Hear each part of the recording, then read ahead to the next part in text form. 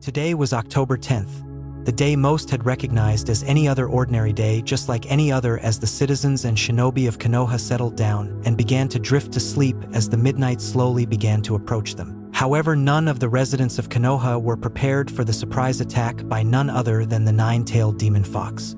Roaring as loudly as it could, it began to tear into the village as its shinobi began to rush towards the fox and protect their homes and families. As that happened, the village civilians, as well as the younger generation of leaf shinobi, were taken underground, though the younger shinobis against their will, since they wanted to protect their homes. "We can help fight. Don't make just stand here and watch," a 17-year-old raven-haired girl with red eyes declared as a man of similar features stood a little in front of her. Just out of reach of the barrier, they were being kept behind. "This fight is for the older generation. If we fail, then it will be up to you, the younger generation, to carry on our will of fire and protect the village." "Kurenai," he said, looking at the raven-haired girl. "Become a great kunoichi and makes me a proud father and a proud grandfather one day," he said before he disappeared into a swirl of leaves, intent on joining the fight to protect the leaf from the rampaging Biju. Kurenai shook a little angrily as her father left and let a stray tear go down her face before a hand placed itself on her shoulder.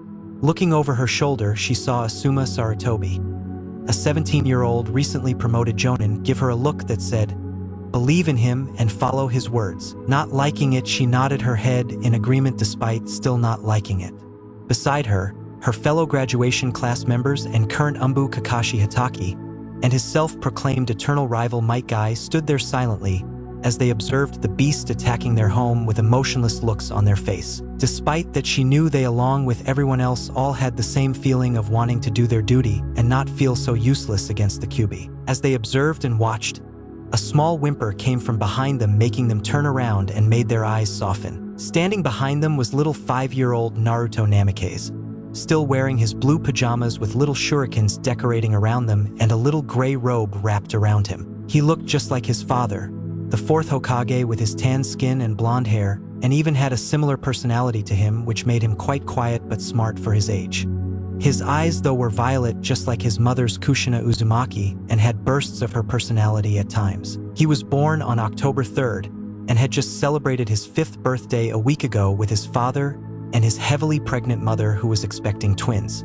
His parents adored him and spoiled him to a degree, though they were happy that Naruto never got bratty. He was a very kind, fun-loving though quiet little boy who in return loved his parents very much, especially his mother Kushina. He was very excited when he found out he was going to be a big brother and had did his best to help his mother around the house and try to cause her as little trouble and stress as he could.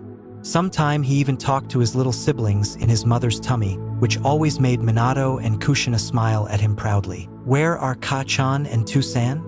he asked as he watched the fox destroy his home, shifting in his spot a little nervously. Kurenai went down to her knees and picked him up into her arms, trying to soothe him. "Your Ka-chan and Tusan will be okay, Naruto.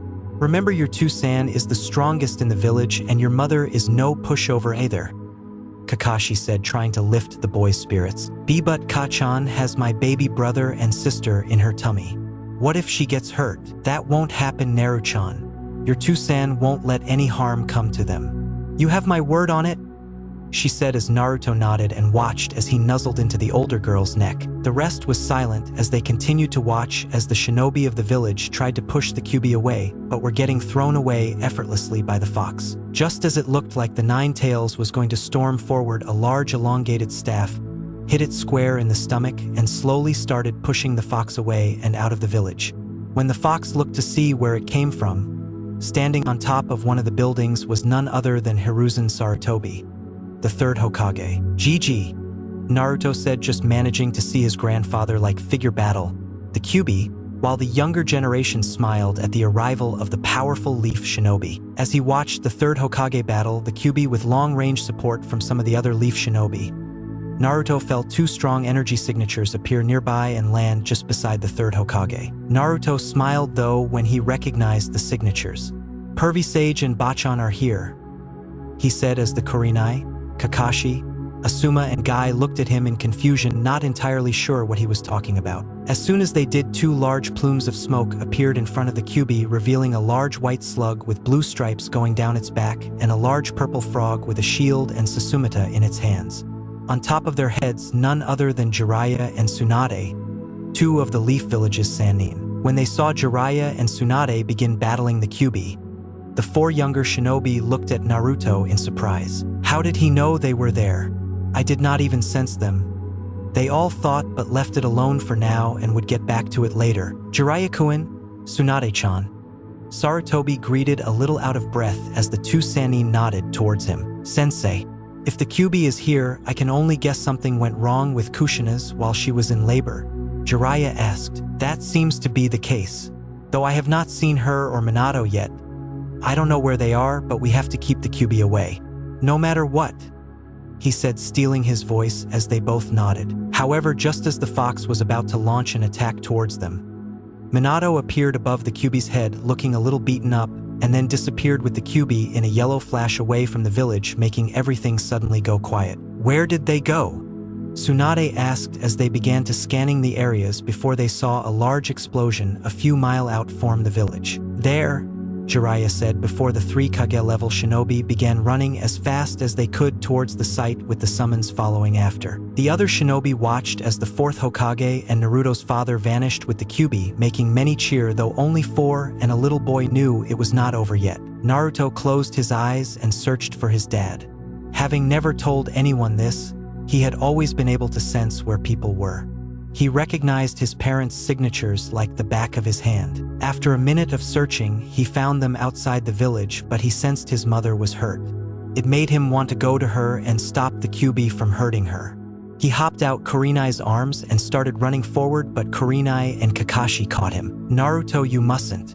Just because the 𝕜𝕦𝕦𝕦 is not there does not mean it is still not dangerous, Kakashi urged, but the little blonde struggled as Kurenai placed him gently against her chest despite his wriggling. But I have too. Kachan is hurt. I know it. She is with Tusan and the 𝕜𝕦𝕦𝕦. Now that made the others have their eyes widen. He can sense that far away? They thought since they knew the Hokage must have teleported the 𝕜𝕦𝕦𝕦 a fair distance away from the village.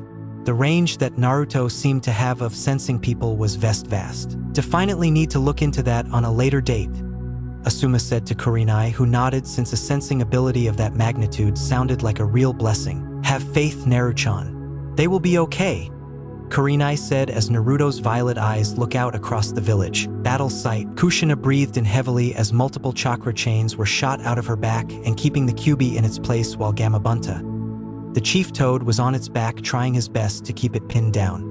Moments later, Minato suddenly flashed in front of her. In his hands was their newborn daughter, one of the beautiful twins his wife had given birth to not long ago. Her body was in pain all over after the 𝕜𝕦𝕦𝕦 was ripped out of her, but she willed herself to stay awake.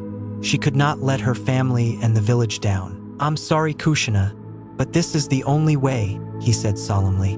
If we seal the beast back into you, then you will die, and I can't let that happen. I can't let the twins and Naruto live a life without their mother. Kushina did not like it, but she knew it had to be done. A newborn baby was the best option to seal the beast away in. But to make her children carry such a burden made a dent in her heart. It was a burden she never wanted one of her children to have to hold. How are we going to seal it? Kushina asked as she tried to stand up but felt the 𝕜𝕦𝕦𝕦 struggling against her chakra chains. Though she was a Fuinjutsu master, there were only a few methods of sealing that could contain the 9-tailed fox and knew there would be a struggle since the 𝕜𝕦𝕦𝕦 no doubt did not want to go back to be sealed away again. I have a plan for that. I can sense Jiraiya-sensei, Tsunade and Sarutobi are on their way here. When they get here, we will perform the 4-corner sealing method. Once we get it trapped, I will seal it away with the 8 trigrams. The 4-corner sealing method might not work, Minato. It was designed to hold the Biju up to the 6 tails. The 𝕜𝕦𝕦𝕦 might be too powerful for it, Kushina said, concerned since they only had 1 shot at this. I know, but with 5 Kage-level shinobi here and 4 to perform the ritual, it can be done. It will be close, but it can be accomplished. Kushina bit her lip. It was not the best idea, but it could work. The 8 trigrams would definitely hold the 𝕜𝕦𝕦𝕦. She just hoped the 4-corner barrier seal would be enough. Incoming, 𝕜𝕦𝕦𝕦𝕦 shouted as the 𝕜𝕦𝕦𝕦𝕦 got one of its claws out of the chains and sent it towards them. I will not be sealed away again, he roared, showing his target was the baby 𝕜𝕦𝕣𝕦. No. Both Minato and Kushina shouted as they jumped in the way to protect their daughter from harm. They waited for the strike to hit, but suddenly felt a large shockwave hit them from behind. Looking around, they saw Gameken deflected the Kyuubi claw with his shield. Minato. 3 voices called as Hiruzen, Tsunade, and Jiraiya appeared beside them, while 𝕜𝕦𝕣𝕦 and Gameken kept the Kyuubi pinned down. Tsunade began to heal Kushina as Minato explained the plan to them all. The 3 newly arrived adults looked down at the baby girl in sadness, knowing she rough patches she was bound to encounter in her life. They did not like it, but they knew it had to be done. Does anyone know if Naruto-chan is okay? Kushina asked, thinking about her oldest and firstborn. She saw Hiruzen nod his head. Last I checked, he was in the protective barrier being looked after by Kakashi, Asuma, Guy, and Kurenai. He is safe and is unharmed. Kushina nodded and breathed a little easier, knowing her Naruto was safe and had not been caught in the fox's rampage. As Tsunade healed Kushina's body enough for her to move and access her chakra, Hiruzen stood in front of the Kyuubi with the intent of helping keep the Kyuubi at bay, while the other 4 took the 4 points around the Kyuubi to begin the sealing. From Minato's spot, he placed his hand on the ground and summoned a small altar and gently placed his new daughter on top of it.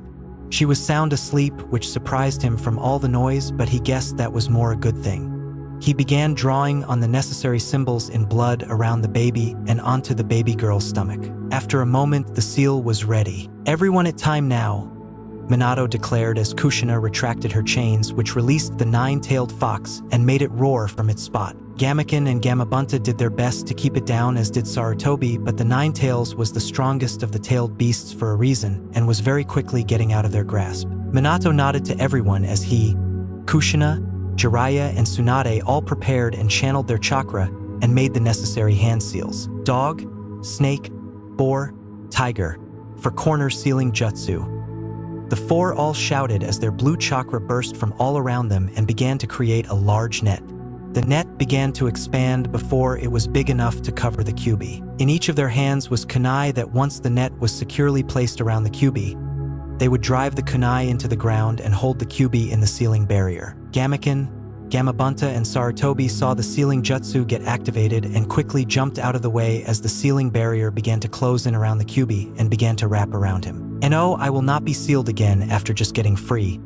It yelled as it fought against the sealing barrier around it, making the 4 Kage-level shinobi grit their teeth, while Kushina, who still ached form earlier, had to fight form, passing out. Keep going. We need to use more chakra, Minato said to the others, who nodded and gritted their teeth as they all poured out more chakra. The Kyuubi tried to move around, but Hiruzen elongated his adamantine staff and hit the Kyuubi right in the snout, causing it to twitch in surprise. The Kyuubi struggled and struggled, but 𝕜𝕦𝕣𝕦 and Gameken appeared by its side and did slammed into its sides, panicking it between their giant bodies. Take that, you giant fur ball, 𝕜𝕦𝕣𝕦 declared as the net of seals began to cover over the entire giant form of the Kyuubi, despite its declaring that it would not be sealed into some brat. Knowing that the sealing was about to be completed, Sarutobi stood in front of the Kyuubi, looking it straight in its red eyes, not showing a hint of fear even when it turned to stare at him. You are too dangerous to be allowed to roam around freely, he said, making the Kyuubi go wide-eyed at Sarutobi's words, as someone familiar from the past said the very same words. Hashirama Senju stood in front of the Kyuubi as the giant fox demon was being pinned down to the ground, with large wooden roots bursting out of the ground which wrapped themselves around the Kyuubi and keeping in submission. The first Hokage looked in the Kyuubi's eyes with a sad but determined look on his face. You are too dangerous to be allowed to roam freely. I am sorry, but to protect the village and this world, this must be done. A snarl ripped from its mouth as the Kyuubi began to struggle against the net of seals, making the 4 sealers have a moment of struggle as it fought against them, but the net had already covered the Kyuubi completely. Kushina drove her kunai into the ground, first signaling she was done, then Tsunade, and then followed by Jiraiya and finally Minato. No! The Kyuubi roared Minato through one of his 3-pronged kunai at its head, which when hit dispersed an 8-trigram seal on top of its head. Minato looked down at his daughter with a sad and apologetic look on his face before he made the necessary hand seals. 8-trigram seal, he called out as the blood marking and kanjis he made earlier began to move onto the baby's stomach and wrap around in a spiral-like formation with 8 symbols around it, 4 at the top and 4 on the bottom. The Kyuubi's body changed in a giant shroud of orange chakra as it continued to try and break out of the four-corner ceiling barrier, but the 8 trigram seal appeared on its stomach before it just became a cluster of chakra, letting out one last roar that seemed to echo and be louder than the rest. The Kyuubi began to get sucked into the 8 trigram seal on Mito's stomach until eventually the Kyuubi had completely vanished, leaving only the 5 shinobi and a baby left in the area. When it was over, the area was just silent as they all looked at the baby, solemnly thinking how unfair it was that after being born not even an hour ago, she already had to carry such a heavy burden. "Mito," Kushina muttered as she went to walk over to her daughter, though the toll of the ceiling and getting the Kyuubi finally began to hit her as she tripped over her feet and collapsed onto the ground, sheer exhaustion taking over. "Kushina," Minato called out as Tsunade put the little girl in her arms and watched as Minato ran to his wife. The 4 all appeared around her as Minato rested her gently in his lap with a worried look on his face. Tsunade checked her pulse and her breathing but smiled and breathed out easily. "She will be okay. She is just exhausted, which I am not surprised about after what she had been through today. Let's get them both to the hospital. I have the nurses looking after Eiji along with a few chunin bodyguards to be on the safe side. And we have a private room set up for her which we were going to transfer her to once the twins were birthed," Minato said as Tsunade nodded. "Flash her there and make sure to put her straight to bed. She will be weak for a few days, but her Uzumaki blood will do the rest. And take me with you so that I can check on the other bay," she said with Minato nodding in agreement as he picked Kushina up bridal style. Minato was about to go before he had a pained look on his face and looked over at Sarutobi. "Sarutobi, I am sorry I could not protect Bawako," he said, wanting to send the older Hokage his sympathies. The third got a sad look on his face as he silently mourned his wife's death, but he knew such a thing would have to wait until later. So for now, he just nodded his thanks to Minato while Jiraiya patted his sensei's shoulder. Minato is about to flash this time when Tsunade grabbed a hold of his sleeve with Mito still in her arms, but then another thought crossed him. "Naruto.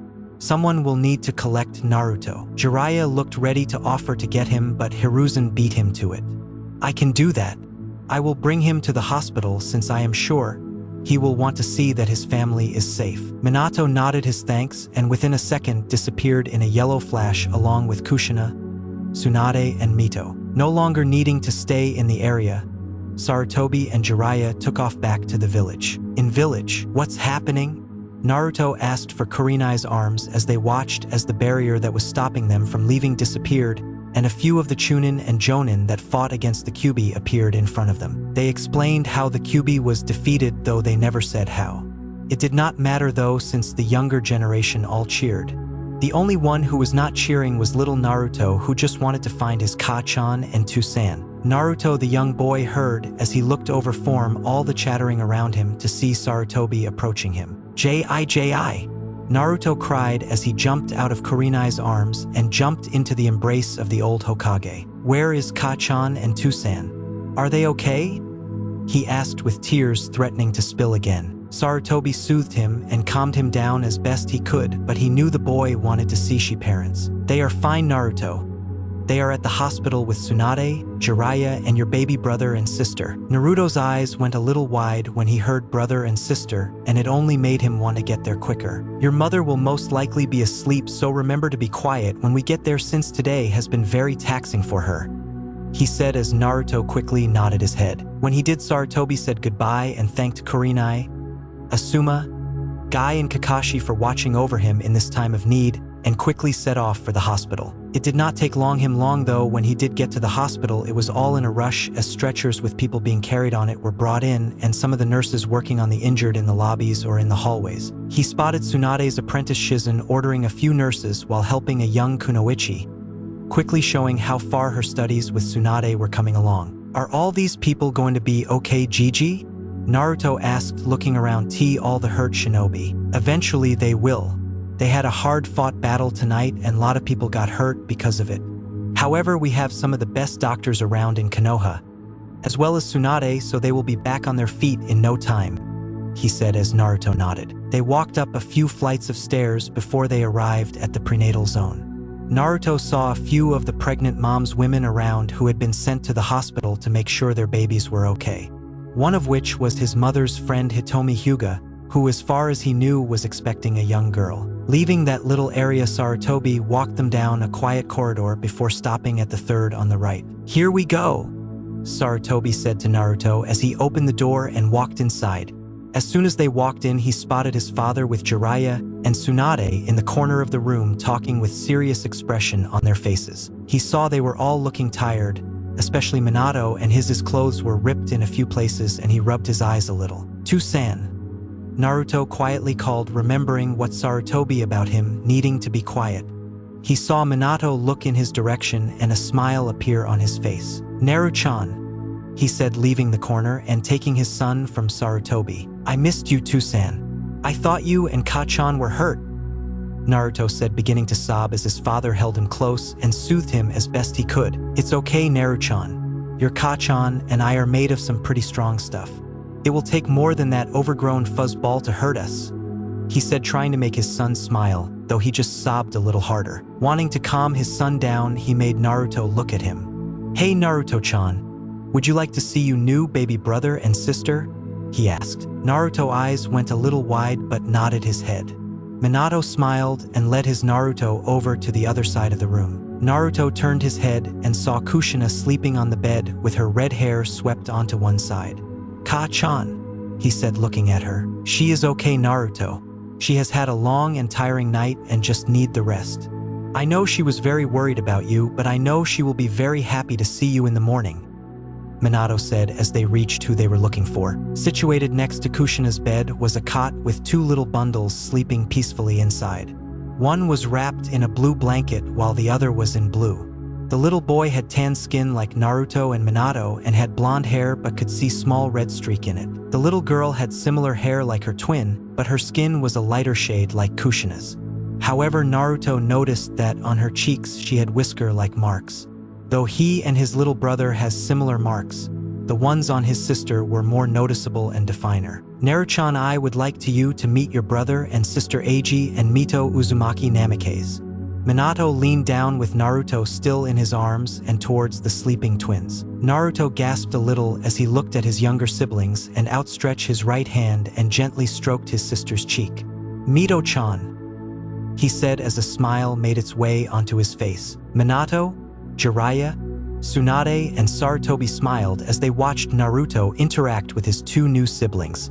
After such a long day and after all the tragic occurrences that had happened, it was good to finally see something good happen, considering the twins' birth, which should have been a joyous moment, was interrupted by a madman and the attack. He did the same with Eiji and laughed when the baby wrinkled his nose from the contact. "To-san, can I hold them?"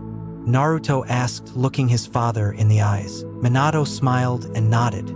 "Okay, but one at a time," he said as he put Naruto down and the boy sat on a nearby chair. Minato gently picked up Mito and walked towards Naruto. "Remember to be careful of her head," he said to his oldest son, who nodded and gently put her in Naruto's arm.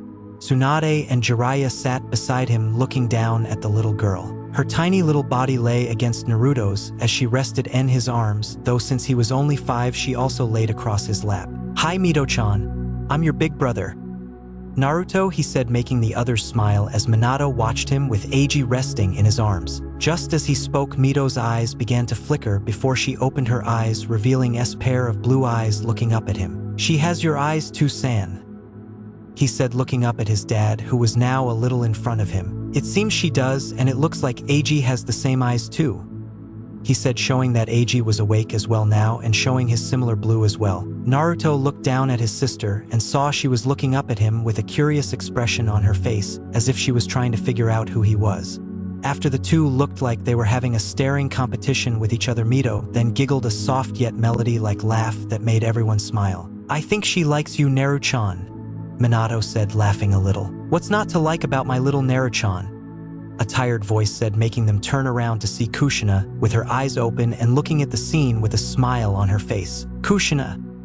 The adults all said, surprised to see her awake, while Naruto looked to his mother and a new set of tears began to form. He gave Mito to Tsunade, who happily took the little girl before he made his way towards Kushina. "Ka-chan," he said as he crawled onto her bed and lay next to her. "Naru-chan, don't cry. Everything is okay," she said softly, but quickly found him hugging into her side.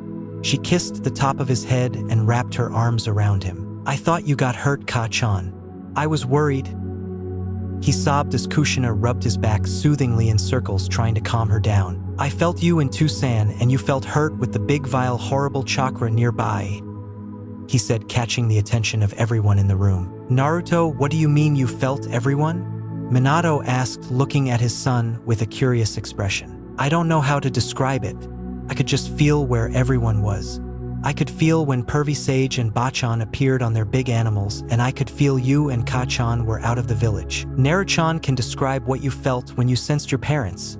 Sarutobi asked, getting a little intrigued about this information. "Well, I could feel Tucson, and he felt calm but worried and a little scared. Ka-chan felt warm but tired and frustrated. Then there was that big chakra that just felt so big. Like there was no end to it and felt so dark." Everyone was surprised at what Naruto described. "A sensor," Jiraiya said, surprised. "Naruto has some kind of sensor-like ability. And to feel the two of you almost 2 miles away from the village means it is powerful and has a long range." Both Minato and Kushina looked at Naruto a little proudly, though they did feel a little worried. They were not going to begin training him until he was 6, but now that these sensor-like abilities had revealed themselves, they knew it was time to start a year early. Plus, by the large chakra he said he could feel, they knew it was the Kyuubi he felt. However, they were not sure how to train him since they knew they were going to be extremely busy with the twins, Mito being a Jinchuriki and making sure the seal is function correct. Plus, there was healing the village from the damage of the attack. The adults began to talk to each other about Naruto's surprising new ability and the events of the night, not seeing Naruto slowly falling asleep in his mother's embrace. Chapter 2. The First Step. Life in the Leaf Village slowly began to return to normal a month after the attack as the civilians and shinobi of the Leaf worked together to fix the damage the Kyuubi had caused. Most of the building that had been destroyed was at the front half of the village, leaving the back half mostly unscathed, which thankfully included the hospital, the academy, the graveyard, and most of the shinobi clan compounds. The only clan compounds that had any damage was the Inuzuka and the Aburame, though thankfully they were only minor and had been rebuilt and put back to normal within a few weeks. The civilian and shinobi worked away to help rebuild their homes, while large groups of Leaf shinobi went out to complete the day-to-day mission they were given in order to show that the Leaf was still strong and they were not going anywhere. At the Namikaze residence, all was quiet before a baby's cry rang out through the house, alerting those that were inside.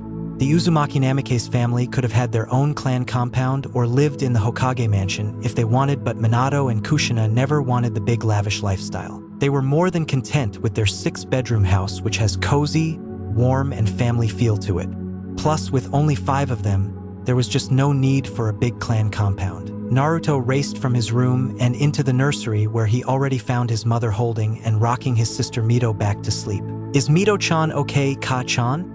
he asked, walking in front of his mother as he saw Mito's wriggling form in his mother's arms. Kushina looked towards her oldest son and smiled. "Yes, she is okay, Naruto-chan. She is just being a little fussy. She seems to have a lot of energy like another little someone when he was this age," she said, laughing a little at his big smile he was giving her. Naruto turned towards the crib, and as his little brother Eiji still sleeping peacefully.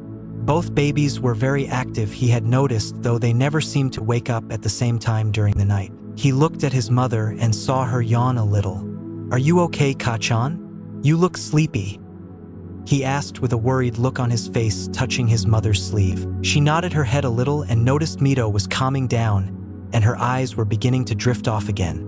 She delicately placed her back in the crib and saw she stayed quiet. "Don't worry about me, Naruto-chan. I'm just feeling a little tired. Having 2 new babies will do that to someone.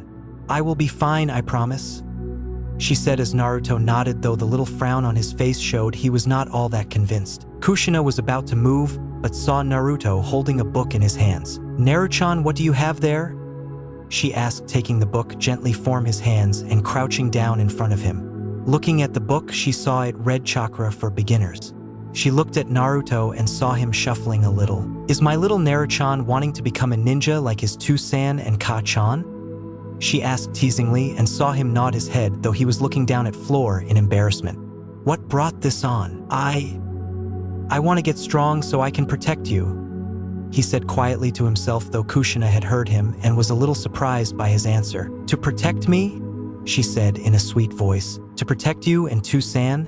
Mito-chan and Eiji-chan too. I don't want you to get hurt again, he said, sniffling a little, but felt his mother's arms wrapping around him. Kushina had a smile on her face as she kissed the top of his head. My brave little Naruto-chan. How lucky am I to have you as my baby. My big strong boy, she said, leaning back and cupping his face in her hands and kissing the end of his nose, making him wrinkle it. Do you think you could help me? He asked with a hopeful look on his face, since he knew his mother was a powerful shinobi who was on par with his Bachan Tsunade. Kushina bit her lip a little and shook her head a little, making Naruto feel a little disappointed. I am sorry, Naruto-chan, but I am too busy to help you at the moment. Plus, I have some of the other moms coming over in a little while. I would love to help you, but it will have to be another time. But hey, she said, giving him a smile. Why don't you ask Tou-san? I'm sure he would like to help you, she said. Naruto thought about it and nodded. I guess I could, he said with a smile. I'm sorry again, Naruto-chan. It's okay, Ka-chan. You're busy, so another time, he said, making his mother smile as she watched him leave the room. She felt a little disappointed that she could not train him, but she really was busy and just did not have the time. She had some of the other new shinobi moms coming over so they could catch up and so she could have them all meet Eiji and Mito. There was her oldest friend and childhood rival Makoto Uchiha, who was brining over her youngest son Sasuke. Then there was Tsume Inuzuka, who was bringing her son Kiba. Then there was Yoshino Nara and Inora Yamanaka, who were bringing over their babies Shikamaru and Ino. Shaking her head, knowing she could help him another time, she continued with her work and preparing the living room for when the other mothers stopped by. Naruto, meanwhile, went into his father's office at the back of the house and knocked on the door. Come in, he heard from behind the door, and opened the door and walked in. Minato was hunched over his desk filling out some paperwork when Naruto walked in.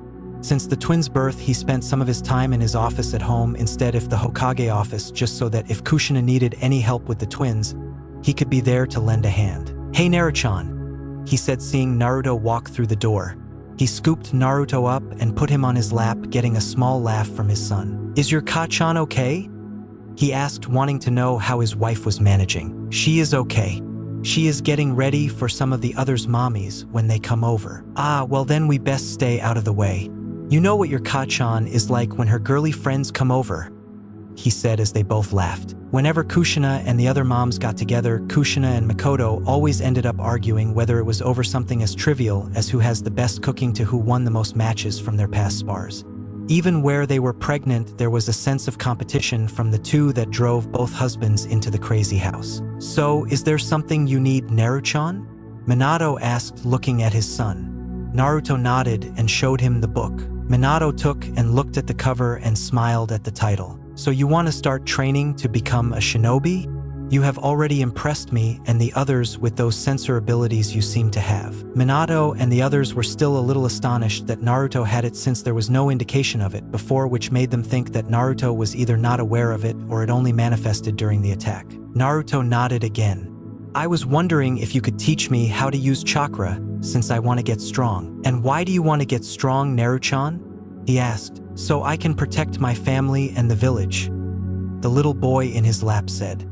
Hearing his words, Minato smiled a big smile and ruffled Naruto's hair. That's a great reason for wanting to get strong, Naruto-chan. If you have a goal like that, then you will definitely become a strong shinobi one day. You think so? Naruto asked so innocently that if Kushina was there, then she would have put him in a tight hug. I know so, Minato responded, making Naruto smile. So do you think you could help me train? Tou-san, he asked, hoping that his father would say yes. However, his hopes were dashed when he saw him shake his head with an apologetic look on his face. I am sorry, Naruto-chan, but I am too busy right now. I need to get this paperwork done soon, and then I have a meeting in half an hour. I don't have the time. Oh, Naruto said, looking sad that his father could not help him either, and now wondered who could help him. Maybe another time, huh? I can show you a few cool moves, and I am sure your mother would like to show you a thing of two, he said encouragingly, hoping it did not get him down. Okay, Tou-chan, Naruto said, taking the book back from Minato. He got off his father's lap and went towards the door. Tou-chan, is it okay to go down to the park? he asked just as his father was about to get back to work. Minato bit his lip. He did not mind Naruto going to the park, but seeing as Naruto was only 5, he did not want him going out on his own. He had made that mistake a few months ago, and it ended with him getting a beating from his livid wife, who was worried where her baby was all on his own. Of course, he was then almost smothered to death by the hug his mothers gave him when he returned with Sarutobi bringing him back. "Well, I guess that would be okay, but I want you back here by 3 o'clock, he said, getting a nod from Naruto. "And you only go to the one that is a few minutes away, not the one in the center of the village." He got another nod. "Plus, you have to have an 𝕜𝕚𝕣𝕦𝕦𝕠𝕥𝕤 follow you." Naruto nodded again before Minato sighed. "Alright, go on and have fun. But be careful." "I will too, Chan, I promise," he said before he walked out. Minato sighed again before calling out 𝕜𝕚𝕣𝕦𝕠𝕥𝕤. When he did, an 𝕜𝕚𝕣 male with a lion mask appeared beside him. "Follow my son and make sure he does not get into any trouble or gets hurt." "Hi, Hokage-sama," the 𝕜𝕚𝕚 said before he shunshined away and leaving Minato to get back to work. With Naruto, Naruto arrived at the small park and saw it was completely empty with only the wind moving the swing seats. His mother mostly took him here when she could, while his dad did on the occasions when he was not busy. The park was only small, but it was nearby and was a peaceful little spot that he always enjoyed. That was one thing Minato and Kushina had noticed about Naruto when he first started speaking. Naruto had always been quiet and only really spoke if it was worth saying or was important. But when he did, he was very polite, which many liked about him since most his age tended to blurt out whatever came to mind. Walking over and sitting on the seat, he began to swing slowly before he looked at the book in his hand. He had bought this book from a shinobi book shop the other day when Kakashi was taking him round the village. Apparently Kakashi needed to collect some kind of book that Naruto was not allowed to see, which made him pout. While that was happening, Naruto was looking at the shinobi section. Though he could not read most of the titles very well, he did pick up the Chakra for Beginners book. He then asked Kakashi if he could get it for him. Kakashi took one look at the book before shrugging and paying for it, much to Naruto's delight. Naruto opened the book and tried to read, but the words were a little too long for him and he could not pronounce a few of the words correctly. He sat there trying to read it for about 10 minutes with squinted eyes before he got a little frustrated and put the book down on the ground beside him. "How can I be a good ninja like Ka-chan and Toussaint if I can't even read well?" he thought as he began to swing. He looked up on the top of a roof where he felt a fairly strong energy reside. "Maybe that is the 𝕜𝕚𝕣𝕦𝕠𝕥𝕤 Toussaint sent to watch over me," he thought. After another few minutes of silence, he heard a voice called him from behind. Looking behind him, his expression brightened a little when he saw his Bachan's apprentice Shizen walking towards him with her usual kind smile on her face and with Tsunade's pet pig, Tun-Tun, in her arms. "Hi, Shizen-san," he said politely as the 17-year-old medic Nin took a seat next to him. He had met her a few times when Tsunade visited his family and she always found him adorable and cute. Plus, she was always very kind to him. "Hello, Naru-chan. What did I tell you about calling me San?" she said, tapping his nose. "You can either call me Shizen-chan or Shizune-chan." Naruto nodded with a small smile on his face. "Okay, Ne-chan," he said, making her smile. "Oink, oink." Naruto giggled a little and petted Tun-Tun. "Hi, Tun-Tun," he said as the pig nuzzled his leg. "Now, what are you doing here all by yourself? Is your Ka-chan or Toussaint not here?" "They were busy. Ka-chan has the others' clan mommies over for lunch and Toussaint is busy with paperwork." "What about Kakashi or Jiraiya?" she asked, since she was aware Tsunade was at the hospital making sure the staff did not slack off. Naruto shook his head again. "So you are here all by yourself?" Shizen asked, not liking that Naruto was here on his own. He shook his head once more.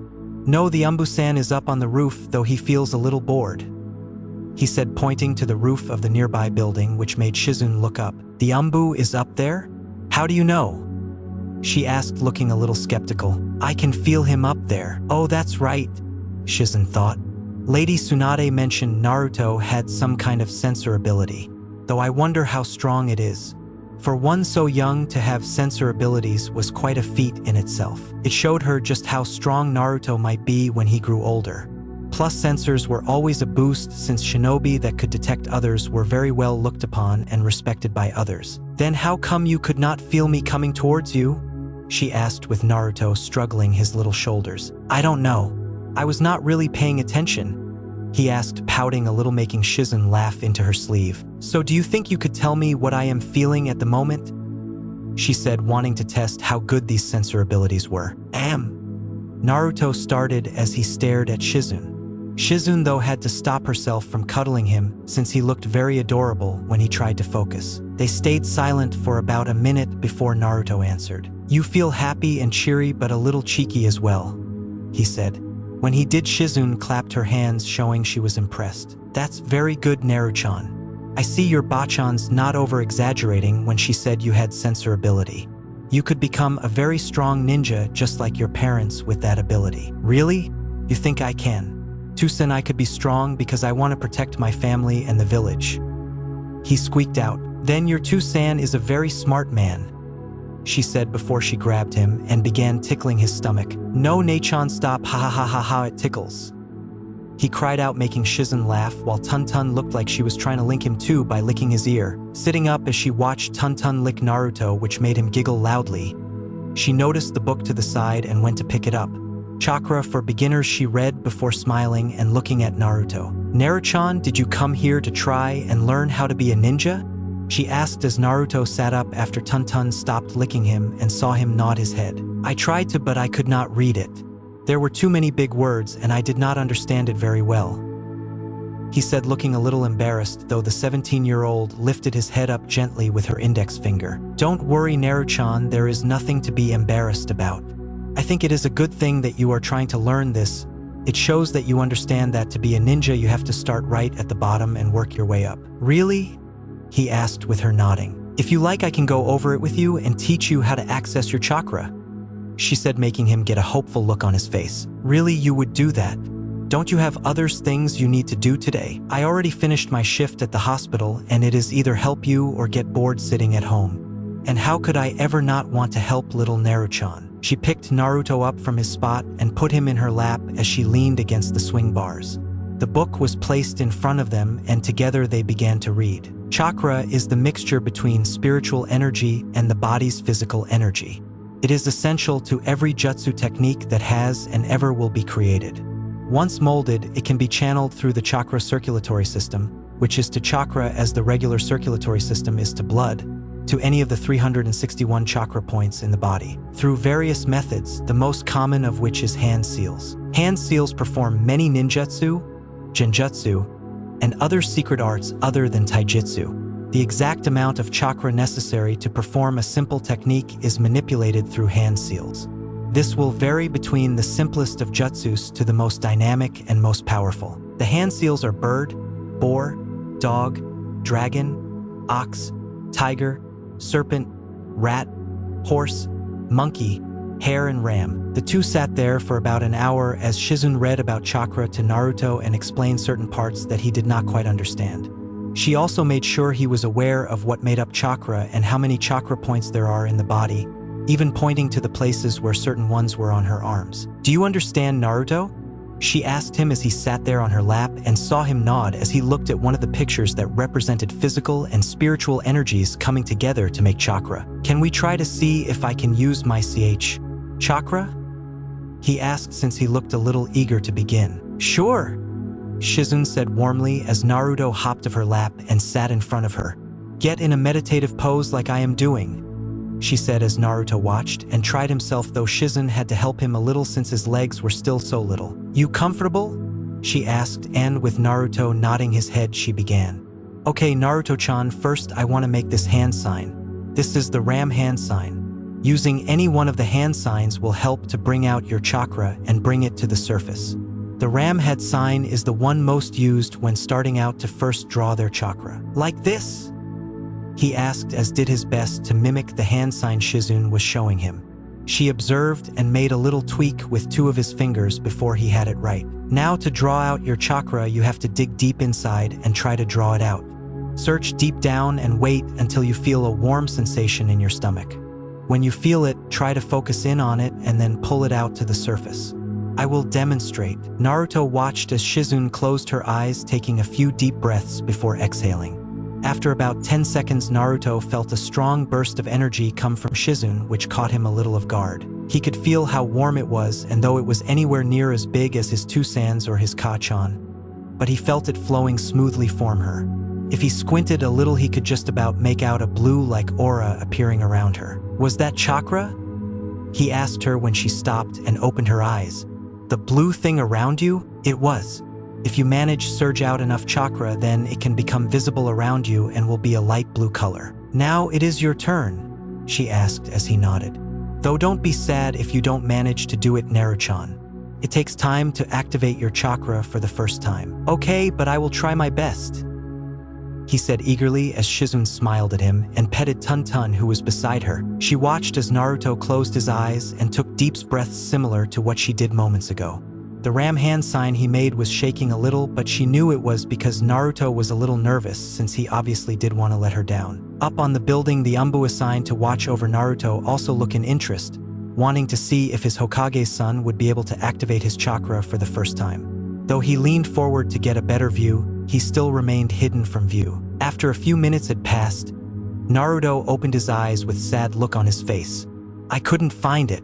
I did not feel that warm feeling in my tummy. That's okay, Naruto-chan. I did say you might not be able to do it the first time around. Takes a few tries to first do it. You just have to keep trying and eventually it will happen. Okay, I guess I can try again, he said as he got back in his meditative pose and made the ram hand sign again. He closed his eyes and took a few more deep breaths. Shizune observed again with Tun-Tun staring at him too. I have to find a pull in my tummy, he thought as he searched around while keeping as calm as he could. After another minute, he still could not feel it, so he gritted his teeth a little. I need to unlock my chakra so I can protect Ka-chan, Tu-san, Mito-chan, and Eiji-chan. I won't stop until I find it, he thought. Just when he finished, he felt a pull in his stomach and felt a warm sensation appear there. Could this be my chakra, he thought before doing as Shizune said, and he did his focus on the warm sensation and to pull to it the surface. When he did, it felt like his whole body suddenly became warm and felt his fingers and his toes tingle. Outside, Shizune smiled a big smile when she saw a tiny blue aura appear around Naruto. She was about to go forward and hug him. Well done for activating his chakra for the first time, but was a little caught off guard when she felt the size of his chakra. His chakra, it's already about the size of fresh genin already. Is this because he is an Uzumaki? I know Kushina-sama had large chakra reservoirs when she was young, but I don't even she had this much when she first activated it, though she also felt how untamed it felt. Once Naruto got used to activating his chakra, someone would most likely have to show him one of the basic chakra control exercises. Up on the building, the 𝕜𝕦𝕣𝕦 was all a little surprised, though his mask hid that surprise. Though he was not all that surprised considering whom his parents were. Shizune shook Naruto a little, which made him lose focus, and the chakra he was emitting stopped. He opened his eyes to see Shizune and Tun-Tun looking at him with joyful looks on their face, which made him smile a big smile. I did it, he said, jumping up. Though when he did, he suddenly felt tired and his body go a little stiff and fall to the ground. However, Shizune was in front of him and caught him in a warm embrace. The 𝕜𝕦𝕦𝕠𝕥 on the build was about to move when he saw Naruto's fall, but saw Shizune had it well covered. Why do I feel sleepy?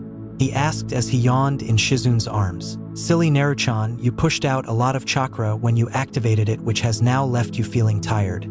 Don't worry, after some rest and some food in your tummy you will be fine, she said as Tun-Tun nuzzled into his leg. I think this is enough for the day. Let's get you home, she said as picked up the book under arms while carrying Naruto in her left. They left the park, as did the 𝕜𝕦𝕦𝕠𝕥, and quietly watched over them as they made their way back home. Halfway there, Naruto spoke up. Hey, Nei-chan. Yes, Naruto-chan? She asked, looking down at him. What kind of a ninja are you? He asked, surprising her a little, though she answered, well, I am a medic nin. I practice medical ninjutsu, which is why I work mainly at the hospital. Medical ninjutsu? What's that?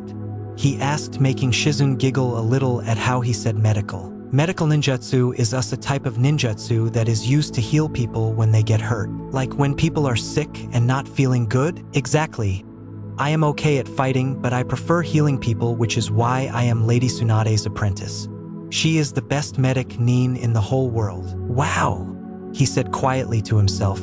Ba-chan is really strong. She is.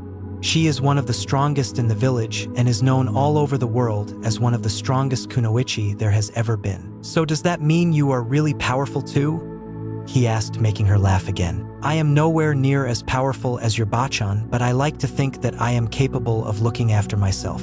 I am a chunin level ninja, so I know how to defend myself, which is the main thing. Naruto just nodded and felt his eyes begin to get heavy. They appeared in front of his home and walked inside. He could hear female voices coming from the living room and recognized one as Kushina's. As Shizune walked towards the stairs, she passed the living room where Kushina and the others' moms were. She was sat beside Makoto Uchiha and Inora Yamanaka, while on another seat was Yoshino Nara and Tsume Inuzuka. All the mothers were holding little wrapped bundles in their arms, while the twins were in a little crib just in front of Kushina. The mothers all looked up to see Shizune in the doorway holding Naruto in her arms, looking like he will fall asleep at any moment. "Hello, Shizune," Kushina said, standing up as the others' mom all said hello to the teenage girl. She looked at Naruto and saw him giving her a wave hello. "Did you have fun today, Naruto-chan?" she asked and saw him tiredly nod. "He has been great today. He unlocked his chakra for the first time," Shizune said, surprising the women in the room before they all smiled and told him well done. "Thank you," he said, almost half mumbling and not really paying much attention, making the moms coo at him. Kushina went up to him and kissed him softly on the forehead while he nuzzled into Shizune. "My little Naruto-chan, already beginning his path to becoming a shinobi. I know your Tusan will be proud when he gets home. Little Naruto-chan has gotten big since I last saw him," Makoto said as she appeared next to Kushina and gave Naruto a small wave. "He is the same size as my little Itachi." They saw Naruto yawn and Kushina asked if Shizune could put Naruto to bed for her, which the Shizune quickly said yes to. Walking up the stairs and entering his room, she saw how neat and tidy it was and put him down onto his bed with blue covers with little shuriken on the front. She placed his book on the small desk beside the bed and quietly left the room, leaving the door unlocked a little. "Thank you for helping him today, Shizune," Kushina said while Shizune just waved it off. "I was happy to help him. I love spending time with little Naruto-chan." "In that case, might I ask you a favor?" Kushina asked as Shizune nodded. "With the twins, I might not have much time for Naruto, and the same can be said with Minato with him helping rebuild the village. I was wondering, would it be possible for you to help Naruto-chan with his chakra?" Shizune was a little taken by surprise by the request, but she could see where Kushina was coming from in a way. With 2 newborn babies, her focus would without a doubt have to be on them, which would have left little time for Naruto. Plus Minato with his responsibilities as Hokage, and the state the village was currently in meant the same thing towards Naruto. "Of course, Kushina-sama, I would love to help Naruto-chan." "Thank you, Shizune," Kushina said before the two said their goodbyes, and she walked back into the living room to continue her conversation with the others' mothers while Shizune left the house. Chapter 3. The art is in our blood. "How is the exercise coming along, Naruto-chan?" Shizune asked from her seat besides the young blonde as she read a book on medical ninjutsu, as well as watched Naruto, who had 5 leaves in his hand. Currently, the young blonde was trying to balance the leaves on the end of his fingers by only using his chakra. Shizune had told him that it was an exercise that was used to help learn to control one's chakra. "It's coming along okay, Nae-chan. I think I almost got it," he said from his seat on the ground as he shakily balanced the 5 leaves on the tip of his fingers. Shizune leaned in to take a good look, and a small look on her face that showed she was impressed.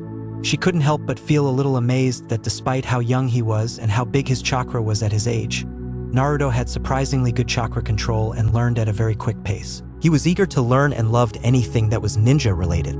Plus, he was always full of questions, which Shizune knew to be a good quality, since the best way to learn was to ask question and ask for help, which Naruto had no problem in doing. She had been teaching Naruto for almost a year and had mainly taught him bits of history on the leaf along with its clans, taught him more about chakra, and over the last month beginning on his control, since Naruto now had a decent understanding of it for a 6-year-old. "That's very good, Naruto-chan. Your control is very good. Your parents would be very proud," she said. "I guess," he said with a half smile that was not full of the usual cheeriness that he usually carried, one that Shizune had recognized. She had an idea of what had him so down. She had noticed that over the last few months Kushina and Minato had made very little time for Naruto and had spent almost all their time with the twins. The twins both looked almost identical, though they could tell them apart by the deep-looking whiskers marks on Mito's cheeks. The twins had celebrated their one-year birthday a few weeks ago, and the mother and father had made a big deal of it, wanting their first birthday to be something to remember. Only a week before that, it had been Naruto's birthday, which was a quiet affair. He got presents and cake, of course, as he saw Hiruzen, Tsunade, and even Jiraiya and Kakashi, who were always away on missions. Though Shizen had noticed that despite it being Naruto's birthday, Kushina and Minato had spent most of it focusing on Mito and Eiji, which Shizen had to admit, she was not all that impressed. She understood the twins needed more looking after than Naruto did to their age, but she did not like that Naruto was getting a little left out. Let's take a break, Naruto-chan. You have done very well today. I think you have earned yourself a little treat for today. Naruto's face seemed to brighten at the word treat and let the leaves drops from his fingers tip and float to the ground. We will take this stuff home first, and then how about we get some ice cream since it is quite warm today? Does that sound good? She asked as Naruto quickly nodded his head in agreement. She took his hand in hers and together walked towards Naruto's house. They talked a little as they made their way to Naruto's home, with Naruto once again asking questions about Shizen being a medic nin. Ever since she told him about her being a medic nin, he had asked many questions over the year about why she wanted to be a medic nin and what kind of abilities they have. She thought maybe Naruto was interested in taking up medical ninjutsu, which she would be a little surprised about, but would also love if he would. He had shown Bin T6 that his control was pretty good, and if focused, could one of the best at controlling chakra. Though a medic nin was not what she pictured Naruto as, despite liking the thought of him being one. But it did not hurt to maybe show him some medical ninjutsu in the future. I want to make sure little Naruto-chan is prepared for the life of a shinobi as best as I can. Some of the civilians and shinobi they passed gave a small wave to the two and greeted them warmly, since the village had all but loved Naruto the moment he was brought into the world. As they approached the Uzumaki Namikaze's home, they saw Kushina just exiting the door with the twins strapped into a stroller. Eiji was fast asleep while Mito had a dummy in her mouth. "Hi, Ka-chan," Naruto called with a bright look on his face and walked up to his mother, making Kushina look in his direction and giving him a smile. "Hello, Naruto-chan. How was our study session, Shizen?"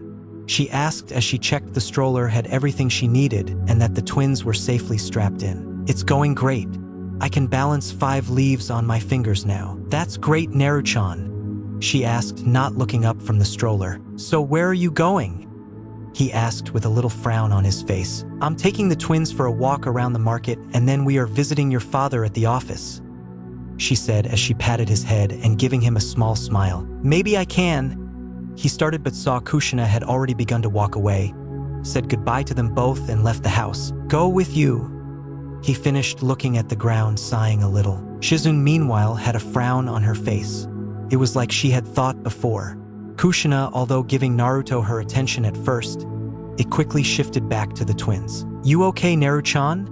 she asked in slight worry. I'm fine, Ne-chan.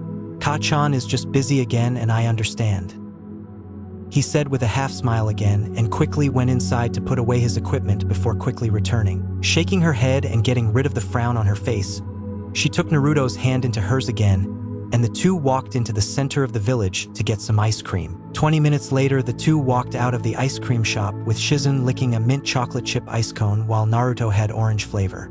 He was devouring it rather quickly. "Slow down, Naruto-chan, or you will give yourself brain freeze," she chided. A little thought tried not to laugh when she saw Naruto had got ice cream on the tip of his nose. With the end of her sleeve, she wiped it off his nose, but then found that he had now got orange ice cream around his cheeks, as well as was smiling a big goofy smile at her. "You are so messy at eating ice cream, Naruto-chan," she said, now wiping the rest of his face while tickling him a little. "No, Ne-chan, or I will drop my ice cream," he said, which thankfully made her stop. The two walked for a few minutes before they sat on a small bench and just enjoyed the sun and watched as the people went past on by. After a few minutes, though, Shizen tapped Naruto's shoulder, which got his attention. "Naruto-chan, tell me what Genma is feeling at the moment," she said, pointing to a chunin shinobi who had a senbon in his mouth and a bandana around his head that was the other way around. He hummed as he focused on the chunin as he walked past before he spoke. "He feels a little bored but a little lazy at the same time.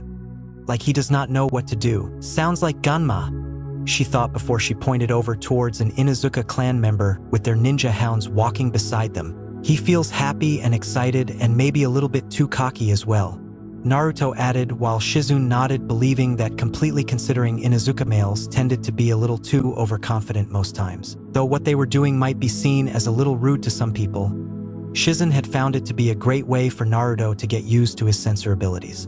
Plus, by feeling the energies of people around them, it helped him get familiar with those that lived in the village. That way, when he was older, it would help him know who was a resident of Konoha and who was not, and whether they had good or ill intention towards their home. That's very good, Naru-chan. You are getting better with those sensor abilities of yours, she said, making him smile. Though when he did, he felt a familiar signature walking up to them from behind them, and it felt quite strong. He looked behind them, which also prompted Shizune to do the same, but grinned when he saw who it was. "Hey, Asuma-san," he said, giving the young Jonin a wave while licking his ice cream. "Hey Naruto, hey Shizune," he said, giving her a nod, as well as he took a drag on his cigarette. "Hello, Asuma-san. Just getting back from a mission?"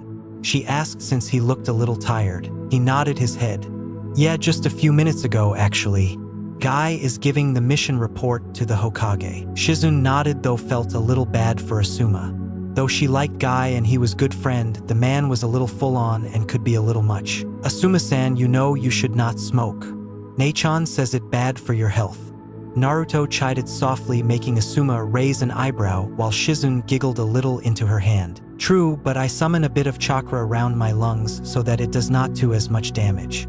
Plus, I am as healthy as a horse." "Yeah, but Nae-chan says if a horse has to be put down when it breaks its legs. Does that mean you will have to put down when they make your lungs go bad?" he asked with complete innocence in his voice. Asuma looked at Naruto in slight disbelief, while Shizune was just laughing her eyes out. "You have to admit, Asuma, he has got you there," she said, trying to regain control over herself. Asuma mumbled something under his breath before shaking his head, and to try and get himself out of this embarrassing situation at being outwitted by a 6-year-old. "Anyway, I am about to head home and back to the Sarutobi Manor. If you two are done with your session today, why don't you come along? My pops should be there, and I am sure he would like to see Naruto," he recommended. Naruto looked happy at the prospect getting to see his Gigi and looked at Shizune with a pleading look. "Can we, Nae-chan? Please?" he asked, giving her a puppy dog-like look. It made her want to hug him to death, though she managed to keep her calm. "Sure, Naruto, I don't see why not.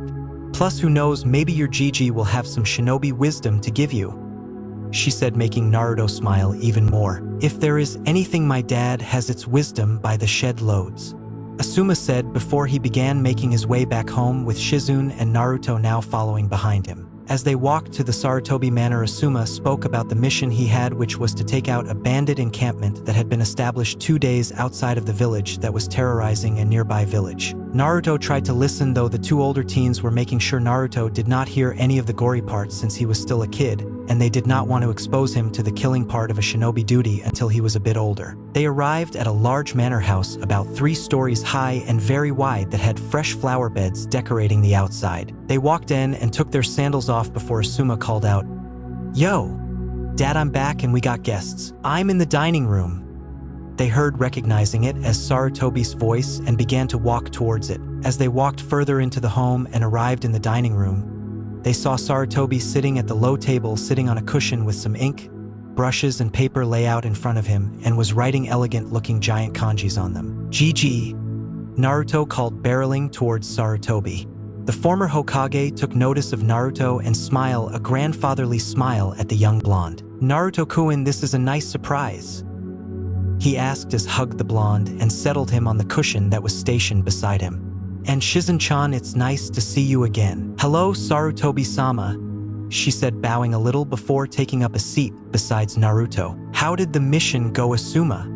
Sarutobi asked as he looked at his son standing in the doorway as he finished of the smoke in his mouth. "It went well, but I am feeling a little tired, so I'm going to head to bed to get some rest," he said as Hiruzen nodded to his son and watched him go before he turned to Naruto. "So Naruto-kun, it's nice to have you over today. If I had known, I would have had some tea and sweets ready," he said. "That's okay, Gigi. Nae-chan said I did good today in my studies, so we went to get ice cream. And how are your studies going? I'm sure your parents are very pleased to see you on your way to becoming a great shinobi." Naruto half smiled again like he did earlier, though Hiruzen had noticed the small flash of sadness appear in his eyes that worries him a little. He looked at Shizune, who just gave him a look that said, "Tell you later." "𝕜-chan taught me the leaf balancing exercise for my chakra control. I can already balance 5 leaves on one hand now," he said, feeling proud of himself. "Well, that's very good, Naruto-kun. You are well on your way to becoming a great shinobi. Everybody starts at the bottom, and I am glad that you know that and are not trying anything that is currently out of your reach. You want to see?" he asked as Hiruzen nodded his head, indicating he would. Naruto jumped up from his seat and opened one of the doors to the giant garden and training ground behind the manor house. As he went out the door, Sarutobi looked towards Shizune, who sighed a little. "You saw it too, didn't you?" she asked a little sadly. "Why did he look a little sad when I mentioned Kushina and Minato? Everything is okay at home, is it not?" he asked. "Everything is fine from what I can see, but I think Naruto is having a hard time due to the twins," she said. Sarutobi asked her to elaborate with what she meant. "I can't help but notice that over the last couple of months Kushina-sama and Minato-sama's attention had been fixed mainly on the twins lately, and they seem to be spending most of their free time with them. I think Naruto has been feeling a little left out due to the lack of attention they have been giving him lately. Also, when he asks them to help him with his session or just to play a litlim, they are normally busy." "Well, something like this was always going to happen," Hiruzen suggested. "After all, with the twins being so young, it is only natural that their attention to be focused more on them." "Oh, I know, and I am probably just looking into it too much, but at Naruto's birthday a few weeks ago, I noticed that their attention was again mainly focused on the twins and not on Naruto. Don't you think that is a little odd?" she said as Hiruzen sighed a little. "I understand what you mean, Shizune, but unfortunately sometimes these things are to be expected with having more than one child. Plus, since Mito is a Jinchuriki, there is always that small chance that something may happen with the seal. They are probably just being cautious." Shizune was the one to sigh a little now. "Yeah, I guess you are right. I am sure it is just temporary," she said, shaking her head. Just as she was about to speak, Naruto came back in, halting their conversation, though she was a little surprised when she saw Tsunade walk in form behind Naruto. "Lady Tsunade, what are you doing here?" she asked as Hiruzen greeted his old student. "I thought I would visit Sensei while I had some time away from the hospital. It's an added bonus that I get to see little Naruto-chan. I have not seen him since his birthday," she said, hugging Naruto from behind and making Naruto smile up at her. They all sat around the table as they watched Naruto show them he could do the leaf exercise. When he succeeded, Sarutobi and Tsunade clapped while Shizune patted him on the back. As Shizune moved over to speak with Tsunade, Naruto focused on at the stuff on the table. "Gigi, what are all the scribbles and kanjis for?" Naruto asked as he looked at the equipment on the table and the paper with the kanji written on them. He looked a little interested in them. "Ah, well, this is my calligraphy equipment, Naruto-kun. It helps with keeping my writing abilities neat and readable. Plus, it is a practice that is great for practicing to write fuinjutsu seals," he explained as he took a brush with a bit on ink on the end and made the kanji for fire on one of the pieces of paper. Naruto watched in interest. "Fuinjutsu?" he said aloud with a thinking-like pose on his face. "Is that the one where you make things go poof and put them in another object?" he asked Sarutobi as Shizune giggled into her sleeve at his description. Sarutobi chuckled a little as well and ruffled his hair. "Yes, that is one way to describe it, Naruto-kun. It's also a type of shinobi practice your Tusan and Ka-chan are masters as. When it comes to fuinjutsu, your parents are the best there is." "Really?" he asked with slightly wide eyes as Hiruzen nodded. "Are you good at fuinjutsu too, Gigi?" Sarutobi tapped his chin as he thought it over. "Well, I am not bad, I guess. Do you know how the art of sealing works, Naruto-chan?" he asked but saw Naruto shake his head. So Sarutobi explained while Shizune listened in on the description. "Well, fuinjutsu is a type of jutsu that seal objects, living beings, chakra, along with a wide variety of other things within another object. Fuinjutsu can also be used to unseal objects either from within something or someone. That you are already aware of," he said as Naruto nodded, prompting him to continue. "Well, with fuinjutsu there are 10 levels on sealing, with level 1 being for beginners and then level 10 being for masters. Your Ka-chan and Tusan are both level 10 fuinjutsu masters and are most likely the only level 10 fuinjutsu masters in the world. Jiraiya, meanwhile, is a level 8, Tsunade 7, while Kakashi is a level 6. Whoa, that's so cool, Naruto said, getting a nod from Sarutobi. So then what level are you at? It must be pretty high because you're so strong. Ah well, while I am not as good at sealing like your parents or Jiraiya, I do know my way around seals and I can spot a great seal when I see one. My Fuinjutsu skills are a level 7 like your Bachan. Cool, he said as he looked at the equipment before turning back to Sarutobi. Could you teach me Jiji? He asked, surprising the former Hokage before he smiled and nodded at the request. I can, however, before you learn about sealing, you need to have a steady hand and be able to write and draw neatly and elegantly. That way the seal will be able to work. I can teach you calligraphy first as a first step, he said with Naruto nodding. Putting a few large sheets of paper in front of Naruto and giving him a brush and small palette of ink, he guided Naruto with what to do. Though he knew Naruto had good handwriting for someone his age, he knew it was better to practice and get the symbol spot on, since one wrong marking could lead to a disaster. Okay, Naruto-kun, first we will start easy and we'll draw the kanji for fire that I did moments ago. I will go slowly so you can follow the movement, he said as Naruto nodded and tipped his brush into one of the ink palettes. Naruto watched as Sarutobi's brush glided along the paper, and Naruto slowly and carefully did his best to follow the movements. From the side, Shizune and Tsunade were watching with interest, since they were wondering when Naruto would gain an interest in seals. Considering his Uzumaki blood and who his parents are, it was almost required for Naruto to have a strong interest in the art of sealing. Naruto's tongue poked out of his mouth, showing how hard he was concentrating, and licked his lips a little. After Hiruzen finished the symbol, he placed his brush down and looked at Naruto's, who was just finished the last part, until he made the last little swish movement with his brush. Like Sarutobi, he placed his brush down. Hiruzen looked it over and narrowed his eyes as he looked it over, checking for any little mistakes. Then, a couple of seconds later, he smiled. This is very good for a first try, Naruto-kun, he said, placing the paper back down on the table, making Naruto smile at the praise. Though next time try and make the bottom right leg of the kanji a little longer, since the one on this is a little short. Naruto nodded seriously before he attempted it again. The two worked on calligraphy for a few hours as Hiruzen taught Naruto to draw all the element symbols, as well had him write sentences as quickly as he could whilst trying to keep the writing and symbols as neat and elegant looking as possible. Hiruzen had to admit that Naruto was doing very well for his first real go at calligraphy. The first time he drew a new symbol, there was only small things that needed to be tweaking.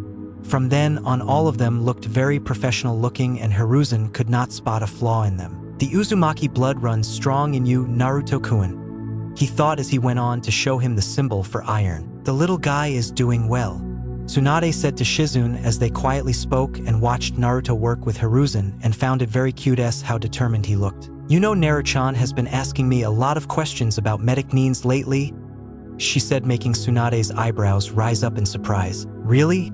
I did not think 𝕜𝕦𝕣𝕦𝕠𝕥 were something little Naruto-chan would be interested in, Tsunade said, honestly, since not many children really knew about 𝕜𝕦𝕦𝕦𝕠𝕥. You would be surprised.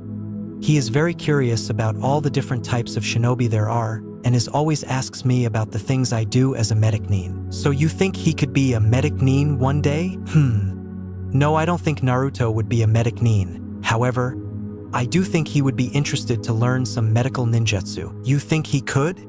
Tsunade asked, since she was not fully aware of what Naruto could do or what he was good at, since she was busy a lot of the time at the hospital. He is very smart for his age, and he always asks questions, which is a good thing. Plus, for the amount of chakra he has for his age and having pretty good control over it, which he demonstrated earlier, I think Naruto learning some medical ninjutsu could be possible for him and be a big help to him. Tsunade tapped her fingers against her chin as she thought it over. She did enjoy showing people how great medical ninjutsu was, since it was an art that many took for granted. It was medical ninjutsu that helped her create her creation rebirth technique and to discover the superhuman strength she was known for. And I would like to teach Naruto-chan. Since Kushina and Minato are his parents, he will without a doubt go on to do great things, and if I could help prepare for the life of a shinobi like Shizune already is, it would give Naruto-chan a great start. I will think it over. Perhaps teaching Naruto-chan a little medical ninjutsu would not be a bad thing, she said with Shizune smiling. Later on at Uzumaki Namikaze's home, Naruto sat on the floor in the living room as he sat in front of the coffee table.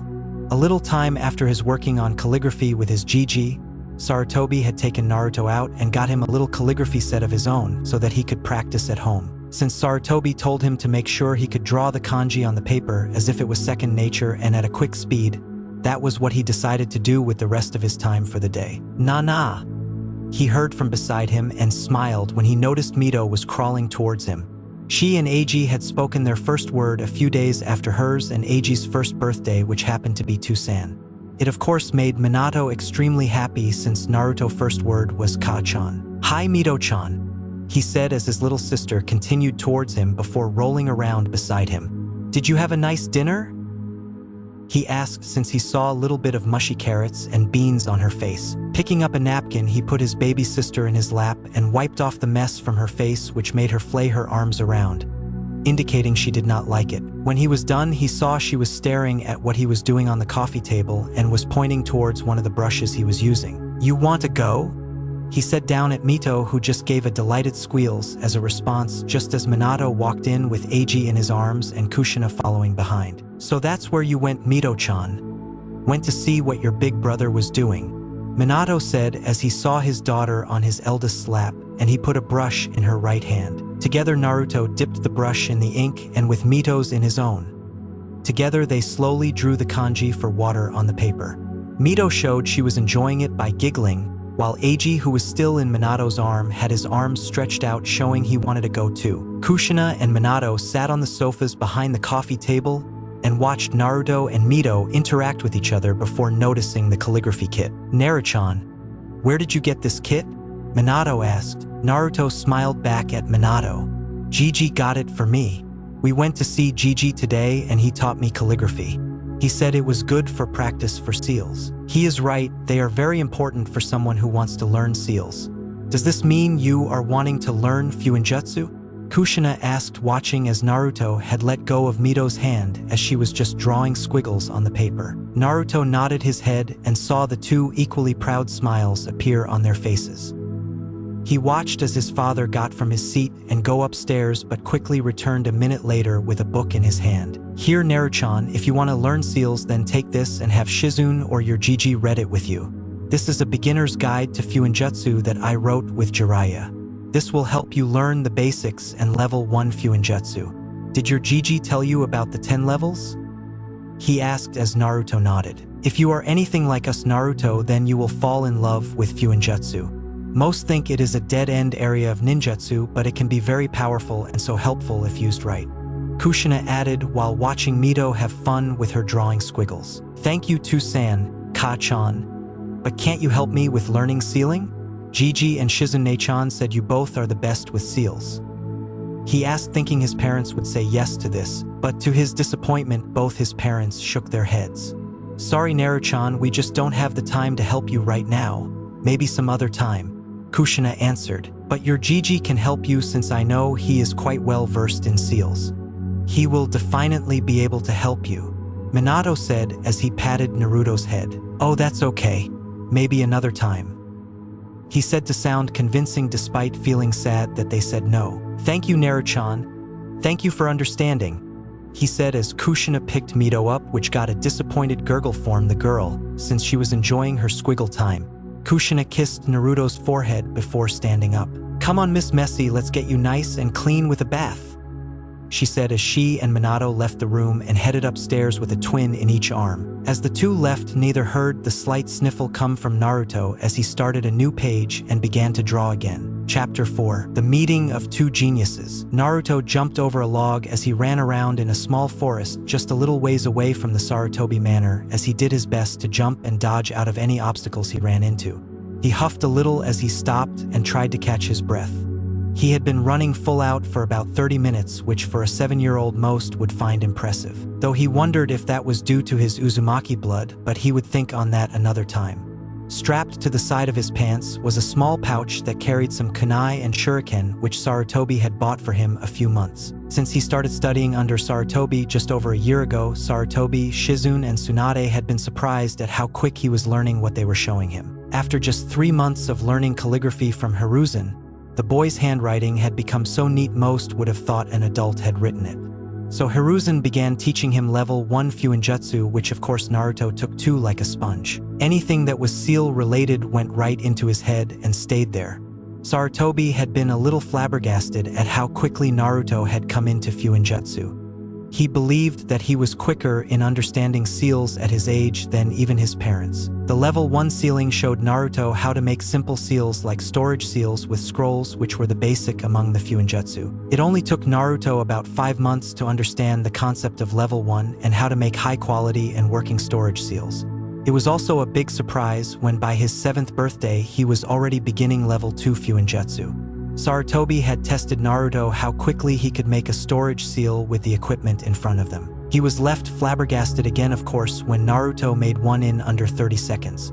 His parents were delighted at how quickly he took to them and knew that one day he would be a future Fuinjutsu master. Meanwhile, his studies with Shizen had carried on to the point where even his Bachan Swanda would turn up on occasions to see how well he was doing and would give him little tips with certain areas of his studies. Once he got the leaf exercise down, they moved on to balancing rocks on the end of his fingers, since rocks were heavier and needed more chakra to balance them on the end of his fingers. Once again, everyone was surprised at how quickly he was completing the exercise, which showed Tsunade that Shizen had been correct about his chakra control, and that she would definitely have to look into teaching him some medical ninjutsu at some point in the future. Even Asuma and Kurenai, who would watch him practice, were amazed at how well he was doing for one so young, and knew that he had definitely inherited the brains of his father and the determination of his mother. Gigi told me to stretches as well to make sure my body stays nimble and doesn't seize up, he thought as he began to slow down and stopped in his tracks. He did a few arm stretches and leg lunges, since he had taken his Gigi's words to heart about taking care of his body, and that he would not get far without keeping a healthy diet and keeping one's body in top shape. Looking at a high tree, he decided he wanted to begin practicing his kunai and shuriken throwing, since that was almost a necessary skill one needed to be a shinobi. However, before he could go to begin target practice, he began to sense somebody close by to where he was. It felt a little familiar and decided to go and investigate who the signature was coming from. The signature felt young like him, though he could sense it was quite strong. He trekked through the forest for about 5 minutes until he found who he was looking for. In a small clearing in the forest, there stood a boy who looked about the same age as he did, wearing a light blue top and graze pants with shinobi sandals. He had raven hair and had a small beginning of a ponytail at the back, though the most notable feature was the long, pronounced tear troughs under his eyes. On the back of his shirt was a red and white symbol of a fan. An Uchiha, Naruto thought as he watched what the boy was about to do. He watched as 4 kunai appeared in his hands and then jumped in the air and flipped. As he began coming down, he released the kunai from his hands and flew towards a bunch of targets that were scattered around the small clearing. Naruto's eyes shot wide open when he noticed that they all hit the targets right in the center. Whoa, he is really good. As the young Uchiha landed gently on his feet, he turned over to where Naruto was watching. "Who is there? Come on out," he said lightly but with a slightly threatening tone to it. Naruto stepped out of his hiding spot and walking into view of the Uchiha boy. "My apologies, Uchiha-san," he said, bowing a little. "I did not mean to spy. I was in the area and I felt your chakra and came to investigate. My name is Naruto Uzumaki Namikaze. It is nice to meet you," he said, introducing himself. "It is nice to meet you too, Namikaze-san. My name is Itachi Uchiha," he said, reciprocating the bow. Naruto nodded and smiled. "How did you get all the kunai on the bullseye? I am surprised someone my age was able to do such a thing. My Tusan and my clan taught me from a very young age, though a lot of it is self-study and a lot of practicing. I just taught myself until I could do it without blinking." "So you have been learning to be a ninja since you were young then?" "When I was 4 I began. Though my Ka-san was not happy about it, but my Tusan talked her into it, saying we Uchiha had to learn at a young age." Naruto nodded a little as Itachi collect his kunai form the targets. While he was doing so, the young boy also noticed Naruto's ninja pouch strapped to his side. "You are training to be a ninja too?" he asked with a hint of curiosity in his voice, and watched as Naruto rapidly nodded his head. "Yeah, I have been training since I was 5, but maybe not as much as you have though." Itachi nodded his head and put his kunais back into his small pouch, which like Naruto was on the side his pants. "What sort of stuff have you learnt so far?"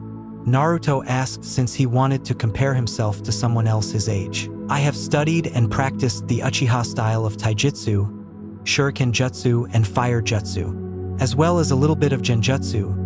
Itachi answered, telling Naruto what he had learned so far, as well hoping to learn what Naruto has learned as well. Whoa, he has learned that much already, Naruto thought, but then again he had been taught that the Uchiha were not only one of the founding families of Konoha, but also one of the most powerful, with their family's strength being comparable to the Senju clan. May I ask what you have learned since I have told you mine? Itachi asked as the 7-year-old walked back into the center of the clearing. Sure, Naruto answered happily. I have learnt 2 chakra control exercises, the leaf and the rock balancing exercises, while I also practice Fuinjutsu. Also, my parents tell me I have a sensor ability. Itachi nodded but was a little intrigued by the sensor ability he mentioned. What is your sensor ability? He asked. Naruto shrugged though. I am not too sure. My 𝕤𝕦𝕣𝕦𝕦 and Jiji tell me I can just feel people's chakra as well as what they are feeling like, if they are happy or if they are sad or angry. That sounds like a beneficial ability to have. Though who is your 𝕤𝕦𝕤𝕦? I was unaware that the Hokage and his wife had an older daughter. She is not really by 𝕤𝕤𝕤𝕦, but I just call her 𝕤𝕤𝕤 since she is like one and she thinks of me as her little 𝕤𝕤𝕤𝕤. My apologies for the mistake, he said while Naruto waved it off. Naruto took a good look at Itachi and narrowed his eyes at him. You look familiar. Have we met before this? Itachi shook his head. Perhaps when we were babies, but not since then due to our mother's friendship/rivalry. My mother is Mikoto Uchiha, he said as Naruto looked in surprise. Mikoto Obasan? So that why you look familiar. I think I remember her saying your name before. And you have a little brother, right? Itachi nodded. My younger brother Sasuke.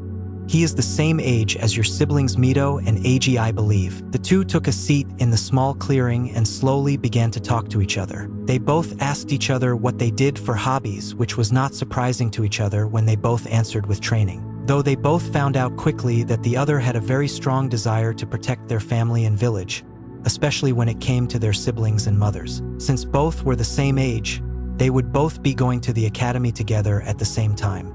Normally they would have enrolled at 6, but one of the first things Minato did when he became Hokage was increase the age bar for when a child could become a shinobi, since they were not in a time of war, and he wanted the children of the village to have more of a childhood before they were entwined with the working of the shinobi world. With Naruto, it was of course known to all how much he adored his mother since before the twins were born. He was the apple of her eye. While Itachi felt a strong connection to his mother due to her being one of the few that wanted Itachi to have something of a normal childhood and would heal his injuries if he ever overworked himself. Itachi described that his father Fugaku Uchiha was a very militarized man who above all else respected power.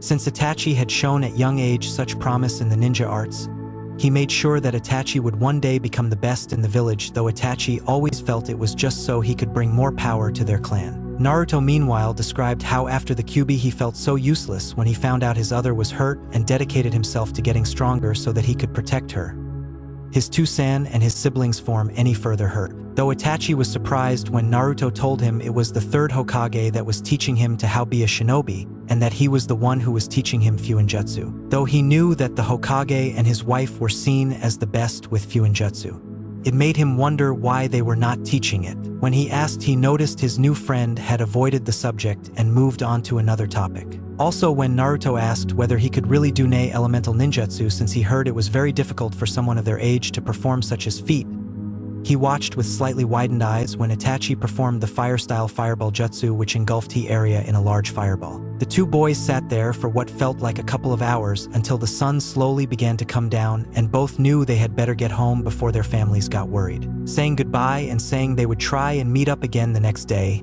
the two new friends made their way home. At that time, no one would realize that at that moment, two of Konoha's future greatest legends had just met for the first time. Uchiha clan compound. Itachi walked into the clan compound and slipped his sandals off before making his way into the kitchen. Arrive inside, he saw his mother sitting around the table with Sasuke strapped into his high chair, while she tried to feed him his mushy peas, though he looked like he did not want any, if the tiny glare on his face any indication. No, he said, making Mikoto sigh before smiling and looking towards her eldest. Hello Itachi.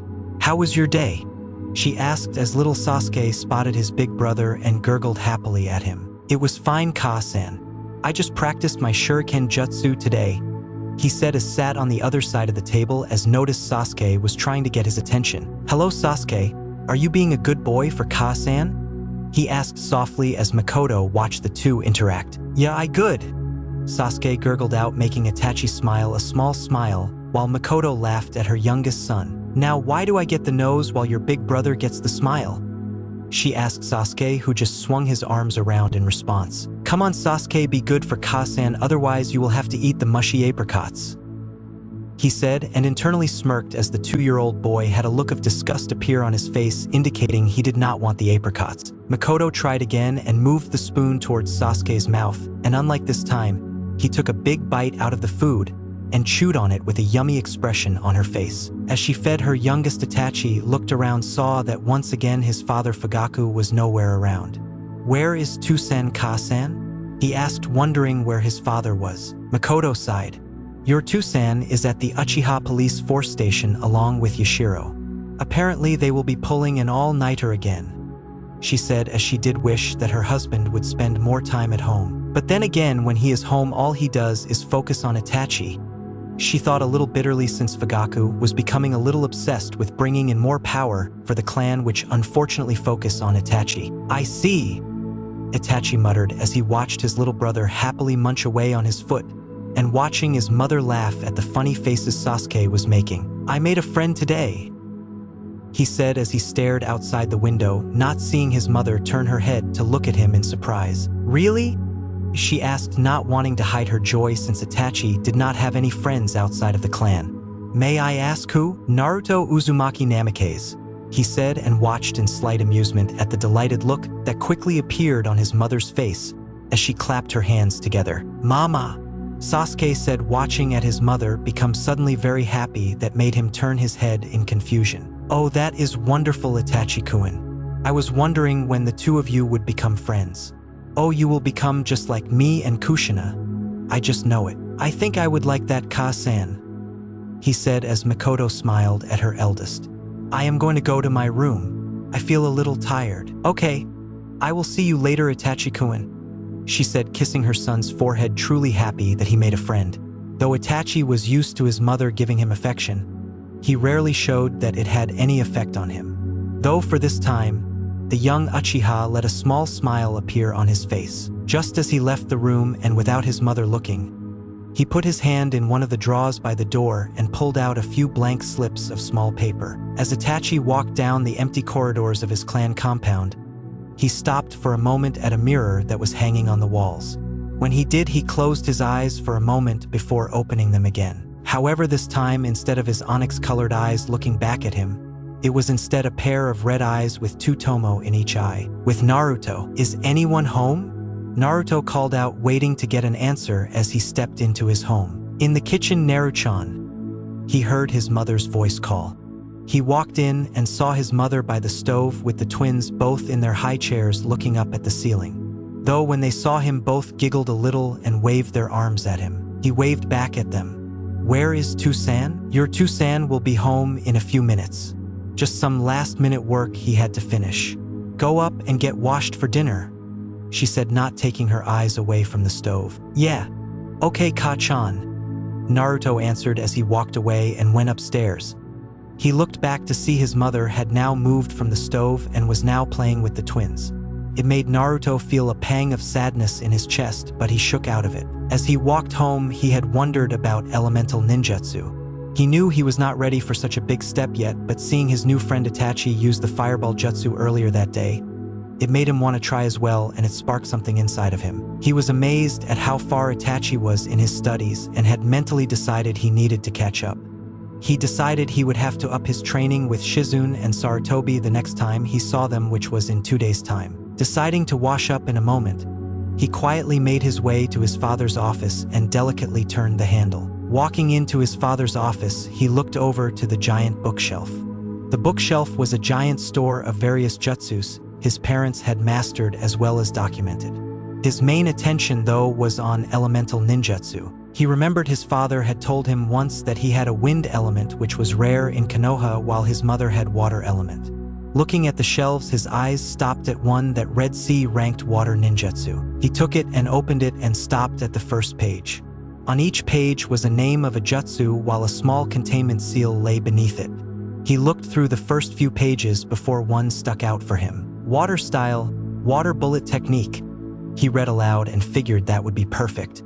Thanks to his studying Fuinjutsu and completing level 1 already, he pressed his hand against the seal, and in small puff of smoke, a small scroll lay on top of the page. He quickly put the book back where it was and hid the scroll under his shirt before quickly leaving the office and heading to his own room. He doubted his parents would know since they did not check the books over often, and he would put the scroll back soon. He would quickly copy the contents of the scroll onto a blank scroll he had in his room and then put the original back where it belonged. Next day, Naruto followed along the path towards the open space in the forest that he had met Itachi at with his shinobi pouch strapped once again to the side of his pants, while on his left was 2 scrolls. One contained his little seal-making kit that he practiced with almost every day. The other one had the copied contents of the water jutsu scroll that he took form his parents' water scroll. He put the original back into the storing book and put it back where it belonged when his father had left for work while his mother was feeling the twins. He knew he might be in trouble if his parents ever found out, but he figured what they did not know did not hurt him. Plus, it is not like Tu-san or Ka-chan really spend time with me anymore, he thought to himself. Though he did not hate his little brother and sister and did in fact love them both dearly, he couldn't help but feel a little jealous towards them. Since they were born just over 2 years ago, his parents' focus was mainly on them. He wished Kushina and Minato just made some time for him, no matter how little that might be. Shaking his head of the negative thoughts and following the path he took the other day, he felt Itachi's energy signature just like yesterday, and he knew the Uchiha was close by. Walking into the small area, he saw Itachi standing in the center of the opening with his back to Naruto. As Naruto walked towards him, Itachi picked up on his footsteps and turned around. When he spotted Naruto, he nodded at him. "Morning, Itachi." Naruto greeted happily as Itachi nodded back towards him. "So what were you going to work on today?" Naruto asked while Itachi was about to speak before he saw the scrolls strapped to Naruto's side. "What are the scrolls for?" Itachi asked with his eyes gazing towards the 2 scrolls in curiosity. "Oh well," Naruto said as he began scratching the back of his head in slight nerves. "This one contains my Fuinjutsu equipment since I was thinking of getting some practice in," he said as Itachi nodded his head. One of the things Naruto had told him about was that he wanted to surpass his parents in Fuinjutsu, so he knew how much Naruto would have to practice to do such a thing. "And this other may be a water jutsu that I may have taken from my dad's office," he said, biting his lip as Itachi looked at his friend with a slightly amused look. "So you stole it?" he asked with an eyebrow raised on his face. For a 7-year-old, he could be oddly serious. "Not stole, borrowed. But I did put it back." "Then how is it strapped to the side of your pants pocket?" "I may have copied everything inside on a blank scroll," he said, scratching his chin as Itachi shook his head. He had a feeling hanging out with Naruto is going to lead to some interesting situations in the future. Shaking his head, Itachi reached into his pouch pocket and pulled out 2 pieces of paper and handed one over to Naruto, who took it and looked at it oddly. What is this for?" Naruto asked, looking it over. It was just a slip of small paper that was completely blank on both sides. "Do you know what these are?" Itachi asked his new friend. "I think so. I recognize it since I think my Gigi told me about them once, but I forgot the name. They help tell you something about your chakra, right?" Naruto said, staring at the blank piece of paper. Itachi nodded his head. "My Tu-san called them chakra paper. They help us find out what our element affinity is." "Element affinity?" "So it tells us which of the element jutsus we can do and can be best at, right?" he said as Itachi nodded. "That is how I understand it too," he said. "I thought you might want to find out your element or elements since you showed interest in them the other day." "Defiantly. It's the main reason I took this water jutsu, since I wanted to be able to do it too." "Though how does the paper tell us?" he asked as Itachi explained. "My Tu-san said that it differs from each element. He said that if it burns it is fire, water then it gets soggy, earth it crumbles away, wind it splits into 2 pieces, and then lightning if it crinkles." "Cool. So do you know what yours are?" Naruto asked, since finding out what element he was definitely something he wanted to do. He had asked his Gigi some time back which is where, and found his Gigi was fire, and also found out that Minato was wind while his mother was water. It explained why they had so many wind and water jutsu stored away. Itachi nodded and Naruto watched as a faint blue glow appeared around the paper as the young Uchiha poured some of his chakra into it. Naruto watched in fascination towards the slip of paper and then watched as Naruto got his answer. On one half the slip of paper set alight, while on the other half water got damp. Thought it was only a little before it completely set alight. Before Naruto counsel answer, Itachi did instead. My main element is fire, which is not surprising since my clan is known for our strong affinity to fire. However, I was surprised when I discovered I had a minor affinity for water, which is extremely rare for my clan. So is that why you could do the fire jutsu so easily? In a way, the fireball jutsu is a rite of passage for all Uchiha members, meaning everyone in my family had to learn it by the time they were my age, Itachi explained while Naruto nodded. He had to admit that Itachi's clan sounded pretty cool. He also wondered if his family had some kind of rite of passage they had to go through, or any of the others' clans in Konoha. So cool. Man, I am so pumped. I have to find out what mine is now, Naruto said, grinning eagerly at the piece of paper in his hand. He closed his eyes and gripped the slip of paper tightly in his paper. He pouted his chakra into the paper, making it glow a faint blue. Itachi stood just in front of it, waiting to see what the end result was going to be. When Naruto opened his eyes, the two got their answer. Though it was an answer neither had been quite prepared for. The paper had split right down the middle, shaving the two equally in half. On the left side, the paper completed crumbled away, while on the other slip of paper, it became all soggy and wet. Whoa! Both Naruto and Itachi said at the same time as they observed the small spectacle in front of them. Amazing! Itachi said, not fully believing what he just witnessed. What exactly does that mean? Naruto thought as he looked at the slips of paper in his hand. Does this mean I have 3 elements? He said to himself aloud, not entirely sure he believed him with what just happened. It appears that is what just happened, Itachi said, finally wrapping his head around it. It is surprising since my mother once said that it was very rare for someone to have even 2 affinities, since it usually indicates that they have a bloodline. Though I was unaware your family had one. Well, I know neither side of my family as a bloodline of those sorts. My Kachan side is that it has strong life force along with naturally high stamina and chakra. At least I think that is what it was. So how did I get 3? I do not know. I guess it was just one of those 1 in a million happenings, Itachi said with Naruto nodding. Wind, water, and earth. I can get so strong if I master them one day. But what would everyone think if I tell them? Plus Kachan and Tusan may find out I took a jutsu from their library without asking. He though as he bit his lip. Then Gigi, Naechan and Bachan might get angry that I am doing this without telling them. He thought since he really did not want a skull bashing by either Shizune, Tsunade, or even worse both. The 2 were crazy strong. Plus he dared not think what his mother would do. She was known as the Red Hot Habanero for a reason, and even Naruto knew not to cross his mother when she was in one of her moods. Hey Itachi, he called, getting the boy to look at him. Do you think we could keep this between us for now? No one knows I am looking into elemental ninjutsu, and they would probably tell them I am not ready for it yet. So could we maybe keep this between us for now? Itachi raised an eyebrow at the question but shrugged and nodded, indicating that it was not a problem. Naruto thanked him and the 2 got to their training. While Itachi went back to practicing his shuriken jutsu, Naruto began looking over the water scroll with a new burst of life and energy. Now that he knew he had water element, it made him want to tackle this jutsu and get it down even more so than before. Chapter 5. The beginning of the rest of your life. Minato stood on the small platform as he overlooked the academy ground, as well as the new academy students stood in front of them, all with looks of concentration on their faces.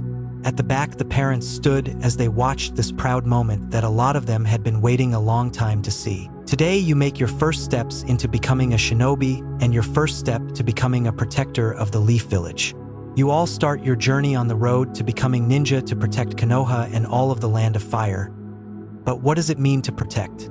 Why should you protect this village and country? That is a question you will eventually have to answer yourself. However, being a ninja is a serious job, so not do so lightly. Your comrades and this village depend on you. So do your loved ones. One only becomes strong when they have something that they are willing to protect to the death.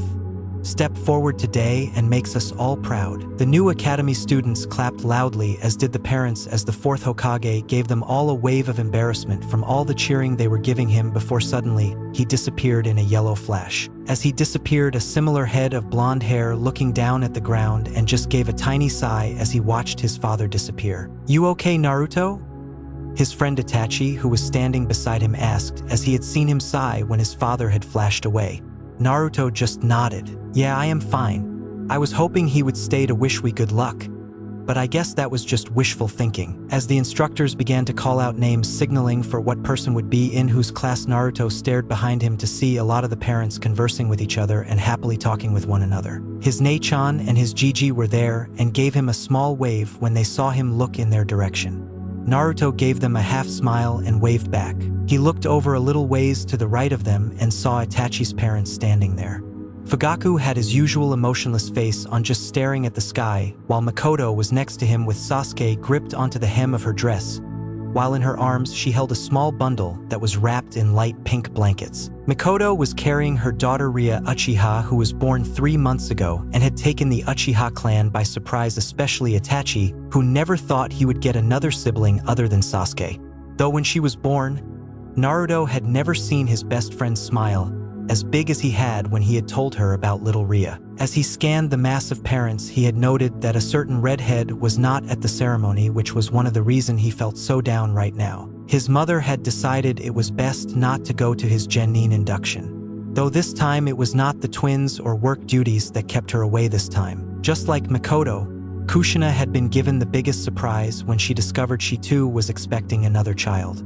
It made her extremely happy, especially when she and Minato discovered they were expecting another girl. While Naruto was genuinely happy that he would get another younger sibling, it also meant that he would be saying goodbye once again to any quality time with his parents. 9 months later, little Mina Uzumaki had been born, this time in the Leaf Hospital and with no crazy giant foxes trying to destroy the village. One look at her and everyone knew she would grow up to be the carbon copy of Kushina.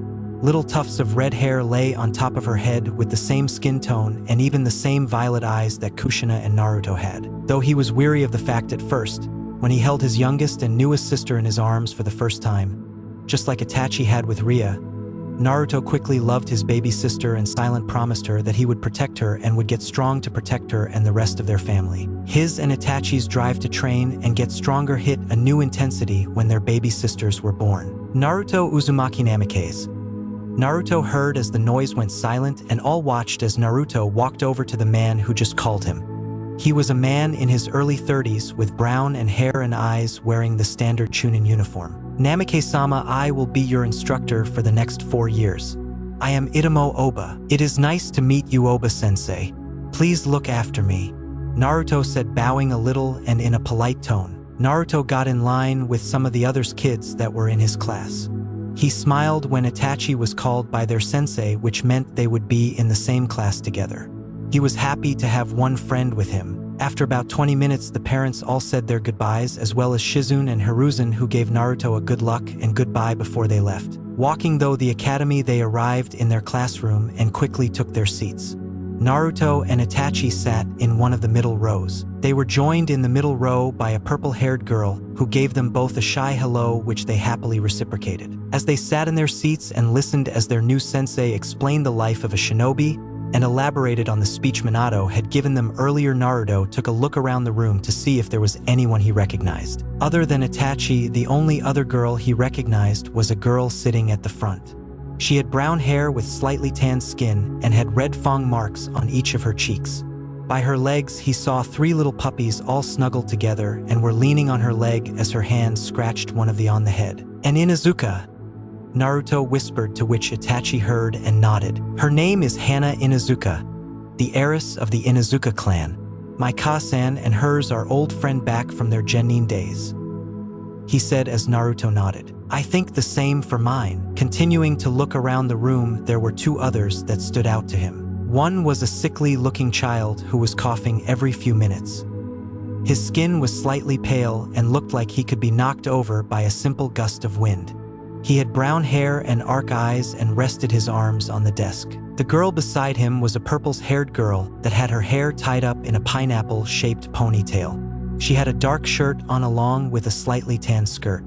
She was playing with a kunai in her hands and looked like she wanted to throw it at the nearest person she could find. Naruto shook his head before his mind wandered elsewhere and thought about his current strength. His Fuinjutsu had now completed level 2 and was now moving on to level 3.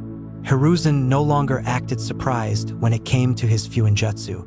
He knew Naruto was in every way a prodigy when it came to the art. Since level 2 focused on weight seals and things of that nature, he and Hiruzen applied a few weight seals to him to help with his body conditioning and to improve his strength and stamina. He had mastered the water jutsu he took from his parents' library, thought it took him a little while to fully get it down. Afterwards, he just found water jutsus just fitted him, and since his parents were so focused on Kushina's pregnancy, neither noticed him make a few more stops to their library. Now he knew 3 water jutsus while Itachi had knew 3 fire jutsus. His training with Shizune continued and was surprised when Tsunade got involved and decided that since Hiruzen was teaching him Fuinjutsu and Shizune his chakra control, she would teach him taijutsu since it was one of her specialties. She had tried to show him the slug-style taijutsu, but she quickly found it just did not fit his style at all.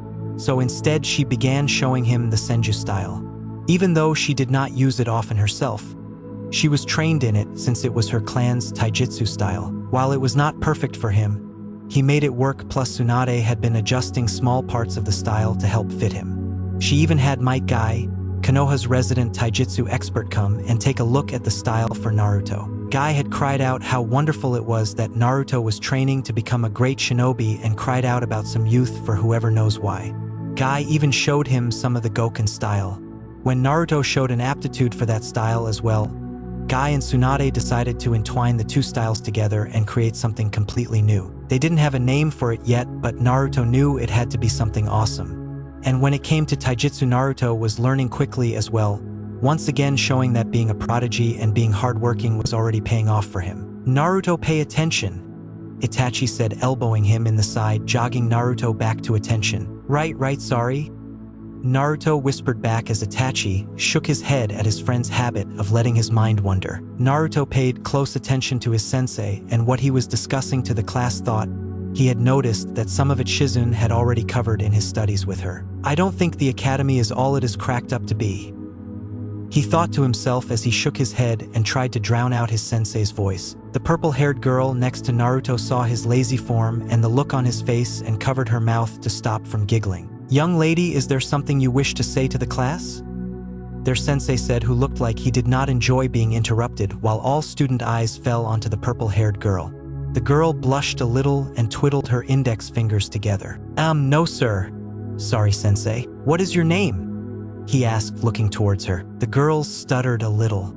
Yugao Yuzuki. Well then, Miss Yuzuki, please try and keep any comments of noises to yourself, he said before he continued with his teachings. Nodding, she fell quiet as the rest of the class fell back to listening to their sensei.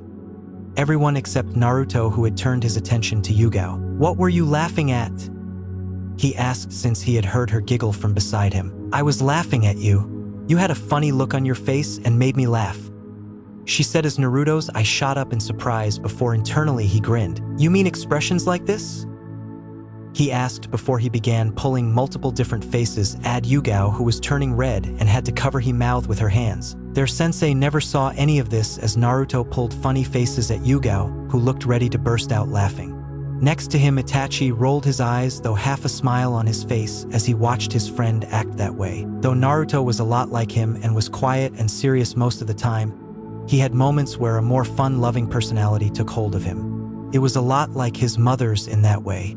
Naruto had inherited more than just his eyes from his mother. From the front row, Hana Inuzuka saw what he was doing and laughed into her hand as well, thinking that what he was doing was very funny. While at the back row, the other purple-haired girl and the sickly boy laughed as well, though the sickly boy needed to cough every few minutes, which gained much attention from their sensei. End of the day. At the end of their first academy day, most of the children went home to their parents so they could tell them all about the great first day and what they had learned. Everyone except for a group of 6 children, that is, Naruto and Itachi, were once again training with each other in the same opening in the forest as before.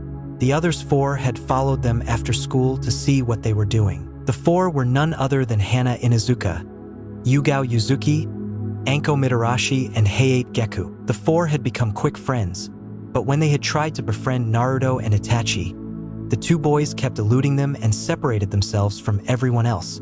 They almost spoke with them during lunch, but the academy school bell rung, and when they looked back, the two boys had already disappeared. "Hayate-kun, stop coughing or they will know we are here," Yu-Gao said to the ill boy who nodded. "My apologies, Yu-Gao-san. The pollen from the plants is making it difficult to breathe," he said as he tried to get his coughing under control. "Shoo! Stop talking, you two, or our cover will be blow," Hana whispered a little harshly while 𝕟𝕠 grinned as she watched them. "I wonder how strong they are. I bet they would be a good fight," she said, licking her lips a little before zoning in on scene in front of them. "Wait, where did the Uchiha go?" They all looked in front of them and realized that Itachi had indeed disappeared and that Naruto was now just standing still and was looking towards where they were hidden. "You know you four can come out now. We know you have been following us since we left the academy," Naruto called out, making the four freeze in place. "We would appreciate it if you could just come on out," a voice said from behind them, making them jump out of their skin and turn around to see Itachi with an amused expression on his face. "You know, if you wanted to watch us or train with us, you could have must come out and say it. There was no need to just hide," Naruto appeared in front of them. The four kids looked a little embarrassed and went a little red. From Hana's side, the three pups sniffed the air and padded over towards Naruto. Naruto saw the three pups and smiled as he went down on his knees and began petting them.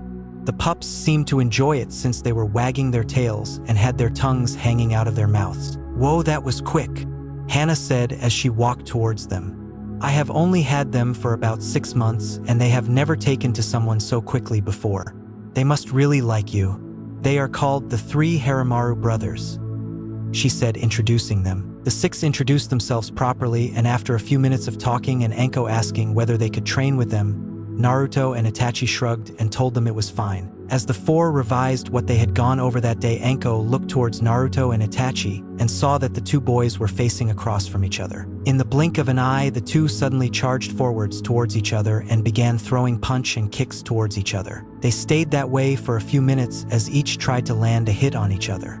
The 4 recognized Itachi's way of fighting was that of the Uchiha clan fighting style, while the one Naruto was using looked like the Senju style, though a few bits of it was off, and it looked like another form that they did not recognize. It also made them wonder why Naruto was not suing the Uzumaki style that his mother knew, since Kushina was quite well known for her strong taijutsu prowess. The two were then forced and stumbled back when both managed to land a punch on the other's cheek. Shaking out of their slightly dazed state, the two quickly focused their chakra and made the necessary hand seals. "Fire-style fireball jutsu," Itachi called out as he blew out a large fireball that went towards Naruto. "Water-style water bullet jutsu," Naruto declared as clumps of water shot out from his mouth. The toe-jutsus collided in the middle, causing a small blast to be created from the impact, as well as steam from where the water met the fire. The steam caused the view of the two to get blocked out for a few minutes as the 4 tried to make out where the two boys were, though they knew they were fighting if the sounds they could hear were any indication. "They are incredible,"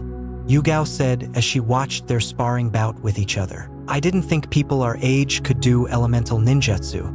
I mean, they are so hard to do and the chakra control has to be so precise." Hayate spoke as he coughed again into his hand, making Yu-Gao pat him on the back. "Oh man, these two are good. We really need to catch up with them if they are already at this kind of level," Hana said while Yu-Gao and Hayate nodded before noticing 𝕟𝕠 had disappeared. "Where is 𝕟𝕠-san?" Hayate asked, looking around. "Striking shadow snakes," a voice called from within the steam cloud. When it did, Naruto appeared jumping out of the cloud from one side while Itachi jumped out the other, both looking a little surprised from the interruption. The steam mist disappeared and they were all surprised to see 𝕟𝕠 in the middle with what looked like to fairly large green snakes coming out from her sleeves, both impacting the ground where Naruto and Itachi were formerly standing. "Snakes!" they all thought, while Naruto and Itachi narrowed their eyes as the snakes and the purple-haired girl. They were wary of her suddenly because of that snake jutsu she used. There was only one person that both were aware of that had connections to snakes and who could use snake-like jutsus, and that man was no longer part of the Leaf and was one of the worst traitors that the world had ever seen. Itachi's parents had told him, while Hiruzen and Tsunade had told Naruto of this man. So it left the question to the two boys that was now on both of their minds. How can she do snake techniques? 𝕟𝕠 meanwhile grinned at Hana, Yu-Gao, and Hei's shocked looks and Naruto and Itachi's weary and thinking looks. You boys didn't think you were the only toe with tricks up their sleeve, did you? Month later, some time passed since the 6 academy students met each other, and the 6 quickly became fast friends and an inseparable group. Since the first training session, the 6 met up whenever they could and would spar with one another and help each other get stronger. The academy quickly saw that Naruto and Itachi were prodigies after only a few days. It was mainly noticeable when the two were first showed how to do the henge technique and managed to master it by the end of the day, which left the instructors baffled. Itachi was quickly becoming known as the prodigy of the Uchiha clan, where Fugaku and Mikoto were immensely proud of their son, while Naruto was the same for his family. He was even surprised when Kushina and Minato had hugged the life out of him when they found out. Though the small celebration did not last long, Naruto enjoyed that moment where his parents' eyes and attention was focused only on him. Tsunade, Hiruzen, and Shizune marveled at it, though since they were training him before the academy, it did not come as much of a surprise. Meanwhile, Anko was quickly becoming the best of the girls, though Yugao and Hana were doing their bet to give her a run for her money. Though Anko was strong for her age, she was not quite at Naruto and Itachi's level, though when she sparred with the two, she made sure to make them sweat as much as possible. So Gigi, are you sure you don't mind taking me? Naruto asked Hiruzen as they walked down the market towards a shinobi store that Hiruzen had told him about and had wanted to take him to for some time now. Of course, Naruto-kun. Now that you are in the academy, it's time to get some proper shinobi clothing and some proper weapons and equipment. Even though it's the person that makes the shinobi, it is essential that you have the correct equipment with you and that you are wearing appropriate clothing. Hiruzen glanced down at his surrogate grandson. So an orange jumpsuit would definitely be out then? Naruto said, pointing towards an orange get-up in the window of one of the stores. Unless you want to be a walking target, then yes, Naruto, it is definitely out. Hiruzen said, shaking at the mere thought of someone wearing clothing that color. Somewhere in Konoha, a Jonin wearing tight green spandexes with orange leg warmer sneezed. But I didn't bring enough money, Gigi, Naruto said as he began checking his pockets. I'm not sure I can afford it. Kachan and Tusan forgot to give me my pocket money this week. Do not worry about money, Naruto-kun. I will buy you everything you need, he said, patting the boy on the shoulder. Naruto wanted to argue, but he knew his Gigi would only tell him that a grandfather was allowed to spoil his grandson whenever he wanted.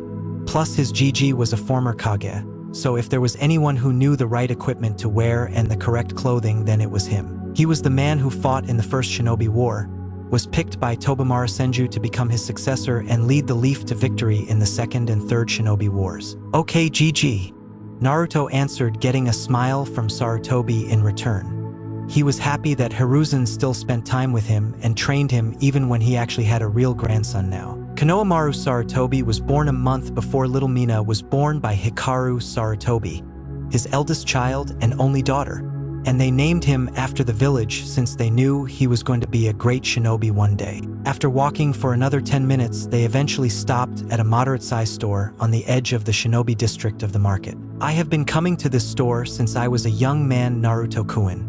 There is no place better in my mind to get your shinobi supplies than this store, he said as he led the Naruto inside. As soon as they walked in, Naruto saw locking seals on the door hinges. To stop burglars, he mused to himself. Tyranno, Sarutobi called out just as a man in his mid-30s appeared from behind the counter with brown hair and wearing civilian clothing. Ah, Hiruzen, it's good to see you. What can I help you with? He asked as he noticed Naruto beside him. And this must be Naruto Uzumaki Namikaze, son of the Minato and Kushina. I was wondering when you were going to bring him here. Now that Naruto-kun is in the academy, I believed it was time to get him his proper shinobi gear. Well, I am honored you came to my store. I am glad the shinobi of the village continued to come here even after my father passed the store down to me. Tusen, look! A squeaky voice called, making them look over to see a little brown-haired girl with her hair tied in 2 buns, wearing a little pink top and shorts with a wooden kunai in her hands. I can finally throw it on the target, right? She said, making Tyranno and Hiruzen laugh. That is great, sweetie. Hiruzen, you remember my daughter Ten? He said as Hiruzen gave her a small hello, as did Naruto, while the girl went towards her father, who lifted her up and sat her on the counter. Naruto looked around the store, and it was no wonder why the place was popular with the shinobi in the village, as well as why his Gigi liked it so much. On the walls, as well as in secure racks, were weapons of all different types. Swords, axes, nunchaku, sai, and a whole range more. On another side were rows and row of different clothing ranging from kids his age to people the size of 𝕜𝕦𝕣𝕦𝕦𝕠𝕥𝕤𝕦, and were in a variety of colors, though most were dark colors. The brightest being a purple and red top and skirt. "This all so cool," he said as he began to pick through the clothing range and find something that suited him while Hiruzen spoke with Toranō and cooed over little 10. 10 minutes later, he had 5 black tops with a blue stripe going through the middle, while he had 5 sets of pants and sandals that ranged from black and gray in color. Next, he moved onto his kunai and shuriken. The ones he currently had been ones Minato previous used and had given to Naruto since they were still in great condition. Hiruzen joined him and began helping him. He nodded approvingly at the clothes Naruto picked out. A kunai and shuriken made of chakra metal. "Good eye, Naruto. Chakra metal?" Naruto asked, not quite remembering what it was. "It is metal that allows chakra to run through it so that it makes the attack stronger than just using it normally," he said as Naruto marveled at it. He wondered why more ninjas did not use it though. When he thought about it, his mother used a sword, and when he had seen her using it before the twins were born, he remembered it glowed blue. He realized it must have been chakra metal. They added them to the basket and continued looking through the small aisles. They also got to a small section that had scrolls and inks for fuinjutsu. They also sold sealing scrolls.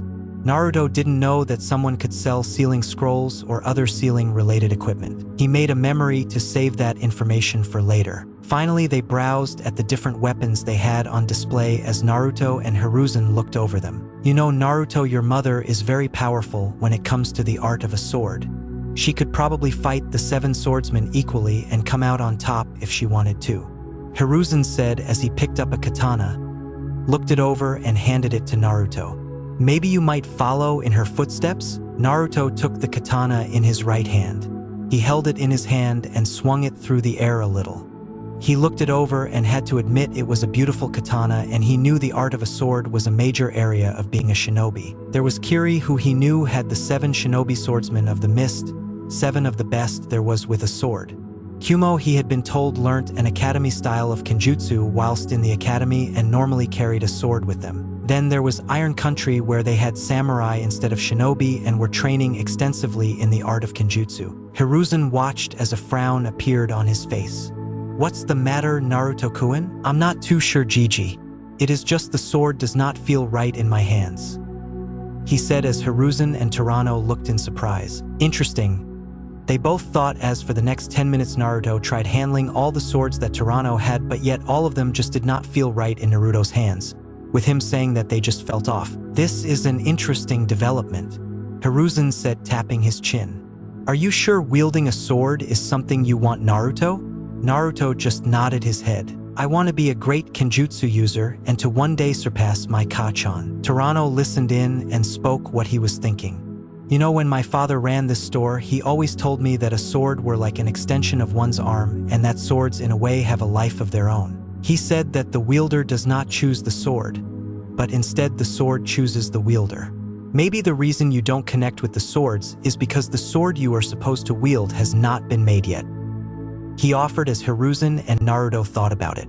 Little Tenten meanwhile just listened and watched from the top of the counter. "Would you make the sword?" Hiruzen asked as Toranō shook his head. "Not myself, but I have a trader from Iron Country that visits here a few times a year. He worked for my father and even did some business with. I can contact him and ask for a blacksmith to construct a sword for Naruto. The man he does dealing with, believe it or not, is 𝕜𝕦𝕣𝕦𝕠𝕥𝕤𝕦," he said, getting a look of surprise from Hiruzen. "Who is that, Gigi?"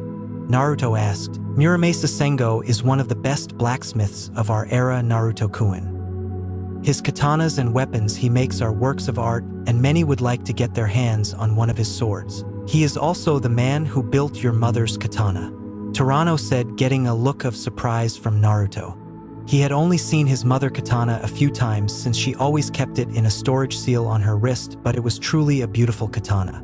It was called the Katetsu. Seeing his mother wield a blade was one of the reasons he wanted to become great at Kenjutsu and to one day surpass her since she was the best in Konoha. Would you really be able to get 𝕜𝕦𝕣𝕦𝕠𝕥𝕤𝕦 to make Naruto a sword?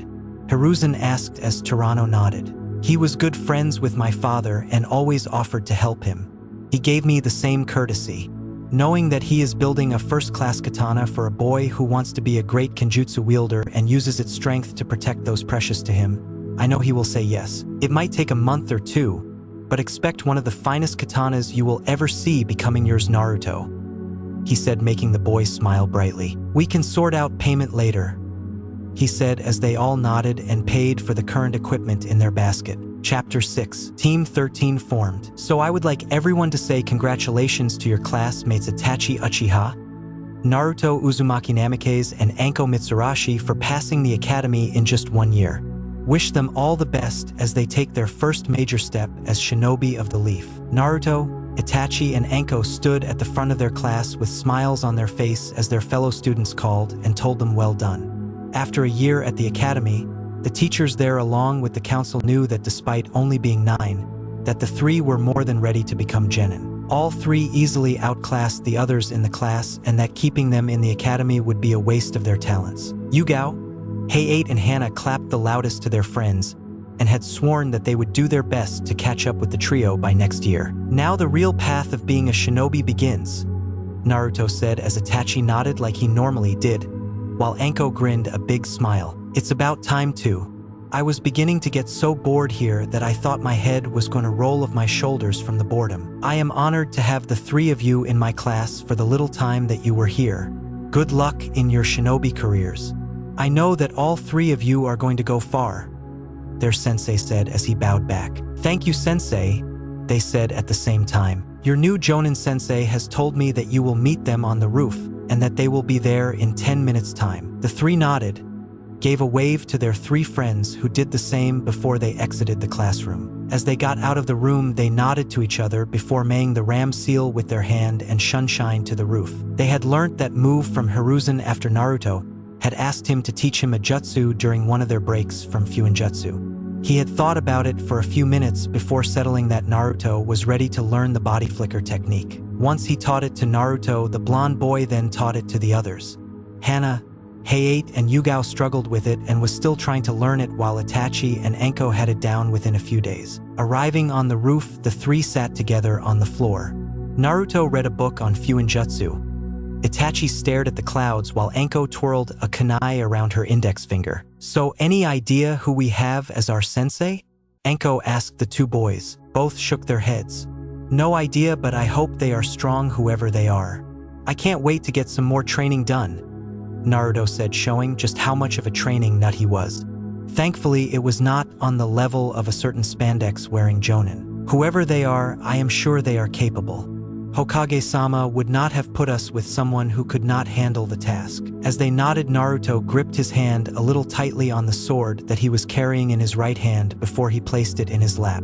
After 2 months of the order going out from Torino at the shinobi store, the katana that he was waiting for finally arrived.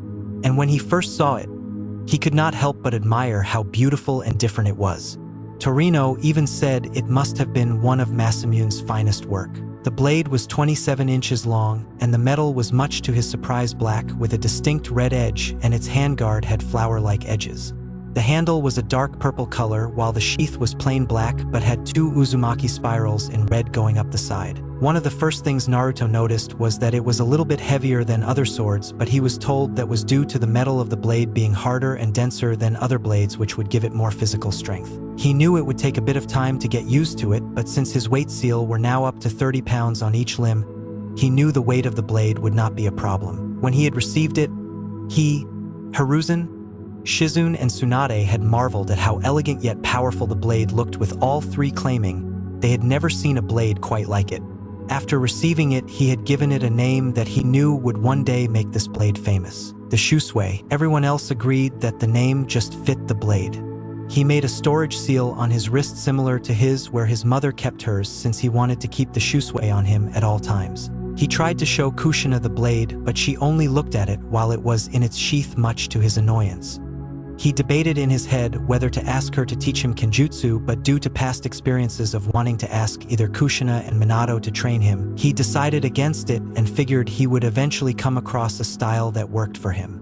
Until then, he could practice with it nonetheless. When it was not sealed up, it was strung to his side. He didn't want to strap it since it just felt right staying in his hands. If I ever meet Muramasa, then I must give him my eternal thanks for this, he thought. As he thought about his sword, an energy signature he recognized appeared to be heading towards them at a great speed. Itachi and 𝕟𝕒𝕣 saw him tense up a little and were now on alert since they recognized when Naruto could sense someone. While they readied to defend themselves, they saw Naruto quickly relax, indicating whoever it was they were not hostile towards them. Just as they three settled, a swirl of leaves appeared in front of them. When the leaves all disappeared, they all looked in surprise, especially Itachi when the person standing in front of them was none other than a Jonin uniform-clad Mikoto holding little Ria in her arms, who was giggling madly. "Mikoto Obasan? Ka-san? What are you doing here?" Itachi asked, since he was surprised to see his mother wearing her Jonin uniform. He could not remember the last time had seen her in her old shinobi uniform, which looked like most of the other uniforms, except she had only one sleeve, leaving the other arm bare, and wrapped around her left thigh was a gray sash with the kanji for fire on it, while on her back was a strapped tanto. "Well, is that not obvious, Itachi-kun? You are waiting for your Jonin-sensei, and here I am," she said, getting three gobsmacked looks before Naruto fist pumped the air. "Awesome. Mikoto Obasan is our sensei." He cheered as little Ria looked a little confused but cheered as well. 𝕟𝕒𝕣 looked happy since she knew that Mikoto Uchiha, aka Konoha no Hai Misudarisu, Fire Mistress of Konoha, was one of the best kunoichis in the village. She was up there with Tsunade and Kushina. "Are you sure, Ka-san? But what about Sasuke and Ria? And does Tu-san know about this?" "Do not worry, Itachi-kun. Sasuke will stay with one of our sitters, while Ria will be with me during our D-rank missions. Then when we eventually get to higher missions, I will arrange for some of the other clan members to watch over them while I am with you all. And do not worry about your father. Even if he does not like it, I am a shinobi of this village, and I felt it was time to get back into this life. Plus, I have always wanted to take a genin team, and who better than the team my son is in," she said, kissing his forehead, making him blush a little while Ria sat in her big brother's lap. "Well, now that I am here, we can introduce ourselves to one another, since it is a must-do for a new team," she said as she sat in front of her new team. "Say your name, your likes, dislikes, hobbies, and dreams for the future. I will start. My name is Mikoto Uchiha. I like my family, fire jutsus, my friends, and the village. My dislikes are traitors, rapists, those who hurt children, and those that dare to hurt my family. My hobbies are learning something new every day and cooking. My dreams for the future has already come true," she said as she looked at her oldest and youngest and smiled. "𝕟𝕒𝕣, why don't you start?" "My name is 𝕟𝕒𝕣 Mitsurashi. I like my few friends, dango, fighting, and blood," she said, making them sweat drop a little at the last part. "My dislikes are perverts, men who think women can't be as strong as them, arrogance, and more. My hobbies are making people who I don't like miserable. My dreams for the future, to kill a certain white snake," she said as she got serious at the last part. Her two teammates looked at her curiosity, since she had never mentioned that last part before, whilst Mikoto narrowed her eyes. She, like the other higher-ups in the village, were aware of 𝕟𝕒𝕣's past and understood why she wanted that as her dream. Itachi was up next. "My name is Itachi Uchiha. My likes are my friends, family, ninjutsu and jinjutsu, and visiting cafes. My dislikes are those who try to hurt my precious people, stake, and those who think they are better than everyone else and who only crave power for selfish reasons. My hobbies are meditating and training to be a great shinobi. My dream is to protect my home and surpass the Uchihas of old. And now our last member," she said, nodding to Naruto, who nodded. "My name is Naruto Uzumaki Namikaze. My likes are my precious people, ramen, fuinjutsu, and kenjutsu. My dislikes are people who try to hurt my precious people, rapists, perverts, and those that gain power for selfish reasons. My hobbies are training, spending time with my Gigi and my friends. And my dream for the future is to surpass my parents and to become a great protector of the village." "That is a wonderful dream, Naruto. It sounds like you want to be Hokage one day." Naruto shrugged, If my path as a shinobi leads me there, then I guess so. Me, Ria said as she put her hand up, wanting to have a go, making the others laugh at the cute little girl. Another time, Ria-chan, Makoto said, taking her daughter from her eldest and making the girl pout a little. So what do we do now?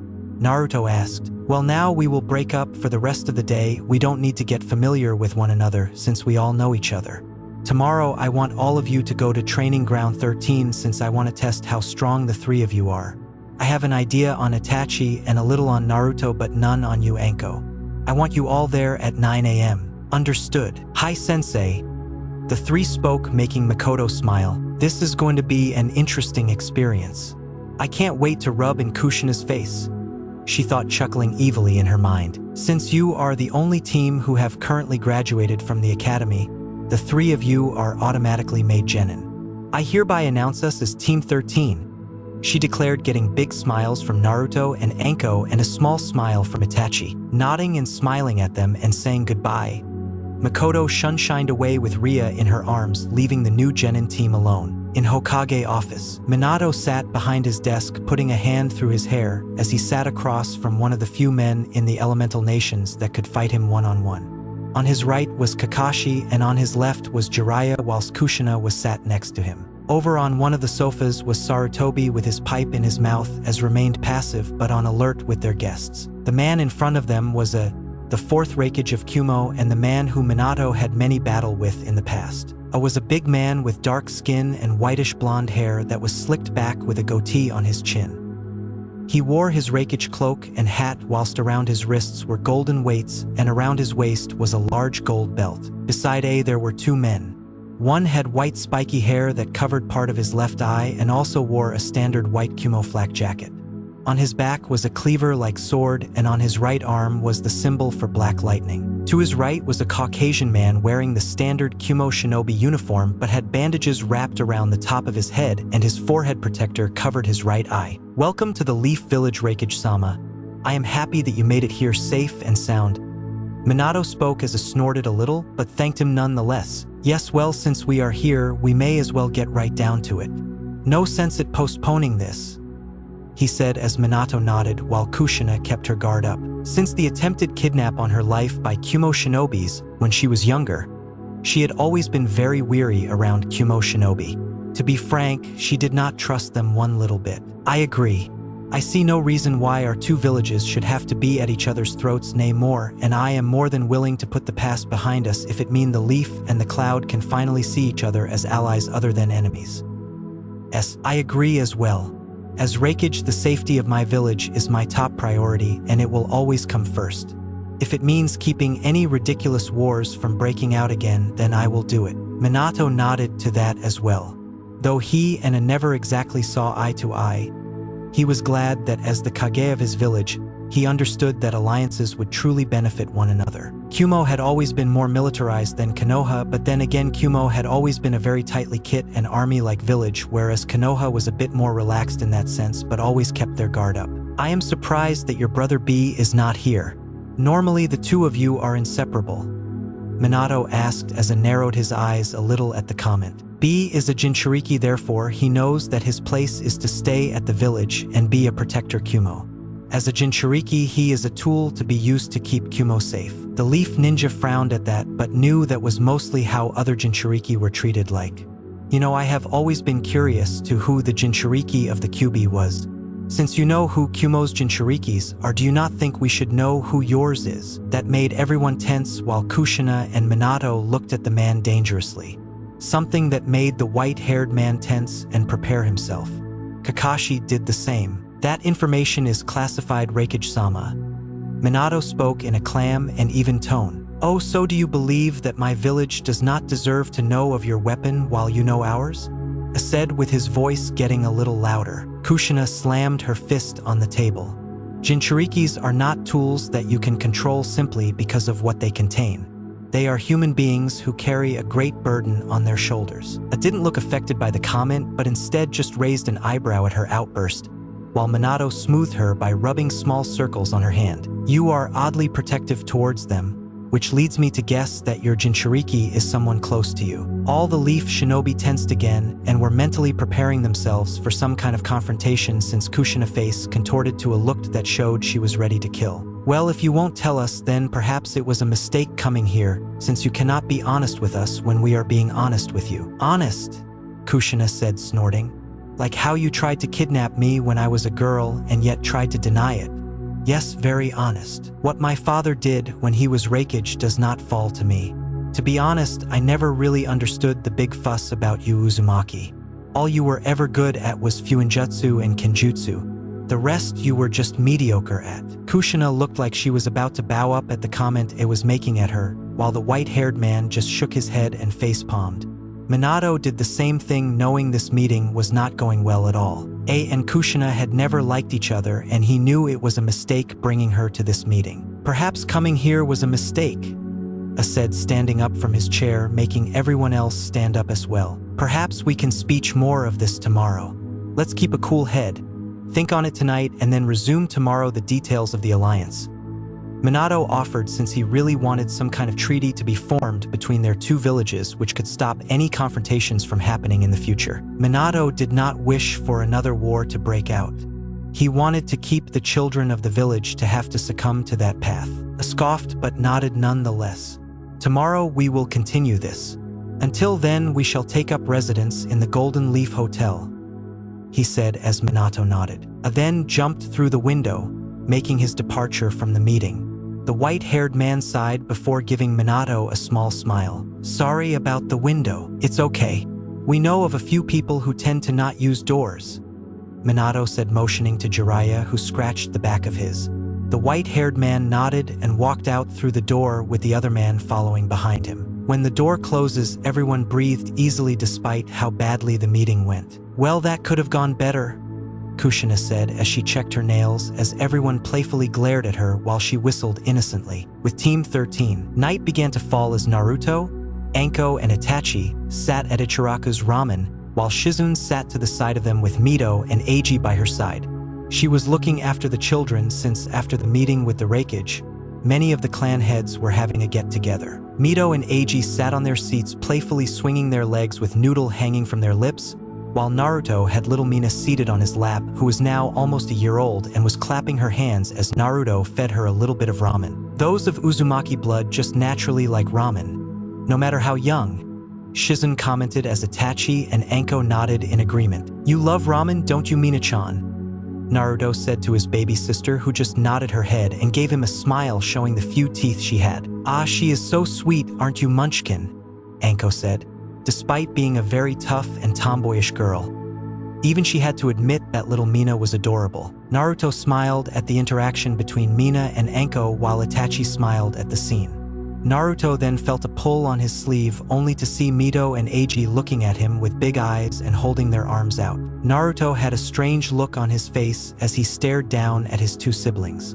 Despite loving them both, the whole thing with his parents and their attention was due to the twins, and in all honesty, he had been a little distant from Mito and Eiji, especially Mito since she was very clingy towards him and just wanted to follow him everywhere. Mina, despite nearly being one, was showing the same signs. The two little girls just loved being with their big brother. Eiji was the same but not as clingy. Shizune saw his slight dilemma and picked up the two twins. No, I want Naru, Mito complained as Eiji nodded in agreement, but Shizune gave them a warm smile. No, sweeties, it's time to go home. You both need your baths, she said, getting a disagreeable look on the twins' faces. Mito-chan, Eiji-chan, Naruto said, getting the twin attention. When I come home, I will try to read you a bedtime story, okay? He said, getting smiles from the two, making a small smile appear on Naruto's face in return. Shizune then put the two down and placed Mina into the stroller, who began to cry a little, not wanting to be out of her big brother's warm embrace. Naruto, are you coming? Shizune asked. Not just yet, Nei-chan. I gonna have one more bowl. All right, but be home soon. You might be a shinobi now, but you're still 9 and you need your sleep, she said. That goes for all of you too. Anko and Itachi nodded as well, and then watched as Shizune gave Naruto a kiss on the forehead before leaving with Mito, Eiji, and Mina back to their home. As they left, Naruto sensed the 𝕜𝕦𝕣𝕦𝕠𝕥𝕤 that were watching over them move to follow Shizune and his 3 siblings. They watched them go before Itachi turned to Naruto. "Still trying to put space between them, aren't you?" he asked as Naruto sighed a little and nodded. 𝕜𝕦𝕠𝕥 looked at him weirdly. "Why are you trying to put space between them? They are adorable. I just want to eat them up," she said while Naruto just didn't say anything. "It's just some personal business, 𝕜𝕦𝕠𝕥-san," Itachi said, making 𝕜𝕦𝕠𝕥 look at them both weirdly before she nodded. The trio sat there as they talked to one another, sometime also speaking to the ramen stand owner Tucci, who the 3 saw as a nice middle-aged man who was happy to help any who needed help. He had a daughter their age, Ayame, who they had seen a few times. As 𝕜𝕦𝕠𝕥 and Itachi spoke with Itachi, Naruto's sensor abilities picked up on something that he felt was irregular. He could feel the Kumo shinobi along with the 𝕟𝕦𝕣𝕦𝕦 enter the moment they entered the village. The 𝕟𝕦𝕦𝕦 stood out among the other 2 since his power was enormous, the same as his father and his Jiji. Naruto hoped of the stool and stood in the middle of the empty street as he looked in the direction of where the signature was coming from. "Naruto-kun, what is it?" 𝕜𝕦𝕠𝕥 asked as she and Itachi followed him. "One of the Kumo shinobi," he said, already putting the 2 on alert. "He not at the hotel with the others. He over by the Hyuga compound." "Why is he there?"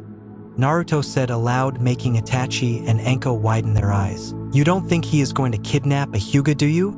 𝕜𝕦𝕠𝕥 asked, since they were both aware that Kumo for some reason desired the Hyuga clan dojutsu, the Byakugan. "Let's go check it out," he said as the 2 nodded and headed towards the Hyuga compound. It only took a few minutes before they arrived on one of the buildings opposite the Hyuga compound, and Naruto immediately began scanning the area for the Kumo shinobi he could sense. After a moment of search, he saw a black-clad figure against one of the outer walls, showing it to be the Kumo shinobi with the forehead protector covering his right eye. In his right arm, their eyes widened when they saw the Hyuga heiress, Hinata Hyuga, unconscious in his left arm. "𝕜𝕦𝕠𝕥, go warn my father. Now," he said as 𝕜𝕦𝕠𝕥 did not need to be told twice before taking off as fast as she could. "All the clan heads are at that gathering." He knew the head of the Hyuga clan would not be here, Itachi said as Naruto nodded. "We have to buy some time. We can't let him get away." Naruto and Itachi took a deep breath, knowing this could go very badly, but they were shinobi of the lead now, and it was their duty to protect the people who live there. As the Kumo shinobi was about to move both boys through shuriken towards him, the Kumo shinobi sensed them coming and dodged out the way and landed a little to his left. He looked to his left and his eyes widened a little when Naruto appeared a little in front of him with the shusui unsheathed and descending towards his head. He expressed interest in the black sword for a moment before he grabbed a kunai from his right pocket and blocked the strike, though buckled a little from the strength of the blade and saw his kunai crack in a few places.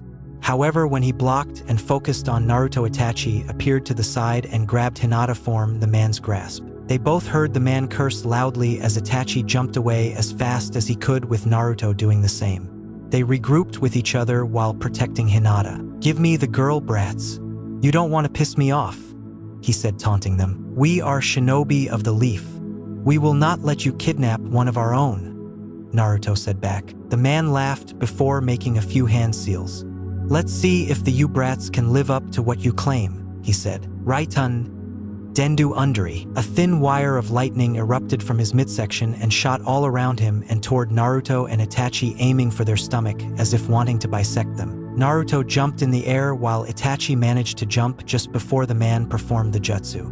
When Naruto looked at Itachi, he saw red and 3 tomos in each eye. Sharingan, he believed Itachi used it to predict the man's movement. As they jumped, the Kumo appeared in front of Naruto and kicked the small blonde and knocked him to the ground. He did the same to Itachi, but with the Sharingan activated, Itachi managed to dodge the swipes and kicked them and was giving him but could not attack due to having Hinata still in his arms. Itachi gritted his teeth a little since he could not fight back, but then heard Naruto's voice. "Water style. Water bullet," he said as balls of water made their way towards the Kumo ninja. The Kumo nin jumped out of the way, enabling Itachi to appear in the gardens of the Hyuga compound and lay her on the ground before going back to the battle. Returning, he saw Naruto with his blade redrawn, blocking quick and powerful strikes from the Kumo nin. Though Naruto was managing to block, the man's superior strength forced him to get pushed back and against a wall. The Kumo nin grinned before finding kunai being thrown towards him. Cursing again, he humped back and away from the kunai. Naruto and Itachi then stood next to one another and charged towards the enemy. Naruto threw punches and palm strike towards the 𝕜𝕦𝕣𝕦𝕠𝕥𝕤𝕦, specifically trying to hit a few of the weak and pressure points that Tsunade and Shizen had told him about.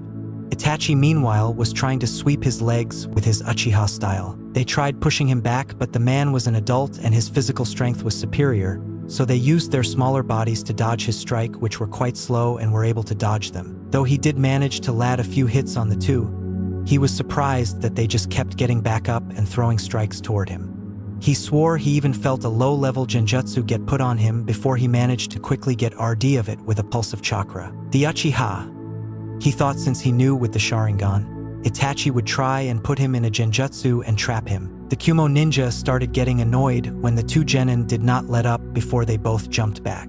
Katan. Gokaku no Jutsu. Itachi called as a fireball erupted from his mouth and toward the ninja. The ninja saw it coming and jumped in the air to dodge it, but his eyes widened when he saw Naruto was now in front of him and had Shusui drawn out again. Naruto swung his blade just as the Kumo nin tried to push himself back. Despite the dodge, the tip of the Shusui sunk into the man and slashed him across the chest. Naruto landed next to Itachi, both who got in their stances again as the Kumo nin fell back a little and gripped his chest. "You little shit," he said as he checked his wound and saw it was shallow but went across most of his chest. "What are these kids? They are no ordinary children," he said and looked into their eyes. Itachi with his Sharingan and Naruto with his violet eyes gazed intensely towards him. "Raitun, Saji Furashu," he said as his two hands surged with lightning and put them together.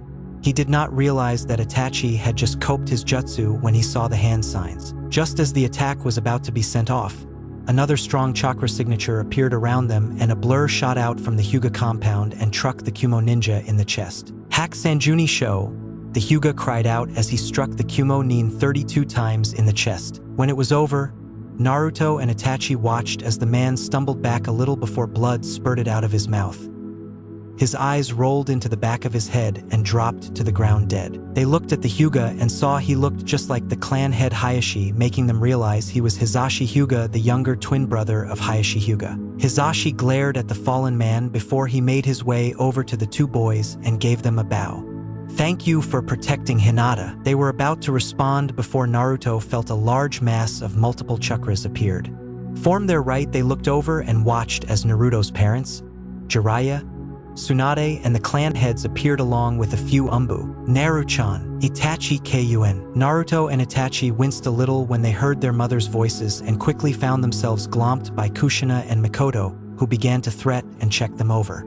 Both saw the bruises that were beginning to form on their faces and glared towards the fallen shinobi. When the two mothers were told by the two boys they were okay, Kushina nodded and joined Minato, who was speaking to Hisashi with the others while Mikoto hung back with the boys. Naruto watched as Itachi went a little red with Mikoto still checking him over and was planting kisses on him.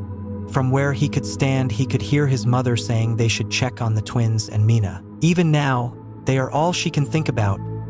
Naruto thought a little bitterly as he looked down at the ground as he shook slightly. Shaking his head a little, Naruto began to walk away and just made his way home while Itachi gave him a sad glance while Mikoto just wondered what had him so down. Meanwhile, Tsunade and Hiruzen, who had heard what Kushina said, looked at Naruto with sadness in their eyes. "We need to talk to them about this Sarutobi-sensei. Look at Naruchan, even if he doesn't necessarily show it, the way they treat him is affecting him. I heard from Shizun that he is distancing himself from the twins. It's like he doesn't want them to get too close to him," said Tsunade, worry clear in her voice. "While I agree with you, Tsunade-chan, the question still remains. How would we get them to see what they are doing to young Naruto? I doubt they even realize that their actions, or rather inaction, is causing him any sort of grief," he replied, also worried about the young boy that he saw as a grandson. "At moment, the only thing we can do is wait and see if they will realize their mistake before it is too late." Chapter 7. Lessons. Naruto stood at the north gate of Konoha as he waited for his team and sensei to arrive so they could go on their mission. Today marked their first C-rank mission ever, and Naruto could not help but feel a little excited. The night the Kumo shinobi had attempted to kidnap the Hyuga heiress, the Hyuga clan as well as the Shinobi Council had been extremely thankful towards him, Itachi and 𝕟𝕠, since if it was not for Naruto and Itachi holding the ninja back and 𝕟𝕠 going to warn the Hokage, then they may have lost the Hyuga heiress. As a reward, they made the rescue completed a ranked mission and all 3 genin got the pay. It also set a new record as Naruto, Itachi and 𝕟𝕠 became the youngest team to ever go on an A-ranked mission. Mikoto of course gave them a small scolding, but they knew that was just the mother in her talking. Though she was extremely proud of her first genin team and knew from that moment that Naruto, Itachi and 𝕟𝕠 would go on to do great things. They had their test the next day, which was basically to let Mikoto see their level of strength. She was not disappointed and, on more than one occasion, had found herself on the defensive before managing to push them back and subdue them. It made the trio realize that Mikoto was a very powerful woman who had rightfully earned the title of Fire Mistress of the Leaf. Since then, for the next 6 months, they went on simple D-rank missions all around the Leaf Village. They came up with a simple routine, which was to perform D-rank missions in the morning, and then they would break for a lunch break before meeting up again for a few hours in the afternoon to train. Mikoto had managed to find certain aspects with each of the 3 to help train them, in which she was thankful for, since she was not the type to leave one out while focusing on the other 2. With Itachi, she helped him with his ninjutsu and genjutsu since they both had the Sharingan. 𝕟𝕠 was taijutsu, and she would spend a good hour or more just blazing it out with the girl while also focusing on her elemental ninjutsu, which she decided to learn after seeing the 2 boys use theirs for the first time. Not surprising, she had fire element as well, which was a bonus. With Naruto, she struggled with for a short while before she could also help him with his taijutsu and kenjutsu. Though she used a tanto as a weapon other than a katana, the dynamic were similar, plus it gave Naruto plenty of time to practice his kenjutsu skills against his sensei and improve them. As Naruto thought of his skills, he looked down to the ground and stared at his 2 hands. He had always wondered what could help him stand out from his parents and teachers, since they were all very world-renowned. His father had the Hiraishin, his mother had her kenjutsu, and both had Fuinjutsu. Mikoto had her fire jutsu, Tsunade her healing skills and super strength, Jiraiya had his Toujutsus, Kakashi had his Chidori, Itachi his Sharingan, and Sarutobi with his Bojutsu and decades of experience. He had wondered what would set him apart from the rest. And it was 1 month ago when he finally found just what that was. Flashback. Naruto panted a little as Tsunade threw another punch, towards which he managed to jump to the side and dodge at the last second. He regained his footing and charged towards Tsunade. This was one of their normal taijutsu spars that Tsunade began ever since she began teaching him. They were in a small training on the Senju compound that they used recently over the few years, since Tsunade was the last of her clan and she did not want to see her ancestral home collect dust. He threw his right fist towards her, which she caught almost effortlessly in her right hand. When she did, Naruto's right leg came up and swung from the side as well.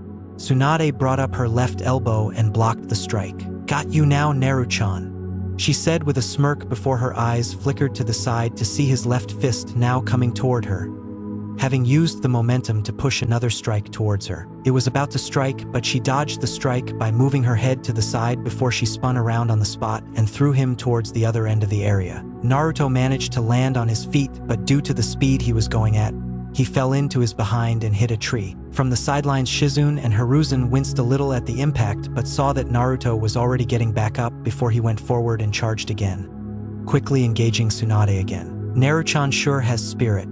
He and Tsunade-sama have been going at it for 2 hours now, and he is still going. Shizune commended, though she was not surprised given the Uzumaki stamina. Naruto-kun has come a long way in these few years. Hiruzen commented, amazed at how far the young blonde had come since he began his training with them. "Are you and Tsunade still planning on showing him the Shozen Jutsu?" he asked as Shizune nodded. Tsunade-sama wants him to know it just in case of emergencies, plus his chakra control has only gotten better. I dare say a few more years and his control might surpass my own.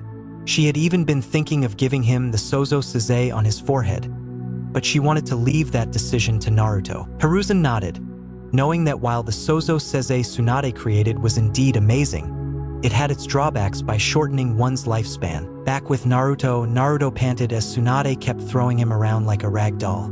Her taijutsu is just too strong. It is no wonder she hardly needs to use any ninjutsu or genjutsu. He thought before his eyes widened when her hand glowed blue and she clenched it into a fist. "Be ready, Naruto-chan," She shouted to him before she brought her fist down to the earth, causing the ground in front of her to begin cracking apart and causing the earth to tear apart. The ground around Naruto felt like an earthquake and did his best to keep his footing. Tsunade's strength was always going to be a game changer, even if she was the one who was winning. When he was about to jump out of the war zone, he felt his foot get stuck and trapped between a piece of the rubble and kept him in place as the ground in front of him burst open and debris went flying towards him. Tsunade, Hiruzen, and Shizen saw his foot had gotten stuck and were about to dash over to help him when they stopped and watched Naruto perform a feat Hiruzen and Tsunade never thought they would ever see again. Not knowing what to do, Naruto unconsciously channeled chakra into his hands and grasped his palms together. Just as the rubble was about to hit, pillars of wood suddenly shot out of the ground and formed a protective dome around him, which stopped the debris in its tracks. As the shaking stopped, complete silence was heard as Naruto looked at the wooden dome in front of him with eyes widened so much they looked like they would fall out. To the side, the three older shinobi were in a similar state as Tsunade had even dropped to her knees as she saw one of her grandfather's techniques. "It's not possible," Tsunade muttered, trying to understand what just happened, while Shizen was muttering that it had to be some kind of genjutsu and tried to dispel it. "Naruto," Hiruzen muttered as he looked at the boy who was in a similar state to them.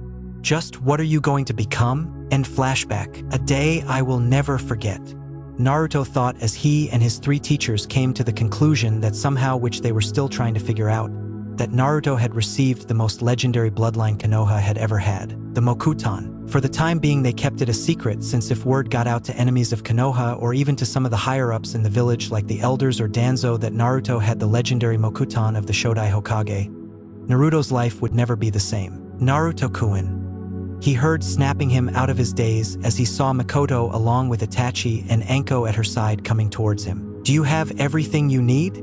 Mikoto asked as he showed a scroll in his right hand. "So to recap, what was the mission again?" Naruto asked, wanting to familiarize with the mission as much as possible. "It's very simple, really. We are to take this scroll," Mikoto said, waving a small scroll in her hands before sealing it away into her wrist. "And we have to deliver it to Mifune, the general of Iron Country. The scroll has updates on the next shipment of chakra metal that we get traded with from Iron Country." "I thought Iron Country was a neutral country. Plus it has samurais, not ninja," Anko asked. "It is, but even though it does not align itself with the other nations, it does trade with them since Iron Country is a cold nation, and it needs things like food imported since they can't grow food well in cold climates." "Then let's go. Can't wait. This will be my first time out of the village," Naruto said. Itachi quickly said the same while Anko stayed quiet. Team 13 set off from Konoha to the cold conditions of Iron Country. 2 days later, Naruto, Mikoto, Itachi, and Anko sat on 2 logs as they stopped for a short moment to take a breather from tree jumping and to get some food in their stomachs. 2 days of traveling were an interesting experience for the 3 genin since their D ranks only ever took a few hours at the most. Naruto was currently eating a few onigiri he had made prior to the mission. Another thing his Nachon Shizen had drilled into his head was how to make simple basic meals that could be taken on missions and which would not take up much room. Onigiri had quickly gone to the top of the list, and he made sure to make enough for the trip there and back. Mikoto and Itachi were eating some leftover stew that Mikoto had made for dinner before they left, while Anko was eating some dango she acquired before they left Konoha. As they ate, Naruto began to pick up on multiple signatures closing in around them and were coming towards them at a fast pace. He looked towards Mikoto, who had already picked it up, as had Anko and Itachi. The 4 nodded to each other and silently readied their weapons. A minute later, a swarm of arrows suddenly flew out of the woods around them and hit them, only for all 4 members to burst into smoke and be replaced by a log. Naruto blocked a sword strike from an overweight bandit before he kicked the man in the gut, which knocked him back and knocked him out. A dozen or so men, who were obviously bandits, ran into the small area where they had been eating. They obviously thought they could win against 3 children and a woman. "Where did they go?" one asked as they looked over the logs that were now on the ground. Just as another was about to speak, a rustle from above them made them look up to see Team 13 drop out of the trees and in the center of them before they began to attack. Naruto dropped between 2 and managed to kick them both in the face, making them get knocked back. When one of them got back up, he ducked a strike and landed a strong strike on his left kneecap, making it break in the process, as well as the bandit fell down holding his knee in pain. The other got up, but before he could do anything, Naruto threw a bunch of shuriken towards him, pinning him to the tree. From his side, he watched as Mikoto and Itachi easily took out the bandits around them, though Mikoto just looked bored if anything and was simply chopping the back of their necks and quickly tying them up or drove her tanto through their chests. He watched as 𝕟𝕒𝕣 shot a snake out of her sleeve, to which the snake then bit down on the man's jugular, causing blood to pour out of his throat and drop to the ground like a sack of potatoes. 𝕟𝕒𝕣 had killed, and he noticed she had no problem with it. It made him wonder if she had ever killed before. He dodged a swing of a large wooden club and kicked the man square in the face, making him fly back and hit a tree. He sensed around and felt there were only a few of the bandits left, which quickly were taken out by Itachi and Mikoto. However, he suddenly felt a small burst of killing intent hit him. It was nothing in comparison to what he was used to during his spars with either Mikoto or Tsunade, but it was enough for him to notice it. His body acting on autopilot, he turned round, readied his blade, and threw it forward. When he did, he felt a small warm splash hit his face. He wiped his other hand over the wet splash and looked at his hand in front him. Blood. When he looked forward, he saw a man in his early 20s wearing similar clothing to the other bandits around them, with a chipped sword in his hand. Naruto's blade was in front of him, currently stabbing the young man in the chest. Naruto had a look of horror appear on his face as he realized what he had done, and his hand began to shake.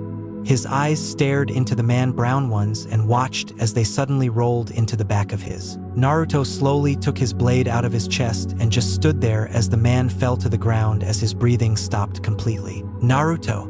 Mikoto asked from behind him as 𝕟𝕒𝕣 was seen standing behind Itachi, who had just thrown up. He had taken his first life as well by snapping one of the bandits' necks. 𝕟𝕒𝕣 patted his back gently as Itachi just stared down at the ground. "I killed him.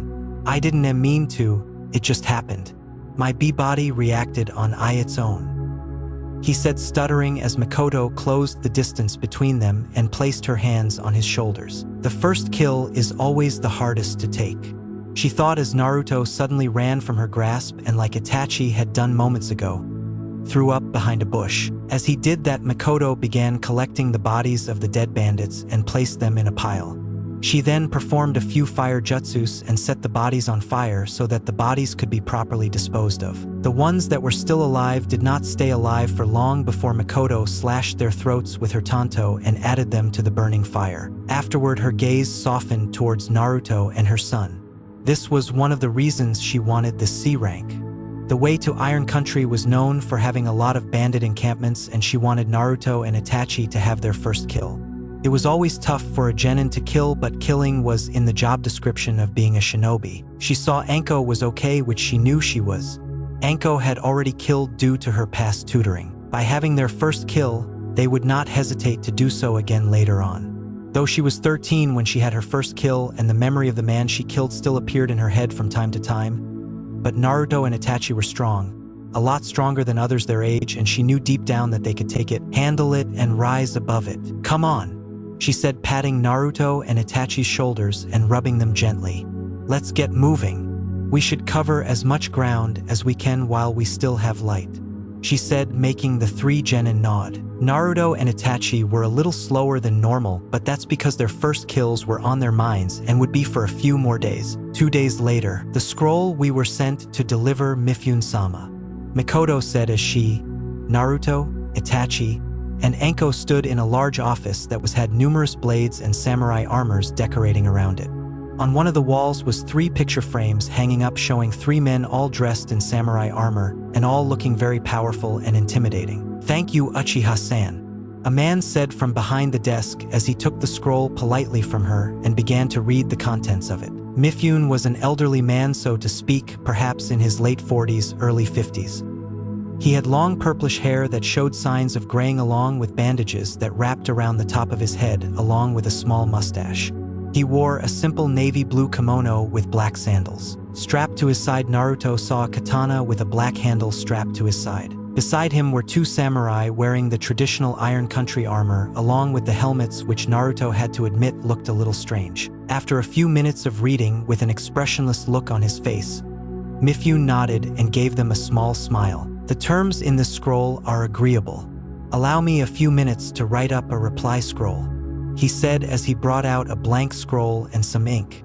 He began to write as the team stood there silently as they waited. After he finished, he handed the new scroll back to Makoto, who bowed and thanked him.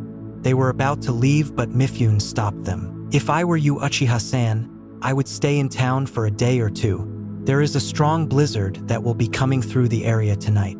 Anyone who gets caught in it will most likely freeze to death," he said. "I see. Thank you for the information and looking out for my team," Makoto said, bowing to him again to show her thanks. As Naruto, Itachi, and 𝕟𝕒𝕣 began to leave the room, Mifune used a few hand signals to send a silent message to Makoto. The two boys had looked so emotionless, and both had a tired and worn-out look on their faces. "What is wrong with the two boys?" Makoto sighed a little sadly and made a few hand signs in return. "First kill." Mifune immediately had a look of understanding cross his face, since it did explain everything. He nodded to her as they left and sat back in his chair while putting his sword in his lap. He noticed Naruto's blade in his right hand, couldn't help but feel intrigued. He knew that not many from the leaf practiced in Kenjutsu, and it made him a little curious at how he was progressing. Early next morning, Naruto lay on his bed as just stared up at the ceiling spread all over his futon with the image of the man he killed still on his mind. Every time he tried to fall asleep, he would see that man standing in front of him. "I wonder if this happens to others who kill for the first time," he thought as he looked out the window to see it was still dark outside, though the morning sun was slowly pushing its way through. He looked over to see Itachi was asleep, having spoken with Makoto for a few hours about it the night before, and he looked a lot better than he did. Makoto did the same for Naruto. However, even with her words, it would not leave his mind. Realizing he would not be getting any more sleep for the time being, he got out of his futon and put his clothes on. He carried Shusui in his right hand and made his way out of his room, which Mifune had kindly given them during their stay in Iron Country, and not get caught in the blizzard during the night. Making his way through the hallways, as well as looking at some painting and decorative samurai armors that were presented on display, Naruto eventually stopped at one of the indoor training rooms that they were told they could use. Since the environment of Iron Country was not the best to train in, the samurai had multiple giant rooms made for the sole purpose of training. In the room Naruto went in, there were training dummies made of both wood and stone, a large circle about 10 meters wide for small time spars to take part in, as well as racks for weapons of various kinds. He went over towards one of the wooden training dummies and unsheathed Shusui and began to train with his sword. The blade didn't feel very heavy to Naruto anymore, since he had carried it around for nearly 6 months and had both grown accustomed to it as well as got physically stronger. For about 30 minutes Naruto danced around the wooden dummy, slashing and stabbing at the straw dummy, though since he had no specific sword style, he was just sort of going with the strikes. From behind him, a pair of eyes rested on him as they watched him attack the straw dummy. Where Naruto was, he could feel someone watching him, but did not let on that he knew. They did not feel like a threat, but more like they were curious, as if they wanted to see what he would do next. A few moments later, the figure that was watching Naruto dashed forward at great speed with a katana in their hand and swung towards Naruto. Naruto, feeling them suddenly appear behind him, turned around as quick as he could and blocked the strike with Shusui. Turning around, he was surprised to see Mifune standing there in front of him, examining both Naruto and Naruto's sword. "Lord Mifune," Naruto said in surprise as he quickly sheathed his sword and gave the general of Iron Country a bow. "My apologies for engaging you," Naruto said, but quickly saw that Mifune was waving it off. "I engaged you, young Namikaze. It is I who should apologize. I wanted to see how well you acted with a blade, since I saw you carrying it the other day. I must admit your reaction time with it is quite impressive." "Thank you, Lord Mifune," Naruto said, a little taken back that one of the best sword users in the world was complimenting him. "Though by your footwork and the way you hold the blade, you do not have a style for it?" he asked as Naruto shook his head. "Does your mother Kushina Uzumaki not teach you? She is an expert in Kenjutsu, last I checked." Since he found it odd that a boy with a mother as well versed with a blade as Kushina was, did not have a sword style already. Mifune watched as Naruto shifted a little, as well as saw this small look of bitterness cross his face. "My mother is a busy woman. She does not have the time to teach me and continue her other duties in the village," he said, looking away. "I see," Mifune said before his face softened a bit. "May I?" he asked, wanting to take a look at Shusui. Naruto was a little hesitant since his sword was becoming one of the most precious items he had, but allowed it. Mifune took it and immediately noticed that it was heavier than other blades. He also noticed how different looking it was since the metal was black with a red wave-like pattern going down the middle of the blade ending at the tip, but admired its unique beauty. This is a strong blade, a blade meant for a lot of power and physical strength. To be able to hold a blade that is as heavy as it is at your age is impressive.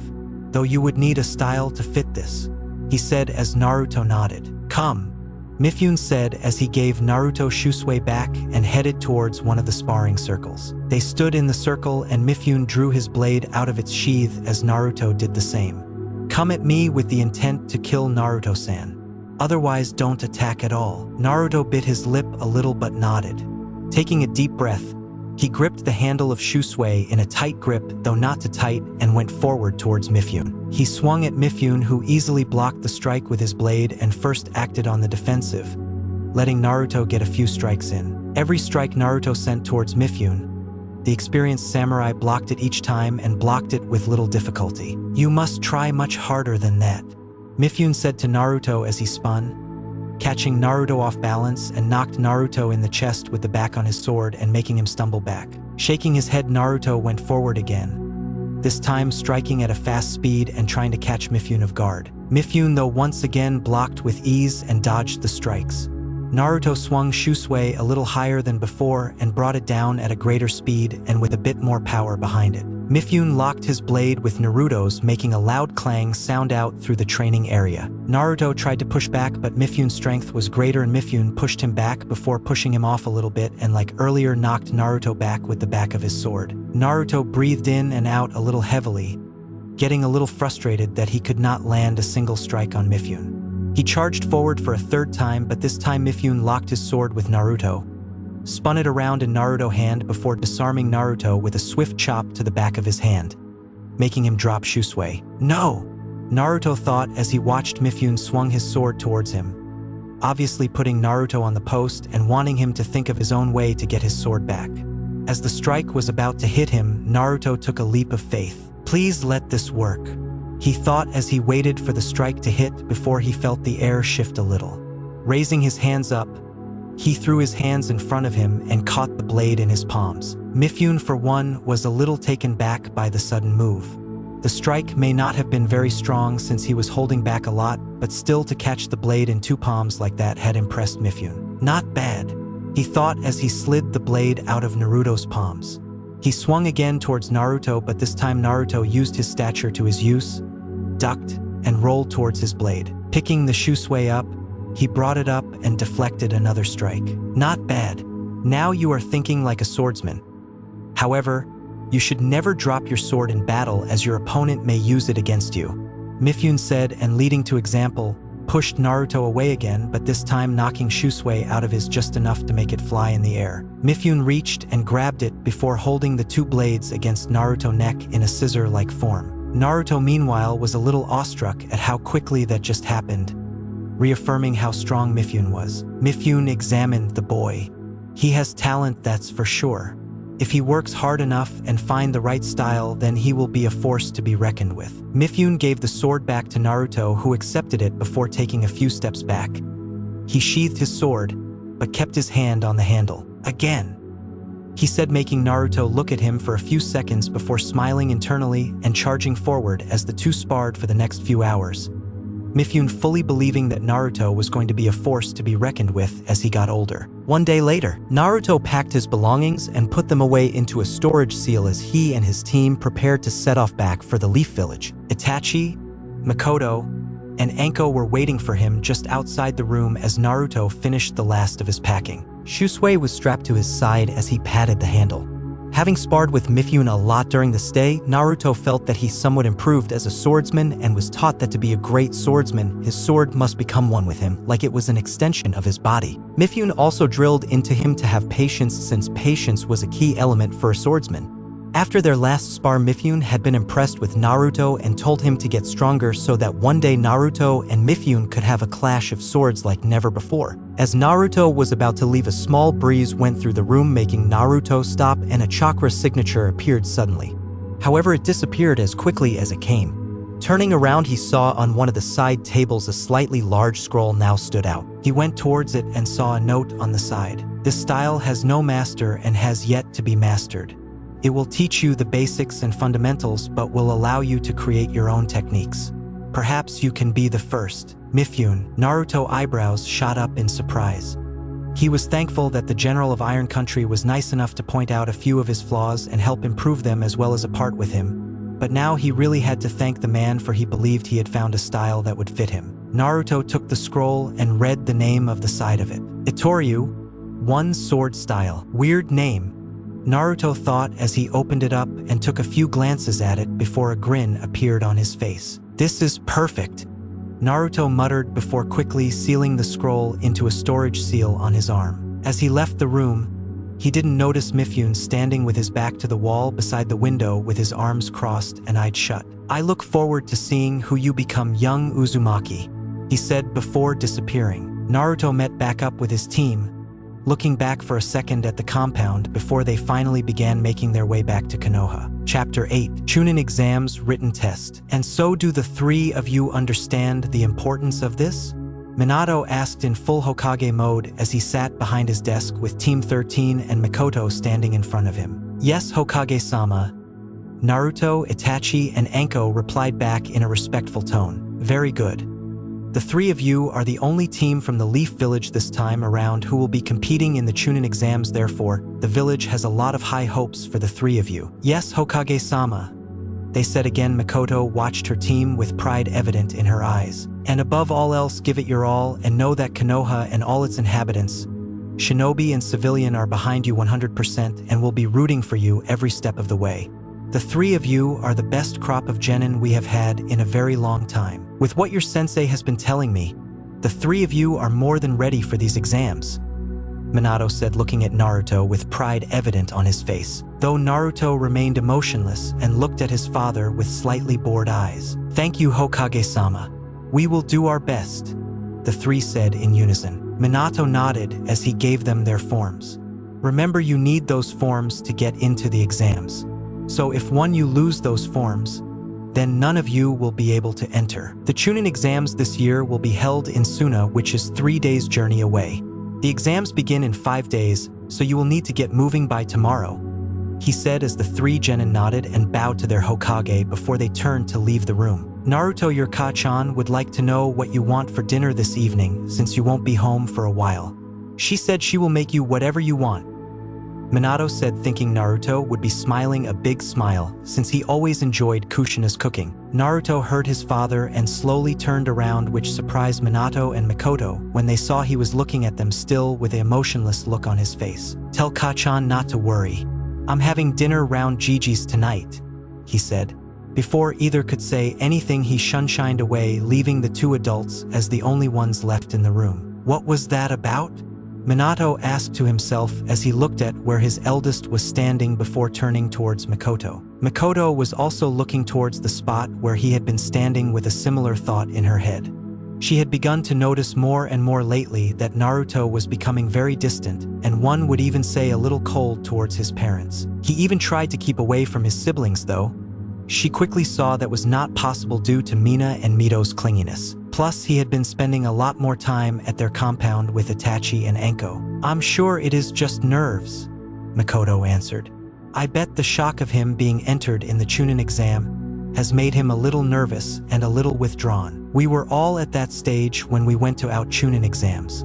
Do you remember Kushina during hers when she was 14? She asked, making Minato chuckle at the memory. Kushina had been so excited to being put into the Chunin exams that when the day actually arrived, she became a nervous wreck and on more than one occasion tried to pull out. Though when her confidence finally came back, she made sure everyone knew that she was going to become a Chunin and kick their ass to the moon and back. Naruto is probably just handling it differently. We all do handle certain situations differently. Minato sat there for a few moments before smiling. Yeah, you are probably right. I'm sure that's what it is. Though Kushina will be a little crushed that he won't be here tonight, but I'm sure she will understand, he said before saying goodbye to Mikoto and preparing to face the Kage's greatest enemy of all time. paperwork. Mikoto, meanwhile, as she left the room, had a frown marring on her face as she thought about her blonde-haired student and Genin. Naruto, what is wrong? What are you trying to hide? The Uchiha compound. Mikoto shunshined back home and immediately sought out her eldest son to ask him about Naruto's actions towards his parents. She found in the backyard playing with his younger sister, smiling towards his little sister. She walked forward and said, "Itachi, I wish to ask you something about Naruto." "So you noticed then the way Naruto acts towards his family?" asked Itachi with a sad look on his face, as he thought about his closest friend and the problems he had at home. "Yes, I noticed. What is that about?" "He is so cold towards his parents and tries to push away his siblings," she asked, concerned about her student's well-being as well as the state of her best friend and rival's home. "When I first met Naruto, we were both 7, as you remember?" he stated, and the continued when his mother nodded.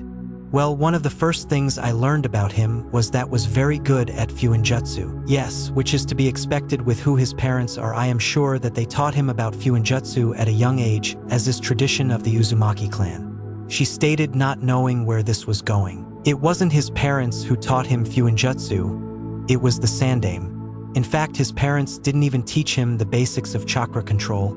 He learned it from Shizen-san, replied Itachi, pausing to let everything he said sink in. But why would he have to learn such things from other people? Surely if he had asked, his parents would have gladly taught him. She asked, not sure if she wanted to know the answer. Itachi just shook his head and looked towards Hokage Mountain, where you could just make out 2 figures on top of the Yandaime's head. Naruto did ask them to teach him.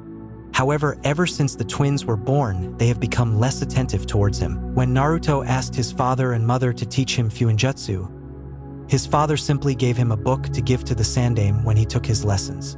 He asked his mother to help him with his chakra and to learn about, and instead of making a shadow clone to do so, she told him that she was too busy and then passed him off to Shizune. Mikoto looked over at her son in shock and then towards the blonde speck on top of the mountain with sadness in her eyes. She couldn't understand what could possess 2 of her closest friends to act this way towards their son. Why haven't you or anyone confronted them about how they treat Naruto? It's not how you think. They aren't doing it on purpose. They are unintentionally favoring the twins. As for why we haven't confronted them, Naruto told everyone not to. He thinks that it won't change anything, so he would rather endure it rather than have his parents think that he is starting things because he is jealous of the twins, which he is not. Responded Itachi, smiling slightly as he turned towards his mother, which confused her greatly. After all, why would he be happy about that?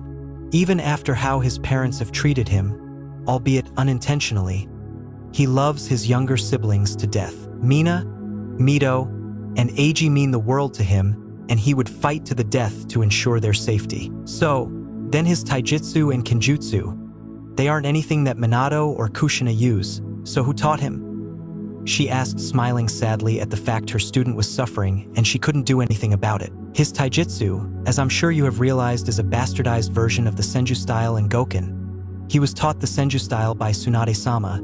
However, the Senju style is defensive like the Uchiha style, so in order to counteract that problem, he asked Gai-san to teach him Goken. Also, the Senju style and Goken were too restrictive for him, so he adjusted each style to work better with his body type, said Itachi as he made a face at little Ria, which made her giggle and smile at her big brother. I thought it seemed familiar, though I have trouble following it with my Sharingan. Do you have the same problem? She asked, since even though he was younger, Itachi's eyes were sharper than hers. Yes, I have much trouble following it since his style is more freeform than the normal structured style of either style, though I would be surprised if it was like that on purpose. Naruto and I are friends as well as rivals, so it would make sense for him to have something to counteract my eyes. You asked about his kenjutsu, correct? Itachi asked, still playing with Ria. Yes, I did. I have never seen anything like it in all of Hai no Kuni, she replied, smiling as she watched her eldest and youngest play. That would be because it is from Testa no Kuni and has never been used or mastered, as, like his taijutsu, it is free-formed. Apparently Mifune-sama saw that Naruto was having trouble with his first kill and found Naruto training in kenjutsu, which at that point he didn't even have a style, just natural talent. They sparred while we waited out the storm at night. When we left, Mifune left him a scroll with the footwork and a challenge for him to become strong enough to face him on an equal footing one day. he said as he picked up Ria to take her inside for her nap, leaving his mother to mull over what she had been told. I will have to talk to Naruto to get the full story from him, though you can't help but be impressed that he has come so far with so little help, she thought, hoping to help the little boy whom she saw as a nephew. With Naruto, so you are going to be in the chunin exams. Are you excited? Sarutobi asked Naruto as the two sat on top of the Shodaime Hokage's head on the Hokage monument as they looked over the village as the sun began to disappear and let night settle in. Beside him, Naruto gave him an excited smile. I really want to test myself against other strong people from the other villages. The stronger the better, I say. Well, remember not to get in too over your head. If you get too overconfident and cocky, then it may lead to your downfall. I have seen it do that to my shinobi during my life. Sarutobi lightly scolded, but Naruto nodded. I know, but I am just excited, that's all, he said. A complete 180 turn from what he was acting like earlier. Well, that is good then. Will you say goodbye to Tsunade and Shizune before you leave? He asked with Naruto quickly nodding. Good. I know they will miss you while you are gone. Those two will miss having their little blonde sunshine not be around for a while. Sarutobi then laughed at the pout on Naruto's face at being called a blonde sunshine. I will miss them too, but it won't be for long. Plus, if I make it into the final round, you will all come and watch me, right? Just try and stop us, Hiruzen said, making Naruto smile brightly. You would need an army of shinobi and more to stop Tsunade from going. He thought, since Tsunade truly did love and care for Naruto just like she did for Nawaki, but in a more maternal way. The same could be said for Shizune, since she had a big soft spot for the young blonde Uzumaki. Hell hath no fury like a woman scorned. Shaking his head, Sarutobi then put his hand on Naruto's shoulder and gave him a serious look and telling him to pay close attention. Naruto knew this was his GG slipping into his Kami no Shinobi mode. Since there are going to be shinobi from other villages, there is a chance they will recognize you by your appearance and your name. Ninja of Kumo and IWA will most likely be participating, so you must be on your guard, he said as Naruto nodded. Especially after the Kumo incident here a year ago, we have become wary around them. I still don't understand why the alliance never happened. The Raikage said he knew nothing about the abduction and that the Kumanin had done it on his own accord. I could feel his chakra GG. If he was lying, then his chakra would have been all over the place. He was telling the truth. Yes, well, unfortunately, Naruto, even with that statement, the word of a lone genin would not be enough to change the mind of your father and the Shinobi Council. Plus, due to your mother's past experiences with Kumo, she already did not like the fact that they were here in the village. Naruto sorted a little, which was very much unusual for him. He responded very sarcastically.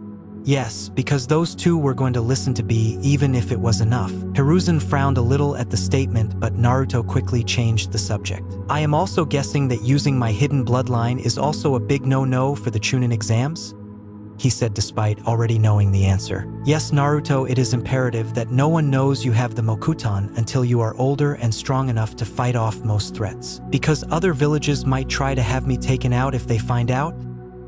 He asked as Hiruzen nodded his head. The Mokutan Naruto is recognized as one of the strongest bloodlines in the entire world. It is rivaled only by the Sharingan, yet many believe it is superior than the Dojutsu. The power to control and suppress the power of a tail beast is a power that many will desire. Plus, there are people in the village that might try to take advantage of it, he said as Hiruzen's face darkened a little. Yes, there are those in the shadows of the Konoha that will try to use that power, which could end up hurting the leaf more than helping it, he said as his thoughts trekked first to a few members of the councils who were known to be rather power-hungry before it settled on his old teammate and Konoha's war hawk Danzo. If Danzo ever gets his claws into Naruto, the man would not stop until Konoha is under his control. He thought before Naruto and Hiruzen let silence take over. One thought about who and what he would face in the future, while the other thought of the obstacles that his surrogate grandson would one day have to face. 5 days later, a cloaked, covered Team 13 trekked through the sands of the desert as they walked towards the giant gate of the Sunagakure. The gates were made of massive stone and had 2 chunin guards similar to what Konoha had stationed at the gate. Halt. State your names and purpose for coming to the Sunagakure, one of the chunin said as Mikoto took off her hood and showed her Konoha headband. Mikoto Uchiha with her genin team "Here for the chunin exams," she said as she handed the chunin some forms as they looked it over. After a minute of looking, the guards nodded their heads. "You're all a little late, aren't you? The exams start in an hour and most of the team are either already there or are heading that way. We got caught up in a sandstorm on the way here, so we had to take cover. We should have been here yesterday afternoon, but we had to bunker down for a day and let the storm pass." The chunin both nodded in understanding since sandstorms were very common in the desert of Suna. If you got caught in one or attempted to brave it, then you most likely would not make it. "Okay, well, the chunin exams are taking place in the academy building on the west side of the village. You will probably see a few team head in that direction, so just follow them," one of the chunin said as Makoto and the three genin all nodded and walked on through. Team 13 quickly made their way through the gates and headed towards their lodgings, which were at the Desert Possum Hotel. Once there, they deposited their bags while Naruto, Itachi, and 𝕟𝕒𝕣 kept the things they knew they would need for these exams. Once done, Makoto led the trio towards the academy building on the east side. As they made their way there, they spotted a few other teams from the other villages. One was a group from grass country if the headbands were anything to go by, while another was from the rain. They kept their guard just in case until after 10 minutes they arrived at the academy building. Makoto stopped at the entrance and turned to look at her team, a proud smile marring on her face. "You all have everything you need, right?" she asked as the trio nodded at her. "Know that the three of you have made me so proud this past year and are about to do something that very few people can say they have done within the space of a year. I know the three of you are going to go on to do great things if what I have seen from the three of you is anything to go by. I know the three of you can go all the way in this exam, but remember that in this exam not everything will be what it seems. So look underneath the underneath and pick out things that may seem little, but will end playing a big part in these exams." Naruto, Itachi, and 𝕟𝕒𝕣 smiled towards their teacher and in Itachi's case mother and bowed to her. "Thank you for putting your faith in us, Makoto-sensei/Ka-san, and thank you for helping us get to this point in our ninja careers.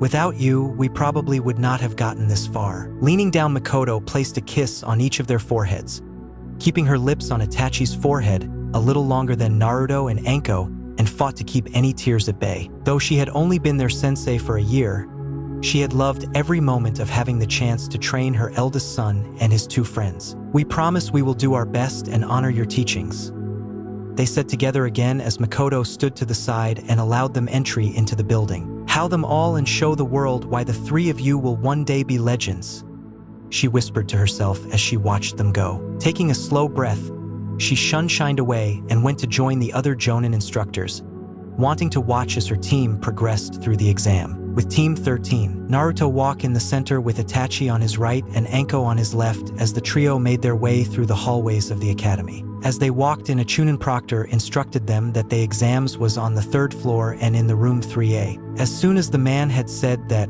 the three already knew something about this exam was already fishy. As they walked up the stairs of the academy building, once they got up the stairs, they saw the room 3A in clear writing and saw a grassnin team head into the room. 𝕟𝕒𝕣, thinking nothing of it at first, walked forwards and went towards the door but stopped when she felt Naruto and Itachi's hand rest on her shoulders. "Hold up, 𝕟𝕒𝕣. This is not our floor," he said, making her look at him in a confused manner. "But the door is right there. 3A," she said, but by the look on their faces she guessed that was not quite the case. "What number was the room again?" he asked as 𝕟𝕒𝕣 lazily told him it was 3A. "Right, so then how many flights of stairs have we gone up so far?" 2. She trailed off before her eyes widened a little as she realized what he was getting at. She turned back around and looked at the sign which read 3A. She gazed at it strongly for a moment before seeing the words flicker on it. "A genjutsu," she whispered as the others too nodded, caused her to groan. I can't believe I almost fell for that," she whined as Itachi gave an amused smirk across his face while Naruto put an arm around her shoulders. "Don't worry, 𝕟𝕒𝕣-chan. It will happen to the best of us. That genjutsu, I am guessing that is there to weed out the groups that are not ready for the exams. If they can't see through a simple genjutsu like that, then it means they are not ready. Since we noticed it, it means we are ready," Itachi added as they watched 𝕟𝕒𝕣's eyes ignite into flames as her drive to pass the exams got even stronger. "Then what are we waiting for?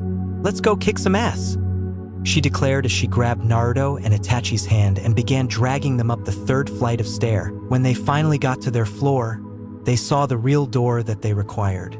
They narrowed their eyes on this one to see if it was a genjutsu, but quickly their faces calmed, seeing it was the real one this time. They walked together and after taking a deep breath, slid the door open and went inside. When they went in, they felt a little nervous, though they never showed it. All around the room were genin teams that look a lot older than they were. Many were in their teens, and as they looked around saw that the oldest must have been about 16. Great, more kids. They heard one of them snort out, but Naruto quickly noticed that many of them were gazing at him. That kid looks familiar. You don't think he is the Kiroi Seiko's Yellow Flash kid, do you? Another whispered, while others contemplated the idea. If he is, then this exam has got more fun. Another said, showing from his headband he was from Kumo. If he is, then it must mean he is the Beniheims, Crimson Princess, son too. Naruto breathed calmly as he, Itachi, and Anko went and stood on one of the back walls. There are a lot of teams here, Anko muttered out as she looked over the teams before she smiled a blood-curdling smile. It just means there are more people to cut and make bleed. Both Naruto and Itachi rolled their eyes at their female teammate, but figured it was good that she was at least confident. The two of them were confident, but they knew not to get too overconfident, since getting cocky can easily lead to someone getting killed. Deciding to scope out the other teams, Naruto examined the other team, looking for any weaknesses he thought they might have, as well looking to see what nation they came from. The first, he noticed that a lot was from the minor nation like grass, rain, and even bird country. Since they were smaller in size, Naruto guessed they needed more chunin level shinobi. There was about 2 from Kumo that kept sneaking glances towards him, but he also noticed there were no teams from Kiri. But he already knew why though. It was quickly known through Konoha that a civil war had erupted in the hidden mist village, and currently the Mizukage, who was known as Yagura, was at war with rebel forces that wanted him gone. From what Hiruzen had told him, it was due to Yagura wanting the bloodline eradicated, and he saw them as a threat.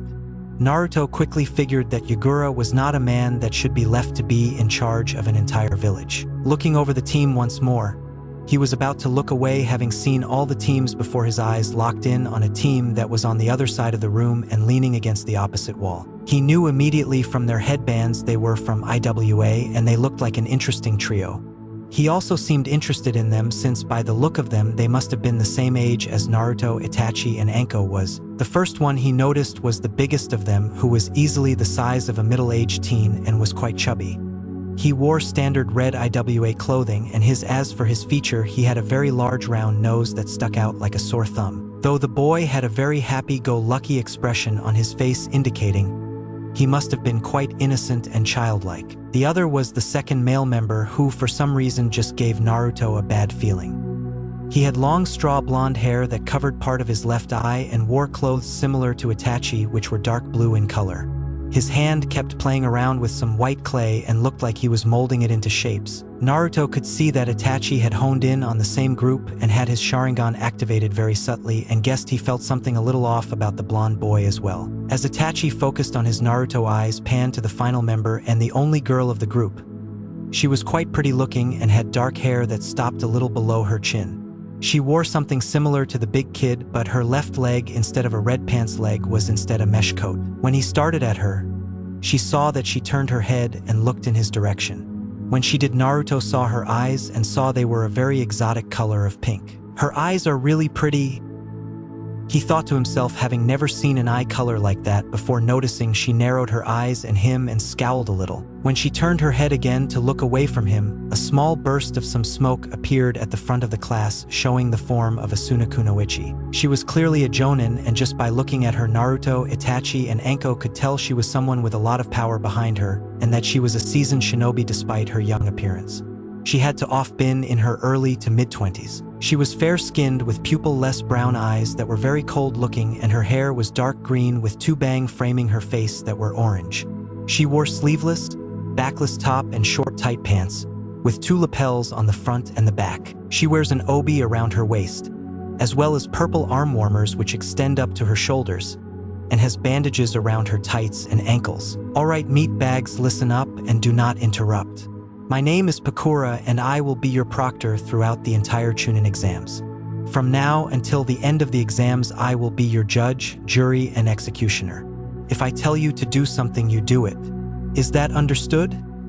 She declared as everyone nodded their heads. Everyone go around the tables and sit in the seat with your name on it, she said as everyone began moving around. Naruto found himself at the front and found out that he was sitting beside none other than the iwa kunoichi. Though she completely ignored him and made sure not to even look at him. Anko was in the middle room while Itachi was at the second to last row. The trio was completed separated. The first test is a written exam, she said as a few of the station chunin that appeared in the room began laying out exam papers in front of them. Answer the questions as best as you can, however be warned that if you are caught cheating, you and your teammates will be sent out of this room and you will fail the chunin exams. No pressure then, Naruto thought. You have 50 minutes to answer the 9 questions on the paper before we will stop the exam and give you the choice to answer the 10th question. Your time will start now, she declared as man of the genin got their heads down and began writing. Naruto also put his head down as he began to read the question, but quickly knew something was off about the test when he saw the questions. They can't expect us to know this surely? He thought to himself, seeing the question were ones that some jonin probably would not even know. While he could answer 3 or 4 of them, the others left him a little baffled. There is something about this. He began to scan around the room as discreetly as he could. As he did, some of the chunin judges began calling out numbers and started sending some of the people out of the room. Many grumbled and claimed they were not cheating, but it did not matter since they were forced out if they did not comply quietly. He looked to his side at the iwa kunoichi, was a little surprised to see that she had forehead protector strapped around her wrist and was using it as a reflector to see the exam sheet from the person behind her. She is cheating and not getting caught, he thought as he then turned to try and see his teammates. When he saw Itachi, he saw his Sharingan was on and was copying the hand movements of the guy in front of him, while Anko had a small snake besides her which was relaying the answers from the person behind her. We have to cheat. That is the aim of the first exam, he thought as it finally clicked. Smirking a little to himself, he first answered the question he did know before he put his hands behind his head and leaned back on the chair and closed his eyes, letting himself feel the chakra of all the people in the room. He could feel most were nervous and scared while only a few were keeping it together. A few of the chunin proctors looked at Naruto in surprise and saw one of his hands take the pencil on the desk and write a few things before putting it down. He did that continuously for the rest of the 50 minutes. Pakura raised an eyebrow at the kid, wondering what kind of trick he was pulling. Everyone pencil down and listen up. Pakura suddenly spoke, gathering all the attention towards her as everyone complied with the order. All right, are you all ready for the final question? Pakura asked as they all nodded their heads. Good, because know now if you quit you will be disqualified from the exams. However, if you choose to take it and you fail, you will never get promoted and will remain a genin for the rest of your life, she said, flaring her ki, now causing worry and panic to fill most people in the room as many began shouting at how, telling her that it was not fair. Konoha's ninja and Iwa's ninja all stayed silent, though as they listened to the others complain. Naruto watched as about 4 teams got up and left the room, not wanting to take the chance. So you think you got what it takes, Gaki? You think because of who you are, you think you can make it? Pakura said towards Naruto, wanting to see how tough the blonde boy was and if he was ready and how he would take the jab. Naruto, though, just shrugged at her question, gaining looks from many, including the IWA girl next to him. I don't really know, but I do know that I won't let your little trick of trying to demoralize us get to me. This question is all about whether or not we are willing to risk it all. We are shinobi and we will be risking our lives every time we go on a mission and step out of our village.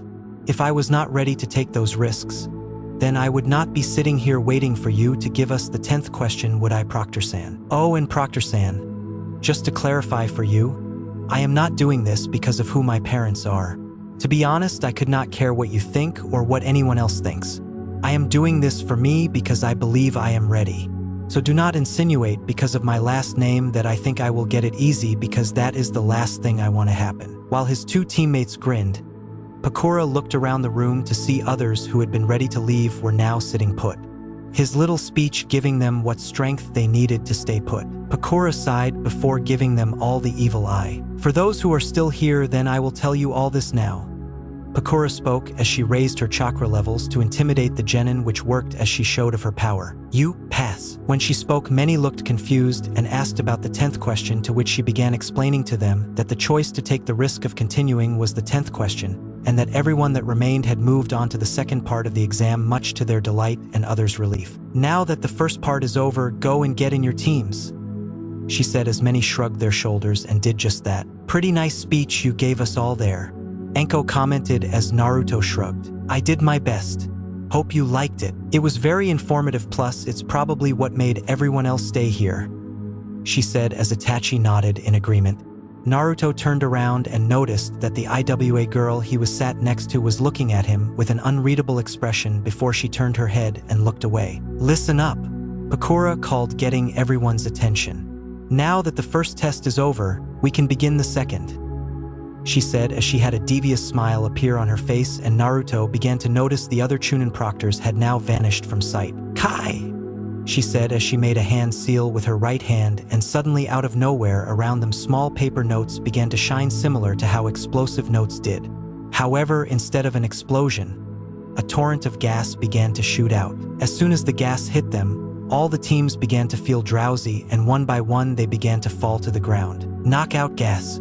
What the hell is the second exam then? Naruto said to himself as 𝕟𝕠 collapsed in front of him and fell asleep, with Itachi falling next before Naruto finally went down, being the last in the room to go down. Pakura then reappeared along with a couple of dozen other shinobi, which included Mikoto, who went forward towards her team. You three have done well to get past the first exam, but now the second exam will be much harder, and it will test your teamwork and your survival skills, she said as she grabbed a hold of the three of them and shined away, just like the other senseis did with their genin teams. When they were gone, Pakura went around the room and began picking up the papers. When she got to Naruto, though, she found a few of the answer had been written it, which she saw were correct, while on the other question he had begun playing game of tic-tac-toe. Seeing it, it made her snort and shake her head. I just passed a genin that did not even take this first exam seriously, and who will no doubt be a big player in this exam, she thought as she continued to collect the papers. This year's chunin exams are going to be an interest, that is for sure, she thought as she finished picking up the papers and shined away, leaving a now empty classroom. Chapter 9. Chunin Exams Survival. Oh, what hit me? Naruto groaned aloud as bright light shined directly down upon him, causing him to groan even more and put his hand in front of his eyes in order not to go blind from the sun. He didn't know where he was, but wherever it was hot, very hot. So much so that his forehead was sweating an awful lot and could feel his clothes were sticking to him a little, making him feel a little uncomfortable. The ground beneath him was flat and soft. However, it felt loose and like it was shifting beneath him. What am I lying on? He thought as he began to sit up. When he went to rub the back of his neck, he found sand covering it. Look behind him completely, he saw his whole back was covered in sand. What the? He said before he finally took a good look around and noticed they were currently under the shade of a few cacti that were piled together, which were stationed in the middle of the desert. Where the hell are we? He shouted out, causing movements to stir next to him. Looking over, he saw 𝕟𝕠 and Itachi all lying next to him, but were showing signs of beginning to wake up. Guys, wake up, we got problems, he said as he shook them both awake. The last he remembered was being in the classroom with the other teams that passed the first tests. Okay already, take it easy dude, 𝕟𝕠 complained as she began to sit up and rub her eyes. Itachi did the same and was blinking his eyes. As they both began to wake up, they began to notice where they were. They blinked furiously as if believing it was a genjutsu and even tried to dispel it. Once they realized it was not a genjutsu and they were really in the desert, 𝕟𝕠 summed up everyone's thoughts. Where the fuck are we? The desert by the looks of things. Damn, Proctor must have knocked us out with knockout gas, he said as the trio began to shakily stand up. For the next minute, they checked themselves over and sighed happily that everyone still had all their belongings. Naruto was especially thankful no one took his blade, but then again he had that in a storage seal on his right wrist since he did not want people seeing his beautiful blade just yet. There's a note, Itachi said as he looked over at one of the cactuses and saw that pinned to the center cactus was indeed a note. They all got up and went towards it. Itachi delicately took it off, not wanting to get struck by one of the prickles of the cactus plant, and read out what it said. Congrats for passing the first exam. Now the real test begins. Your team has been stranded in the middle of the Suna desert to which your team must survive. You have 5 days to return to the Suna village. If you do not return in that time, then you will be disqualified. Along the way, there will be a surprise in store. Oh goody! This sounds like a heap of fun. Naruto commented dryly as 𝕟𝕒𝕣 and Itachi could not help but agree with him. So we are stranded. Who the hell came up with this stupid idea? 𝕟𝕒𝕣 wailed as the two sighed and shook their heads. 5 days, huh? I don't suppose anyone actually know which direction we have to go in. Do you? Naruto asked as he looked around them. I guess that is another thing we have to figure out. Navigation and stuff like that. Itachi added, though he was more worried about getting food and water once they ran out. Well, if we have 5 days, then I guess we should aim to get there sooner than that. Everyone check your packs to see what food or water we have, since water especially is going to be something we will need to treasure in the desert. Took a few minutes, but they quickly figured it out. They had about 2 bottles of water each, along with a few ration bars between them, as well as 1 rice ball each. It was not much, but it would have to do. If we run out, then we either have to hope we find some kind of oasis and that Kami is smiling at us, or we make quicker haste towards finding Suna. Well, that is great and all, but how exactly do we find Suna? I don't see anyone with a compass, 𝕟𝕒𝕣 said, making both Naruto and Itachi think. They thought about it and now really did wish they had a compass and a map. But if they wanted to be chunin, then they had to figure out news way to get back to Suna. Naruto, Itachi asked, getting the blonde attention. Your sensor ability, how far can you sense with it? My sensor ability? I can sense pretty far. I mean, when I was 5 I could sense at least a few miles, but I have never tried anything that long range. I know there is no chance I could sense all the way to Suna, since I have no idea how far out we are.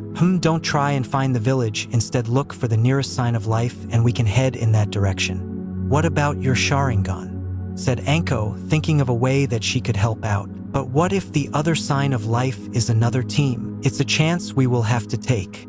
Plus my Sharingan can't see that far, replied Itachi. I got it. Both stopped talking as they looked towards 𝕟𝕒𝕣, who was beaming with pride. I know how we can find our way back to Suna, she said, getting raised eyebrows from both boys. Would you like to tell us this way of yours? Naruto asked as 𝕟𝕒𝕣 grinned. Better. I can show you, she said before biting her thumb and planting it on the ground. Kuchiyose no Jutsu. A tiny cloud of smoke appeared just in front of 𝕟𝕒𝕣, and I watched a small green-skinned snake appeared and slivered towards 𝕟𝕒𝕣 and up her arm. What can I do for you, Miss 𝕟𝕒𝕣? The snake asked. Rella, do you think you could point us in the direction of the sand village? Suna?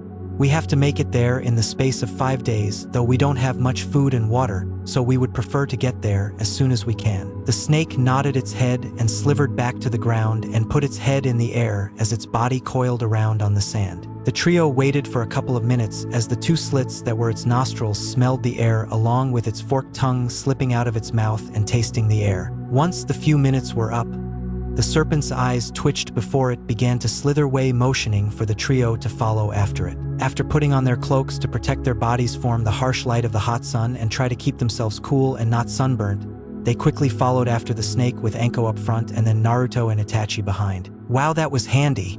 How did she find it so quickly? Naruto asked 𝕟𝕒𝕣 as they got their things together and began walking after the snake. I had Rella familiarize herself with the scent that Suna gave off. It may not be a person, but the village does have a unique smell accustomed to it. Plus, my summoned snakes can sense chakra too with their inferred vision, picking up heat signatures from a great distance. We may be far out, but a snake has great enhanced senses to that of a person. Naruto whistled to himself while Itachi nodded at the explanations. Summoning animals really are amazing, and the things they can do can even trump a shinobi. You know, I kind of wish I had one myself. They would really be amazing to have as a partner. I agree. They would be greatly beneficial. It is a shame the Uchiha does not have a summoning contract bound to us like a few other clan in the world. I can see they would be of great use. 𝕟𝕒𝕣 looked back at Naruto while they continued to follow Rella. Well, aren't you going to sign the Toad contract, Naruto? I mean, your dad had signed it, as well as his sensei Jiraiya, who is like always with your family. Wouldn't you sign that? Naruto's face grew cold for a second before he steeled himself and looked away. No, I probably won't be signing it. Knowing my parents, they will probably just give it to the twins and Mina and leave me out like usual," he said, though he whispered the last part out. 𝕟𝕠 looked at him a little confusingly, as did 𝕟𝕤, who cocked her back a little before getting back to the view in front of her. "Why would you say that? I am sure they will let you sign it if you asked," she said, wanting to understand what he meant by it, but saw Itachi shake his head to her as if telling her to stop asking. "Besides, just because I won't have the toad summons doesn't mean I won't have a summoning contract one day. It might not be the toad or slug or the ape contracts that Hokage-sama and Ero-sennin hold, or the ones Bachan and Jiji have, but I will hold one eventually, and it will beat the other contracts," he said, thinking about other animals that may have contracts to them and which he would love to have. 𝕟𝕠 shrugged. "Well, good luck with that. Summoning contract aren't exactly easy to come by. Then I will have to be on the lookout in the future," he said as they followed 𝕟𝕤. Nightfall. After hours of trekking through the harsh Suna Desert and using up about 1/3 of their water supply, the group stopped for then might at a small rock formation that provided some cover for them that they could use for shelter. After thanking her and managing to catch a desert mouse as a treat that 𝕟𝕠 gave her, 𝕟𝕤 disappeared and went back to her home. The trio made a small supper with what they could spare for the first night before they got in their sleeping bags. Unlike the sweltering heat of the daytime, the night was quite cold as the moon hit them along with the cool desert winds. "It's a nice night tonight," Naruto said as he lay down on the soft sand, looking up at the star-filled sky with Itachi on his right and 𝕟𝕠 on his left. "You know," 𝕟𝕠 said, leaning on her elbows and turning to Naruto, "why don't we just travel through the night instead? It would be a lot less strenuous since we won't have the heat of the sun hitting us and no one would be expecting it." "I had thought about that, but there lies a problem with that theory," Itachi spoke up from his spot. "If we were to travel at night, we would have multiple problems with defending ourselves as well as making our way to the village. There will be no daylight, so we will not be able to see a thing. Plus, there are poisonous animals in the desert. If we tread on one in the dark and it hits us." Naruto nodded as 𝕟𝕠 thought about it. "I guess that's a good point. But can't we use the light form, the moon? And what would happen if one night the clouds cover the moon, therefore giving us no light?" 𝕟𝕠 pouted as he spoke to her like she was a child and went back to lying on her back and crossed her arms as Naruto looked at her playfully. "Fine then." Naruto laughed while 𝕟𝕠 shook his head at his teammates' amusement as he continued to stare up at the sky while Naruto and 𝕟𝕠 made idle chat. "I wonder how Ka-san is doing back in Suna?"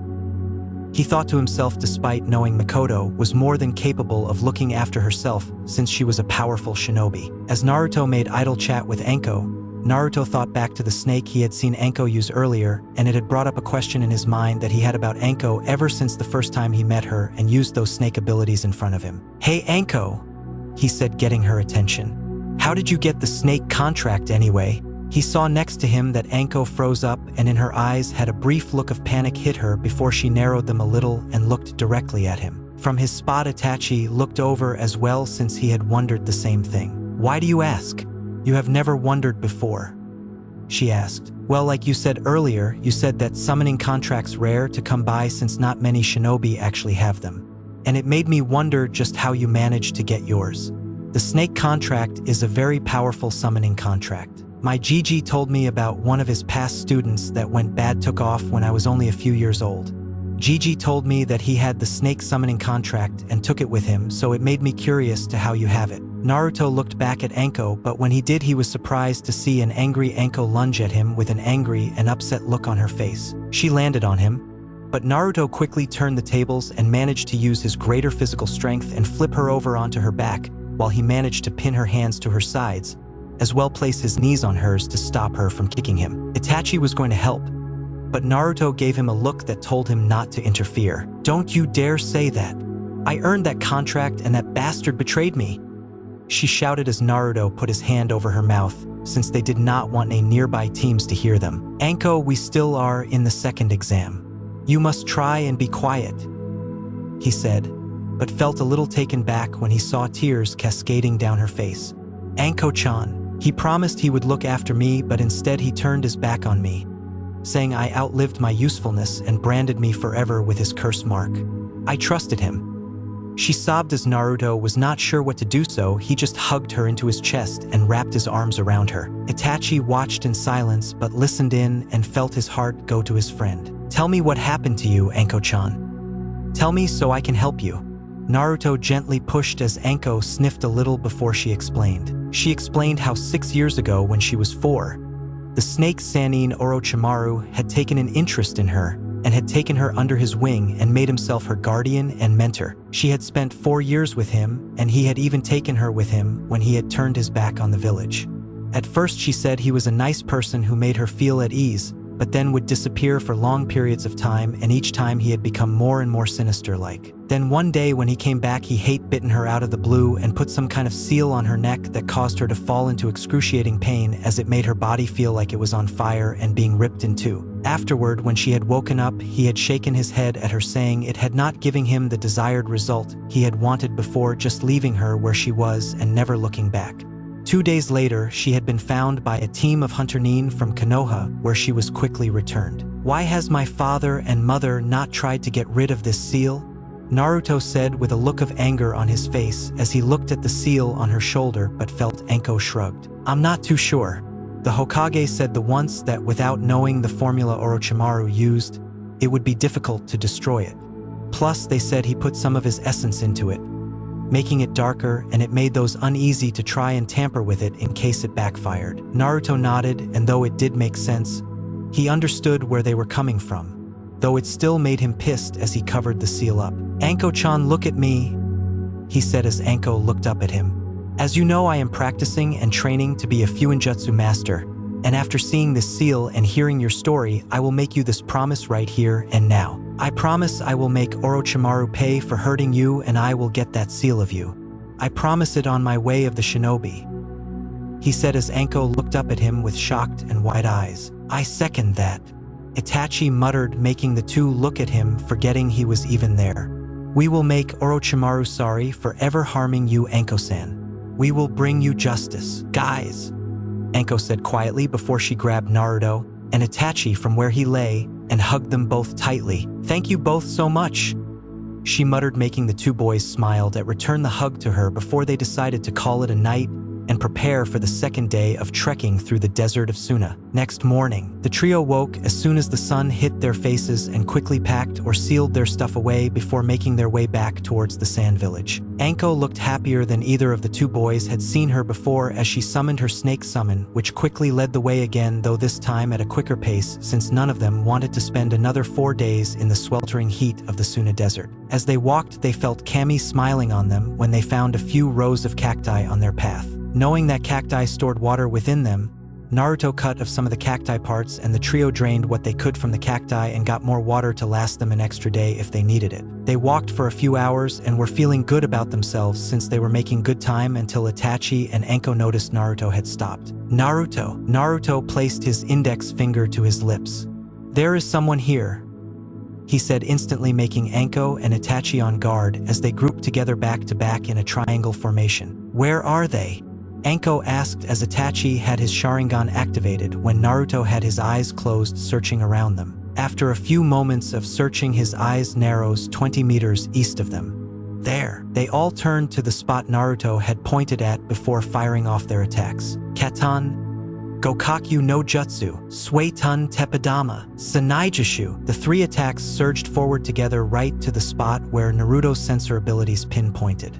Just as they neared, a trio reddish-orange balls burst out of the sands and hit the attacks, causing a small explosion to occur that knocked sand all over the place from the gust of the attack. As the sand and smoke cleared, a figure jumped out from the smoke cloud, covered in a light brown cloak with an umbu mask covering their face. Looking at them, they could not tell whether the cloaked figure was a male or a female. Futon Kaze Senbon, the figure said in a voice that was monotone and must have a voice change to it since they could not tell their gender. A flurry of wind made Senbon shoot from the user's hand and towards the team. Before they hit, Naruto slammed his hands to the ground. Doton Doryahiki. As the wall came up and successfully stopped the wind made Senbon form, striking them, the figure leaped over the wall and pushed themselves forward and towards the group. They landed in the middle of the group, making the trio jump back. Naruto unsealed Shusui and swung at the masked shinobi, but was blocked by a chakra-enhanced kunai. Why are you attacking us? he asked as 𝕟𝕠 came up from the right side and kicked the shinobi, who then managed to duck out of the way. I can't let just anyone get to the next round of the chunin exams now, can I? You three have come quite far in such a short amount of time. The figure said, making the three look at them in surprise. So it is part of the test. We have to get past you in order to get to the next round. Naruto said as he watched as the unnamed shinobi nodded. Naruto looked at 𝕟𝕠, who was still trying to hit the shinobi, and nodded to her, who then nodded back. Both pulled away and jumped a fire distance before the unnamed ninja saw Itachi making hand signs. Katan, Hozenka no Jutsu. He called out as 5 fireballs shaped like flower shot towards the shinobi. They hit their target, though when the attack cleared they saw a log in its place. Kawarimi, Naruto said. He searched around but sensed them underneath 𝕟𝕠. 𝕟𝕠, beneath you. 𝕟𝕠 jumped just as hands shot out of the sand that went to grab her ankle as the person shot out of the ground, following after 𝕟𝕠 and deliver a hard kick to her abdomen that made 𝕟𝕠 get the wind knocked out of her. As she fell, Itachi came up from behind her and caught her, while Naruto sent a flurry of shuriken towards the enemy but deflected them with a ray of their own shuriken. Suetun, Mizurappa, Naruto said as a jet of water shot out of his mouth. Katan, Haizekishu, the enemy said as ash poured out of their mouth and formed a protective layer in front of them that the jet of water hit instead. Before Naruto could make a move, the figure appeared next to him and punched him, making him fall back. Before he could land, though, the figure quickly appeared behind him and kicked him in the back as well before finally throwing him towards his friends. When he landed, Itachi grabbed a kunai with a paper bomb on it and threw it towards their enemy. It exploded just as it went past her head, but quickly saw they had used the kawarimi once again. You will have to do better than that, the shinobi said, appearing behind them, and used the wind senbon on them again. Katan, Bukahiki no Jutsu, Itachi said as a wall of flames erupted in front of them, which stopped the wind senbon. However, the shinobi jumped through the firewall and lunged at Itachi, and the two began to taijutsu spar. Naruto recovered from the hits from earlier and went forward with 𝕟𝕠 to help their teammate. As the figure managed to trip Itachi up and made a kunai appear out of their sleeve and drove it towards Itachi, Naruto appeared beside Itachi, blocking the strike with Shusui. 𝕟𝕠 came up to the side and kicked the figure, which managed to connect this time. However, the enemy shinobi grinned underneath their mask before they suddenly dispersed in a gust of wind. Wind clone, Naruto said as they looked where they had been standing before a voice rang out behind them. Futon, Taifu Kajeki, they said as a tornado of wind erupted, formed their palms and shot towards the team. Disperse, Naruto said as the trio jumped away. But when they did, what they guessed was clones came up from behind them and kicked the three of them away. The three landed with a thud as the clones dispersed in wind again as the shinobi approached them. Maybe I should use my new sword technique, he thought, since he really did not want to use Mokuton for this. He could not risk being exposed as a Mokuton user just yet. We need to work together. Whoever they are no chunin. They must be stronger, maybe a Jonin level like Mikoto-sensei. Why do we get stuck with someone who a high-level ninja? Why couldn't we get a chunin? 𝕟𝕠 whined as she stood up. I guess they thought we were different from the others. I don't think we should disappoint, Itachi said as the three nodded. If we work together, we can do it, Naruto said as the three readied themselves. Not giving up yet. How do I know you are worth my time? The ninja asked. Watch and see, Naruto said. Sanaijishu, 𝕟𝕠 called out as 2 snakes erupted from her sleeves. They struck at the shinobi, who jumped back. When the masked ninja did, she saw a flurry of kunai from Naruto and Itachi heading towards them. Futon, Daitapa, they said as a blast of wind erupted from her, knocking the kunai away. When she looked towards them, she saw Itachi and 𝕟𝕠 had vanished. Looking up, she saw the two coming down towards them and engaged the masked shinobi. Itachi kicked high while 𝕟𝕠 attacked low, making the shinobi work a little harder than before, but still managed to rather elegantly dodge the attacks. As she attacked, the masked shinobi noticed Naruto had now vanished. Her eyes searched around, all the while defending form the other two. She saw 𝕟𝕠 have an opening and went to kick her, but stopped when a thud was heard behind them. Looking round, she saw a bottle of water on the ground that was used to collect the water from the cacti from earlier. Suetun, Suntu no Umi, a voice said from behind, revealing Naruto, who had used the camouflage jutsu to hide himself from the enemy. Their eyes widened a little from the name of the jutsu and looked down to the bottle of water that was still before the water suddenly shot out of the bottle and created a sharp spire about 5 foot high. The shinobi cursed inwardly and had to jump forward towards Anko and Itachi in order to get out of the way. When they did though, Anko's foot hit the ninja's stomach hard and Itachi threw a kunai that grazed their right arm. Shaking out of her stupor, the ninja went to make some hand sign but felt another presence from behind them. Naruto appeared from behind and has both his hands on Shusui. The masked shinobi noticed the blade has a blue aura around it, showing Naruto is pouring chakra into it. Bringing the sword up for a moment with both his hands as he channeled his chakra through the blade before swinging it down, making an after image be left in its place form how quickly he brought the blade down. Kiri Shigyur, he said as the blade hit the kunai that was being used to stop it, but it cut right through it, and the tip of the blade managed to slice across the ninja's cheek and a bit of their shoulder. Shit! The shinobi said aloud without the voice muffler, revealing to all of them that it was a woman behind the mask. The now revealed Kunoichi jumped in the air away before making a few hand signs. Shikuten, Kajisatsu, she said, making the trio look in surprise before 3 swirling balls of gas, just like what they had first seen earlier, appeared and shot towards them. Doton, Dorihiki, Naruto said as he shot mud out of his mouth to make a mud-like wall in front of him, and the others, which they all crowed behind as the explosion hit, making the wall quickly crack and get destroyed, pushed the trio back and made them land on the sand, but they quickly got back up. What was that? Scorch style? I have never even heard of that before. Is it some kind of bloodline? Anko asked. An old bloodline of Suna, though I am unsure of how many there are that can use it, since I don't think there are many left, Itachi said as they readied for another attack but instead saw there was no one there. Naruto, they asked as they looked at Naruto to see him concentrating before he let out a relieved sigh. They're gone. I can just about sense her leaving the area. So we pass then and can keep going back to the village? Anko asked as Itachi nodded. Thank Kami, she said before dropping to the ground, which was quickly followed by Naruto and Itachi as they could finally catch their breath. Man, that match was intense. She was so strong and her hits were hard. Not as hard as Bachan, but they still packed a wallop. Naruto said as the others agreed with him. She was very skilled. From what I could see from her speed and strength and following her movements with my Sharingan, she must have been Jonin level. I think my Kasan would have even had a bit of a struggle with her, Itachi mentioned, panting slightly from the fight. Naruto grinned. Well, whoever she is, I want to fight her again one day. She seems like an awesome opponent, he said, making Itachi and Anko shake their heads, but had to admit they agreed with him. As they rested, they noticed a small scroll sitting a little beside them that they just noticed. Itachi took it and looked at the symbol on the scroll and showed a symbol of the chunin exams. I guess that's for us? Naruto asked. Since we passed this test, I guess this is just to confirm it. The Kunoichi must have left it here just before she departed. They all accepted the answer and took another few minutes to rest from their recent skirmish. Elsewhere, the masked shinobi dropped down beside a rock formation a few miles away from the battle she had just been in and took a few ragged breaths as she got her bearings together. Those brats were actually pretty good. She breathed out as she hinged, making her form get covered by a small cloud of smoke.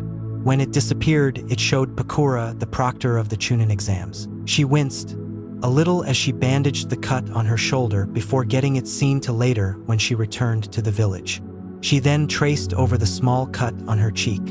The blood had dried off, but she was surprised that the trio, Naruto mainly, had even managed to hit her. Those kids are quite something, she thought, having been impressed by Naruto in the first exam, which prompted her to want to test him during the second. I may not have been going all out, but to actually wound me and make me use my Shokuten is not an easy feat. Clicking the joint in her neck, she began making her back to the Suna, all the while thinking, that blonde kid has some skill.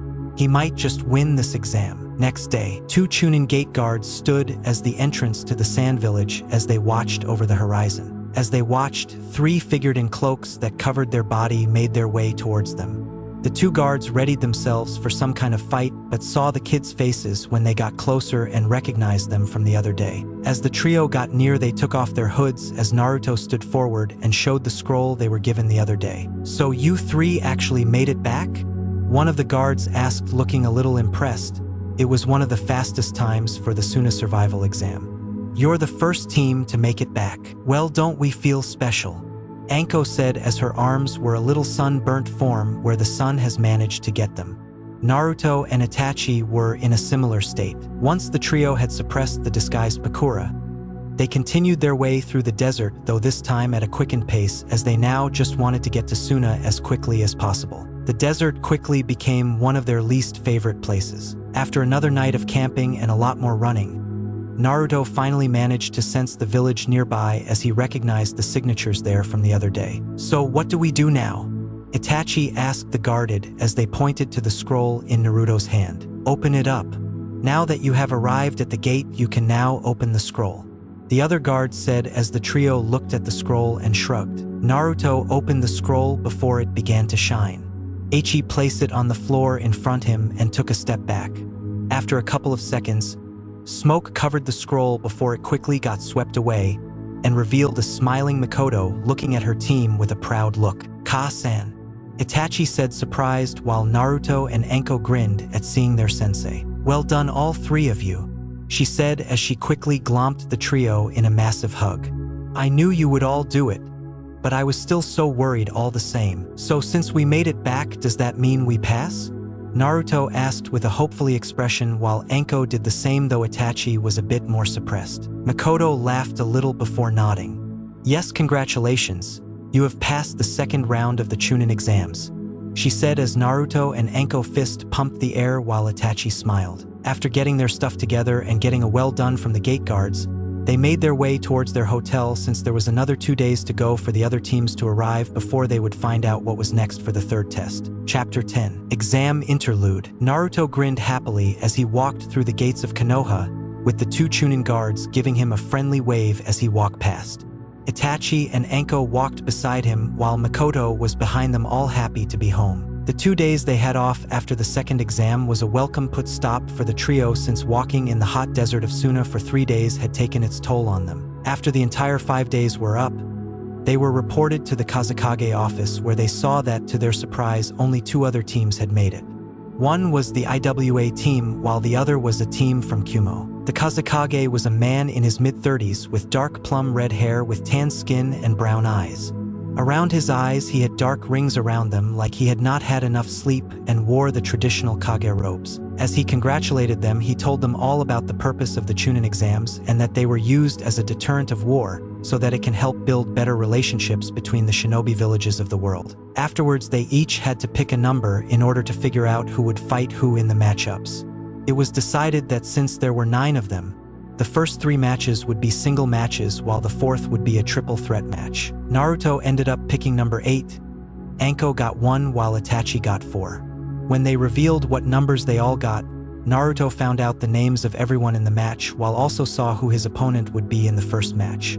Or in Naruto's case, who his first 2 opponents would be. 𝕟𝕠 of Konoha versus Rado of Kumo. Deidara of IWA versus Itachi Uchiha of Konoha. Kuratsuchi of IWA versus J of Kumo. C of Kumo versus Naruto Unamikaze of Konoha versus Akatsuchi of IWA. Though Naruto mentally groaned at the thought of starting off with 2 opponents rather than 1, he sucked it in and just got over it. Besides, he figured it would be a great test of his strength. Though he noticed that when he looked over at the IWA team, the girl from the first test was staring at him. At first it looked like a confused frown, as if she was trying to figure something out, before she scowled a little and looked away. He decided that girls were just too weird for him to understand. "Okay, everyone," Mikoto said, stopping them. "I'm going to go see the Hokage and tell him we're back. The rest of you can head on home and get some well-deserved rest, though I expect you all to be training for the next portion of the exams," she said as the 3 nodded. "Now, since I am Itachi's mother as well as sensei, I am going to be able to help him every day get prepared for the exams in a month's time. That won't mean I will leave any of you out, though. If you want my help, just come to Uchiha clan compound and I will help." "Thanks, sensei, but I think I might get a few of the older jonin to help," Kurenai-san said she would help me if I got past the first 2 exams, as did Ibiki. I might ask them for some help, she said as Mikoto nodded before looking at Naruto. I might ask Gigi and Bachan to help me prepare. Mikoto nodded again but reminded them to come get her if they needed help since she wanted to help all her students equally, which both Naruto and Anko thanked her for. The group departed and Naruto made his way back to his home. When he arrived home, he found it rather more silent than usual and wondered where everyone was until he tried to sense them. To his surprise, he sensed Kushina and his siblings all outside in the backyard. When he walked out, he stopped right in his spot and felt a bang of hurt in his heart at the scene in front of him. There was Kushina holding a kunai in her hand and was showing Eiji and Mito how to properly hold and throw one at a wooden post. Both were using wooden kunai since they were too young to use the metal ones at the moment. She's teaching them, he thought as his hands shook a little from the scene but quickly shook himself out of it when little Mina, who was chasing a butterfly, spotted him and let out a happy gurgle as she began making her way over to him. "Naru," she said as Naruto's eyes softened and bent down to hug her a little and nuzzled her little nose with his own. "Hi Mina-chan, have you been a good girl?" he asked as Mina happily nodded before giggling madly as she began playing with Naruto's blonde hair. Despite him not being around much, those around them could see how much Mina adored her eldest brother and was always following after him when she could, though her little legs could not take her very far. Even though he was distancing himself from his family, there was just a little part of him that could not bear distancing himself from Mina. Plus, she had solidified her spot in his heart when her first word was his name, much to everyone's surprise. "Naru and I," Naruto heard as the footsteps belonging to a small child were rapidly coming towards him. He looked to the side and braced himself as a blur of blonde with a few red streaks in it jumped into him and hugged him tightly. "I missed you so much," Mito said as she gave Naruto a big sloppy kiss on the cheek, making Naruto hesitate a little before plating a small kiss on the top of her head. Eiji quickly followed after his sister and hugged his older brother around the waist while Kushina walked up to him at a slow pace. "Welcome home, Naru-chan. Well done for getting into the 3rd part of the exam," she commented as she took Mina from Naruto, much to the little girl's dismay. "Yeah, thanks Ka-chan.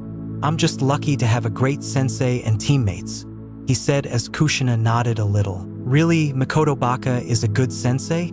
Who knew?" she said teasingly about her friend, though stopped when she saw Naruto give her a small glare. "Don't speak about Mikoto sensei that way, Ka-san. She has done her best and I am forever grateful to be under her tutelage," he said sternly before rubbing his eyes a little and turned around to head back inside. "I'm going to bed. I'm a little tired from the trip." Kushina didn't reply but looked at Naruto head back inside with a slightly struck look on her face. "Naru-chan has never glared at me before," she thought before shaking her head.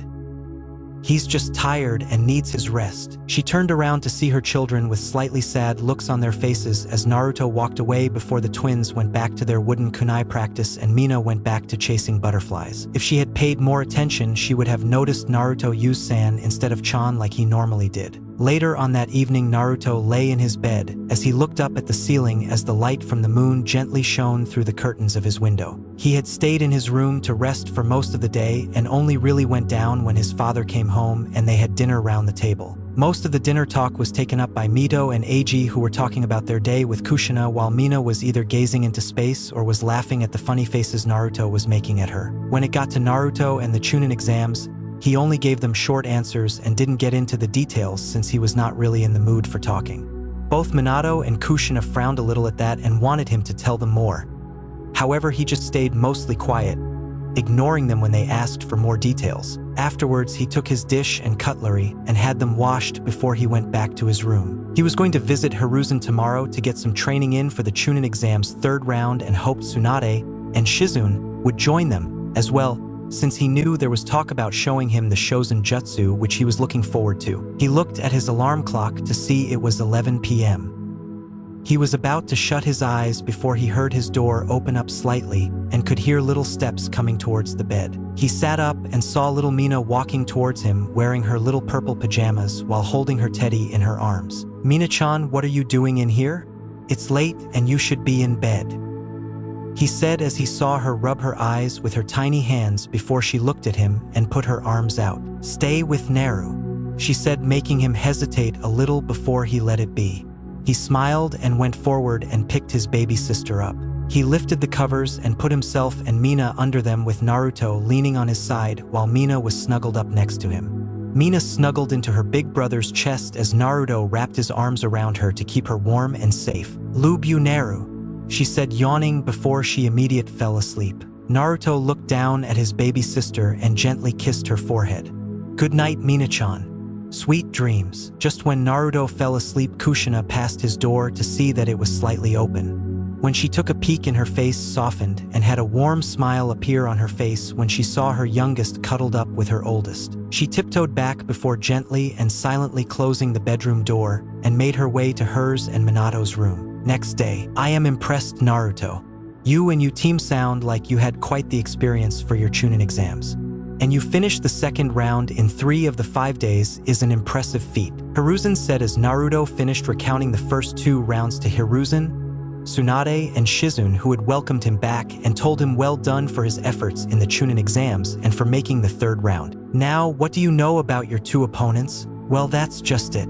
I don't really know anything about them. I can only make guesses by their size and personalities.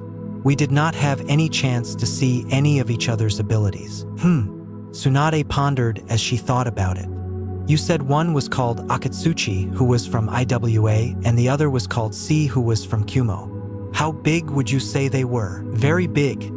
Bigger than other kids my age," he said, making them all nod. "In that case, I can bet they will favor their physical strength and will end up lacking in speed. We can work on your speed and make you faster than ever. Plus, I will be drilling you into taijutsu every day until you can stand anymore," she said, grinning, making Naruto grin back. "Plus, I bet this boy from IWA will use earth jutsus, since they are very common for shinobi from IWA, and the boy C from Kumo will favor lightning jutsus for the same reason," Shizune added, with Tsunade and Hiruzen nodding at the logic behind it. "So we work on his speed along with teaching him jutsu to counter earth and lightning. Wind we can do, but Naruto does not have a lightning affinity. Then we focus on water and earth techniques. Counter earth with earth and then use water against lightning. The 2 are both each other's enemy," Hiruzen said. "Plus, I can work on my kenjutsu and fuinjutsu when I am on my own." They all nodded and made a quickly plan of what the training schedule for him would be like for the next month until it was time for him to leave for Suna again. Shizune would train him in the mornings until 1. Then an hour break for lunch until Tsunade would get him until 2 to 6. Then in the evening he could focus on his kenjutsu and fuinjutsu. "Where are you up to in your fuinjutsu?" Hiruzen asked. Naruto grinned and got out a small book from the storage seal on his right wrist. "I'm in the middle of level 4 at the moment, GG. I maybe have a couple of months, maybe a year at most until I am ready for level 5, he said. Hiruzen whistled, showing he was impressed. He would be surprised if this time in the next decade Naruto was already at his parents' level of fuinjutsu or maybe even higher above them. "Now that we that covered, we can let Naruto know of the new techniques we will be teaching him," Shizune said as Hiruzen and Tsunade nodded in agreement. "Really? What techniques?" he asked, a little excited at the thought of learning something new. Shizune put her hand out and Naruto watched as a green aura wrapped around it, making Naruto realize what it was. "The Shozen Jutsu," he said as she nodded. "It's time we taught you how to heal yourself and others around you if the time ever comes. Since you have great control for your age, no doubt you will be able to pick it up quickly, though we may have a way of cutting that time down greatly," Shizune added as she motioned to Hiruzen, who then made the ram seal and created a clone next to him. "The clone technique? But I already know the clone technique." "Ah, but this is not like the illusion clones," Hiruzen said as he tapped on the clone's head, showing it was solid. "These clones are very real but can be dispersed if we will it to, or they are hit hard enough. Plus, any memory or action they have or do will go straight back to the original. Normally we would not show this to you since it is a B rank jutsu that requires a lot of chakra. However, since your chakra levels are already nearly the same size as Shizune and you have great chakra control, it means we can teach it to you early. So any of the jutsu I try and learn will be shortened because the clones will also learn it as well. I'm not surprised you figured it out. You are a smart cookie, Naruto-chan," Tsunade said. "But yes, that is what we are aiming for," We will be able to teach you a lot in just a month if you make a few clones to learn it at the same time. So for new techniques, Shizun-ne-chan will teach me the Shozen Jutsu and Gigi will teach me the Kagebushin no Jutsu. Then what are you going to teach me, Bachan? When he asked, Tsunade grinned while Shizun and Hiruzen looked a little panicked. No doubt they both knew what she was going to teach him. Are you sure you want to teach him that Jutsu, Tsunade? He might not be ready for it just yet. Hiruzen asked almost in a pleading tone, but Tsunade waved it off. I have no doubt in my mind he will be able to learn it and master it to a degree in time for the chunin exams. Besides, I have never taught this jutsu to anyone before, and I think teaching it to Naruto-chan would be the right thing to do. Naruto looked a little confused since he was unsure of which technique Tsunade was talking about, since she had a few techniques which she had never taught anyone, not even Shizun. Motioning him to follow her, Naruto was led outside by Tsunade, who had Hiruzen and Shizun following behind them, both looking a little pale. She stood in front of one of the Sarutobi clan training fields that the Sarutobi clan had. But Naruto swore he heard Hiruzen mumbling under his breath. This Naruto-chan is what I will be teaching you. When people see you do this, they won't want to go anywhere near you. Grinning to herself, she raised her right fist high in the air for the three to see. Her right hand glowed bright blue and Naruto could see it getting denser before it suddenly disappeared around her hand. H-U-H-H-H-H.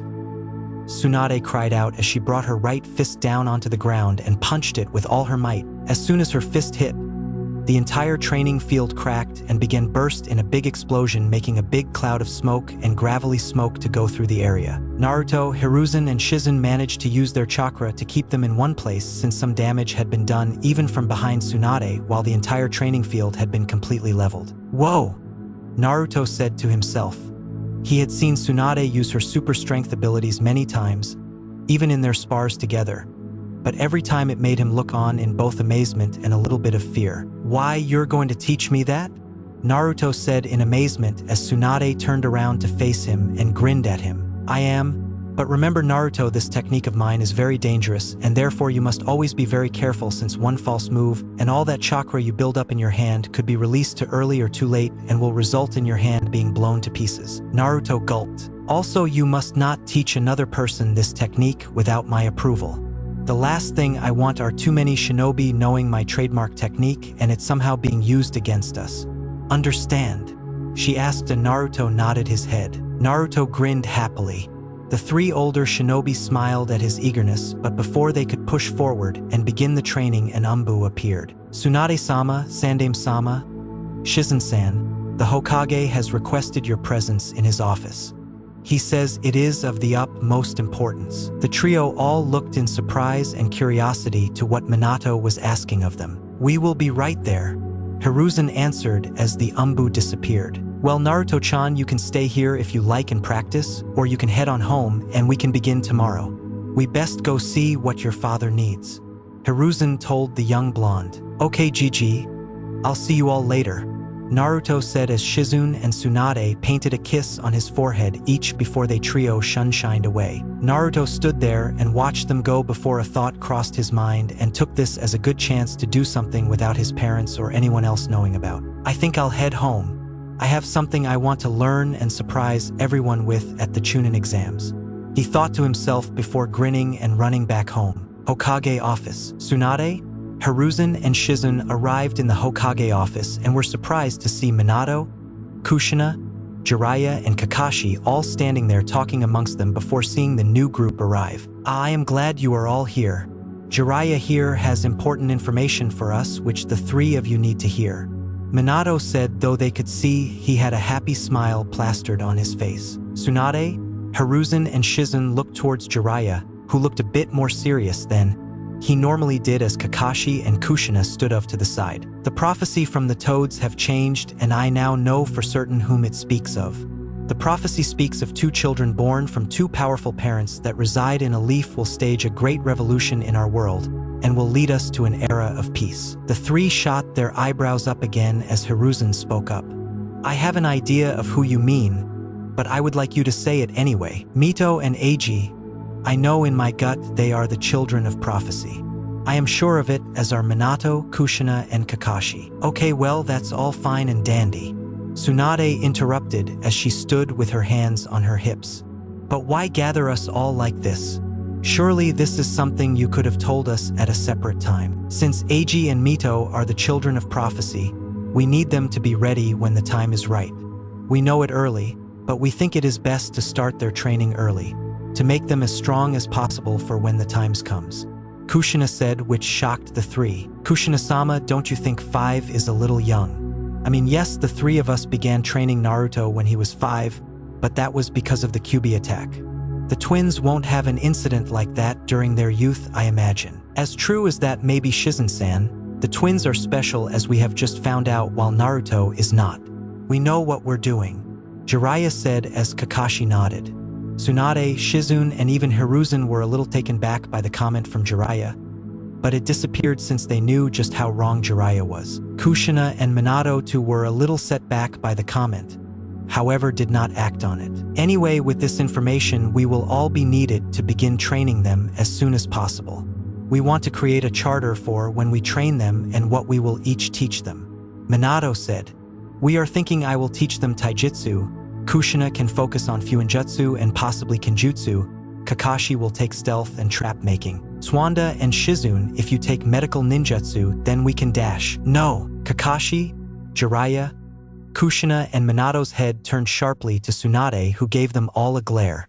Hiruzen and Shizune stood behind her and just had a motionless look on their faces. No? What do you mean no, Tsunade-sama? Kakashi asked. What do you think it means, Hataki? I am not training them. I have already promised to help Naruto with his training for the chunin exams. We already have a schedule for him, and the three of us have promised him. Haim, Jiraiya said, walking forward and touching her shoulder. The twins are more important. We can easily find someone to take over Naruto's training for the month. I'm sure the Gaki will understand. The twins need to come first in this, he said before he felt great pain in his hand as Tsunade grabbed it tightly, causing a few bones to crack a little. And when will you understand that I won't turn my back on him in his time of need? Unlike some, she said as she turned around and began walking out of the office. What do you mean by that? No one has turned their backs on Naruto.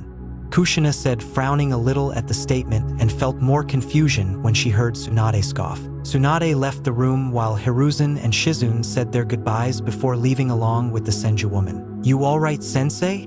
Minato asked as Jiraiya held his hand. I am surprised Tsunade said no.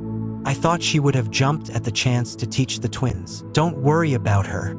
I will talk to her and I will show her that the twins need her more than Naruto does. We can have someone train the kid, right? He asked as Minato and Kushina nodded. They need to see that Mito and Eiji are going to need our help a lot more than Naruto ever will. It's for the greater good, right? Kushina said. However, please don't say that Naruto is not special, Jiraiya. He is special, and I don't want people saying he is not. All children are special. She glared at him a little while Minato sat back and breathed in deeply, while Kakashi shrugged his shoulders and hoped out the window while pulling out his Ika book. I know, Jiraiya said, quickly dismissing it, but not wanting to get on the redhead's bad side. Well, I will see you all tomorrow. I, however, have some research to do, he said perversely before shining away. That man will never change, Kushina said while Minato smiled a little at his sensei's antics. With Naruto, good thing Tusan and Kasan are not here, otherwise they would probably not approve of me trying to learn what I need for that technique, Naruto said to himself as he quickly opened the door to his father's office and snuck in. Walking in, he quickly walked towards his father's desk and then bent down on his knees. From underneath the desk, he hit it 3 times before a small cabinet suddenly opened up, revealing a couple of scrolls. He had found this secret cabinet by accident when he tripped over his own feet when he was 7 and noticed the small hidden cabinet. After finding out how to get in, which was easier than he imagined, and was surprised his father didn't put some kind of locking seal around it. Bit of a rookie mistake. But Tusan probably never imagined someone would actually have the stones to do this, Naruto thought, smirking slightly. I don't think that Tusan would be too happy with this, but he does owe me at least this much. As he looked through the scrolls, he quickly saw the opens he was looking for. On the side of the scroll, it had the rank of the jutsu Naruto wanted to learn. It was an A-rank jutsu that most would have said Naruto was nowhere near ready for, but he thought otherwise. From his right wrist, he quickly poofed out a scroll and brush with a little bit of ink and quickly opened the scroll up and began copying the contents that was written down on them. Thanks to learning Fuinjutsu, his speed in writing was extremely fast and he quickly had all the contents of the scroll written down in less than a minute. His eyes traveled across the copy scroll he had just made, checking everything he needed was written on it. When he saw it did, he quickly sealed his equipment away along with the new scroll while placing his father jutsu scroll back in the cabinet and locked it up. He quickly got to his feet and left the office. When he closed the door behind him, he had a small smirk on his face. It never ceased to amaze him that he was able to take jutsu from his mother and father's library anytime he wanted and never get caught. Heck, he even managed to do it one night when they were in the house. Then again, Shizune-san did say, "I have pretty impressive stealth skills. I could probably paint the Hokage monument in broad daylight if I wanted to and still get away with it." He knew his father and mother would probably be a bit displeased when they found out, but the reaction on their and everyone else's faces when he used said jutsu was going to be well worth it. After shaking his head, he left for him room when he quickly began study from his Fuinjutsu level 4 book. Next day with 𝕟𝕒𝕣𝕦𝕦𝕠𝕥𝕤. 𝕟𝕒𝕣 panted a little as she ducked a swipe from Ibiki Marino, a man in his early 20s and who worked for the TNI division in Konoha. Since she arrived in Konoha, Ibiki had taken an interest in her and shown her a thing or two from time to time. That and 𝕟𝕒𝕣𝕦 loved hanging around the TNI building. The torturing screams from there were music to her ears. To the side of the small field was Kurenai Yuhi, who was watching 𝕟𝕒𝕣𝕦 fight Ibiki, since the two had agreed to help ready 𝕟𝕒𝕣 for the exams. "I won't let Naruto and Itachi gap getting any bigger from me. I need to catch up, especially if I want to kill him one day," she thought before she charged and engaged Ibiki in taijutsu while using her snakes to try and bite the hell out of him. With Itachi sat meditating in the middle of one of the Uchiha training fields with his eyes wide open, showing his matured Sharingan, which was scanning around the area. After a few moments, a barrage of shuriken shot towards him. However, Itachi quickly got up and with great speed threw his own shuriken, which countered every single one of them. When he stood up, his mother appeared behind him and went towards him with her tanto. However, instead of moving, he let the blade pass through him. When it did, instead any blood being spilled, Itachi merely faded away like a mirage. "Very good, Itachi-kun," Mikoto said as she looked to her right to see Itachi standing there nodding at his mother before her own Sharingan flared as mother and son lunged towards each other. With Naruto breathed easy as he held the sheathed shusui in his left hand as he crouched on his spot. His eyes were closed and he was focusing on everything that was around him. He could hear and sense everything and everyone around him, which included Shizune and Hiruzen, who were watching from the side. As he finished taking a breath, his eyes shot open and with great speed he sped forward before stopping a few meters as a small boulder that was in the way. His blade was now out of its sheath, but Naruto was slowly sheathing it back in. Just before he put the whole way in, Naruto muttered under his breath before the clink of the blade being fully sheathed ran out along with a loud crack to be heard. Everyone looked to see the boulder was now cut clean in two. Naruto grinned while Shizune looked towards Hiruzen, who had an equal grin on his face. Chapter 11. Chunin Finals Part 1. The crowd roared and cheered as Naruto stood in the center on the Chunin exam stadium. To his left stood Itachi and 𝕟𝕒𝕦𝕦𝕠𝕥, while on his right were the IWA and Kumo teams. "That's a lot of people," Naruto muttered as 𝕟𝕒𝕦 and Itachi had to nod in agreement. Easily all of the Suna shinobi and most of its civilians were here in the stadium, along with a lot of foreign shinobi. "Go Naruto," Naruto heard as he looked up in the stadium and went a little bit red before smiling as he saw Tsunade, Shizune, and Hiruzen in the crowd. Tsunade had even made a giant flag that said Team Naruto and was waving it around. Instead of being embarrassed, he just laughed and gave Tsunade a thumbs up as grinned at him. Just beside them was Mikoto and a few members of the Uchiha clan, which included Fugaku, Sasuke, Ria, and Itachi's family member Shisui, who Naruto had met a couple of times before. Shisui was a lot like Itachi, as well as did not have that Uchiha stick in the ass. Little Ria was sitting on her mother's lap as she looked around happily at the sight of a new place while waving her little hands at her oldest brother, while Sasuke too had a big smile and cheered Itachi on. Over on the other side of the stadium was the Kumo and IWA lot that were mostly quiet and stoic. though Naruto noticed that a lot of the IWA shinobi were staring at him either in curiosity or with a glare on their face. The glares they have made him, they would want to jump from their seats and attack him. Then up in the Hokage box was his father along with the Kazekage, Raikage, and surprisingly the Tsuchikage. His father was busy conversing with the Kazekage and had Kakashi standing beside him as a bodyguard. The Kazekage had a tan man with half his face covered by white cover, beside the Tsuchikage, who was an old man that was very short, old man with a triangular beard and a mustache that has angular corners, a big red nose and thick eyebrows. The top of his head is completely bald, although he has long white hair on the lower half of his head, which is styled in a traditional Chanmage haircut. Over his shinobi coat, he wore a mostly green and red coat. Beside him was a large man wearing the traditional red IWA uniform but had no sleeve on his right arm, showing his larger arms. Then beside the Raikage was the same Jonin who accompanied him to Konoha just over a year ago. As Naruto waited for the proctor to begin the third exam, he knew that his own family was missing from the stands. Before they had left for Suna, Minato and Jiraiya had decided it would be best to keep the twins and Mina in Konoha since they did not want to risk any assassination attempts. Kushina had readily agreed, which made Naruto angry. He wondered if his parents actually remembered about him at all. They had not shown any concern when he left for Suna over a month ago, and yet they were threatening over the twins. Instead of coming to Suna, they would instead watch from the Chunin Stadium in the Leaf, where they would be playing the Chunin exams on the big screen for those that had not gone to Suna to be able to watch it. His eyesight then turned towards the shinobi he and his team would have to go against, but noticed that the IWA Kunoichi was glaring at him. Kuratsuchi, whose name he remembered outfit was the same as before, but her eyes were brimming with confidence. I bet she has gotten a lot stronger since her grandfather is the Tsuchikage after all.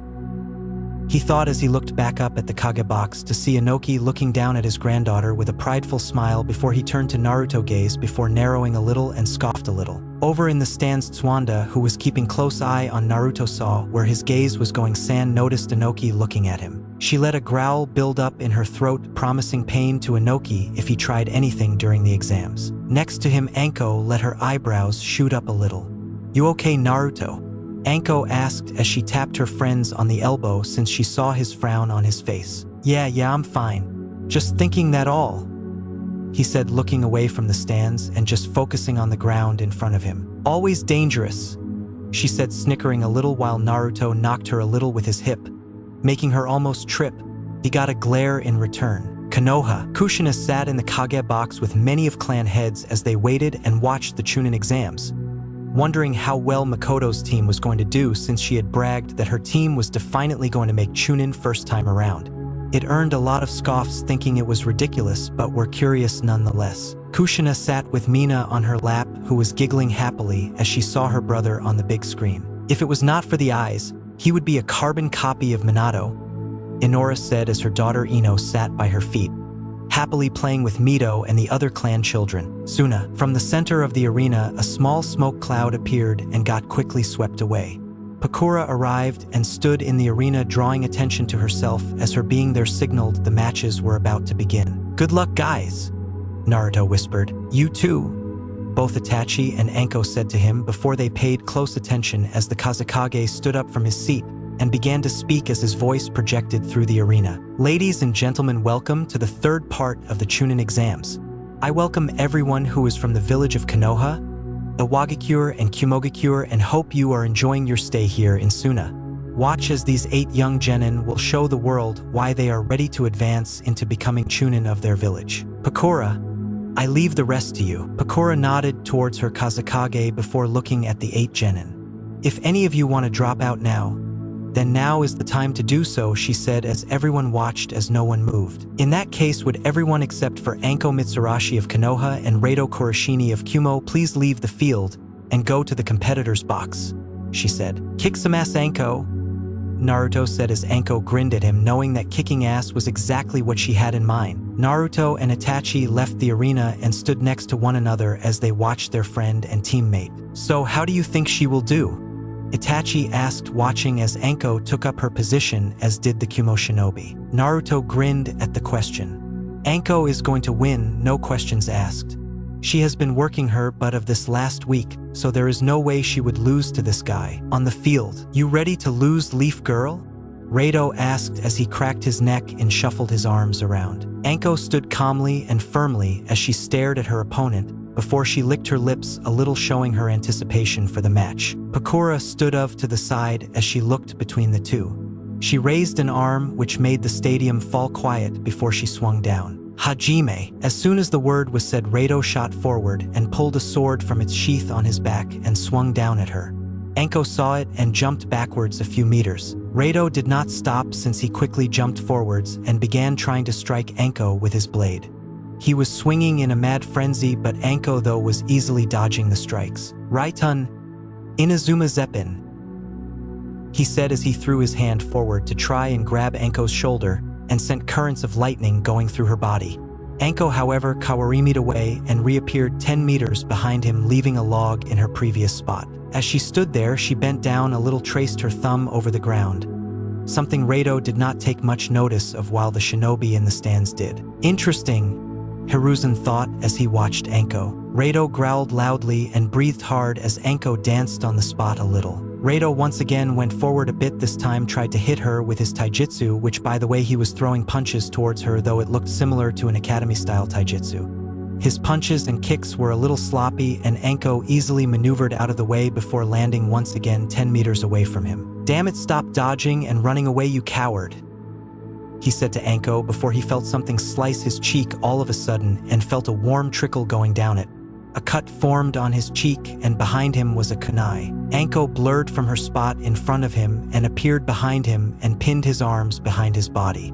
"Who is the coward, you snot?" she said as she licked a small trail of blood from his cheek, which freaked 𝕜𝕠𝕠 out. She pushed him in front of her and with great speed and precision threw senbons toward 𝕜𝕠𝕠. "Senbons?" He laughed as he pulled them out. "How pathetic," he said, throwing them away before noticing his arms suddenly went limp. A look of horror and surprise appeared on his face when his other arm suddenly went as well. "My arms? What did you do?" "Those pathetic senbons, as you called them, were laced in poison," she said, making 𝕜𝕠𝕠's eyes go wide like saucers. "Don't worry, it's not harmful, but it will make your body go numb and limp for a few hours.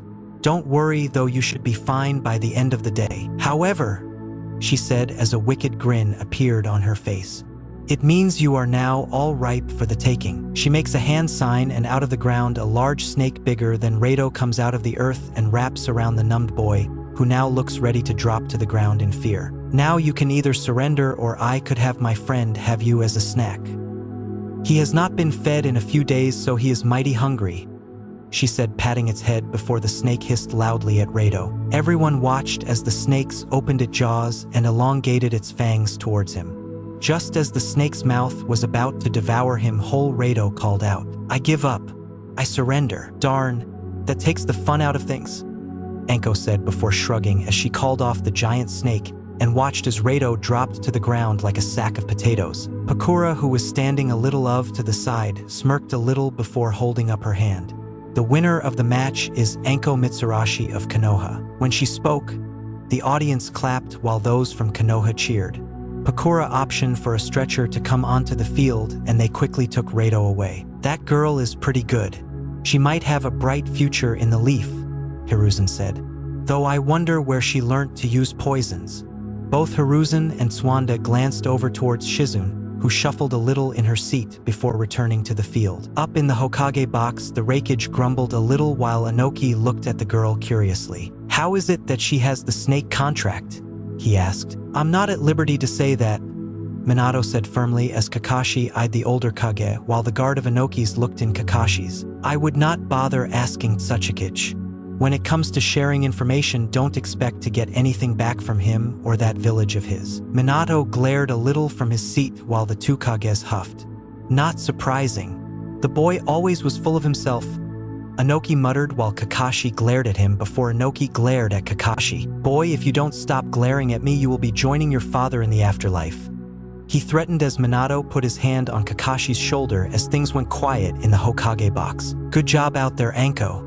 You showed him who was boss," Naruto said as 𝕜𝕠𝕠 shrugged. "I did what I could," she said before looking at Itachi.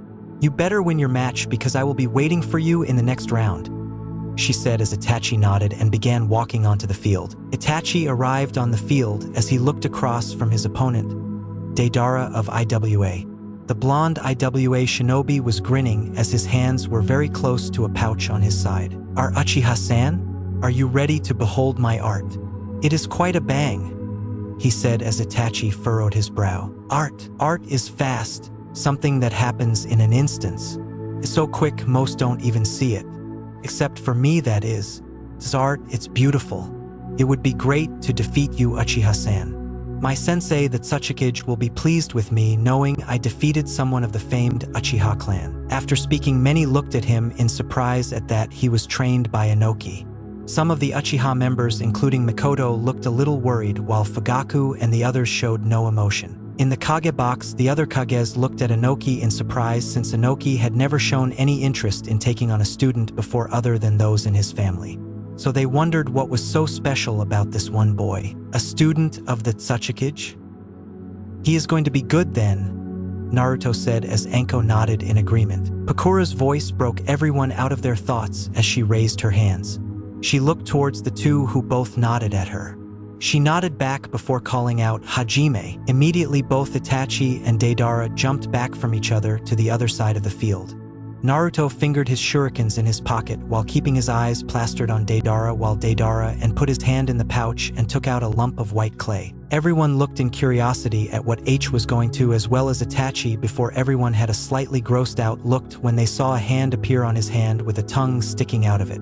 It ate the clay and began to munching on it. I think I lost my appetite, Ka-chan, Sasuke said, looking a little green, as did Ria, who was pouting and waving her arms at the action, obviously not impressed. 𝕜𝕦𝕦 grinned before he noticed that Itachi's eyes and become Sharingan and were spinning around. He looked away and tried to avoid eye contact since he had been told that an Uchiha could easily put a genjutsu on someone by just looking at them. Your eye tricks won't work on me, he said as Itachi then threw a flurry of shurikens. Doton, Dorihiki, 𝕜𝕦𝕦 called as he made the hand signs while his right hand was still munching on the clay. The wall went you and stopped the shurikens, but 𝕜𝕦𝕦 was surprised to see Itachi quickly appear on top of the wall. Ketan, Gokaku no Jutsu. A torrent of fire went towards 𝕜𝕦𝕦 and poured over 𝕜𝕦𝕦, much to everyone's surprise and a few people's cries. Itachi looked a little surprised, but when the fire disappeared, he and everyone went title wide-eyed when they saw 𝕜𝕦𝕦 begin to melt away. A clone, Itachi thought before he suddenly heard scurrying come from beneath him. He looked down to see little spiders made of clay walk towards him. It seemed you fell into the trap, 𝕜𝕦𝕦 said, appearing a distance behind him, and made a hand sign. Katsu. When he spoke, the spiders lit up and to everyone's surprise exploded. Itachi, Anko shouted out, having seen her friend in the center of the explosion, though Naruto stayed looking calm. Though she and many others were relieved when they saw a log was now where Itachi is standing. Not bad, Itachi said, now appearing behind 𝕜𝕦𝕦 with a kunai to the back of his neck. When did you make the clone? I see the Uchiha live up to their name. I would be disappointed if you did not. And to answer the question, when the earth wall went up. But you Uchihas really should pay more attention behind you, 𝕜𝕦𝕦 called as Itachi looked behind to find more clay spiders appearing and jumping towards him and trying to latch onto him. Itachi jumped up high towards the top of the wall. Katan, Ryuka no Jutsu. A giant head of a dragon flew towards the clay, burning and melting most of them. When the spiders disappeared, Itachi was surprised to see owls made of clay now flying towards him. Frowning, he made a new set of hand signs. Raitun, Reika Senbon no Jutsu.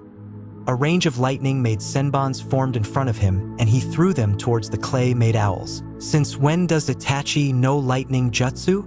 Anko asked, since she was unaware he even knew Nei light jutsu, since he was mostly fire-based like she was. Must have picked it up during his training, Naruto answered. The lightning-made senbons hit the owls and they all went tumbling down. As Itachi looked toward 𝕜𝕦𝕦, he saw a grin was plastered on his face. You're in range, 𝕜𝕦𝕦 said as from the corner of Itachi's eye he noticed a small clay bird appear in front of him. His eyes went wide and jumped back as much as he could, but saw that he was just too close. 𝕜𝕦𝕦 looked victorious as the tongues in his hands swayed around in every direction. Now you know that art is an explosion. The clay bird exploded right by Itachi, caused a small shock wave to hit the arena and throw a couple off their feet. The walls that it was close to now had a big indent and cracks in it. Coming out of the smoke cloud, Itachi jumped out, all limbs still intact, but had burn on his right hand and leg along with some blood going down the right side of his face. However, as soon as he landed, a clay-made centipede came out of the ground and wrapped around. It held on tightly as 𝕜𝕤𝕤 appeared in front of him with a grin on his face as he held up the hand sign for the explosions. "Any last words, Uchiha? I would hate to make a mess," 𝕜𝕤𝕤 said. He waited for Itachi to say something, but instead Itachi said no words, but instead had a small grin on his face. The grin alone made rage boil inside 𝕜𝕤𝕤, wondering what Itachi had to grin about. He was about to ask what he was grinning at, but just as he got close to Itachi, the Uchiha suddenly disappeared in a flock of crows. "I would not make that hand sign if I were you," Itachi's voice said before 𝕜𝕤𝕤 suddenly felt something clamp around him. He looked down and was shocked to see the clay centipede wrapped around him instead of Itachi. "What? I don't understand," he said as Itachi appeared in front of him with no injuries on him anymore, and he noticed Itachi's Sharingan eyes were spinning. "A genjutsu? You have had me in a genjutsu. When did you put it on?" "The moment you first looked in my eyes at the beginning of the match," he said as everything around the suddenly broke away like glass, revealing the real audience, who looked a little surprised. There was a grinning Uchiha clan as well as a smiling Naruto and 𝕟𝕒𝕠 all looking at him. Pakura walked over to the two boys, impressed at the control Itachi had throughout the entire match, and called the match. "The winner is Itachi Uchiha from Konoha." Many cheered as the Uchiha as 𝕜𝕤𝕤 slowly made his way of the field with his head low. Never had he felt this humiliated before. He saw the Tsuchikage shaking his head while his IWA partners gave him some sympathy. Though he looked back at Itachi with hate-filled eyes, silently swearing he would make Itachi pay. "That my boy. That my Itachi-kun," Makoto called out as Sasuke and Ria joined in, while Fugaku tried to scold his wife for not acting proper, but she just waved him off. Itachi left the field a little red-faced since his mother was shouting how well her little boy did. He saw the grins on his teammate's face. "Very nice, Mr. Uchiha, winning with a genjutsu. How very Uchiha of you," 𝕟𝕒𝕠 said, patting his shoulder. "Though you better now, it will take more than a genjutsu to make me down," she said. "I would expect nothing less, 𝕟𝕒𝕠," he called back as the next match was announced, and they watched as the other Kumo shinobi and the IWA girl made their way onto the field. "So who do you think will win this one?" 𝕟𝕒𝕠 asked as they all scanned the two opponents. The girl Naruto said, getting looks from his two teammates. "She is strong, I know that much. She is the granddaughter of the Tsuchikage, therefore no doubt he will have a hand in her training. Though unlike 𝕜𝕤𝕤, I don't think a genjutsu will be enough to take her out." He did not know how right he was. The match did not last very long. The Kumo nin had changed like some academy student, while Kuratsuchi had remained calm. She quickly batted him away with her taijutsu, which was recognized as the rock style the IWA shinobi were known for using. She then used a couple of C and B ranked earth jutsus, which quickly squashed any chance of the Kumo nin winning. She trapped him in earth before knocking his lights out with swift and powerful punches. Once it was over, Kuratsuchi was standing there with a victorious smile on her face, hardly scratched or worn out, while the Kumo nin was out cold and bloodied on the ground. Pakura quickly called it. Kuratsuchi walked proudly back to the finalist's box. She looked towards Naruto briefly and gave him a look as if saying to him, "Try and beat that." "Oh, it's on," Naruto thought, smirking before he heard his name being called along with the two others he would have to battle. As he, Akatsuchi, and C walked onto the field, they all got a round of cheer from their respective villages. Tsunade, Shizune, and Hiruzen cheered, Tsunade being the loudest, telling Naruto to kick some serious ass.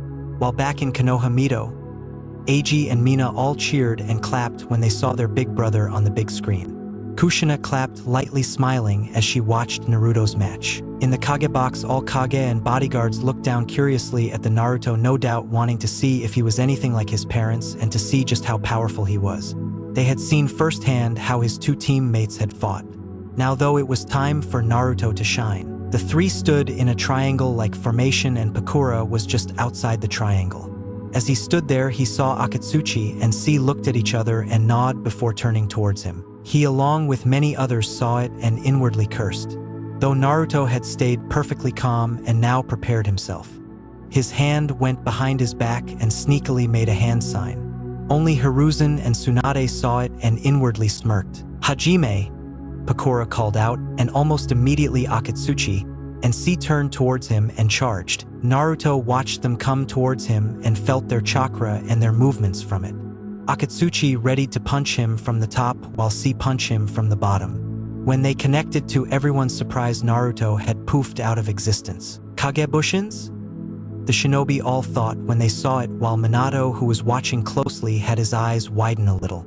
"Naruto knows shadow clones? Wonder where he go?" Akatsuchi said, putting his finger to his lips and scratching his head.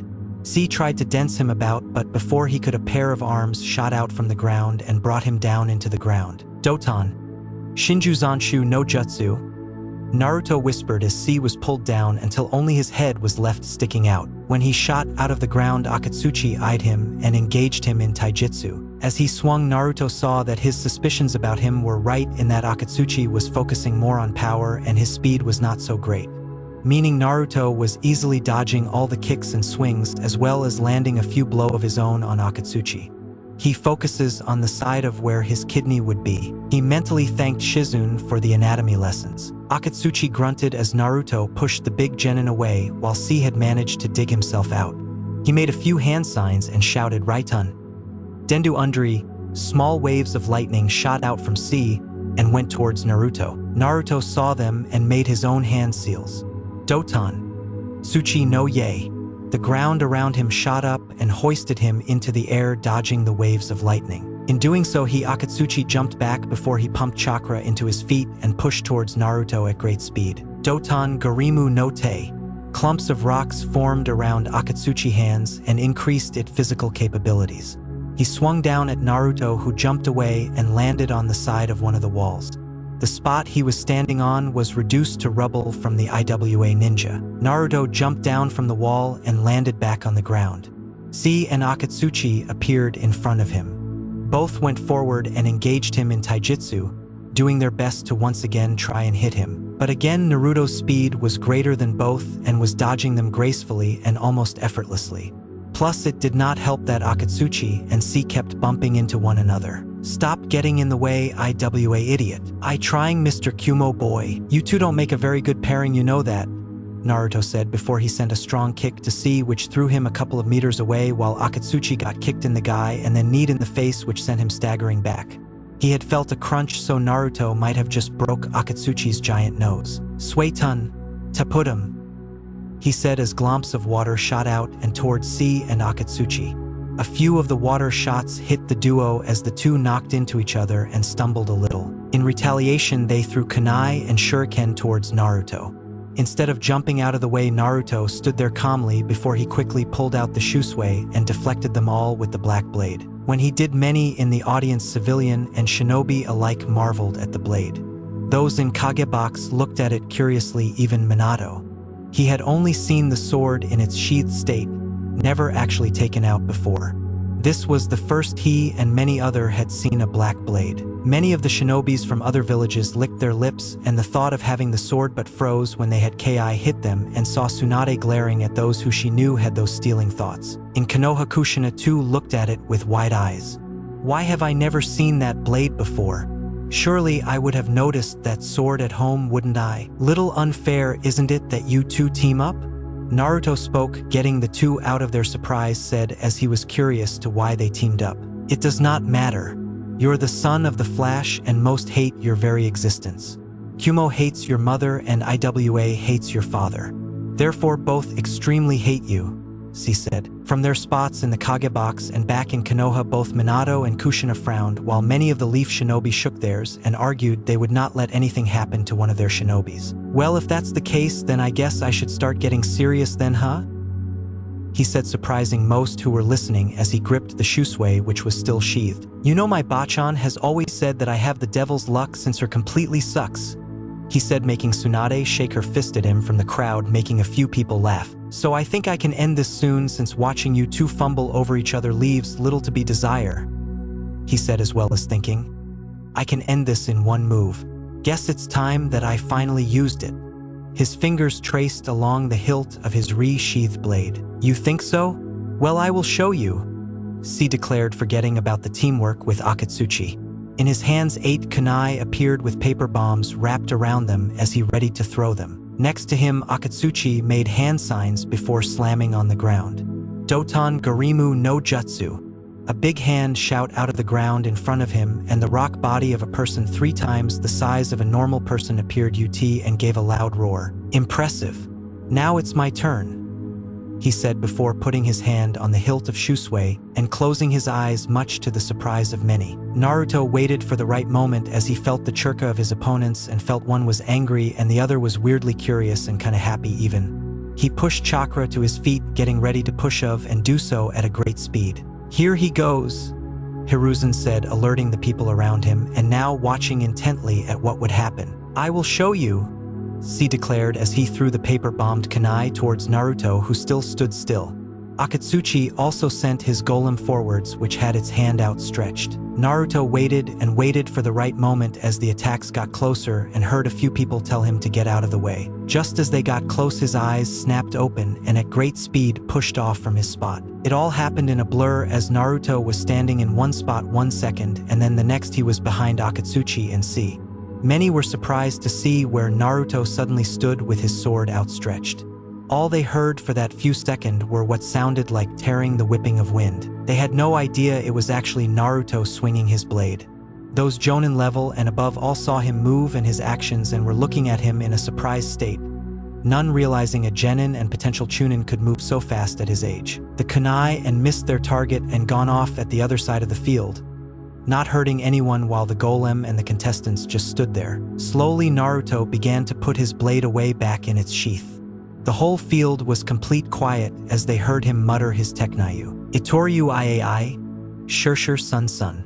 He then fully sheathed the blade, making the clink sound echo through the arena.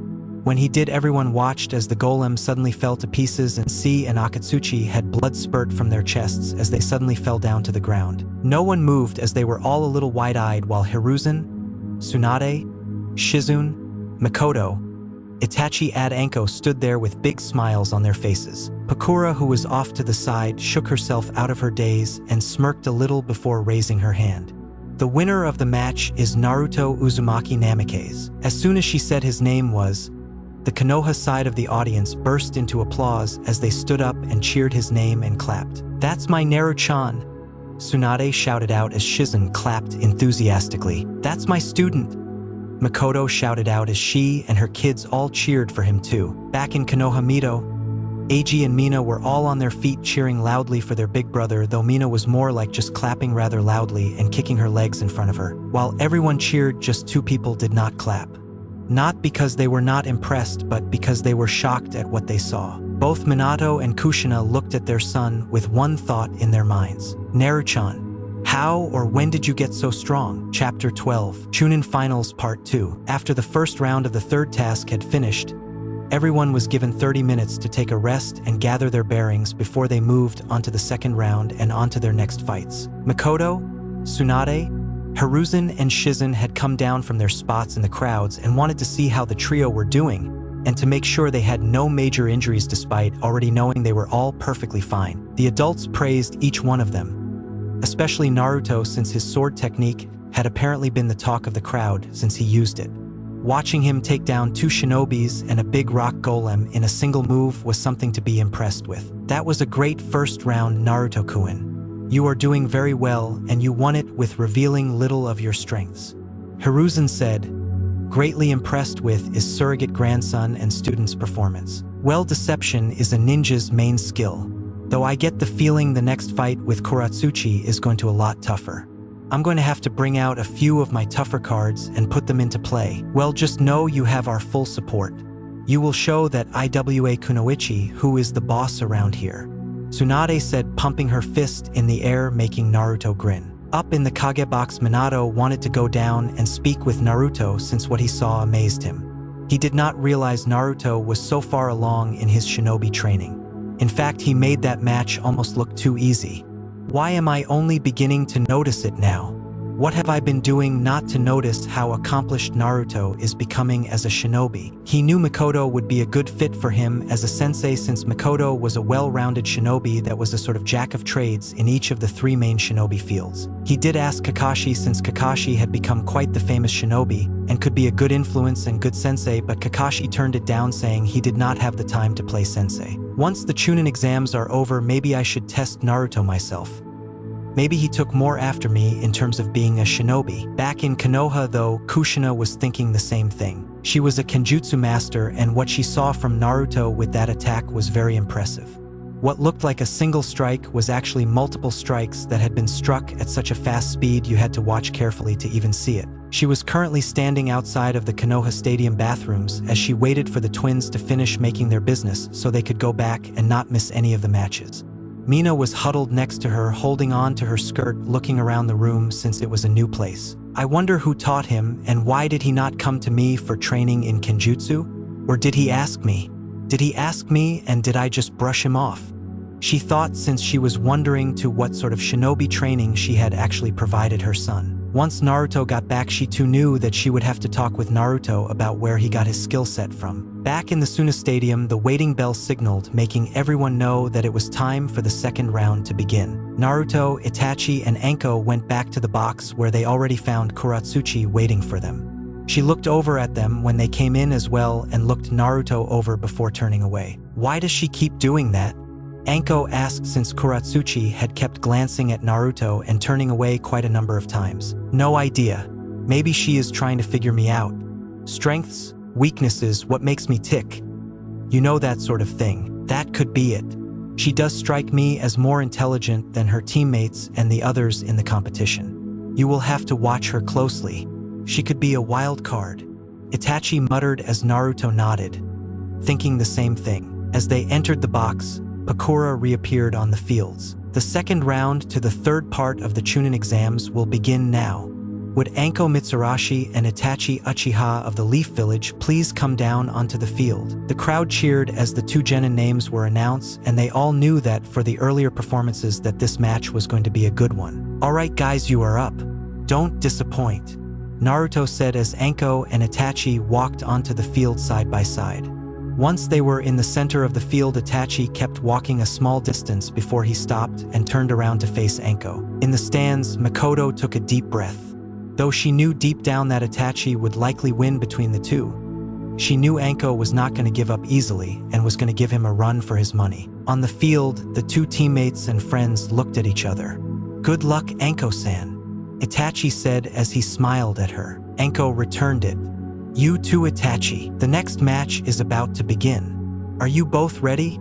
Pakura asked as both Itachi and Anko nodded and both readied in their respective stances. Pakura looked between them before swinging her arm down. Hajime! When the word was said, Itachi and Anko pushed back a little, both with their hands in their pouches, and as quick as lightning began storming one another with shurikens. None made it past the collision center as the shurikens all found themselves getting rebounded of the other shurikis and were littering the ground as well as the wall. A few of the shinobis even had to duck their heads to avoid getting a shuriken stuck in their heads. On the field, after a minute of throwing shuriken at one another, they eventually stopped, but not before Anko put her hands on the ground with blood on the edges of her fingertips. Kuchios no jutsu, she said as a puff of smoke appeared and a long snake appeared out of it. The snake saw Itachi and quickly slithered over to him and began to strike at him with quick and precise strike with its mouth as its fangs were bearing out as well as its tongue. Each time it struck, Itachi efficiently dodged its strikes and managed to land a few strikes onto the snake before he pushed himself away and jumped on the wall. The snake quickly followed after him and did its best to catch up to him, but Itachi had showed that he too had trained in his speed as he easily outmaneuvered the big snake. He then jumped in the air away from the wall and where the snake was and made hand signs. Katan, Hai Kue no Jutsu, he said as black ash and fire poured out of his mouth and engulfed the snake, making it hiss in pain. That's going to hurt, Naruto muttered as many in the crowd thought the same thing. They would not want to be that snake right now. When the ash cloud disappeared, the snake was still there, but its skin was burnt in multiple places. I am going to be heading for weakness, the snake hissed out before it disappeared in a cloud of smoke. When Itachi landed on the ground, 𝕟𝕠 came up behind him and pulled a kunai over his neck. "You should remember to watch your back," she said as Itachi smiled at her. "I could tell you the same thing." 𝕟𝕠's eyes winded when Itachi suddenly disappeared in a murder of crows and could hear something soaring through the air and coming towards her. She turned around in time to see kunai heading towards her. Her eyes counted how many there were and in retaliation threw the same amount of shuriken. Her shuriken collided with Itachi's and canceled them out. As she did, Itachi appeared in front of her, jumped over her shoulder, but as he was in the air grabbed her shoulder. He then landed and using his strength threw her across the field with a lot of force. 𝕟𝕠 couldn't dodge in time as she slammed into the walls of the stadium, wincing a little as she rubbed her lower back. "I think I felt something crack," she thought as she shakily stood up, though her lower back felt like it was on fire.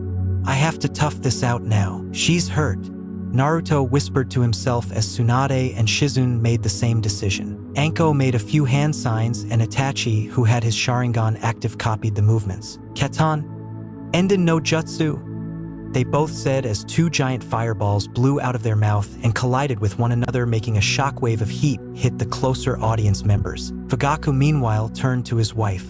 "That is an Uchiha clan jutsu. Why does someone who is not an Uchiha know it?" he asked as Makoto shrugged at her husband's question. "Itachi must have shown her it. She does have a fire affinity, so it would be a helpful jutsu to know." Fugaku obviously was not satisfied with the answer but had to accept it since Makoto had now turned back to the match at hand. "Katan, Hai no Jutsu sure aim," 𝕟𝕠 said as she shot fire into the air, and everyone watched as the fire looked as if it began to break apart into multiple little pieces and rain down on the field. Itachi responded by calling out, "Doton, Dohiki no Jutsu," as a wall of earth suddenly erected up in front of him and blocked the rain. "Doton? Since when do you know Doton?" 𝕟𝕠 asked. "I asked Naruto to show me a Doton that would be handy for defense, though in return I had to promise him that I would show him a Katan jutsu at some point in the future." "No fair," she whined, pouting before she went into her pack and grabbed a few senbons. Itachi recognized them as the senbons she used in her previous match that had some kind of venom on them. "Can't get hit by those," he thought as 𝕟𝕠 made her way towards him with 3 senbons gripped in each of her hands. She got closer towards him and swung at him, but Itachi easily maneuvered out of the way. When she did though, Itachi swept her feet and went to hit her in the gut, but noticed his legs went through her. "An illusion," he thought to himself as he turned around to see a senbon implanted in his shoulder. "Sometimes you have to go back to basics, right?" 𝕟𝕠 said as Itachi chuckled. "Very true, and it seems your poison managed to get me. I am guessing my arm will be out of commission for a little while," he asked as she nodded. "Then I guess I better get rid of it before it spread too far," he said, as he said that he grabbed a kunai with his other hand and drove it into the wound where the senbon went in, effectively getting the poison out of his system. Many in the audience were surprised to see him do such an act, but the shinobi saw it as dedication since not many would willingly injure themselves in order to get rid of the poison. "That should be enough," he said before he quickly hit 𝕟𝕠 in her stomach as she looked at him in surprise at what he had just done. 𝕟𝕠 hit the ground but quickly got up.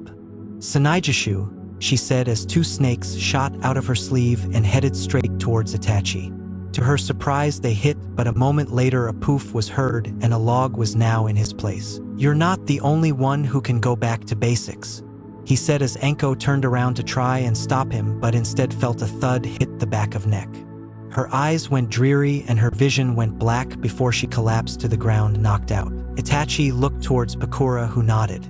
"The winner of the match is Itachi Uchiha of Konoha." The crowd cheered and clapped at the 2 genin, who gave them another good performance as Itachi's siblings once again cheered loudly for their big brother. Itachi looked down at 𝕟𝕠 and quickly picked her and carried her over to the medic bay, where they would take a quickly look over her and check her vitals were all fine. "You did good, 𝕟𝕠-san. You pushed me quite a bit. I look forward to any future battles we should have," he said as he patted his friend's shoulders before he made his way back the contestants' box. In the stands, Makoto gave both her son and her female student a loud round of applause, knowing that they both deserved it and that she was very proud of both of them. "Good fight. 𝕟𝕠 put you through the ringer," he said as Itachi winced a little from the cut on his shoulder. Yes, well, as tough as that was, it is now your turn to fight against some feminine fury," he said as they looked over to see Kuratsuchi move on to the field. "Looks like it is my turn again," Naruto said as he cracked his shoulders and followed after. When they both walked onto the field, the Konoha and the IWA side all erupted into cheers, no doubt having been waiting to see this match happen for some time. It was essentially the family of IWA versus the family of Konoha, and it was time to see which one was better. Naruto and Kuratsuchi stood apart from one another as the two looked across from one another. Naruto raised an eyebrow at her calm demeanor and noticed she was not listening to the shouting of the crowds. "You're different from the rest," he said as Kuratsuchi raised an eyebrow. "Different how? For starters, you are not insulting me because of who I'm related to. I know my dad can be an ass at times, but you don't need to take it out on me," he said as many in the crowd snickered at his words. In the Hokage box, Minato coughed and looked a little uncomfortable as the other Kages laughed in their seats, no doubt finding it funny that the man's son called him what they all thought he was. "Not that it's any of your business, but I don't hold that petty grudge that others in IWA carry. While I don't really like you all the same, I don't hold a grudge over what happened in the Third War. It was war, and casualties and deaths were bound to happen. Even though I agree your dad can be an ass." Now Minato just wanted to crawl away as the Kages laughed even harder, as did Tsunade, Shizune, and others in their section. "What about those times where you just looked at me like you hated me, just observing you, wanting to see what your strengths were? Any weak points, what made you tick? And did you get any answers?" he asked as Kuratsuchi smirked at him. "Well, I guess you will just have to find out," she said, making Naruto back in return. "Okay, lovebirds, if you two are done flirting with each other," Pakura said as Naruto and Kuratsuchi blushed a little and looked the other way, drawing a few laughs from everyone. "Then we can begin this match." They both nodded and got in their respective stances. "Hajime, Doton, Daichi no Suppeku," Kuratsuchi called as a massive spike of earth shot out of the ground towards Naruto. Naruto jumped back 10 meters and missed the spike as he unsheathed the shusui. Kuratsuchi went forward with a kunai in each hand and began swiping at Naruto, who easily defended with the shusui. Sparks flew from the kunai and blade when they connected with one another. Kuratsuchi used her slim body and used her flexibility to perform a couple of very agile and well-balanced moves as she tried to hit him in some of his vital spots. One of her kunais went for the jugular, showing Naruto just how serious she was being. He moved his head back and just felt the graze of the tip of the kunai hit his throat. In response, he swept her legs with a vicious kick, but Kuratsuchi quickly jumped in the air before she unleashed a kick of her own. He caught the kick and threw her over his shoulder, but she easily rolled with the throw. "Doton, Doro no Gazo," she said as glomps on mud shot out of her mouth and rocketing towards Naruto. "Futon, de Tapa," he said as he took a deep breath and forced a large swirl of wind out of his mouth.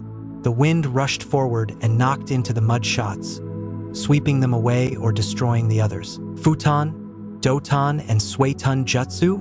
Kushina thought as she watched the screen of her son fighting the IWA Kunoichi. "How does he have 3 elements? He should have taken after either myself or Minato, yet he has inherited both along with another." Back on the field, Naruto defended from a few quick strikes from Kuratsuchi, though he was too fast, and managed to block each strike and counter with his own, though she would block and do the same. Eventually, her kunai and Naruto's sword locked onto each other and began fighting for dominance. When they entered a stalemate, Naruto used his superior physical strength and pushed her back and sent her flying back a couple of meters. "So he is not all show. He has physical strength too," she thought. Kuratsuchi easily backflipped and landed on her feet. "Kagebushin no Jutsu," Naruto called as 3 shadow clones shot forward and began attacking Kuratsuchi as Naruto placed a hand on his blade's hilt. "He's going for it again," Hiruzen said as Tsuwanda nodded. "It's early for him to be going for it again." When he watched the clones get her in the right spot, charged. "Itoryu, Shurshur Sun," he said as he suddenly shot forward and went to slash Kuratsuchi again. However, when Kuratsuchi saw what he was doing and noticed him ready to charge, she already knew the general dynamics of the attack. She ran forward towards one of the Naruto clones and jumped onto its shoulder before pushing herself into the air. In the air, she successfully dodged the attack as Naruto went past, having missed his target. Up in the Kage box, Inoki grinned at his granddaughter's display. She dodged it, Naruto said, surprised before he saw Kuratsuchi performing hand seals again. That trick won't work with me. You need the opponent to be staying in a spot to let it hit. It's a direct hit move, so if they're moving then you won't be able to hit them, she said as Naruto grinned. You are not like the rest. You're a real kunoichi. Give me the best you got, Naruto said. Kuratsuchi smirked in response. The only real competition I get back home, that is in our age range, is against 𝕟𝕒𝕣𝕦𝕦 and Itachi. Well, I should impress since I have a reputation to uphold. I have IWA blood running through me and I aim to make my family proud. Is that not what you are doing? Something like that, though mine is only to certain members of my family. There are a few that I am showing them what they missed out on, what they did not help, he said bitterly as he glanced up at his father, who sat there watching the battle with calculating eyes. They stared towards each before they both began to make a set of hand seals, both at similar speeds and similar actions and motions. Katan. Hai Bareto no Jutsu. Naruto reciprocated with his own Suiton. Mizu Bareto no Jutsu. Water and fireballs rushed towards their targets at great speed, but collided with one another, creating a small veil of steam to begin to appear and engulf the lower field, making it a little difficult for some to see what was happening. Neither stopped their attack as fire and water rained down through the field, trying to bypass the other but neither having any success. She really is pretty good, Naruto thought. It's to be expected that the son of the Yellow Flash would be this skilled, Kuratsuchi thought in return. Deciding to take it up a notch, Kuratsuchi smiled to herself before she jumped onto the high walls, looking down at Naruto, who stared up at her as did the others in the crowds and who was watching. She made a few head seals before shout, "Yotan, Yogan no aim," she called out as she took a deep breath and shot out large glomps of lava from her mouth high into the air, and watched as it began to separate from large glomps and into small and smaller pieces until it was just like bits of hail. One bit fell onto Naruto's shirt sleeve and quickly burnt a hole into it. Naruto quickly ripped the sleeve off and threw it aside, not wanting to get those kind of burns touch his skin. She knows Yotan? I did not even know IWA had any shinobi who could use that bloodline, Shizen asked as Tsuanda and Hiruzen narrowed her eyes, as did Mikoto from her seat. There was a clan that specialized and could use the Yotan bloodline long ago, but they got split and separated throughout the year and got spread throughout the year, similar to that of the Uzumaki. My guess is that someone from that girl's family carried the Yotan bloodline and it was passed down to her. On the field, Naruto looked at her surprise. Yotan, huh? This takes things to a new level. I have to be more careful around her, and I can't let that lava touch me, of it will be lights out for me, he thought. You look a little out of it. I hope that little treat I just gave you did not burn you too badly, she said as she grinned at him as he looked up at her. Not at all, though I was a little surprised. This does not change the fact I will still kick your ass, he said, making her glare down at him. We will see who will be the one to get their ass kicked, she said as she went through another lot of hand seals. Yotan. Yogan Kiryu no Jutsu. This time a large stream of lava shot out from her mouth and rushed towards him. Naruto quickly saw the danger and immediately jumped as far away as he could from harm's way. However, he noticed that when the lava hit the ground, it began to spread across the floor and slowly begin to cover the ground. Lava is basically molten rock that had been superheated up and had taken a kind of middle ground between liquid and solid. Kept hot, it stays as a liquid, but when supercooled it will harden and become rock. He thought before a thought came to his mind, which means water should be effective against it. He muttered to himself as he went through hand seals and channeled his chakra. Suiton, Mizurappa, he said as a strong jet of water shot forward and covered over the lava and quickly showed to have already stopped it from moving forward. The jet of water was stationed just a bit into the air so the water could evenly spread over the lava and harden it. After a few moments, the jet of water stopped as steam was emitted from the lava and showed the lava had rapidly cooled down to form a layer of rock on top of the surface of the field. Doton. Daichi no Supeiku Seiki. Kuratsuchi called as Naruto saw that the earth layer that had been created from the lava getting cooled down suddenly shot up. The great thing about lava is once it has cooled down it just turns to earth, enabling me to use my arsenal of earth jutsus, Kuratsuchi called as Naruto dodged each of the spikes, though at the end, the last one managed to leave a slash across his left shoulder, making him wince a little and making those watching from IWA cheer. Naruto jumped back away from the earth as much as he could before he gripped his right fists tightly. He looked up towards Tsunade, who looked back at him before she gave him a nod. Now the tables are about to be turned, Naruto said as Kuratsuchi listened to his words and narrowed her eyes. Since you seem to like the flat earth so much, let's rumble it around a little. Before he threw his hand up and struck a similar pose to Tsunade's chakra pumped into his fist. When those from Konoha saw that stance, many paled, while Minato and Kushina's eyes went as wide as saucers. She didn't teach him that move, surely, Jiraiya thought as he watched what Naruto was about to do. In the stadium, everyone waited with bated breaths before Naruto swung his chakra-enhanced fist down onto the ground. "Hua!" he cried out as his fist impacted the ground. As soon as it hit, the earth beneath him shook uncontrollably and giant cracks began to form all over the field. Kuratsuchi looked around in a panic as she saw the cracks were forming around where she was standing. She began to wobble on her spot as the ground suddenly began bursting all around her, and huge pieces of earth began shooting out of the ground as the field began tearing itself apart. "This is not good," she thought as she jumped back and tried to stick to one of the walls. But when she did, she saw Naruto appeared in front of her in a great burst of speed. "I'm ending this," Naruto thought to himself before he used a chakra-enhanced kick to her stomach, making her lose her breath and get the wind knocked out of her and sent her into the air. He then appeared above her in great speed again and threw her to the ground before appearing on the ground just as she was about to meet the ground. He then raised his right leg as high as he could, and just as she went past him towards the ground, he swung his right leg into her back and smashed her into the ground, making a small crater form from underneath her. "Suten Kyaku," he said as he did the move before it was over. He looked down towards Kuratsuchi and saw that she was still conscious but was pretty battered and would not be getting up anytime soon. He sighed and swept a hand through his hair and dropped down next to her on his butt. Though his control with the super strength was good, it was still not quite enough to not leave him a little fatigued. "You beat me," she said sadly as she tried to raise her head but couldn't. "I guess I did, though if it helps, you gave me one hell of a fight. You did not make it easy," he said as she nodded. "I guess that's okay then," she said as Naruto looked over towards Pakura, who nodded and gave the signal.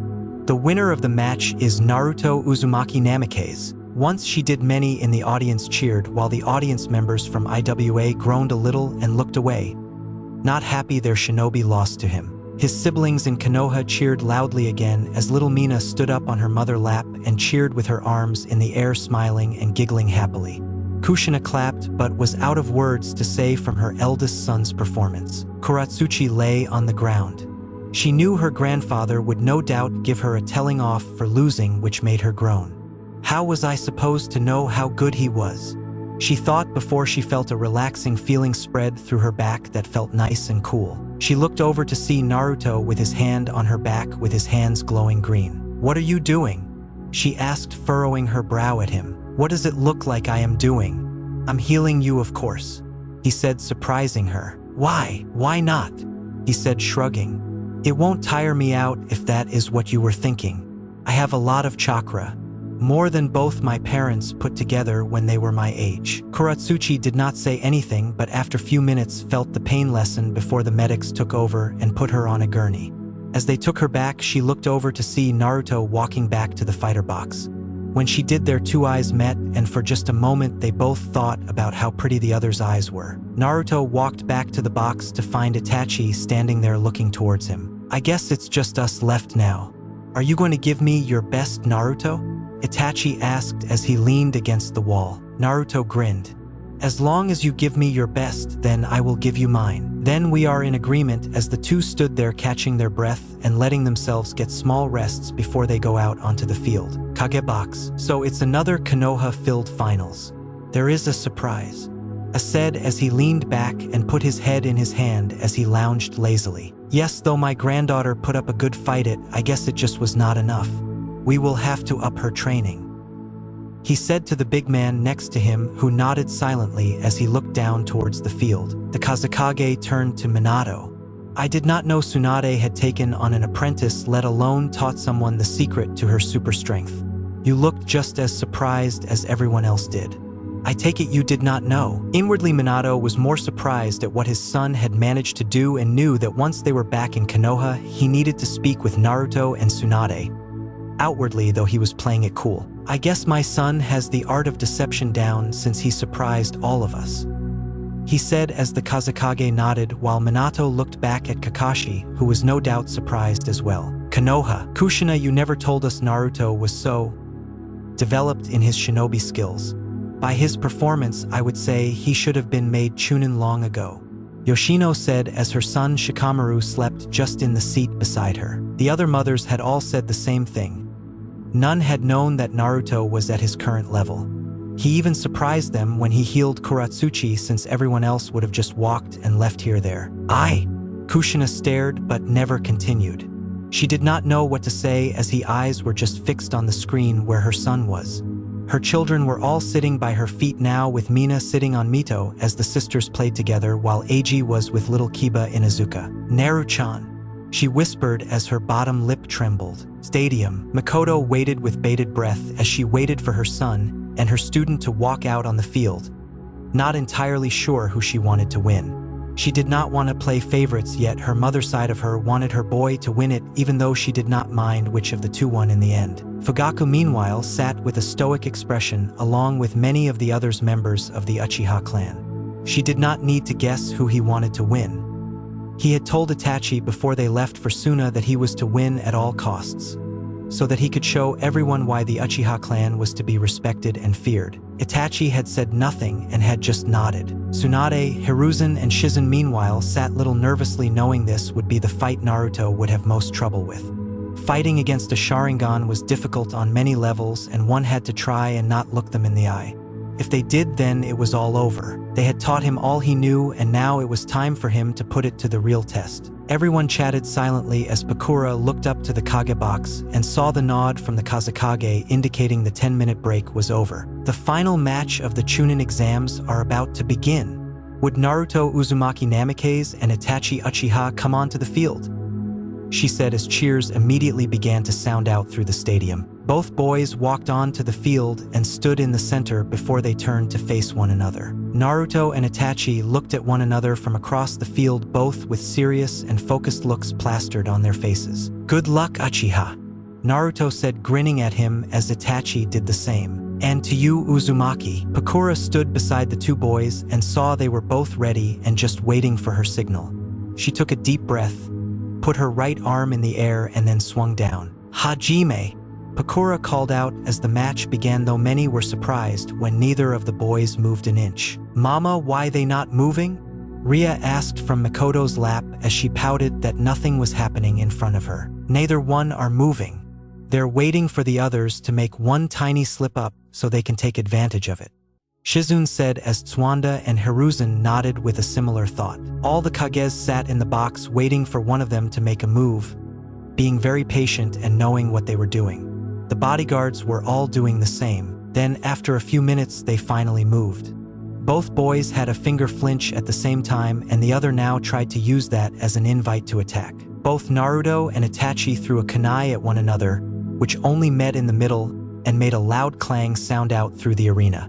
The two boys pushed off from the ground and went forward and met each other in the middle as they began a taijutsu battle. Itachi went for an uppercut, which Naruto managed to dodge by stepping back before Itachi then tried to sweep the legs.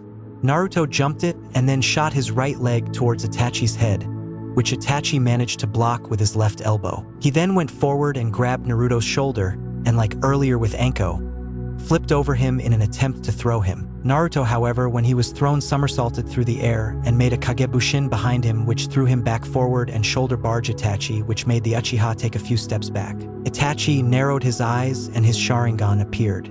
When they did, Naruto immediately averted his eyes and began looking anywhere else but his eyes. "Your Sharingan doesn't to scare me, Itachi. As long as I don't look you in the eye, then you can't put a genjutsu on me," Naruto said. "But you will have to look up eventually, Naruto. It's only a matter of time," Itachi said as Naruto took the handle of the Shusui out. "Itoryu, Sanjiroku pound ho," Naruto said as he struck the air with great force, and a massive swipe of dense wind shot forward at great speed towards Itachi. Itachi, however, saw it coming and with his Sharingan activated managed to dodge out of the way in time as he watched the attack go past him and strike the wall from behind him. When it struck, the giant wall split in half with a very deep slash now embedding in the concrete. Itachi did not let Naruto have another chance to attack him. Katan Gukakyu no Jutsu, he called as fire shot forward and towards Naruto. In retaliation, Naruto gripped Shusui and swung it with great force as he sent another great slash like he had just used towards the fireball. When they met, a small explosion went off which got a plume of smoke to from. Naruto looked around the field as the smoke from the blast obscured his view. Though he did not have to search long, as he then looked up to see Itachi in the air with kunais with paper bombs attached to them in each hand and then threw them towards him. Seeing the kunais coming towards him, Naruto made hand signs. Suetun Mizu Bareto no Jutsu, he said as glomps of water shot out of his mouth and began taking out the kunai. He hit 9 of the 10 kunais, but one that was hiding behind the shadow of another kunai managed to get past and landed beside Naruto.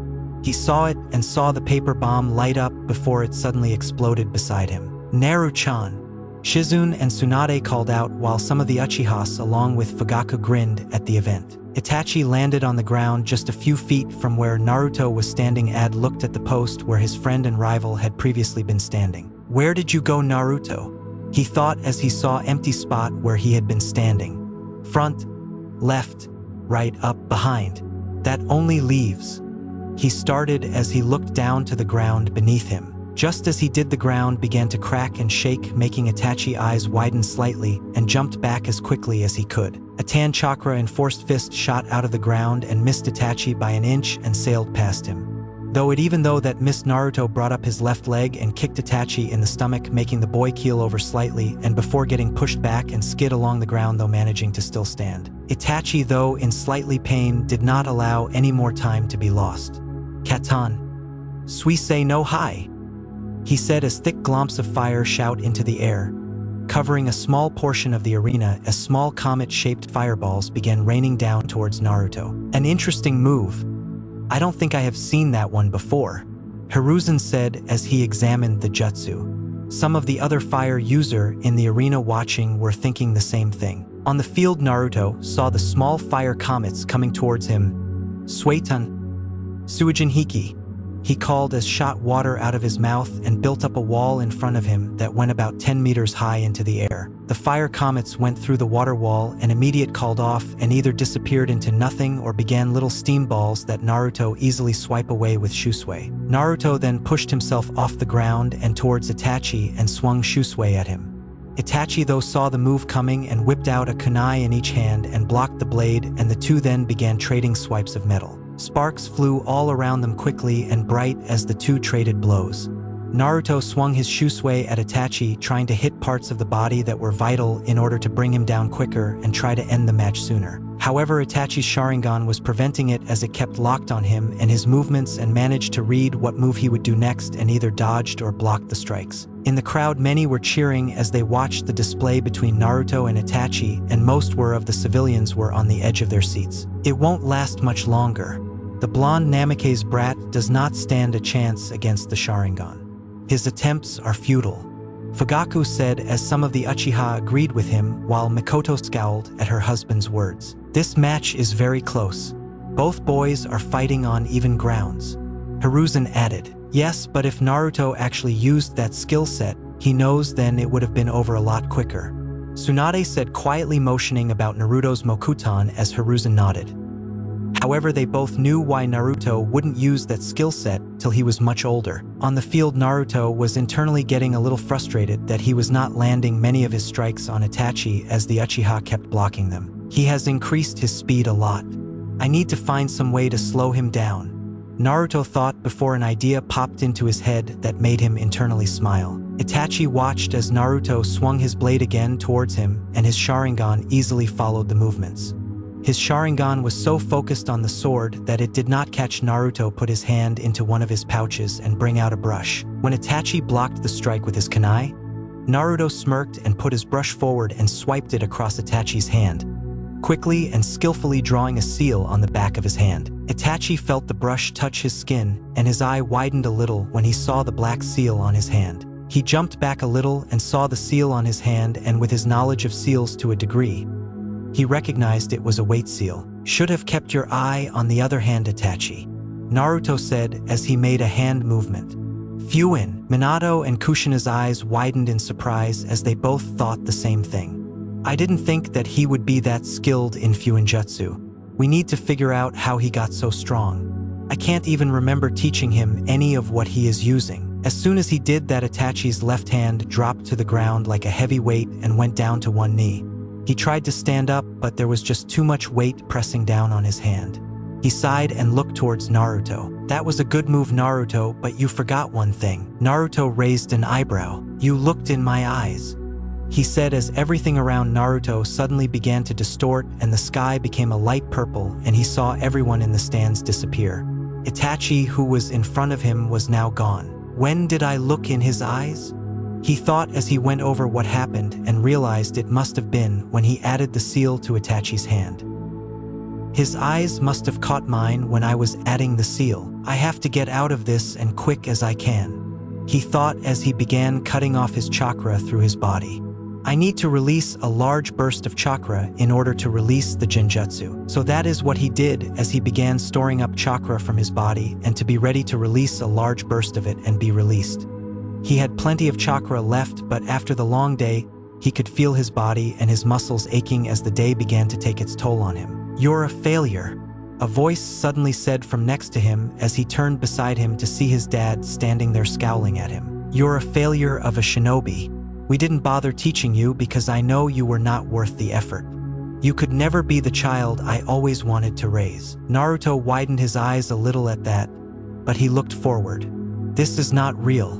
It's just an illusion," he said as he suddenly felt some kind of strike hit his face. He looked forward to see Kushina now standing in front of him with her palm outstretched. "I pushed you away because I did not want you anymore. Why would want you when I have 3 perfect little children that I can love and spoil? I never wanted you to begin with," she said as she glared at him. "This is not real," he continued to say to himself as he stored up more chakra to release. From behind him, he then felt a strikes hit him and saw senbons sticking out of him. It was Shizune, Suanda, and Hiruzen all standing there with Shizune's hand stretched, showing she had thrown the senbons. "Why did we train you? You're just a waste of our time," they said together. Then from all around him other people began to appear.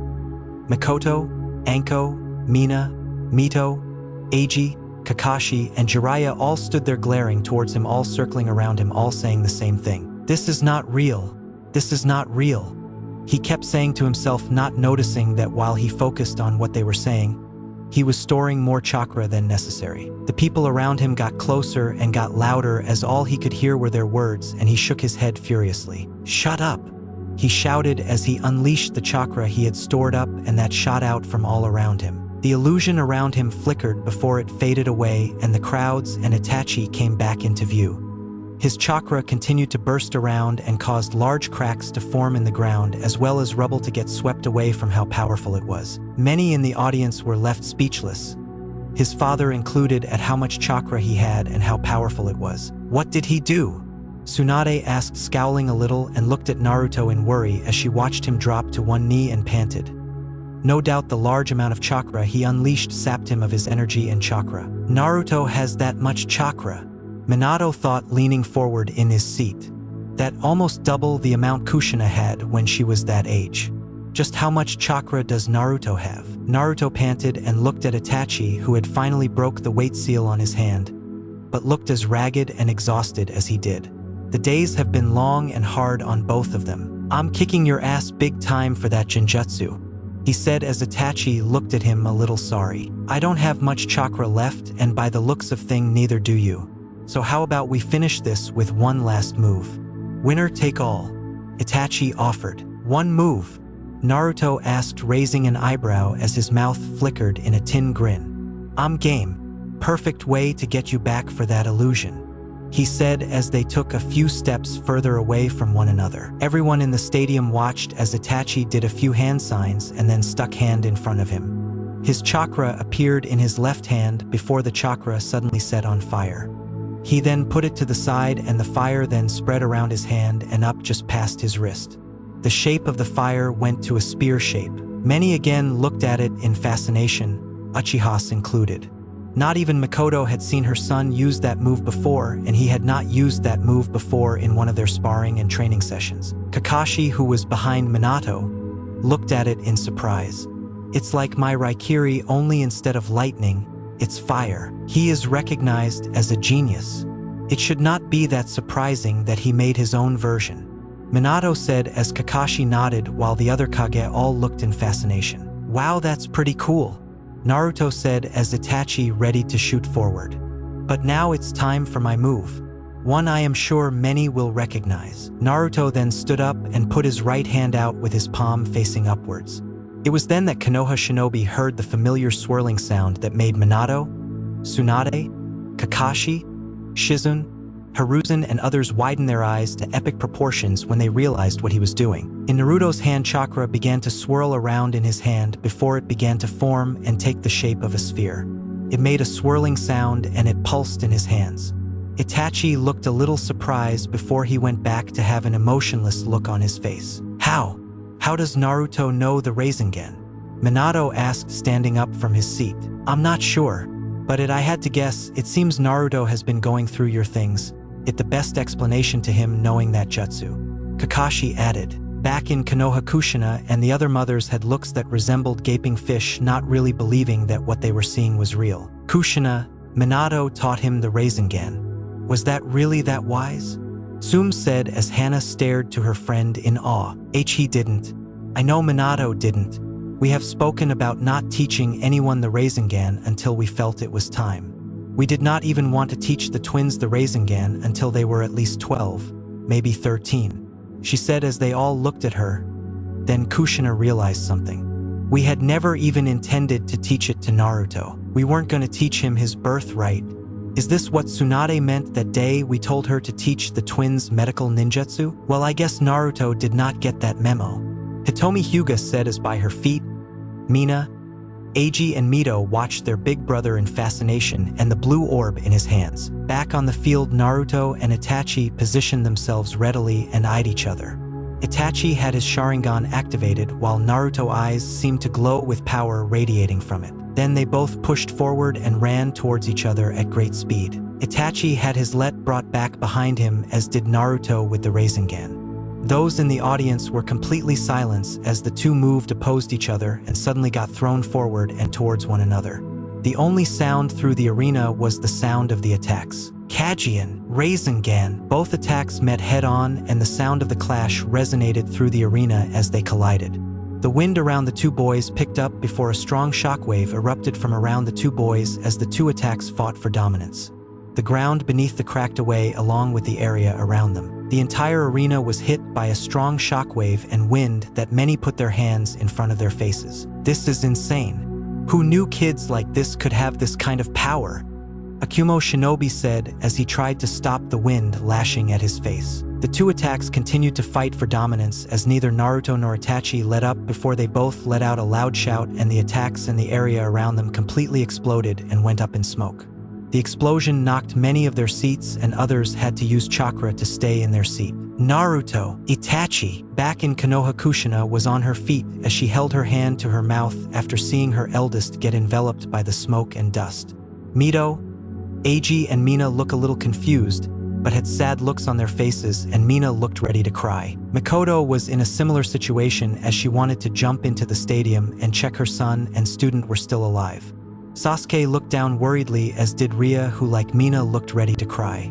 Fugaku though looked as stoic as ever. Tsunade and Shizune looked ready to jump down, but Hiruzen planted his hand on their shoulder, muttering that Naruto was okay. In the box, all the Kage looked a little wide-eyed at the final attack, and Minato looked concerned towards his son, who he still could not see. Slowly, though, the cloud of smoke disappeared, revealing that the entire arena was completely and utterly wrecked, and the walls looked like they were barely standing. Eventually, the figure of Naruto and Itachi appeared and showed them both standing shoulder to shoulder while both were looking and facing opposite directions.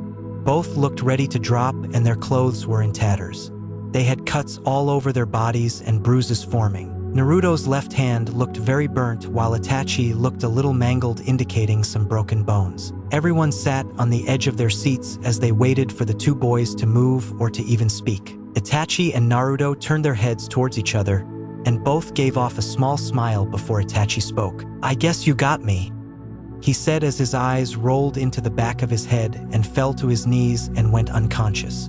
Many gasped at that while Naruto looked at Pakura, who reappeared on the field and looked a little shocked from the fight she had seen. She lifted her arm in the air. "The winner of the match and winner of the chunin exams is Naruto Uzumaki Namikaze." As soon as she did, most in the stadium got on their feet and clapped wildly at the amazing battle they had just seen. Most clapped while some for Kumo and IWA scowled a little and just looked away. Naruto smiled at the crowd and saw his father look at him in disbelief, no doubt not believing his son just won the exams. With the match over, Naruto breathed out a heavy breath before he fell backwards, the exhaustion of the day now taking its toll on him. Uzumaki or not, he had his limits. When he did, Tsunade, Shizune, Hiruzen and Mikoto left their seats and jumped into the stadium. Mikoto went straight to her son, with Shizune coming up behind her to check him over while Tsunade and Hiruzen checked on Naruto. "Let's get them both to the med bay. They will need some serious resting after today," Tsunade said as she picked up Naruto up gently on her back, with Mikoto doing the same for Itachi before they quickly left the stadium. Shizune hurried with them, while Hiruzen picked up Naruto's blade in his hands and followed after them. Chapter 13. Long-awaited words. So first and most importantly, I want to congratulate Team 13 for their great performances in the chunin exams in Suna 5 days ago.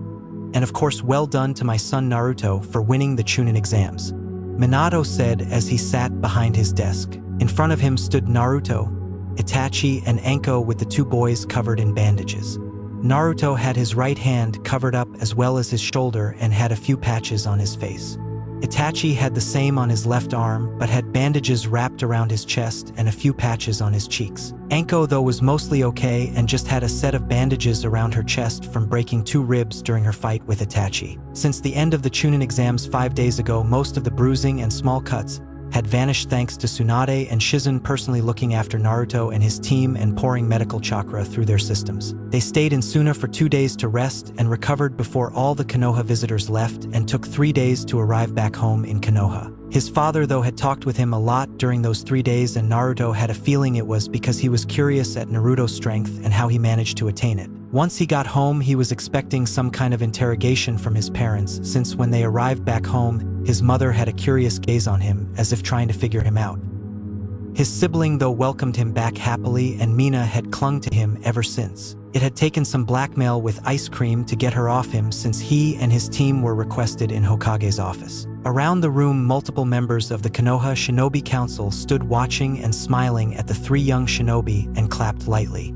On that side was also Mikoto, who was smiling the biggest proud smile she could muster, with a feeling that she had done a good job with her team and that she had helped 3 great future shinobi. On the other side was Tsunade and Hiruzen, who were standing with Kakashi, Kushina, Shizune, and a few more of the Konoha Jonin. Then on the other side of Hiruzen were his former teammates and fellow Konoha elders Hamura, Koharu, and Danzo. The 2 elders he did not mind, though Naruto found them both to be a couple of sticks in the mud, always acting very serious, while the other guy Danzo gave Naruto an eerie feeling.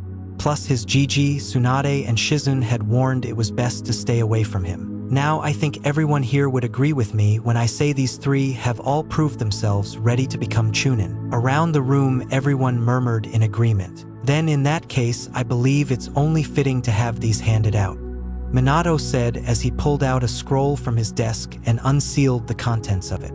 Out of the scroll, he revealed 3 chunin flak jackets and handed them out.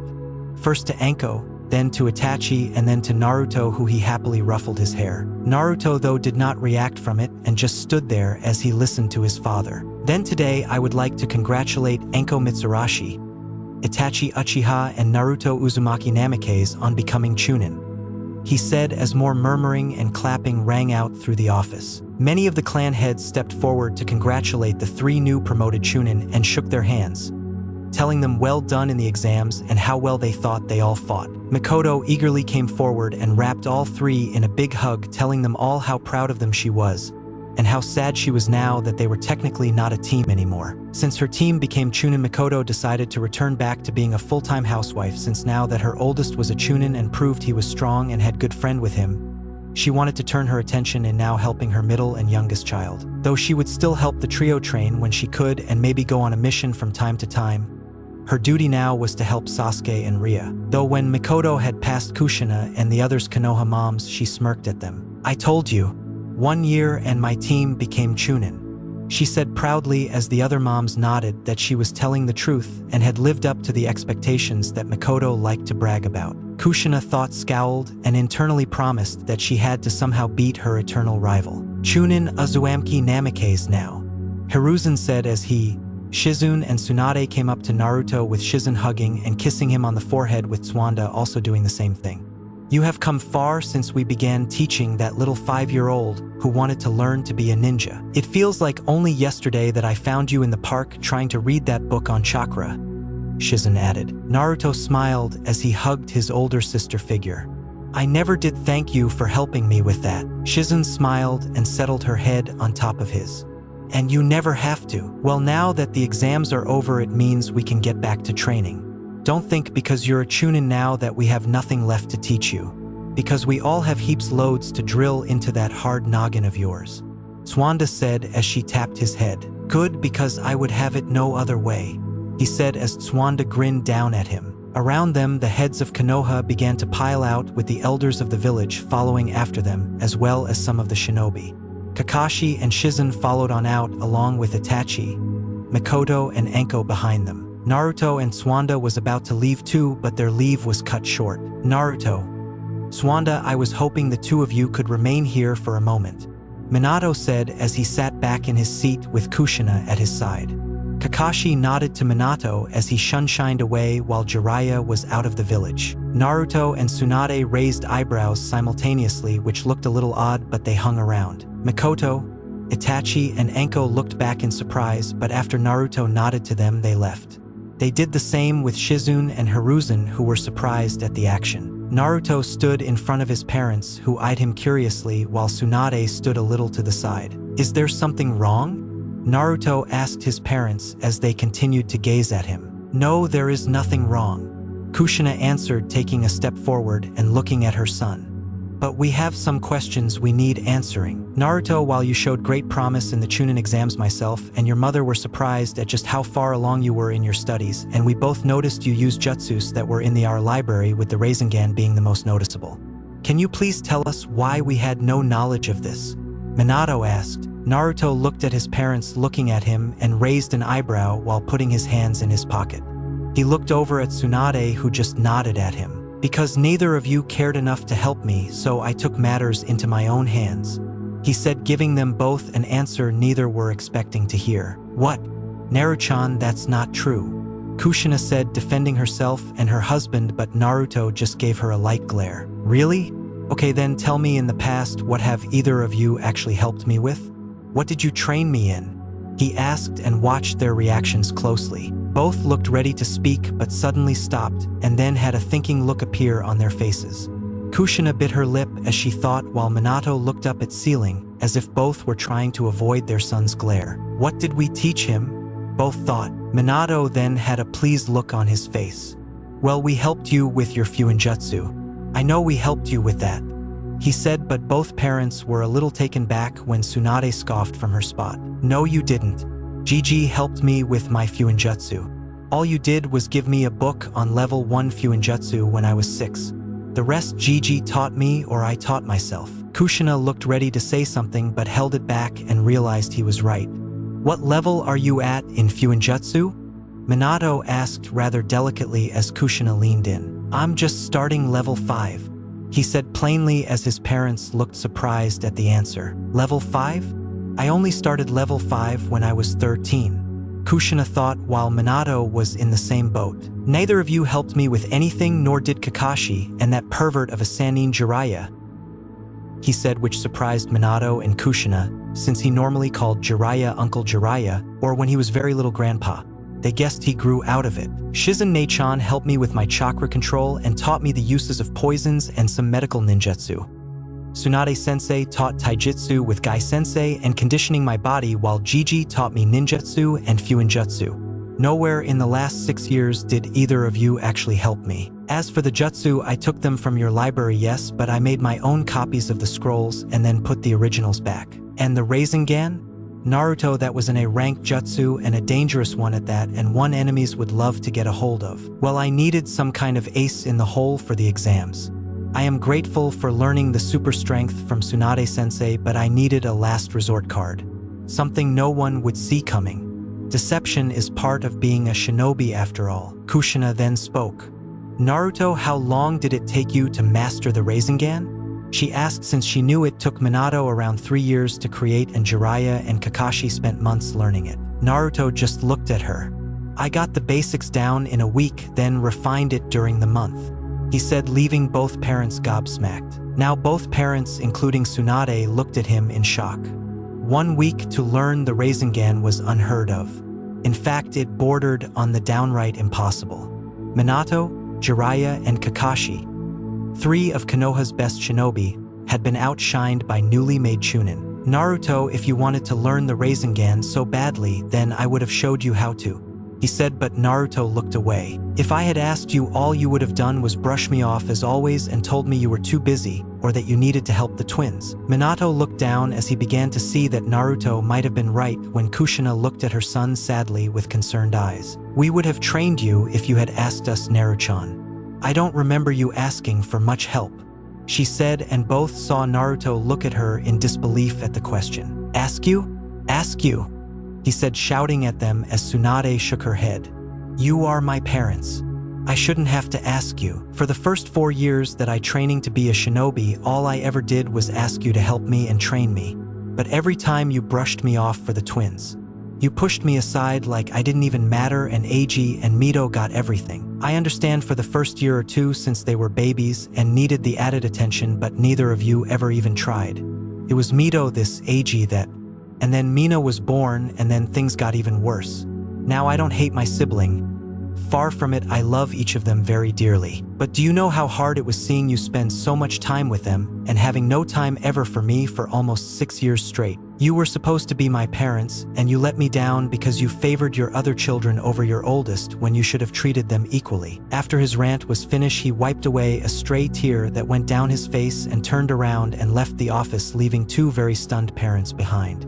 Tsunade, still with her back leaned against a wall, sighed. I hope you realize the damage you have caused to him, she said, finally speaking up and drawing the attention of the stunned blonde and red head. Neither said anything at first.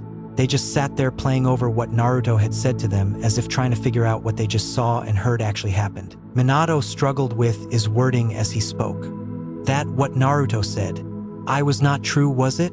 I mean, did we favor the others more so than with Naruto? I just don't know what to make of this, he said, still struggling with what he just saw and heard. Kushina shook her head defiantly. It can't have been true. We would not favor our younger children over our eldest. I know it. It has to be some kind of mistake. Naruto, he is just confused and he is tired, that's all. He needs his rest. The exams were taxing on him. Tsunade narrowed her eyes and walked over to the pair and stood a little in front of Kushina. When she did, a loud slap echoed through the office and Kushina went stumbling back and dropped to the ground. Kushina held her cheek as a red mark began to show and it began to sting. Minato got up and went to his wife. When he did, Tsunade stood over the 2 of them, glaring down at them with her hazel eyes, making both feel rather small. You both really don't see the damage the 2 of you have been doing to him, do you? Just because you 2 idiots have not seen it does not mean no one else has seen it, she said, surprising both of them. I have seen you ignore Naruto for the good part of the last 3 years. The last few years were not as bad, but it still happened. I noticed it, Sarutobi-sensei noticed it, Shizune, Mikoto, hell, even Mikoto's kids and Naruto's friends saw it. I wouldn't be surprised if other shinobi or even civilians began to see it. If that's true, then why did no one say anything? Minato asked a little angrily, but backed down at the glare Tsunade was giving him. No one said anything because Naruto asked us not to. He got in his head that you would finally see what you were doing and that you would finally start paying attention to him, yet you never did. In fact, it got worse to the point that he even started feeling like he was a stranger in his own home. By now, the down Kushina was doing her best to stay together, but it was evident in her eyes that she wanted to start crying. All he ever wanted was for the two of you to notice him, to teach him how to be a shinobi like all the other parents in the village and the other villages do. You two are supposed to be two of the village's best. You are supposed to be setting an example for the younger generations, and you are supposed to look after this village. Tsunade's glare intensified and picked them both up by their collars and brought them close to her face. How are you supposed to do that when you can't even see when your oldest child is in pain? Whether you want to admit it or not, you two have failed Naruto. She then dropped them to the ground and walked out and slammed the door behind her. As she left, Kushina and Minato just sat on the ground with emotionless faces as Tsunade's words began to hit them as Minato's eyes widened in shock, while Kushina put her hand to her mouth, muffling the sound of her sobs. Naruto didn't stop as he arrived into his home and went up the stairs, not listening to the sounds of his siblings welcome him home. He went to his room and slammed the door shut as he threw his chunin flak jacket against the side of the wall. The nerve! How dare they think that I'm lying to them? They really can't see what they have done wrong, can they? He shouted in his mind as his anger got too much, and he punched the side of the wall, making a fist-sized hole in the wall. His breathing was a little ragged as he dropped down onto his bed, as he just stared up at the ceiling, allowing his eyes to get a little red, letting a few tears stroll down his cheeks. As he laid back, he heard his door open and heard little footstep coming towards him. He already knew who it was by the footsteps. He looked over to see Mina standing there with a few crayons and a piece of paper, no doubt wanting Naruto to join her in some coloring. "Hi Mina-chan, you want to do some drawing?" he said, sitting up, but Mina's looked at him with a tiny crease in her brow. She then shakily and with a bit of help from Naruto got on the bed and waddled to Naruto and put her hands forwards to his cheek and to his surprise began wiping away the tear marks. "Naru, no cry," she said squeakily as Naruto gave her a little smile and put her in his lap, making her giggle a little. "I wonder how much you understand Mina-chan," he thought as he put the piece of paper on his bed and took the blue crayon from Mina to her delight, and together began drawing pictures on the paper together. When Minato and a still teary-eyed Kushina came home, they had tried to speak with him, but Naruto quickly left the house and made his way to Hiruzen's, where he planned on spending his dinner and evening, not being able to look at his parents right now. A month later, Naruto strapped his sword to the side of his hip as he began making his way out of his room and to the training field, where he would be meeting up with Itachi and 𝕟𝕒 to get some morning sparring done. It was early morning, so the only person who was up was Minato, who had already embarked to his office, while Kushina was still asleep, as was his siblings, since it was a Saturday. The month had been awkward to say the least.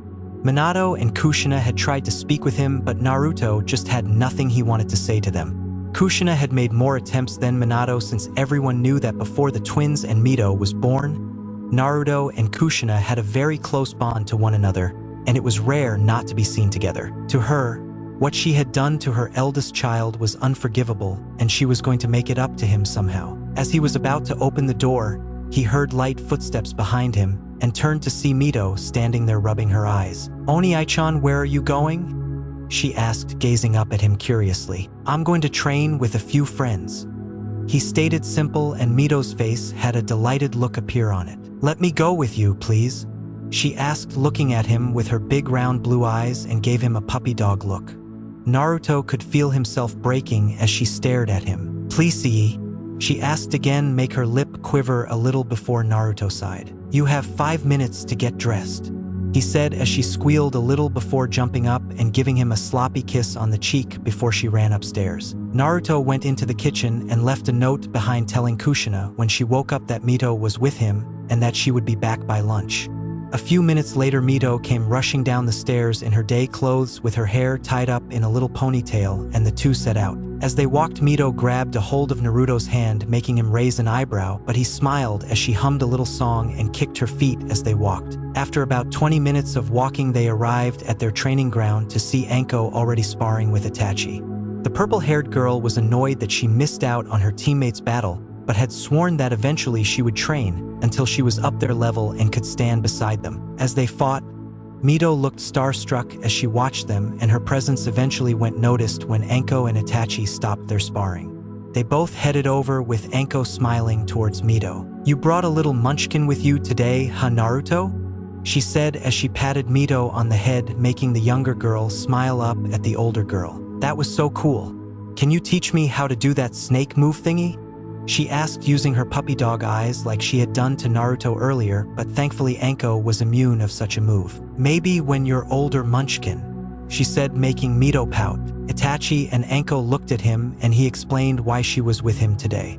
Both patted him on the shoulder. Ria-chan does the same with me, he said, understanding the situation while 𝕉𝕠 rolled her eyes. For the next few hours, the trio trained and sparred with one another while Mito sat safely away a good distance with wide eyes and a big happy smile as she watched them. The three older kids sparred one-on-one with the other, sitting with Mito and talked with her and answered any questions she had on some of their moves or techniques. For a lot of it, it was Naruto sparring with Itachi, and 𝕉𝕠 would point little things out to Mito, who was paying close attention to the older girl. During their small breaks, when Mito asked if they could show her how to do one of their techniques, they thought about it and figured there was no harm in it. She had not unlocked her chakra yet, so they focused on her kunai throwing. Itachi and Naruto helped her with her aim, while 𝕉𝕠 helped with the speed she threw them at. Since they only had metal kunais on them, Naruto made sure the end was blunt and that he was always within a close distance to his little sister. Oni-chan, can I see you sword, please? She asked as she eyed Naruto's blade in his right hand. Naruto raised an eyebrow at the request, but he thought there was no harm in it. He unsheathed his blade and Mito got a little closer as she looked it over with big excited eyes. She went to touch the tip, but Naruto quickly placed his hand over her. No, Mito-chan. It's very sharp and you might cut yourself, he said as Mito nodded, but the message obviously did not go through quite enough when she had an excited look appear on her face and grabbed one of the kunais on the floor but picked it up at the sharp end. She gasped a little as she held her hand and gave a small wail and a cry. Naruto dropped his blade next to him and took Mito's hand as he gave her a reprimanding look. Mito-chan, I told you, you need to be careful and not to pick any of them up without asking one of us first, he said, though he said it softly. I'm sorry, I didn't mean to, she wailed out as she sniffled. 𝕉𝕠 came up behind her and gave her a hug from behind. Naruto sighed and gave her a small smile. Here, let me heal it for you. He then took her hand into his own and gently uncovered her other hand, which was covering the cut. The cut was not very big or deep and was just a straight line starting at the bottom of her thumb and stopped at the start of the middle finger. Naruto's hand glowed green and went to heal it when his eyebrow furrowed in confusion. Itachi and 𝕉𝕠 saw the look and looked at Mito's cut, and their faces then did the same. Mito's cut lightly glowered red as the cut slowly began to heal itself. As he looked at it, Naruto's Shosen Jutsu hand grazed over Mito's stomach as his focus was on the cut, and from the corner of his eyes, he saw black markings appear on the bit of her stomach that was showing through her shirt. Mito-chan, can you show me your tummy for a minute? He asked. You won't tickle me, will you? She asked as they all laughed. No, I won't tickle you, Naruto said, smiling at her as Mito gently lifted her top to show her stomach. When she did, Naruto and everyone else's suddenly had a serious and focused look on their faces as they saw a black spiral pattern with 8 points, 4 on top and 4 on the bottom. Is that a seal? 𝕉𝕠 asked, looking confused at Naruto, who nodded. Yeah, but it's very advanced, so advanced that it can only be my parents' work. I mean, the spiral is the symbol of the Uzumakis, so my parents must have put this on her. Why would they put a highly technical seal on a 5-year-old? Itachi asked as Naruto's chakra hand went forward. His fingers tips touched the seal on his sister's stomach, but when he did, everything went black and a pair of giant red eyes with black slits stared at him before he suddenly heard a loud roar. As quick as it came, it ended and Naruto fell on his butt and looked at the seal with wide and shocked eyes. What is it? Itachi asked as 𝕉𝕠 looked curious as well, wondering what could have had their friend look so shocked and even look a little frightened. Naruto said before he shook his head. I can't tell them what I saw, at least not here with Mito in front of us, he thought as Mito looked at him curiously. I get it now. I know why they pushed me aside. And they did this to her, he thought angrily before mentally calming himself down. Naruto breathed in and got back on his feet before looking down at Mito. Is your hand better, Mito-chan? He said as he took her hands in his again and saw that it was completely healed. It's better, thank you, she said quietly before putting her hand in front of his mouth. Kiss it better. Naruto smiled at his little sister and planted a big kiss on her hand before he kissed her again on the cheek, making her laugh before he picked her in her arms. Come on, Mito-chan. It's about lunchtime and I kind of fancy some ramen, he said as Mito's eyes shined bright. Ramen, she called out whilst 𝕟𝕒 and Itachi declined his offer and went back to their own homes, leaving the siblings to eat by themselves. They stayed at Ichiraku's for about almost an hour, leaving 10 bowls from Naruto and 3 bowls for Mito before they made their way back home. Mito's giggling was the first thing Kushina heard as Naruto and Mito walked through the door, and the 5-year-old went straight to her mother and wrapped her in a hug. Ka-chan, Naruto Oni-chan took me with him and his team to train, and they were really good. They taught me how to improve my kunai skills, but then I got cut, but Oni-chan healed me and then he took me to get ramen, she said. Kushina tried to follow the words that came out of her daughter's mouth. That's very nice, sweetie, she said as Naruto walked in, not looking at her, and said hello to his other siblings. Hey Eiji-chan, he said as he patted his brother's head. Hi Oni-chan, Eiji said as he ate his sandwich before he turned to Mina, who was pouting at him and was puffing out her cheeks. Naruto thought she looked adorable and went down to her level. Mina-chan, are you mad because I didn't take you with me this morning? He asked as Mina just continued to pout at him and her little cheeks went red. Next time I will take you with me, he said, staring at her before a couple of seconds passed at her pout turned into a big smile as Naruto leaned forward and kissed the tip of her nose, making her nose wrinkle in the process. Naruto, Kushina called as Naruto turned around and looked at her, not showing any emotion on his face. I was about to make some lunch. I know you have had ramen already, but maybe I could. No thanks. I'm still full from lunch. I'm going to my room, he said, and before Kushina could say anything he left the room, making her sigh sadly and look down at the floor before she took a seat. Naru-chan, how far have I pushed you away from me? She said quietly as she listened to Naruto's footsteps go up the stairs. Chapter 14. Summoning. 2 years later, a 13-year-old Naruto sprinted along the rooftops as he headed away from the Hokage building. He had just finished a week-long mission away with a 3-formation team who were sent to take care of 2 aligned bandit camps that had been causing some problems up north of Konoha. The mission was easy and the people he worked with were friendly enough with Naruto, not really caring much that he was just a kid like some others acted. A fair few times some of the other chunin Naruto went on missions with would complain how they got stuck with a kid, the Hokage's son or not, and thought that Naruto would drag them down. Quickly though, Naruto proved them wrong and he quickly showed them why he had become a chunin. He got no more complaints afterwards. Itachi was not around much since Itachi was usually on separate missions, confined to the Uchiha compound since Fugaku wanted to make sure his prized Uchiha son did not sully himself with others too much or was getting ready to head into the Umbu forces. 𝕟𝕒 as well, he did not see as much as he would like since she had taken a keen interest in the torture and interrogation division that was headed by the sadist Ibiki Marino. She quickly impressed the head of the division and was quickly making a name for herself. Though they did go on a few missions from time to time, it was not as many as he would have liked since they were his original teammates. Though one good thing that he was looking forward to was that the trio were beginning to decide to move out of their current homes and move in together. The 3 had done mission after mission to afford a nice 3-bedroom apartment where they could live together since 𝕟𝕒 wanted to have some company and not live on her own so much anymore. They were putting what money they could spare to one side, which would help pay for a nice, decent place for them. Most of their money went into their training equipment, new clothing, etc. While Naruto and Itachi wanted their space from their family since Fugaku and some of other clan members of the Uchiha clan were pushing Itachi down a path he did not want, while Naruto felt suffocated by his parents.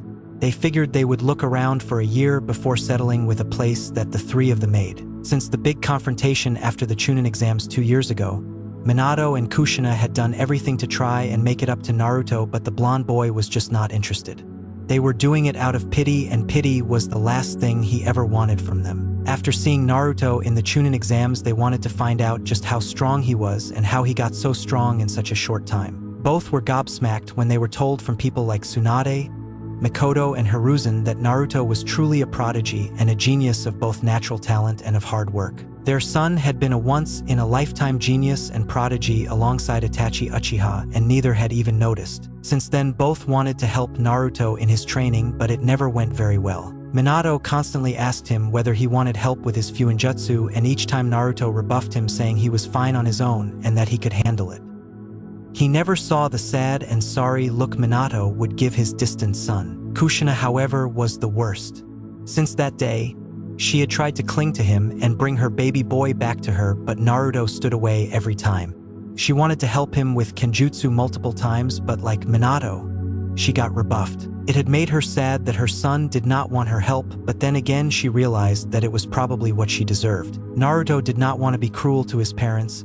He loves them like a child should love his parents, but he just felt let down by them. He had made it this far in becoming a great shinobi, and he would finish it without their help, or at least until he was ready to begin accepting it. Everyone has a goal, and his was to surpass his parents. Whether it be in Fuinjutsu or Kenjutsu, he would surpass them. Ka-san, Tu-san. Naruto thought as he jumped across the rooftops before he stopped and saw Yugao, Hana and 𝕦𝕦𝕣𝕦𝕦 down below walking in the streets. Smiling, he jumped down and landed next to Hana, who yelped in surprise before she swatted his arm. "Naruto, I told you to stop doing that," she said, growling, while Naruto just laughed and petted her 3 ninken who were barking for his attention. "Hey guys, I missed you too," he said as they licked his hand before his attention went back to the trio. "So where you guys headed?" he asked as Yugao answered. "To get some food down at the Akamichi barbecue place. Kushina-sensei finished our training an hour ago, but we decided to do some light sparring for an hour." Naruto nodded. He was genuinely surprised that his mother had decided to take on a genin team, though he had a feeling it had something to do with her arch-rival and his team sensei Mikoto Uchiha rubbing it in her face that her first genin team became chunin in a single year, something that never been done before since the Sannin. The trio had been a team for about 6 months, and Kushina was hoping to get them ready for the chunin exams in 6 months' time. Never would she allow Mikoto Uchiha to get the better over her. "How was the mission?" Yugao asked. "Kushina-sensei has been worried ever since you left. She kept looking in the direction of the gate every 5 minutes, trying to sense if you had arrived back yet. She knows I am a big boy and that I can take care of myself. Besides, I had teammates with me." "True, but she still worries. I don't think she can help it since she is your mother," 𝕦𝕦𝕣𝕦 said before coughing into his hand, while the other two nodded. "Okay, well, I will see you guys later. I got some training to catch up on," he said as he said his goodbyes, jumped away, and headed towards the training grounds. He sprinted past each training ground, watching the shinobi as some of them as they trained and practiced their jutsu. Eventually, he wound up at an isolated and far-off training ground that Anko had showed him and quickly fell in love with. Training Ground 44, currently known as the Forest of Death. Anko had showed it to him about a year ago, and he was amazed he had not found this place before. It was the most dangerous of all the training ground because of the giant animals and insects that live inside it, as well as all the natural hazards and nature's traps. It was the perfect environment for training, and he, Anko, and Itachi went there as often as possible. Approaching the fences that lay around the training ground, he quickly jumped on top of the metal beams and pushed himself forward and onto one of the giant trees. He leapt along the tree and branches when he sensed a large object heading straight towards him with quick speed. Instead of panicking, Naruto just rolled his eyes before he halted and kicked his leg out with super strength packed behind it. When his leg went forward, it connected to a large spider 4 times the size of Naruto, sent it hurling 40 meters into the air, and sent it far away from him. "I think I might have kicked it to the other side of the forest," he thought before shrugging, knowing it was the spider's own fault for attacking him in the first place. As he ran across the tops of the trees and headed towards his normal spot, he stopped and frowned suddenly when he sensed a small chakra signature nearby, and when he felt it and its emotions were on in distress and fear. "That's odd. No one else should be out in this area. Only myself, Itachi, and Anko train in here, and I know for a fact Anko and Itachi would not get themselves into trouble.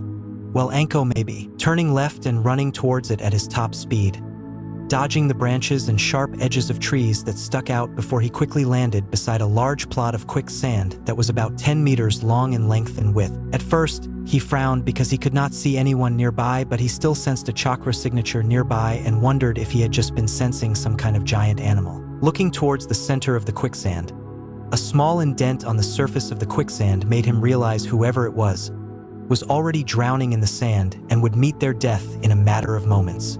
It felt scared and helpless, and Naruto had to help whatever it was. He made a few hand signs before slamming his two hands together. Wood style, wooden pillar jutsu. He called out as wood shot out from the ground and made its way towards the center of the quicksand before it evened out and formed into a makeshift bridge. Naruto ran across the small wooden bridge and channeled chakra into his arms to give him more strength before he dived his hands into the quicksand and wrapped around whoever was sinking. With great strength, he fought against the quicksand and pulled whoever it was out. He stumbled back a little and landed on his butt. He took a deep breath since he had to use more strength than he thought he would against the quicksand, something many shinobi hated since there were very few ways to get out of it. Whoever it was in the quicksand was very small, so small in fact that if he squeezed them any tighter then they might have popped.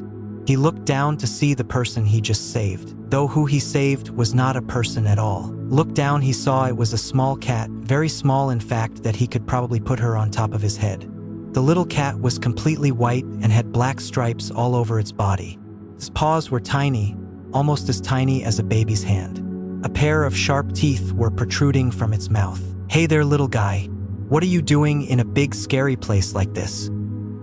he said as the little cat opened its eyes to reveal big green eyes looking back at him with a cat slit-like pupil looking back at him. It stared at him for a moment before it let out a small meow and licked his cheek affectionately, making him laugh a little. "Ha, that tickles, little fella," he said as he patted its head. "Thanks you, mister.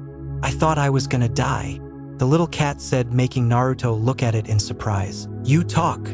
he asked as it bopped its head up and down. "Yaha, of course I talk." "Wells, that's pretty cool. I have never met a talking cat before.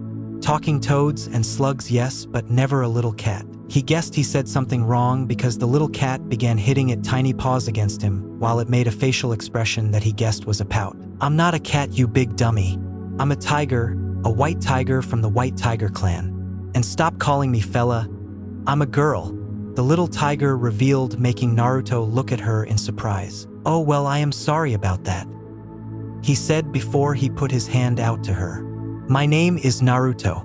It's nice to meet you," he said as the little tiger cub looked at him with her big green eyes before she copied his motions and placed her paw on top his hand. "My name's Kiera, part of the White Tiger clan," she said as Naruto nodded and stood. He walked away from the quicksand with Kiera still in his arms. He held her close so that she did not fall back into the quicksand, and he gently stroked her beautiful coat of fur, removing bits of sand from it as he did. "You know, I don't think I have ever heard of a White Tiger clan before," Naruto said.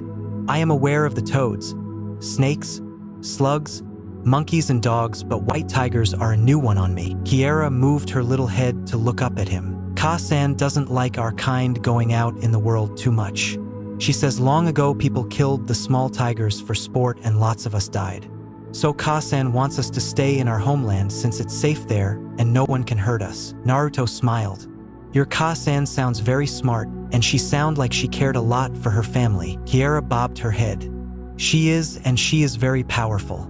Ka-san is the chief of the White Tiger clan. A lot of the other tigers are a little scared of her since she is very strong. But I think Ka-san is a big softie." "Yeah, I bet," Naruto thought. "If you are not usually allowed to leave you home, then why are you in this forest?" he asked. Kiera gave him a very toothy smile. "Ka-san says I'm a very curious child, and I always want to see what's outside of home. But Ka-san likes it when I'm close by since I am Mama's only cub. So she's very protective over you," he said as Kiera nodded. "Very, so she might be a little mad that I am out here," she said before she jumped out of Naruto's arms. "You should meet her. I think she would like you since you saved me." "I don't think that would be a good idea," he said, waving his arms, but Kiera did not listen and placed her paw on the ground in front of them. As she did, black marking appeared on the ground, as Naruto recognized the summoning seals. A second later, a large cloud of smoke appeared, and it made Naruto go very nervous. He thought the cloud would be small, about a man's size of bigger, but instead it was enormous, covering parts of the forest, and went far over the tops of the trees. "Oh crap," he thought, hoping that Kiera's mother would not turn him into cat food. As the cloud began to disappear, Naruto unconsciously took a step back, and for good reason. The creature in front of him was the very definition of enormous. She towered over the tree's tops, and if he had to guess, he would say that she was even bigger than his father's 𝕜𝕦𝕣𝕦𝕠𝕥𝕤𝕦, at least a good head taller.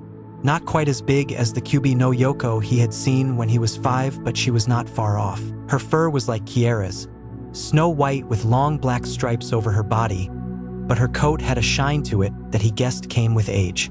Her eyes were jade green as well, and her claws on her paws were even bigger than his shusui. On the top of her head was what looked like some kind of tiara with an emerald in the center of it, and her tail and shoulder muscles had this grayish-silver armor to it. The enormous white tiger looked round in confusion. "Where am I?" she called out in a strong but very elegant-sounding voice. The voice had nobility laced all over it. "Ka-san, down here," Kiera's squeaky voice called, and at first he wondered if the giant tiger would even be able to her. But she obviously did when her large head looked down and towards Kiera. "Kiera," she said in a stern voice as her head lowered down to the ground to look at her daughter. "What have I told you about leaving Mount Rainier? You know I don't like you leaving our home without me knowing or at all." Kiera stood up her hind legs, which would have reached to Naruto's knee, against her mother's enormous nose. "But Ka-san, it's so boring at home, and I met a new friend. See?" she said, looking over at Naruto, whose eyes went a little wide as the enormous eyes of the white tiger chief moved towards him and narrowed. A deep growl came out of her throat that made the area vibrate, and Naruto could feel the hairs on the back of his neck stand up. "Did this person hurt you, my little cub?" she asked as the mother tiger rose to its full height, making Naruto wonder if anyone else from the village could see the enormous tiger, since he doubted anyone could ever miss her. Naruto gulped and readied himself to defend himself if possible, but Kiera leapt in front of Naruto and looked at her mother with a pout on her face. "Ka-san, please don't hurt him. He saved me. I might have died if he had not arrived." The great tiger obvious looked a little put back when her daughter spoke before her eyes narrowed again and went back down to look at Kiera's. "Start explaining, daughter," she said, though it sounded more like a command. So Kiera began to explain what had happened, how she fell into quicksand as she chased a butterfly around and was drowning in it when Naruto arrived and took her out of the sand before it could completely engulf her. Naruto stood to the side as the mother tiger scolded her little cub at her foolish actions before her giant nose touched Kiera's body. "I thought I might have lost you," she said softly as Kiera stood on her hind legs again and licked her mother's nose in comfort. Naruto smiled. She just a mother worried about her child. The giant tiger moved her head and looked towards Naruto before she stood at her full height again, making Naruto take a gulp. No words were spoke for a moment as the mighty white tiger chief boss looked down at Naruto with her large green eyes gazing right into him. After a moment of silence, she spoke. "Saving my daughter as you did have put you in a favorable light, and your actions have gained my thanks, young man. Few would dare to risk saving another from death, less likely counting we are of different species. For saving my daughter, you have my thanks. I am Shiba, chief of the White Tiger clan of Mount Rainier." Knowing to be polite in this situation, Naruto bowed to the giant white tiger leader. "I am Naruto Uzumaki Namikaze. It's nice to meet you," he said as Shiba nodded to him. "You will have to forgive my earlier rudeness to you, young cub. My kind have had bad experiences with humanity, so we tend to avoid interaction with them. You are the first human I have spoken in many decades. He is real nice, Ka-san. He cleaned me and got rid of the sand," Kiera said as she showed her mother her clean fur. "It was no problem at all, Shiba-sama. I was just glad that I could help and save your daughter when I did. If not, then I dread to think what might have happened." Shiba nodded her head and was about to speak when Kiera was waving her paws in the air, trying to get her attention. "Ka-san, we should reward him. I know how we can reward him. It's my best idea I have ever had," she said as Naruto chuckled at the little cub while Shiba rolled her eyes but smiled a big toothy smile showing her large sharp teeth. "What is your idea, young one?" Kiera gave her a big smile and patted over to Naruto as she rubbed her head against his leg, purring before answering. "Let him become our summoner and sign the White Tiger contract," she said as both Naruto and Shiba looked at her in surprise. Naruto did not have any words to say, though inwardly, he was bursting with happiness. He had always wanted to have a summons after seeing 𝕟𝕒𝕠 use her snake summons back in the chunin exams, and it had stayed with him ever since. 𝕜𝕦𝕣𝕦 meanwhile narrowed her eyes to look at her daughter and Kiera. Kiera, might I remind you we have never had a summoner before. Why should we start now? Kiera frowned. But Ka-san, this could be a good way to get back into this world. Plus Naruto would be a good summoner, right? She asked as Naruto quickly nodded his head. 𝕜𝕦𝕣𝕦 stood tall as she looked down at Naruto with her piercing green eyes staring intently into him, almost as if she was staring into his very soul and trying to see if he was worthy enough to be their first summoner. What would you do if we gave you permission to sign our contract? Would you use us simply for our power? To gain respect and make people fear you? 𝕜𝕦𝕣𝕦 asked as if testing him. Naruto quickly shook his head. No, that would not be the reason, he said as 𝕜𝕦𝕦 and Kiera listened in. If I got the chance to sign your contract, then I would be eternally grateful. With your power, I would use it to help protect my home, my village, my friends, and my family. I would use your power to fight the evil and the darkness of this world and keep it at bay while keeping everything I hold dear safe and protected. That is what I would do if you allowed me to sign your contract. 𝕜𝕦𝕦𝕦 said nothing as she stared down at Naruto as she listened, contemplated his words in her head. Beside Naruto, Kiera beamed up at him and was rubbing her body against his leg while purring happily, showing her like to the words that he had just spoken. After a moment, 𝕜𝕦𝕦𝕦 looked down towards Kiera and gave her a small nod which made the little cub bounce in happiness before she placed her paw on the ground and another poof went out, though this time was only a tiny one. Out of the smoke was a large scroll, about the size of the one Jiraiya carried on his back for the toads. It was gray in color and on each end had a silver tiger heads, while the kanjis for white tiger was written on the side. Open it up, 𝕜𝕦𝕦𝕦 said to Naruto, who quick nodded and did so.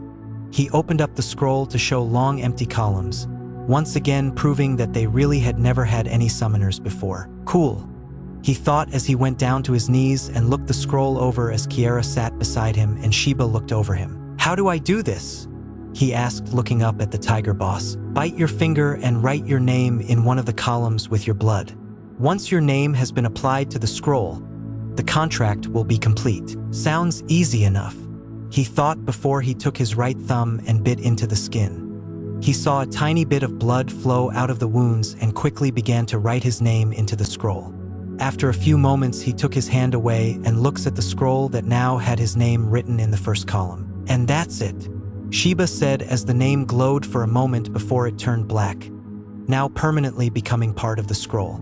You are now officially the first summoner of the White Tiger Summons. Don't disappoint us, she warned as Naruto quickly nodded, though he had a big smile plastered on his face. As she quickly told him the hand signs for the summoning jutsu and Naruto familiarized himself with the set, 𝕜𝕦𝕦𝕦 looked to Kiera. Kiera, since this was your idea, you will be the boy's familiar. Kiera happily nodded before she jumped up and climbed on Naruto until she sat comfortably on his head while an amused Naruto looked up at her. 𝕜𝕦𝕦𝕦 coughed, getting their attention back to her.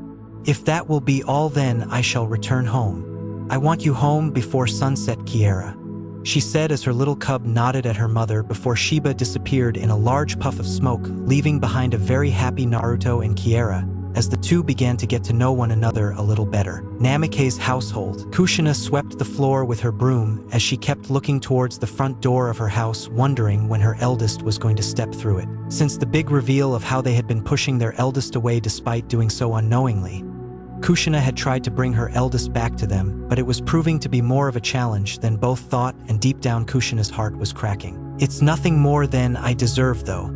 We did this and we can't expect to have forgive us so quickly. 5 years he had to suffer because of our stupidity, she thought. She rarely saw him at mealtime since he either had it with 𝕟𝕒𝕠 or around at the Senju compound with Tsunade or at the Sarutobi Manor. After she finished sweeping, Mina and Eiji came down the stairs with Eiji chasing Mina with a pillow while Mina squealed in mock horror. She knew Mito was at the Yamanaka's house at the moment, having a girly afternoon with Inora's daughter Ino. Kushina chuckled at her two children's antics and put the broom away before she went to one of the cabinets in the hallway. She began looking through it in order to give it a quick tidy up, but saw 4 photo albums at the back. 3 were quite clean and had obviously been used recently, but her gaze was fixed on the one at the bottom. She pulled it out and blew on it, removing some of the dust that was on the top of it. It was a little smaller than the other 3, but was very fancy looking with a gray cover and gold leaf designs around it. On front she read what it said and was surprised at what she saw. Naruto's baby book. I forgot all about this. She thought to herself before she stood up, went into the living room and sat on the largest sofa as she brought her legs up onto the couch and placed the photo book on her lap. She opened up the first page and immediately felt her eyes water. The first picture was the ultrasound of when she was still pregnant with Naruto and was about 6 months into her first pregnancy. The photo was a little torn around the edges, but other than that it was fine. The photo beneath it was of Kushina at 8 months and had Minato cuddling into her stomach as if trying to cuddle their firstborn. We look so young in this picture, Kushina thought to herself. She and Minato had been quite young when they had Naruto. They were barely married and had both turned 23 when Naruto entered the world. But they didn't care. They fell in love with their little boy the moment they found out they were having him. The next picture was of Naruto when he was barely an hour old and was cuddled into Kushina's chest, as had her arms delicately but securely carrying him as she kissed the top of his head. His little mop of blonde hair on his head looked like it tickled her nose from the smile she was giving in the picture. As she looked at the photo, she felt 2 small weights appear beside her and saw Mina and Eiji look at the book. What's this, Ka-chan? Eiji asked while Mina had her little finger trace over one of the photos. It's your big brother's baby book for when he was little. See, this is him here, she said, pointing to the picture she just looked at. Mina scrunched her nose. He looks like a knee, she said cutely, making Kushina laugh. He was only just born when this was taken, sweetheart, and you looked like that when you were born as well, she said, though Mina shook her head as if saying no, she did not. She turned the pages and Kushina forgot all about the photos in the book, and it brought back so many memories. When Minato became Hokage when Naruto was 2, for 3 years it would just be Kushina and Naruto throughout the day, and they were days of fun, love, and comfort. When he fell down, she picked him up and soothed him. When he got hurt, she healed him. When he had a bad dream during his naps, she would lie next to him. She saw a picture of her and Naruto in the park with Kushina pushing Naruto on the swing and had the biggest smile on his face. The one next to it was of Minato with Naruto on his shoulder, and then another of Naruto being read a bedtime story by Hiruzen. She could not help but see how much the people around them loved and cared for her eldest. Beside her, Mito and Eiji were drawn in to seeing their big brother looking so little.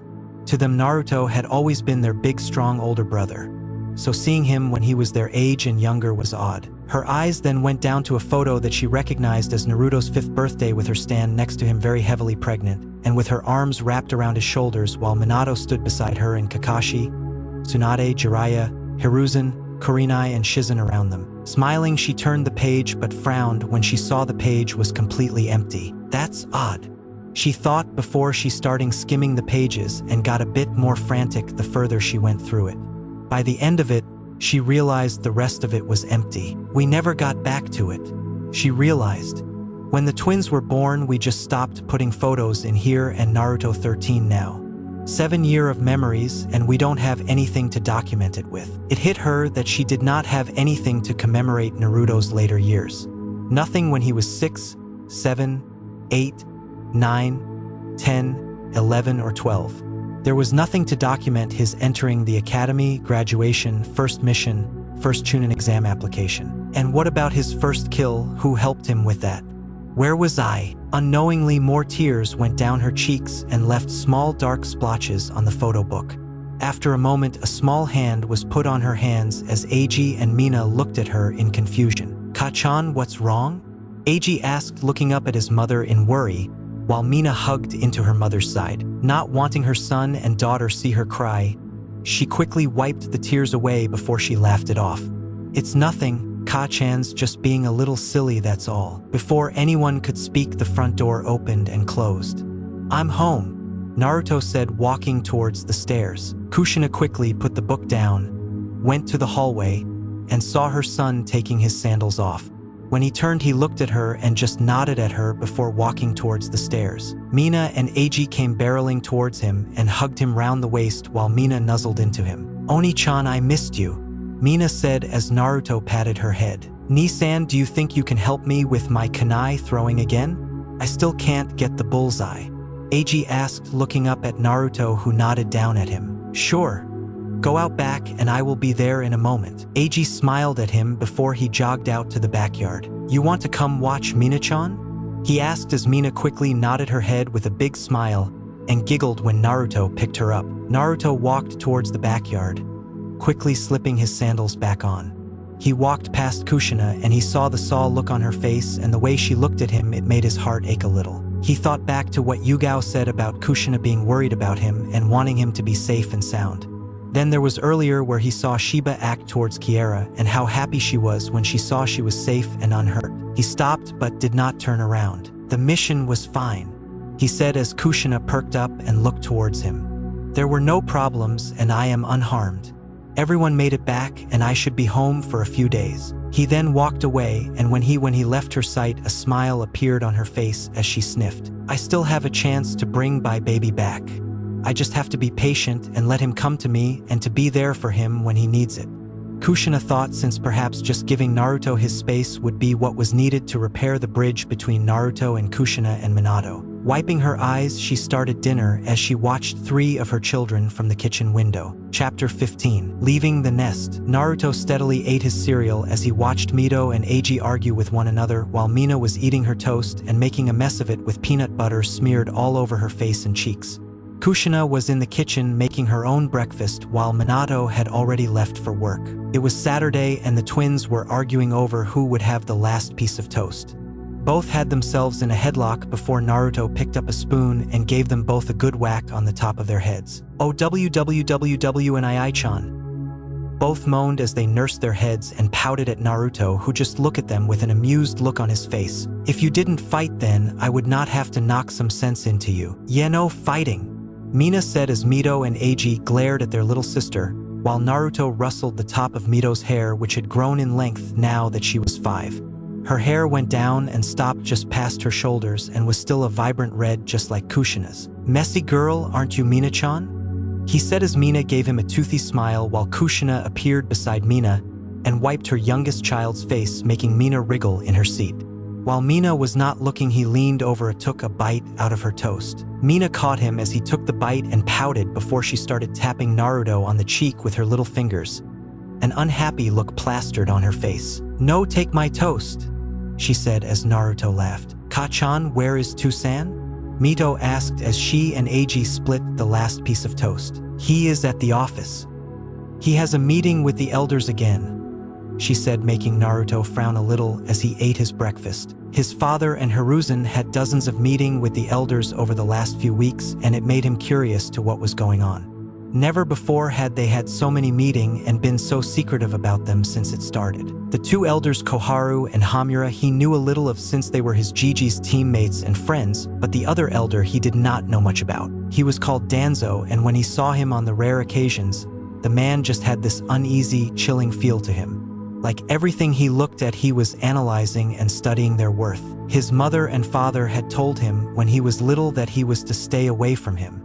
Naruto thought they were being silly, but when he started being taught by Tsunade, Shizune and Hiruzen, they all told him the same thing. Only then did Naruto begin to take that seriously and keep his distance from the man. Not only that, but he felt something odd was going on with Itachi and his family. He rarely saw Mikoto as of late, and when he did, she had this jumpy look about her, almost like she was scared of something. When he tried asking Itachi, he would never answer and would divert the conversation somewhere else. Finishing his breakfast and shaking his head as he left the thought for another time, he got up, washed his plate and left the room just as Kushina had sat down to have her own breakfast. He didn't have time to think on that since today was a big day for him, Itachi and Anko. It was the day they were moving into their apartment. After working their butts off for the last year along with her and Itachi being moved up to special jonin. They would have made jonin given their spotless records and increasing strength, but the council had all agreed that like the Konoha Academy where they moved up the age of admittance from 6 to 8, they did the same for becoming a jonin and umbu. Now the age was 14, which neither Itachi nor Naruto minded since it meant they only had to wait 1 more year. Anko was not quite ready though, but they knew within the year she would work her butt off and try and match them. As he walked to the stairs to begin to pack, Naruto stopped at a small cabinet and looked at framed photo that sat on top of it. The picture was of Mito and Eiji on their first day of the academy with their arms around each other's shoulders. They had joined little under a month ago, and so far they loved every minute of it. Their teacher was a new, young teacher called 𝕟𝕒𝕣𝕦𝕦𝕠𝕥𝕤𝕦, a chunin with a pretty good record that Mito and Eiji seemed to like, though mentioned he had a habit of spending a lot of time on lectures. From what the twins had told him when they told him about their day, many of the other clans had their children entering the academy. Itachi and Hana's little brothers Sasuke and Kiba had all entered along with the heirs of the Yamanaka, Akimichi, Nara, Hyuga, and Aburame. Eiji spent most of his days with his friend Kiba in Izuka, while Mito was with her best friend Ino Yamanaka. The rest were all civilian children. It does not seem that long ago that Itachi, Anko, Hana, Yugao, Hayate, and I had entered the academy. He thought before making his way back upstairs to begin packing. Despite planning to move out today, he had not told his family, just like Itachi had not told his. Mainly because they both knew that if they told them early on, they would attempt to do their best to sway them from leaving the nest. Though Naruto knew deep down what his biggest problem would be. Mina and Kushina. While Minato might respect his decision and give him his space, which is what he wanted and desired, he knew that Kushina would be against it and try to keep him at home. The very thought of one of her children leave the nest at 13 would no doubt hit her hard, and try what she could to stop him and keep him in her grasp. Mina, meanwhile, was always with him when he was home. She stuck by his side, whether it was sitting next to him at mealtimes, reading and drawing with him, or sneaking into his bed at night when she had a bad dream or just wanted to be nice and warm with her big brother. He was not looking forward to that, but it's what he wanted. He loved his family, but he wanted his own space with his friends, who were like a second family to him. As he shook his head, he pushed his door open and slowly began to decide what to do first. He pulled a few scrolls from his desk drawer and laid them out on the bed, each one open fully so he could pack what he needed into certain scrolls. For half an hour, Naruto worked in his room as he neatly folded his clothes on top of one scroll and sealed them away and put it to the side. The next was for all his books and jutsu scrolls that he had copied from his parents' library. He had only added a few over the last 3 years, since Hiruzen was happy to give him a few ninjutsu techniques, since he was known as the professor for his mastery of ninjutsu. As he began putting them away, he stopped on one book in particular. It was a book he found right at the back of his parents' library, and since neither obviously read it often since it had dust covering it, Naruto took it and never really gave it back, mainly due to what was inside it, as he found a forgotten family member he never even knew he had. Flashback. So it's some kind of old bingo book? Naruto said as he looked the book over while Hiruzen was sat next to him pouring some tea into 2 small cups. He handed one to Naruto, who thanked him and took a small sip. It looks like it. I have not seen one of these for a long time, Hiruzen said as he looked at the book. This, I believe, was one of the first bingo books to have ever been distributed. Here I thought they were all gone. Naruto had to admit he was a little curious about this bingo book. If it really was one of the first kinds of bingo books to have been made, then it must have been around back when Hiruzen was in his youth and his parents were children. Opening it up, he began looking through the book, and he was quickly enwrapped with the shinobi that were inside it. The 𝕜𝕦𝕣𝕦𝕠𝕥𝕤 and a member of the Hozuki clan, S-ranked shinobi. The 𝕜𝕦𝕣𝕦𝕥𝕤𝕦 of the dust style, S-ranked shinobi. Beside both names, he saw the words deceased by their names. Ah yes, those two in particular were known for their rivalry. They ended up battling one another in a grand battle and ended up killing one another. Inoki became the 𝕜𝕦𝕤𝕦 just after Mu's death. Naruto nodded and turned the page and almost laughed when he saw Inoki, the 𝕜𝕦𝕤𝕦, and what he looked like when he was younger. He must have been in his late 30s, Naruto guessed, when the picture was taken, and his nose was even bigger than it was now. Hiruzen saw the picture as well and let out a low chuckle, thinking the same thing. Beside his name, Naruto saw the S-ranked symbol, but that it also mentioned that Inoki bordered on being SS class. Turning the page, Naruto almost let out a loud laugh when he saw a picture of Hiruzen, who looked in his mid-30s. His hair was not gray, and there were now wrinkles on his face. It was so odd to Naruto to see his GG when he was younger. Next to Hiruzen's old photo was a SS class symbol that made Naruto almost choke on his tea. GG, you were a SS class shinobi? He asked as Hiruzen looked at the photo and laughed when he saw his old photo and beginning to wonder where the time went. He knew his GG was strong, but SS class was almost unheard of. Back in my youth, I was, though I have slowed it down now that I am older. though I can still give most a good beating if they push me enough," he said as Naruto knew that was true. He could easily fight on par with people like Tsunade and Jiraiya even now in his early 60s. As Hiruzen turned away to drink his tea, Naruto turned the page and stopped immediately at the person he saw next. His brow furrowed in confusion as he read the top name. "Gigi, do you know who this person is?" he asked. "What is their name, Naruto-kun?" he asked as took a sip of his tea. Beside him, Naruto took a breath as he reread the name in his mind before he spoke it aloud. 𝕜𝕦𝕣𝕦𝕤𝕦 Uzumaki. Turning to look at Hiruzen, Naruto noticed that Hiruzen had just frozen and his cup that was touching his lips was completely still. Naruto began to wonder if he said something wrong. After a moment of just sitting there in silence, Hiruzen gently took the book from Naruto and looked at the page. He saw Hiruzen looking at it intently before a very tiny smile appeared on his face. 𝕜𝕦𝕣𝕦𝕤𝕦 Uzumaki. Now there is a name and face I had not seen or heard of in a long time. "You know him, Gigi?" Naruto asked as he saw Hiruzen nod his head. "In a manner of speaking, I did. He is someone battled in the past as well as someone that I have the utmost respect for," he said, turning to look at Naruto and handed the book back and gave him an inquisitive look. "As you can tell from the name, he was part of the Uzumaki clan as well as its clan head before it fell. This is the first time you have ever heard of that name, isn't it?" he said as Naruto nodded. "Should I know him?" Naruto asked as Hiruzen nodded his head. "Yes, though I am not surprised you do not know of him. Your mother rarely speaks about him to anyone, even to your father." "My mom? So this guy was someone special to my mom then?" he asked as again Hiruzen nodded. "Yes, Naruto. 𝕜𝕦𝕣𝕦𝕤𝕦 Uzumaki was the clan head of the Uzumaki clan back when your mother was a girl. But more importantly, he is your maternal grandfather, Naruto." "Your mother's father? My grandfather?" Naruto said in shock as he looked back down at the picture. The man had black hair on the sides of his head and was bald on top. He had a tuft of hair sticking up at the back of his head in a top knot. He had thick black eyebrows and a long, thick black mustache. The most noticeable feature, though, was on his forehead was two long scars that interlaced with one another and formed an X-shaped scar. Naruto looked at Hiruzen in confusion. "Why have I never heard of him before today?" he asked as Hiruzen had a saddened look appear on his face before he began speaking. "Your mother probably should be the one to tell you, but since she has kept it from you and your siblings, then perhaps it's okay for me to tell you about him now that you know about him. Your mother told you when you were younger that she came to Konoha when she was a young girl.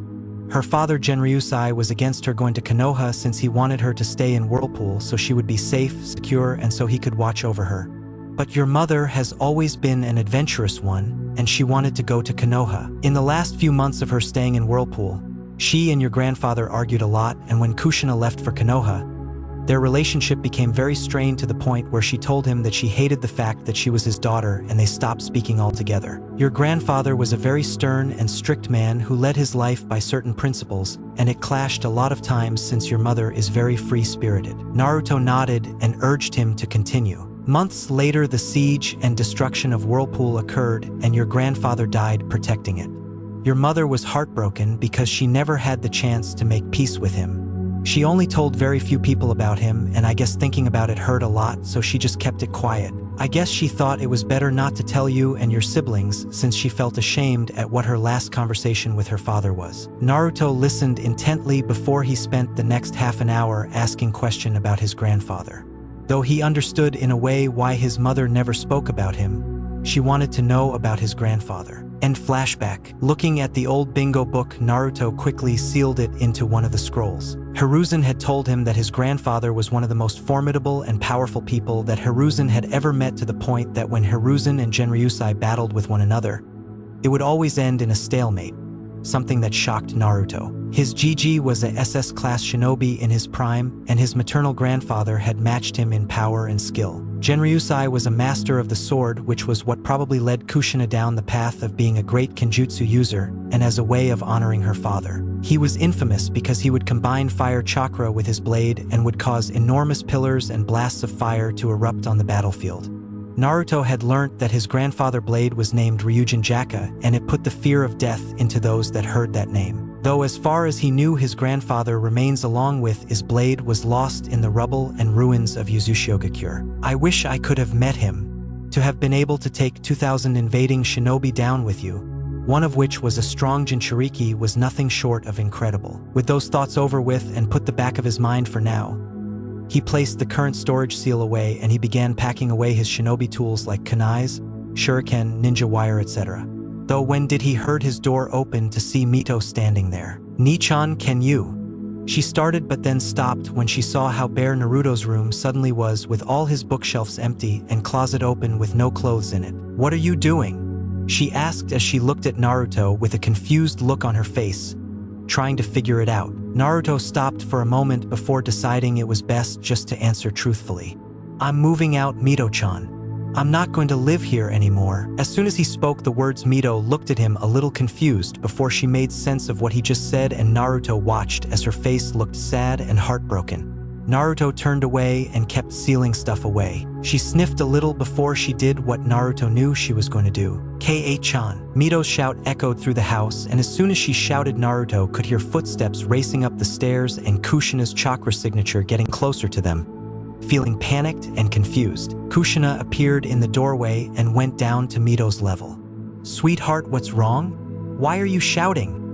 she asked as Mito sniffled and pointed to Naruto. Kushina turned to look at Naruto, but then noticed how bare the room was, just like Mito had noticed just moments ago. Her eyes went all over the room before they eventually looked at Naruto, and her eyes looked confused. "What's going on? Why is your room completely bare, and why are you sealing stuff away into that storage scroll?" she asked, though deep down an ugly feeling was building, as if already knowing the answer. "I'm moving out," Naruto said again, and from the corner of his eye saw Kushina go completely pale as her eyes look at him in shock. But you can't move out," she said in a slightly raised voice that had Mito take a step back from her mother. "You are 13, you are not old enough to be moving out." "Wrong," he said, not looking up from his storage scroll, but tapped his Konoha headband. "The moment I became a shinobi and put this headband on, I became an adult. Old enough to kill, old enough to move out." Kushina looked at him and was struggling to find the words and voice them. "Then where are you going to go? Do you already have a place in store?" she said, trying to look imposing, though Naruto took no notice of it. "I have a 3-bedroom apartment with itachi and 𝕟𝕠𝕠𝕠. We have been saving and putting bits of our mission money to the side for the last 2 years, and we finally have enough. We already made the deposit. 𝕟𝕠𝕠𝕠 is probably already there, while Itachi will be doing the same thing as I am right now." Looking down on his bed and seeing everything he wanted to take was packed, he closed the final scroll and put the scroll away in a backpack that he slung over his shoulder. Walking over, he went down on one knee and kissed Mito on the head. "You can come and see me whenever you want, okay?" he said as Mito nodded, though was still a little teary-eyed. She gave him a hug around his neck and stayed that way for a few moments before they let go. He stood up and looked towards Kushina, who was struggling to come up with what to say. "I will come by and visit when I can," he said before giving his mother a quick kiss on the cheek, making her gasp a little before he made his way downstairs. As he got downstairs, he quickly explained what he was doing to Mina and Eiji, who were standing at the bottom of the stairs wondering what all the commotion upstairs was about. As her mind began working, tears welled up in her eyes and pushed of her spot and ran down the stairs at great speed. As Naruto said goodbye to a teary-eyed Eiji and Mina, Naruto felt 2 arms wrap around his shoulder and hold him in a tight grip. "You are not going anywhere. This is your home. This is where you belong," Kushina said in an uneven but firm voice. While she held onto her son, she pushed a small flow of chakra in her wedding ring where a small Hierophant seal was located. Naruto took a deep breath and tried to fight out of her grip, but her grip just got tighter and tighter. Seeing no other way to get out of it, he used the Kawarame with Eiji, who suddenly appeared in Kushina's grasp. Naruto quickly went towards the door and was about to open it, but stopped, mentally cursed when he heard his father's voice. "Kushina, what's wrong? Why did you call me here?" Minato asked as he appeared moments before beside his wife and saw her teary and pained look. Kushina sniffled and looked towards Naruto. "Naruto's moving out. I'm trying to stop him, but I need you to help convince him. Help me get him to stay, Minato," she cried as Mina. Eiji and Mito all stood to the side just watching their parents and older brother. Minato looked surprised and looked over to Naruto, who had his back to him and had his hand on the door handle. "Naruto," Minato said softly as he took a step forward. "It does not have to be like this. We can figure something out. If it's space you want, then we can find a way around it. We don't want you to leave our home. Not yet, at least. Your mother and I, we are sorry. Sorry for the loneliness we put on you for 5 years, but as you can see, we are not quite ready to let you go yet. Please, Naruto-chan," Kushina said, calling him by his old nickname. "Please stay with us. Stay with me." She whispered the last part, but Minato and Naruto both heard her. Naruto stood there a minute, not saying anything, before he slowly turned his head, just enough that they could see his left eye. "I'm not the little boy that needs to coddled anymore, and I have been taught how to look after myself since the day after the fox attack. Neither of you helped, so I learned on my own or from those that were willing to help me. Now I want to branch out on my own and become my own person with my own life away from home," he said before his eye narrowed. "You owe me that much," he said as both Minato and Kushina flinched. Neither Minato nor Kushina answered at first as they played it over their minds. While Kushina was still set on him staying with them, Minato's mind, however, was thinking something different now. If his eldest child and first son wanted to leave the nest, then maybe they should let him. He needed his own space and needed time away from his family, though mainly Minato and Kushina. Just maybe giving Naruto his own space could help build that lost bridge between them and their son. Minato sighed before he took a step back. "If you want to go, then I won't stop you. But know you are always welcome to come home. You will always have a home in this house," he said as Kushina looked at him in shock, while Naruto looked at him before giving a small nod and a very tiny smile as if saying thank you to him. "No, this is his home. I don't want him leaving us just yet," Kushina said, but before she could get close to Naruto, Minato's arms wrapped around his wife, halting her. "Let him go, Kushina. He's ready," Minato said, but felt his heart break when he heard his wife's sobs. Minato watched as Naruto finally pushed the handle down and walked out of the door before gently closing it behind him. Letting out a small cry, Kushina wriggled out of Minato's grasp and ran upstairs and into their bedroom, closing the door behind her as she cried and sobbed as her eldest left the home at only 13. As Mito and Eiji went back into the kitchen and wiped their noses, Minato walked upstairs to comfort his wife before he had to leave to go back to his meeting. As he did, he never noticed his youngest child bolt towards the door and slip out. With Naruto taking a steady breath as he set foot out of the door, Naruto began to walk forwards away from the house he grew up in when he heard the door creak open.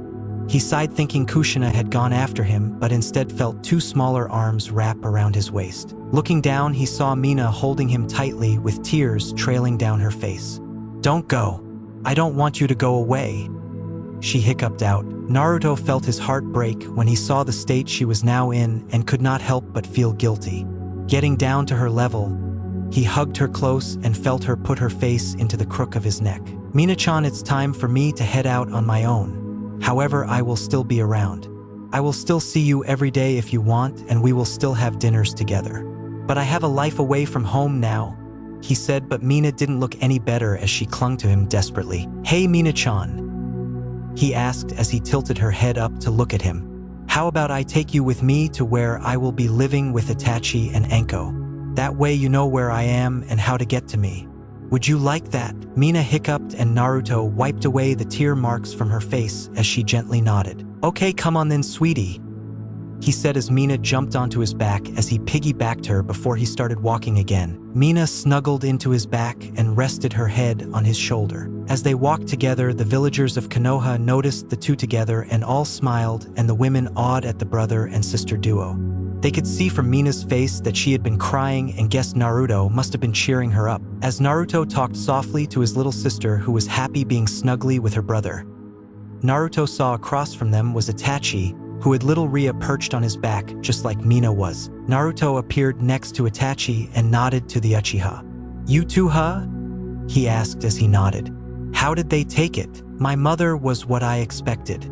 She was shocked, but she understood the need for space, though she did cry and hug me for 5 minutes asking where her baby went. "My father was not happy and told me I was forbidden from leaving. As you can see, I did not listen and left." Sasuke was upset, but I told him I would still see him most days though Ria clung to me. Yeah, same here. The twins took it well, as did my Two-san, though Ka-san was not happy and wanted me to stay home. Mina clung to me as soon as I stepped outside. Itachi nodded and both walked quietly with one another while their sister chatted to one another on their backs. After 5 minutes, they eventually made it to their new home. It was a decent-looking apartment building with 7 floors to it. It was a creamy-colored building with a light red wooden roof on the top. It looked relatively new and was one of the better looked-after apartment building in the Konoha, since some tended to be a little worn. It was only 15 minutes away from his old home. Both boys entered and walked up all the flights of stairs until they entered up on the top level.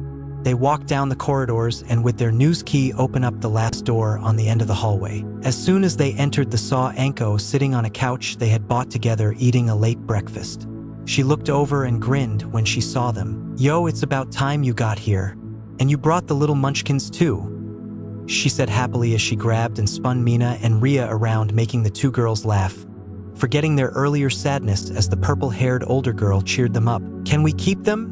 she asked, and mocked pouted when Itachi and Naruto shook their heads. "As nice as that would be, I don't think our parents could handle another child leaving the home." 𝕟𝕒𝕠 winced. "That bad, huh?" "Pretty much," they both said before they went to put their things away in their new rooms. Naruto walked towards the room that was opposite 𝕟𝕒𝕠's and walked into a room that was nearly twice the size as his old room and had a double bed stationed in the middle of the room. The bed had dark gray covers and pillows, and the wall of the room was painted dark blue. A window was stationed on the right side of the bed, and 2 along with a bedside table on the right and a decent-sized wardrobe to the left. Naruto smiled at his new home and began to pack his stuff away. Midway to putting his clothes into the wardrobe, he saw Mina walk in and look around his new room. "Do you like it?"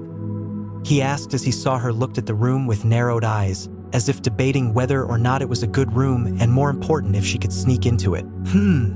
She said before she ran over towards his bed and jumped onto it and rolled around on the covers.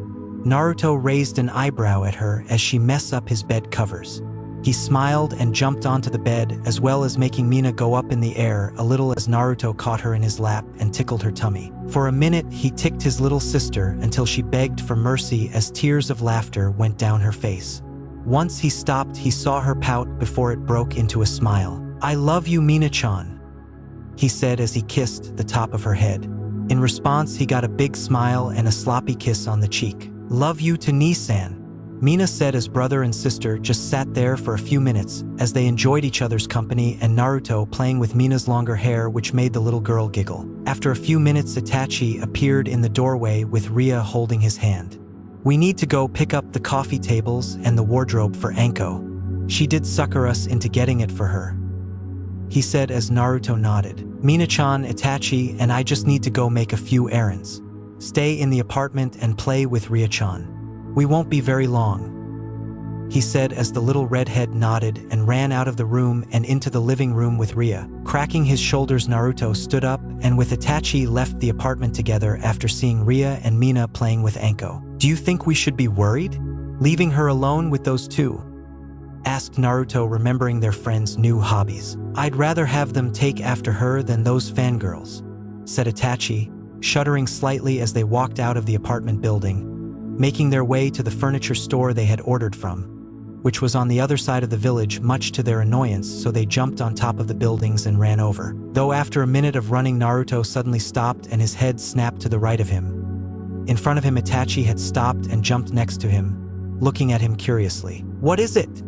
he asked as Naruto narrowed his eyes and gained a look that Itachi recognized as when he got ready for a fight. "There is a battle going on just right of us about a mile away, and it seemed to be a group against one person, and that person is not faring well from their emotions and chakra. I recognized the signature," he said before turning to look at Itachi. "It's 𝕟𝕒𝕣𝕦𝕥𝕠." Chapter 16. Bring down the curtain. Naruto and Itachi ran along the rooftops as quick as they could as they darted towards the area where Naruto had sensed 𝕟𝕒𝕣𝕦. Itachi already had his Sharingan fully activated and had a focused and intense look on his face. "How much further?" he asked back to Naruto, who was running slightly behind him. Naruto sensed 𝕟𝕒𝕣𝕦's location with his sensor abilities before answering. "Just over that ridge. He's tiring and I think he's hurt," Naruto said as they both picked up the pace. After a few moments, they both jumped over the ridge and landed at one of the empty training grounds. Naruto sensed there was no one around the training ground, which made him understand why there was no one around to help and see what was happening. In front of them, they both saw 𝕟𝕟, who was down on both of his knees looking exhausted and had 2 holes in his chest. He was breathing unevenly and blood dripped from his mouth. Around him were 8 𝕜𝕦𝕣𝕠𝕥𝕤𝕦, though looking at their masks Naruto and Itachi could tell something was off about them. Though they were wearing normal masks like the regular 𝕜𝕦𝕣𝕠𝕥𝕤 wore along with a darker version of the uniform, on their masks they had a symbol in black. Neither Naruto nor Itachi recognized the symbol since neither had seen these kind of 𝕜𝕦𝕣𝕠𝕥𝕤 before. Scattered all around the field were dead 𝕜𝕦𝕣𝕠𝕥𝕤, roughly around 21 if by Naruto's count, showing 𝕟𝕟 had not gone down without a fight. They saw one of the 𝕜𝕦𝕣𝕠𝕥𝕤 go in for the killing blow on 𝕟𝕟, but before the Tanto strike could land, Itachi shunshined in front of the strike and blocked it. He then grabbed the 𝕜𝕦𝕣𝕠𝕥𝕤's wrist, twisted it and threw the 𝕜𝕦𝕣𝕠𝕥𝕤 into a nearby tree. Itachi! 𝕟𝕟 coughed out as he spat blood onto the ground while Itachi got in front of him. "Stay behind me," he said as 𝕟𝕟 nodded and slumped to the ground. "State your business. Why are you attacking my clan member?" Itachi asked but got no response as the masked figures just looked at him in silence. After a few moments of silence, the 𝕜𝕦𝕠𝕠𝕥𝕤 shot forward and went to strike Itachi. Before Itachi could defend himself, though, a giant wooden wall erupted in front of him and blocked the strikes as the 2 Uchiha looked in surprise. They looked up to see Naruto standing on top of the wooden wall with his blade drawn out of its sheath. He looked down at them. "I was going to tell you eventually," he said as Itachi had questions bubble up in his head but would save them for later. "This one possesses Mokuton," one of the 𝕜𝕦𝕠𝕠𝕥 said in an emotionless tone. "Take him alive. Leader Sama will want him." The other 𝕜𝕦𝕠𝕠𝕥 nodded before the 7 of them went forward. 4 went towards Naruto while 3 went towards Itachi, whose Sharingan was now spinning. As the 𝕜𝕦𝕠𝕠𝕥 went to fight him, he followed their movements and countered them as he ducked a swing from a Tanto and drew a kunai from his pouch. As he ducked another swing, he drove one kunai into the back of the head of one of the 𝕜𝕦𝕠𝕠𝕥, watching as they dropped to the ground lifeless. With one down, he turned to the other 2 who stood beside each other. Both went through some hand signs before saying, "Futon, de tapa." The blast hit Itachi, but instead of falling to the ground or getting knocked away, he erupted into a murder of crows. The 2 𝕜𝕦𝕠𝕠𝕥 looked around before a pair of hands grabbed one 𝕜𝕦𝕠𝕠𝕠 and dragged him into the ground, where after a few seconds a severed head got thrown out of the earth and rolled along the grass. The last 𝕜𝕦𝕠𝕠𝕠 threw kunai and shurikens down the hole in trying to kill Itachi with a mass barrage of weapons, though after a few moments, he saw down the hole was a tree stump. He heard footsteps behind him, but as soon as he looked around, he only saw a pair of Sharingan looking at him. He found himself trapped on a tree as Itachi melded out of the tree with a kunai in hand and slashed at his throat. The 𝕜𝕦𝕠𝕠𝕠 dropped to the ground lifelessly, making a soft thud sound. Itachi looked over to Naruto and saw he was handling his 𝕜𝕦𝕠𝕠 without problems and went over to 𝕟𝕟, who breathing was hard and labored. Naruto blocked a strike from one of the 𝕜𝕦𝕠𝕠s with his blade before slamming his fist into one of the 𝕜𝕦𝕠𝕠's faces, cracking their mask and making a sickening crack be heard in the area as the 𝕜𝕦𝕠𝕠 dropped to the ground dead. Naruto ducked a swing and kicked another 𝕜𝕦𝕠𝕠 in the stomach, which put him to the ground before he blocked another strike with his blade and pushed forward. Naruto jumped in the air and kicked off from one of the 𝕜𝕦𝕠𝕠's shoulders and did hand signs. "Suetun tepadama," he called out as water bullets shot forwards towards the 𝕜𝕦𝕠𝕠, who all quickly evaded the attacks. When they did, though, a shadow clone of Naruto appeared next to one of them and drove a kunai through his chest, while the real Naruto used the distraction to deliver a hard superpowered axe kick to the back of one of the 𝕜𝕦𝕠𝕠s, crushing him into the ground and breaking his spine in the process. With the last 𝕜𝕦𝕠𝕠, who defiantly stood their ground, he went to throw shurikens at Naruto, but before his hand could even reach into the pouch, Naruto's blade appeared in his chest. Small bits of blood leaked out from under the white mask before he too dropped to the ground. Taking a deep breath and wiping a bit of sweat from his brow, he noticed from the side that the 𝕜𝕦𝕠𝕠 that was knocked into the tree was beginning to get up and trying to make a getaway. "Mokuton, Jubaku no Jutsu," Naruto said as wooden branches wrapped around the 𝕜𝕦𝕠𝕠. Though before the 𝕜𝕦𝕠𝕠's arms were completely locked, the 𝕜𝕦𝕠𝕠 dug their hand into their pouch and put a small pill into their mouth. Naruto appeared in front of the 𝕜𝕦𝕠𝕠, but before he could even speak, He saw white foam coming out from underneath the mask, making his eyes widen before growling out. He tore the mask out and saw foam coming from the mouth, indicating he had taken a cyanide pill. "Damn it," Naruto said before he let the body go, when a green seal glowed on the 𝕜𝕚𝕣𝕠𝕦 neck and the body was suddenly set on fire as any remains of the 𝕜𝕚𝕠 was destroyed. All around, similar actions were being done around on the other 𝕜𝕚𝕠 as they all were set alight. Whomever they belonged to knows some knowledge of seals, Naruto thought before he made his way over to Itachi and Shisui. When Naruto crouched on the other side of Shisui, he saw the 2 holes in Shisui's chest and knew immediately there was no way he was going to survive. He looked up at Itachi, who looked at him for a moment before Naruto gently shook his head. Itachi's face fell as he looked back at Shisui, who was getting very pale and was coughing up more blood. "Itachi, Naruto, listen to me," he gasped out as he motioned for them to lean closer. These 𝕜𝕚𝕠 were not regular 𝕜𝕚𝕠. They were part of Danzo's root shinobi. They have been brainwashed into becoming emotionless tools at his disposal. Danzo has this belief that every part of the village needs to be militarized and believes he is the one that will bring Konoha to greatness. All he wants is more power and for Konoha to be under his thumb. He then looked at Itachi. "I tried to go to the clan and use a special genjutsu on the clan members that are revolting, but his root 𝕜𝕚𝕠 got to me first and tried to take my Sharingan." "Why go after your Sharingan?" Itachi asked as Naruto was shocked at the part about Uchihas revolting against the village. Shisui took a long and ragged breath before both watched in amazement as his Sharingan morphed and formed into a 4-sided shuriken. "Mangekyo Sharingan," Itachi said in awe, as did Naruto, since no one had ever activated it to his knowledge since Madara and Izuna Uchiha. "I awoke my Mangekyo Sharingan when I was 12. Since then, I have developed a powerful genjutsu called Kodo Amatsukami. The technique itself allows the user to enter the opponent's mind and manipulate them by giving them false experiences, making it seem as if they were doing things of their own free will." "Wow," Naruto said. "That might be the most powerful genjutsu technique that I have ever heard." "Yes, and Danzo wants my Sharingan. If he gets it, he would no doubt use it for his own goals. He must never be allowed to get my Sharingan, or any Sharingan for that matter," he said before turning to look at Naruto. "How good are you in medical ninjutsu? I know you were taught by Tsunade Senju, who no doubt taught you some of her techniques and medical knowledge," he asked as Naruto pondered it for a moment. "I'm okay, I guess. Not enough to be classed as a medic nin, but I know enough when the situation calls for it," he said as Shisui nodded before coughing violently again. "Good. In that case, I need you to do something for me," he said, coughing violently again before continuing. "Take my Sharingan eyes out of my body and store them away. The sooner you do it, the better." Naruto and Itachi looked shocked by the order, but both looked at one another before they both nodded, since Shisui obviously knew Danzo might try to get to his corpse to obtain the Sharingan. "Okay, but I don't have the equipment with me now. But later, when you have passed on, I can collect the eyes and store them for you." Shisui nodded before smiling. "Good. That is good. After you take them, keep them hidden until Itachi will be in need of them." "Why would I be in need of them?" Itachi asked, not fully understanding, but Shisui just gave him a sad smile. "You will understand soon enough," he said before giving one last serious look to Itachi.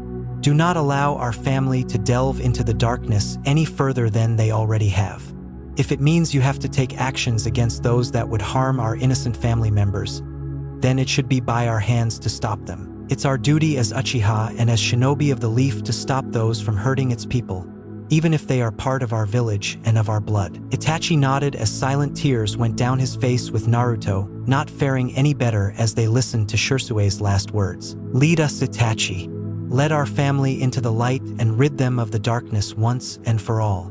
Shisui muttered before his eyes dropped and his breathing slowly came to a halt. Naruto dropped his head down in respect of the fallen shinobi, while Itachi gently closed Shisui's eyes with his palm as he said silent words and bidding his clansmen and cousin luck in the next life. As he let a few more silent tears stream down his face, Itachi suddenly scrunched his face up and held his eyes as they began to feel like they were burning. Naruto was alarmed and was about to ask what was wrong before he saw Itachi look at him with his Sharingan activated and watched as the three tomos slowly began to move inwards and formed a three-sided pinwheel. "Itachi, your eyes," Naruto said as Itachi took his headband off and looked at his reflection in the metal to see his eyes' new form. Mangekyo Sharingan. The Mangekyo Sharingan is awakened through the trauma experienced from the death of a person very close to the Sharingan user, with the user normally having to witness or experience this firsthand.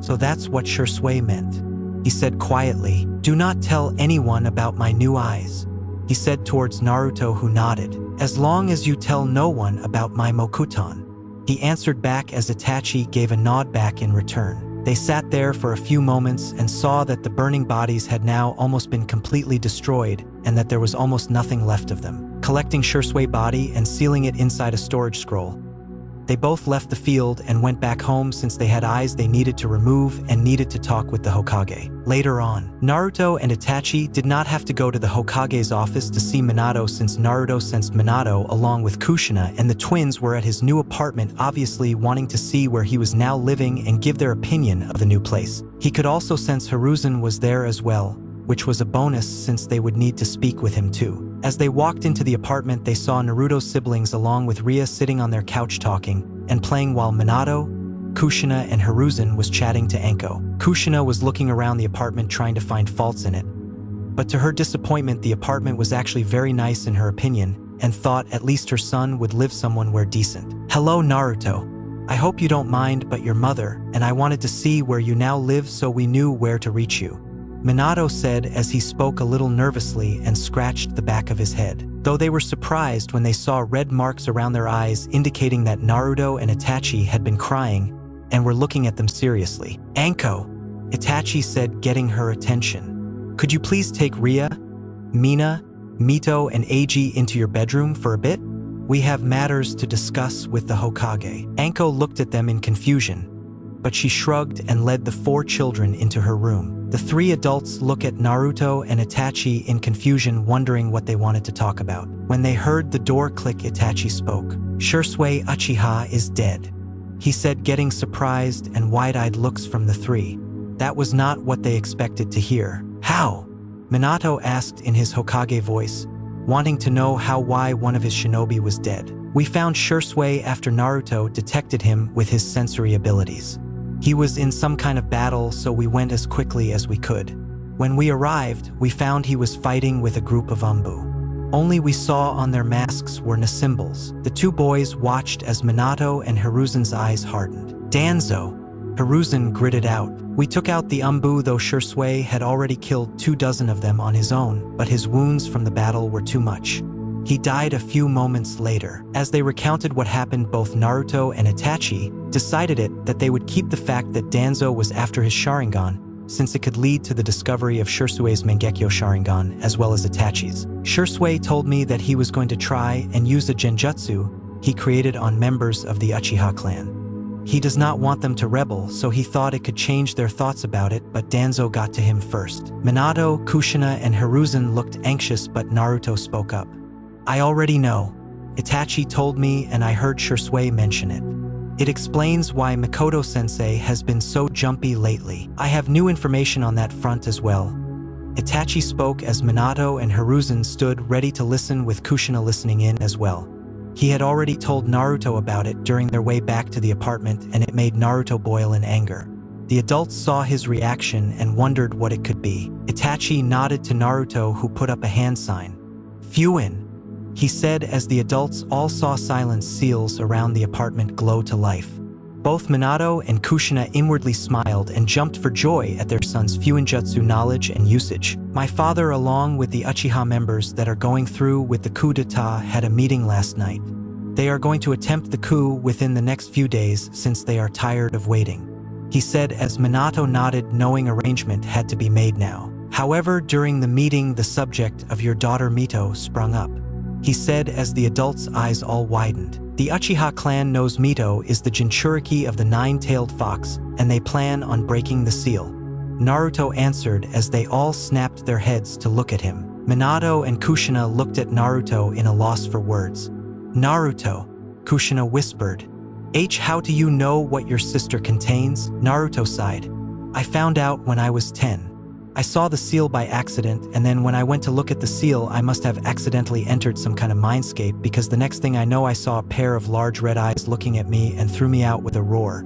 Plus, I could never forget its chakra after that night. Minato and Kushina looked at him sadly, and as much as they wanted to talk to him about it, right now it had to wait. How does your family know about Mito's status? It was kept very tight-lipped about it. Only myself and a selected group are aware of it. Minato asked as he narrowed his eyes at Itachi. I am unsure, though I do have a suspicion, he said as Minato motioned for him to continue. When I listened in to what they were saying, I heard a voice that I did not recognize. When I managed to get a look inside of the room, there was a man in a black cloak speaking with my father. There was never a name that was given, and I never saw his face, but when he turned around, I saw what was in the hood. His face was covered by a mask with a black flame-like pattern and a single hole for his right eye. Afterwards, he used some kind of jutsu to teleport away. After that, they just spoke about how they would attack and who they would allow to live when they ruled. Naruto nodded and turned to look at the adult, but he almost took a step back at what he saw. His father's fists were gripped so tightly that his nails made his palms bleed, and his eyes had steeled over even more than before. His body even shook a little as he gritted his teeth. Though his father looked imposing, it was his mother's look that scared him. Never in all his years of life had he ever seen his mother have a look of absolute hatred on her face. Her violet eyes were so dark that they looked ready to kill. So he came back, Hiruzen said as Kushina and Minato tried to rein in their anger. Who came back? Who is this guy? Naruto asked, since he must have done something terrible to have earned his parents' hatred to such a degree. He watched as his parents turned to one another and spoke in hushed voices that Naruto could not make out. After a few moments, they turned to look at him. Naruto, we know you must have question about who this person is, but now is not the time to tell you. Once the problem with the Uchihas has been solved, then we will tell you what you need to know. Naruto eyed his parents before he reluctantly nodded. But he was intent on finding out what they were keeping from him. So what happens now? Naruto asked as his father had a sad look on his face as he looked at Itachi. They have to be stopped, Itachi. I'm sorry to have to do this, but Fugaku has gone too far now.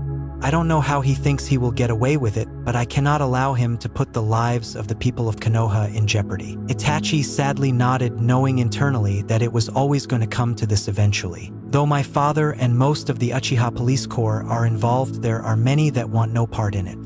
My mother and my two siblings Sasuke and Ria must be spared.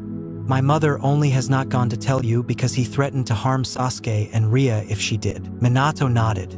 Of course. Those that are not involved in the coup will be spared and will not be held responsible for the action of those that want to hurt the village. I hoped it never had to come to this, Hiruzen said sadly, since he was just a boy when the Uchiha clan had first settled into Konoha with the Senju clan and the other clans. Minato and Kushina nodded while Kushina's thoughts turned to her longtime friend and wondered what Fugaku had put her through. If that is the fate that falls to the dark part of my family, then I ask you now that you allow me to be the one to draw the curtain on that part of the Uchiha clan. Allow me to end what my father is planning. The adults looked at Itachi in shock and surprise. No, Itachi. I cannot ask you to do that. Not to your own family. It is noble of you, but I will have my best 𝕜𝕚 handle this now. I can't allow you to take on this burden by yourself. Itachi shook his head. I thank you for the consideration. However, this is my family. If someone is to be the one to stop the evil that has corrupted my family, then it must be left to me. Shursui told me before he died to help bring the Uchiha out of the darkness and back into the light again. I will do just that. Minato and Hiruzen looked with difficulty as they both admired the fact that he wanted to be the one to stop it, but could they really let it fall to a 13-year-old to murder part of his family? If I may make a suggestion, Itachi said. If you do not feel easy with me going in alone, then I can think of a fair agreement. You may send with me 2 of your best 𝕜𝕚 to accompany me, but on the condition that I have one person I can fully trust with me. Minato and Hiruzen looked at one enough, having a silent conversation before they looked back and nodded at Itachi. That is agreeable. I know which 2 𝕜𝕚 to send with you, though please state who you will pick. We need to know that they are skilled enough and can be trusted. Minato and Hiruzen watched as Kushina gave a little gasp when Naruto stepped forward. "No, absolutely not," Kushina said, putting her foot down, but Minato obviously was not listening since he looked down at his son in sympathy and pride at wanting to help his friend with this action. "Naruto, are you sure about this? I know you are strong for your age and could probably defeat all chunins and many of the jonin of this village, but are you positive you want to help with this task?" Minato asked since it made him uncomfortable that his son wanted in on this mission. "I'm positive. I won't let Itachi do this by himself. I will help my friend in this task, and I will not let him take the life of some of his family members all on his own." Itachi gave him a nod of thank you. "There is no one I trust more in this village than Naruto or my other teammate 𝕟𝕒𝕣𝕦𝕠𝕥𝕤. They are the only two I would fully feel comfortable watching my back." The adults all looked with heavy breaths. While Kushina did not like it one bit and showed it by the frown on her face, she knew Minato had the final say in it. Minato and Hiruzen once again had a silent conversation between one another before Minato turned back to face the two boys. "Very well. Naruto, you will accompany Itachi as well to 𝕜𝕦𝕣𝕦𝕠𝕥𝕤 to infiltrate the Uchiha clan compound and kill those that are attempting to join the coup on the village. Be at my office at 1700 hours PM, where I will give the briefing to the other two 𝕜𝕜𝕣𝕜𝕜, as well as get you fitted for 𝕜𝕜𝕣𝕜𝕜 gear," he said as both boys nodded. Minato then left with Hiruzen and a reluctant Kushina, knowing that plans had to make for tonight and protection had to be issued to Mikoto and Itachi siblings, as well as Naruto's siblings. Kushina was not going to let a soul get to Mito on this night. When she got her children from 𝕟𝕒𝕣, she took Mito's hand and gripped it gently, but firmly as she led her away.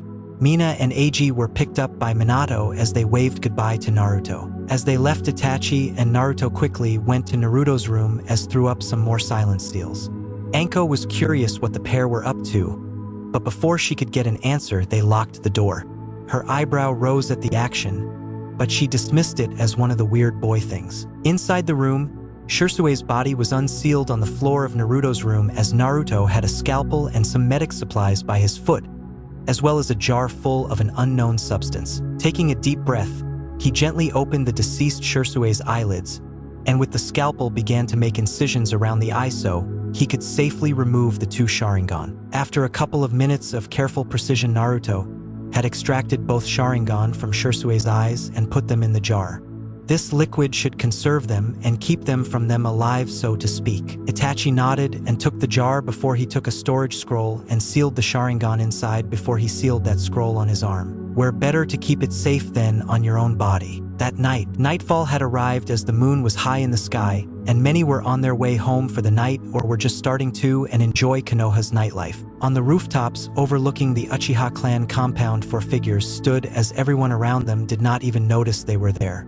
All 4 wore masks on their faces that were porcelain white with various markings that represented an animal. This does feel a little weird being like this, Naruto thought, since being an 𝕜𝕜𝕜𝕜 was not something he actually planned on doing, even if he was just for one tonight.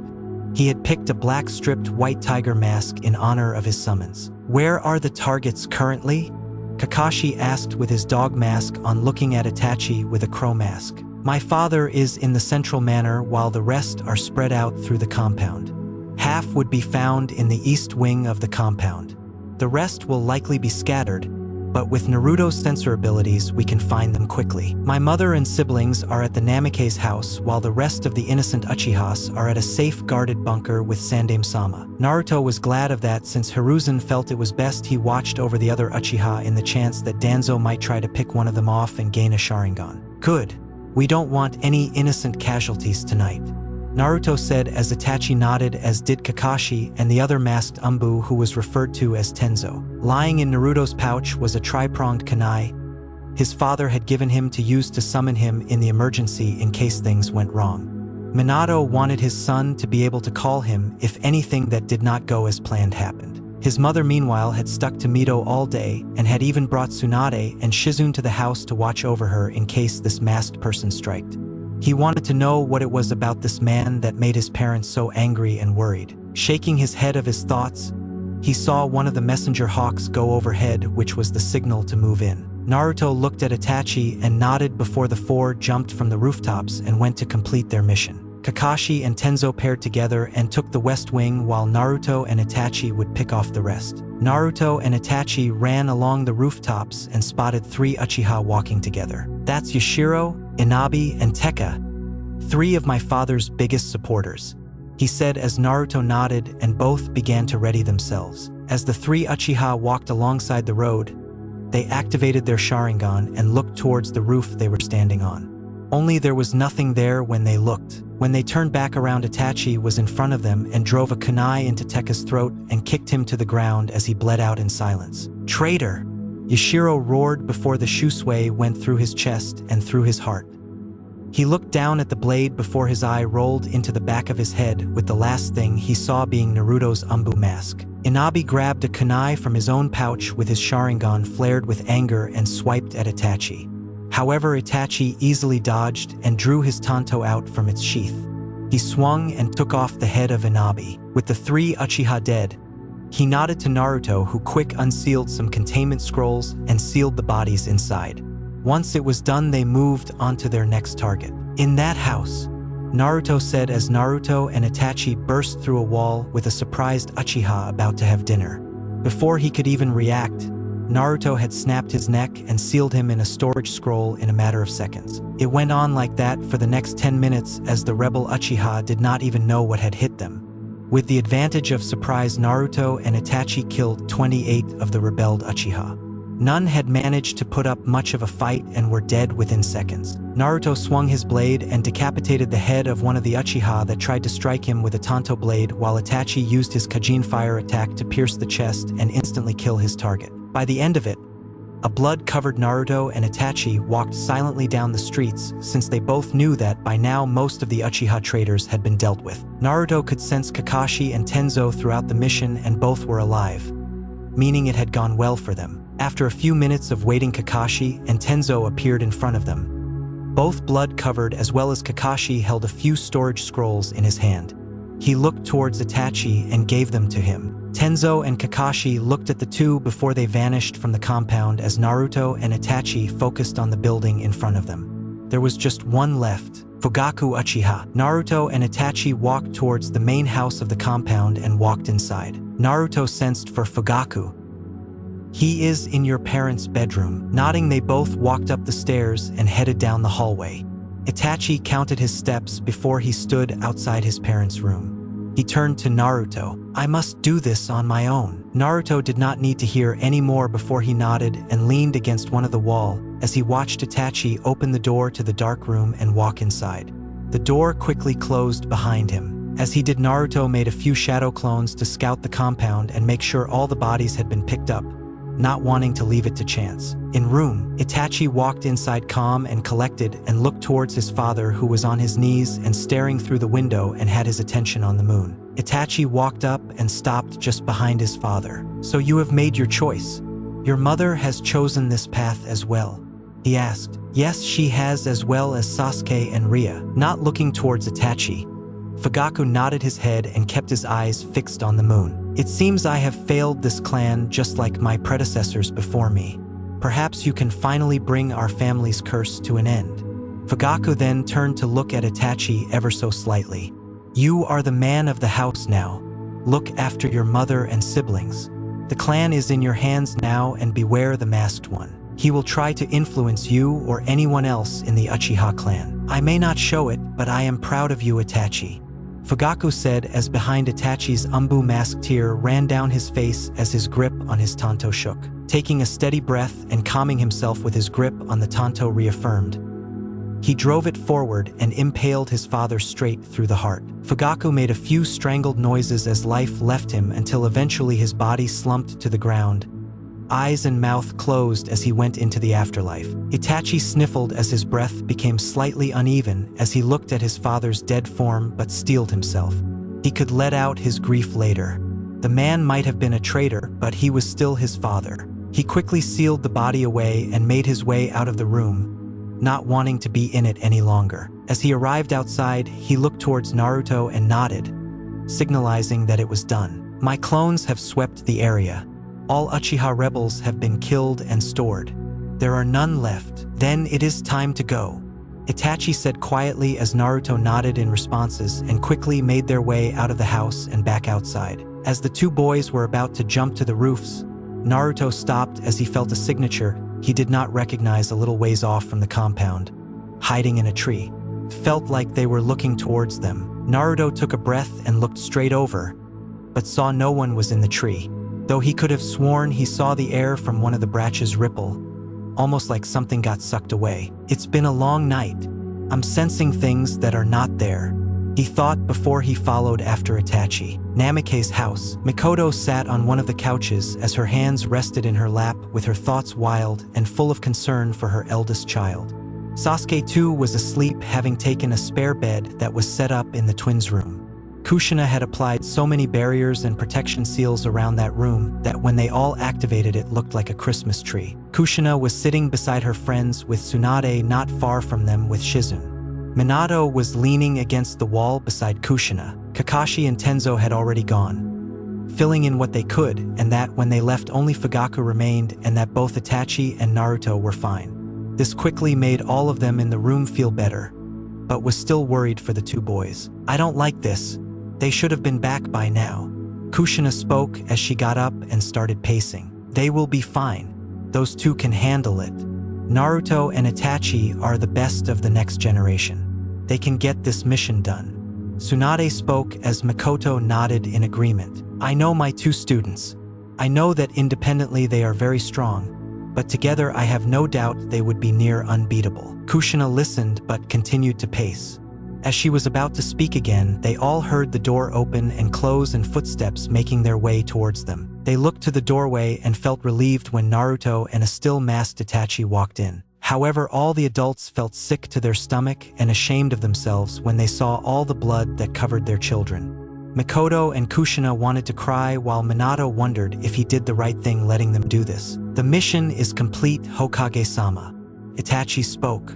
The bodies of all the Uchiha are in storage scrolls that Naruto has sealed on his wrists. Naruto showed the seal to everyone as they all nodded. How many did you take down? Minato asked gently. It was Naruto who answered. About 28, while Kakashi and Tenzo took out around 25, I believe. Minato accepted the answer. There was no one else around, just the team and the Uchihas. Itachi nodded yes, though Naruto looked a little suspicious but did not voice his opinion. His parents saw this and would ask him about it later. They gave them a brief run-through of what happened along with any added details. Once it was over, they watched Mikoto stand up and walk towards Itachi. Itachi, take off that mask, she said gently, but Itachi did not move. In fact, he hardly reacted at all. Mikoto had an angry look on her face. Take off that mask and look at me, she said with a bit more force laced in her words. After a few moments of silence, Itachi's hands shakily went up to his mask and took the crow mask off. When he did, Mikoto sobbed and felt her heart break as she watched a flow of tears continue to run down Itachi's face. Not wasting a second, Mikoto wrapped him in a tight hug as she placed her son's head in the crook of her neck. Itachi never spoke a word but let his arms wrap around his mother and just grieve, not caring that people were watching. Everyone looked in sadness, as did Naruto as he wiped some tears from his eyes and sniffled. As he did, he too felt arms wrap around him. He saw Kushina wrap her arms around him and held him close to her. Naruto relaxed into his mother and gently hugged her back, as well as she gently stroked the back of his head and letting exhaustion from the night finally take over. Later that night, after showering and getting something to eat, Naruto headed into the kitchen of the house since there was one last thing he had left to do. He wore some spare, comfy clothes he had brought with him. Mikoto had taken Itachi into the spare room and would stay with him for the night, seeing that her eldest child needed her the most right now after what he had to do and taking the life off his father. Tsunade and Shizune had left for the night as they headed back home, while his siblings, along with Itachi's, continued to sleep silent as if nothing had happened. Walking into the kitchen, he saw his parents sitting at the kitchen table, both not saying a word. They looked up at him when he came into the kitchen and took a seat in front of them. You both said you would give me answers. I want those answers now. Minato and Kushina nodded, though both looked sad. They did not think they would have to tell him at such a young age, but their son was not like other children. They saw that now and knew he could take it. It was Minato who spoke and began to tell him, "We will tell you the truth about that night on October 10th, Chapter 17, Becoming Famous." Naruto pushed himself forwards as he ran along the tree branches with his eyes focused on the route ahead of him. Beside him, Anko and Makoto jumped along his right and left, all looking towards the front, keeping their eyes focused and their wits about them. The trio were currently on a scouting mission along the border between Fire Country and Grass Country.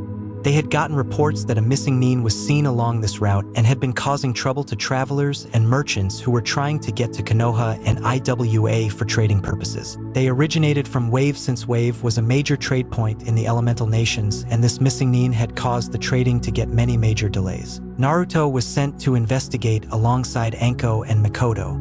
Anko, since she wanted to get out of the village for a little while, with the torture and integration division taking up a lot of her time, while Makoto was sent since Minato wanted a well-known shinobi on this mission in case things did not go their way. Itachi, meanwhile, had joined the 𝕜𝕦𝕣𝕦 and was quickly rising to the rank of an 𝕜𝕦𝕣 captain. Naruto, though offered to become an 𝕜𝕜𝕦, settled instead with becoming a jonin. The life of an 𝕜𝕜𝕦 was not the one he wanted. Anko, not wanting to be left behind, had managed to get pushed to special jonin. While her taijutsu and summons were easily jonin level, she still had to work on her ninjutsu and stamina portion of her skills, something Makoto was helping her with when possible. The trio were running almost on the border between the two countries, and they were surprised that they had not run into any Iwa shinobi yet, since most would have had patrols in the area similar to what they were doing. "Do you sense anyone, Naruto?" Makoto asked as Naruto focused on his surroundings. He spread his sensory abilities to 2 miles wide. After a moment of silence, he opened them and shook his head. "Nothing so far. In that case, it may be best to stop for the night. It is almost sundown, and we do not want to be running during the night since our view would be obscured, and it will be more dangerous continuing." Naruto and Anko nodded and quickly found a small cave formation a little ways off that would be perfect for a camp setup. It was only about 12 feet long into the mountainside, but it did give them some cover and would likely be the best thing they would find. Makoto had been going on missions more regularly lately, since it helped to prove the Uchiha's loyalty to Konoha. When the other clans, shinobi and civilians, discovered and were told about the almost rebellion, the Uchiha clan lost a lot of trust and respect. Since then, Makoto had become the head of the Uchiha clan and was grooming Itachi to one day take over, since he was the eldest child. She was teaching him what he needed to know so that when he took over he could be an efficient leader and know when to be kind and when to be strict. Something, unfortunately, Makoto's second son Sasuke seemed to need. When finding out about his father, Sasuke had become a very quiet, broody boy who preferred being alone and shot anyone down who wanted to befriend him. A few times Itachi and Makoto had to stop Sasuke from pushing Ria around, since he did not want a weak sister. Makoto would quickly discipline her son, which only made him brood more.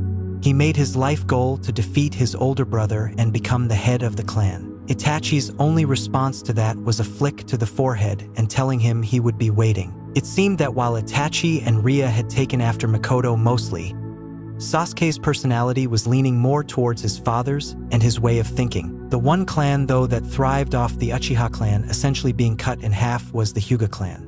Before, the Uchiha clan was the most powerful, but now, with their numbers halved, the Hyuga clan was now the largest of main clans and as well as the most powerful. That was something the Hyugas obviously knew, since some became quite pompous and walked with an air of superiority. But the clan head Hiashi Hyuga quickly stopped that and punished anyone who tried to think that way. The Hyuga clan head may have been strict and most times cold, but he refused to have his clan looked down at because of a few members trying to act better than everyone else. "Naruto, you find us food, whilst Anko and I will set up camp. You know what to do if anything goes wrong." Naruto nodded. "Throw a kunai in the air with a flare seal strapped to it." "I got it," he said as Makoto nodded at him and watched him leap into the bushes. With Naruto searched the nearby wooded areas and managed to come across a small river about 8 feet wide and went up to Naruto's knees. He guessed it must have connected to one of the bigger rivers and towards a lake, since he found it was teeming with fish. "I was hoping to find a deer or maybe some rabbits, but I guess this will do," he said as went into the river. He closed his eyes and sensed the fish in the water as they gently and quietly swam past him. Waiting for a few moments, his hand suddenly struck the water, and a moment later his hand left the water and had a fish in his hand. Smiling, he threw the fish onto the riverbank, and he copied this movement 5 more times until he had about 6 fish all resting on the riverbank. Nodding and thinking to himself, he just stood in the water for a few moments as he took in the clean air of the forest. He enjoyed the forest when it was peaceful and in a strange way felt one with it. Whether that was because of his mokutan or it was just him. I should get back. No doubt 𝕟𝕠𝕦𝕦𝕠𝕥 and Makoto will want their dinner. 𝕟𝕠𝕦, after all, has a stomach that seems endless. He thought, though, the same could be said about him. Stretching his arms and cracking his shoulders, Naruto got out of the river and shook his legs, making small splashes of water hit the dirt and grass. He picked up the 6 fish 3 to a hand and began walking, though before he could move, a chakra signature appeared to his surprise coming from behind him. He frowned when he felt it was panicked and possibly injured from the erratic feelings he was getting from it. A moment later, a second, stronger signature appeared and quickly determined that the first signature must have been running from the second one. The second signature was definitely Jonin level, while the first was lower than a Jonin but a bit higher than a chunin. Looks like they're about a mile away, he thought, and could feel the stronger of the two closing in fast. Biting his lip, Naruto quickly made a shadow clone. Go back to Makoto-sensei and 𝕟𝕠𝕦. Tell them what I have sensed. I will put a flare kunai in the air when I have arrived to where the 2 signatures are. The clone nodded and took the 6 fish before he ran back to the camp, while Naruto turned, made sure his blade was strapped to his side before he pushed off as quick as he could and towards the location. As he ran, he could sense the 2 signatures getting closer and closer before he felt the first suddenly stop, almost like it was making a last stand. The second drew closer and flared its power. Naruto ducked under some branches and moved quickly and quietly through the trees, hardly leaving a mark on the branches from how fast he was going. Pushing off from the trees, he quickly found himself very close to the 2 signatures and found that they were in a small clearing. He poked his head through the bushes as quietly as he could and observed who the 2 signatures were. He first focused on the stronger of the 2. He was a man in his late 20s, maybe early 30s, and had blue eyes with a darker ripple around the pupil, waist-length green hair with the top 2 bangs falling down on his cheeks on each side, and having dark fleshy lips. He wore a gray hooded mantle with 3 red stripes. Under the mantle was a dark brown sleeveless vest falling to his knees where the inside was purple, a light brown belt, a light gray pants. All over his body were various protective bandages on his chest and legs. Naruto knew who he was from studying the bingo books. This man was Raiga Kurasuke, a missing nin of Kiri, former member of the 7 Swordsmen, wielder of the dual swords Kiba, and a ranked shinobi. A very deadly foe, Naruto thought before he turned to the other signature and almost fell out of the tree when he saw who it was. For years it had been since he last saw her, and yet she looked almost exactly like the last time he saw her, other than the fact she was 4 years older as well. Her black hair was still short and stopped just past her chin. Her uniform was similar as well, though now she had the pale brown chunin jacket added to it. What are the chances of her being here? He thought to himself before he saw the swordsman raise the twin Kiba blades. The pair of swords was slim and straight double-edged blades. Both blades also have an upward curved bladed prong near the tip of one side of blade and another one near the base of the blade's other side. Makoto-sensei will probably yell at me for this. He thought before, with a burst of speed, pushed himself off the tree branch and landing between the 2. The 2 Kiba blades were coming down at him, so he drew Shusui out and managed to block the strike. When he blocked it, he threw a kunai into the air, making the flare, though no one was paying any attention to it. Naruto interference caused both to be surprised, seeing another shinobi nearby, though Kuratsuchi had her jaw hanging open as she looked at Naruto. What is he doing here? Raiga, though, pushed himself away a couple of meters and looked at person in front of him. Kiroi Senko? Was his first thought before he realized the person in front of him was too young and the hair was too short as well as the eyes. Who are you, boy? Why are you interfering? Raiga asked as he took 2 steps forward with the Kiba blade held tightly in his hands. Naruto shrugged. I was in the neighborhood and I heard fighting. I came to check it out, and you can imagine my surprise when I find a member of the 7 Swordsmen fighting an injured IWA Kunoichi. So why interfere? Last I checked, Konoha hated IWA and vice versa. Oh, they still do, but I think it's a stupid rivalry. Personally, I have no problem with IWA, and this girl here I know in a way. I don't really want to see her get killed. Naruto looked behind him for a moment to look at Kuratsuchi injuries. Her right leg had a big gash in it, and a small bit of the bone was lodged out of her skin. It was a surprise that she managed to run as fast as she did with that kind of leg injury. He turned back to look at Raiga. You can't beat me, brat. I was once a member of the 7 swordsmen, 7 of the best Kenjutsu users in all of Kiri. You think you can hold a candle to my skills? There is one way to find out. I have always enjoyed fighting strong opponents, and I have always wanted to fight one of the 7. Kuratsuchi, who was lying behind them watching this unfold, did not understand it. She did not understand why he was protecting her. Shouldn't he hate her? After all, Iwa and Konoha were like oil and water. They just don't mix. As Naruto readied himself again, he felt his Kagebushin from earlier disperse, and now knowing that Anko and Mikoto were on their way. Kuratsuchi, Naruto called, getting her attention. If you can move, then I suggest you move out of the clearing unless you want to get involved in your current state, he said. Kuratsuchi gave him a mild glare, but quickly dropped it before she did her best to crawl away. Focusing in front of him, Naruto's eyes went slightly wide when he saw Raiga now just a few feet from him with the Kiba blades coming down on top of him. He quickly brought Shusui up and blocked the strike and held it there as Raiga slowly began pushing him back, using his superior physical strength against Naruto. As Naruto got pushed back, he releases the hold from the 2 blades and ducked a swing. He then cocked his fist and threw it towards Raiga's side. Raiga, though, saw it coming and jumped a few feet away, only to see the punch caused a crater to form into the ground. I have to watch this one carefully, he thought, now recognizing that Naruto was not some run-of-the-mill shinobi. Raitun, Raikyu, Raiga said as a ball of lightning formed in his hands and he threw it towards Naruto. Naruto, though, saw the ball coming. Futon, de Tapa.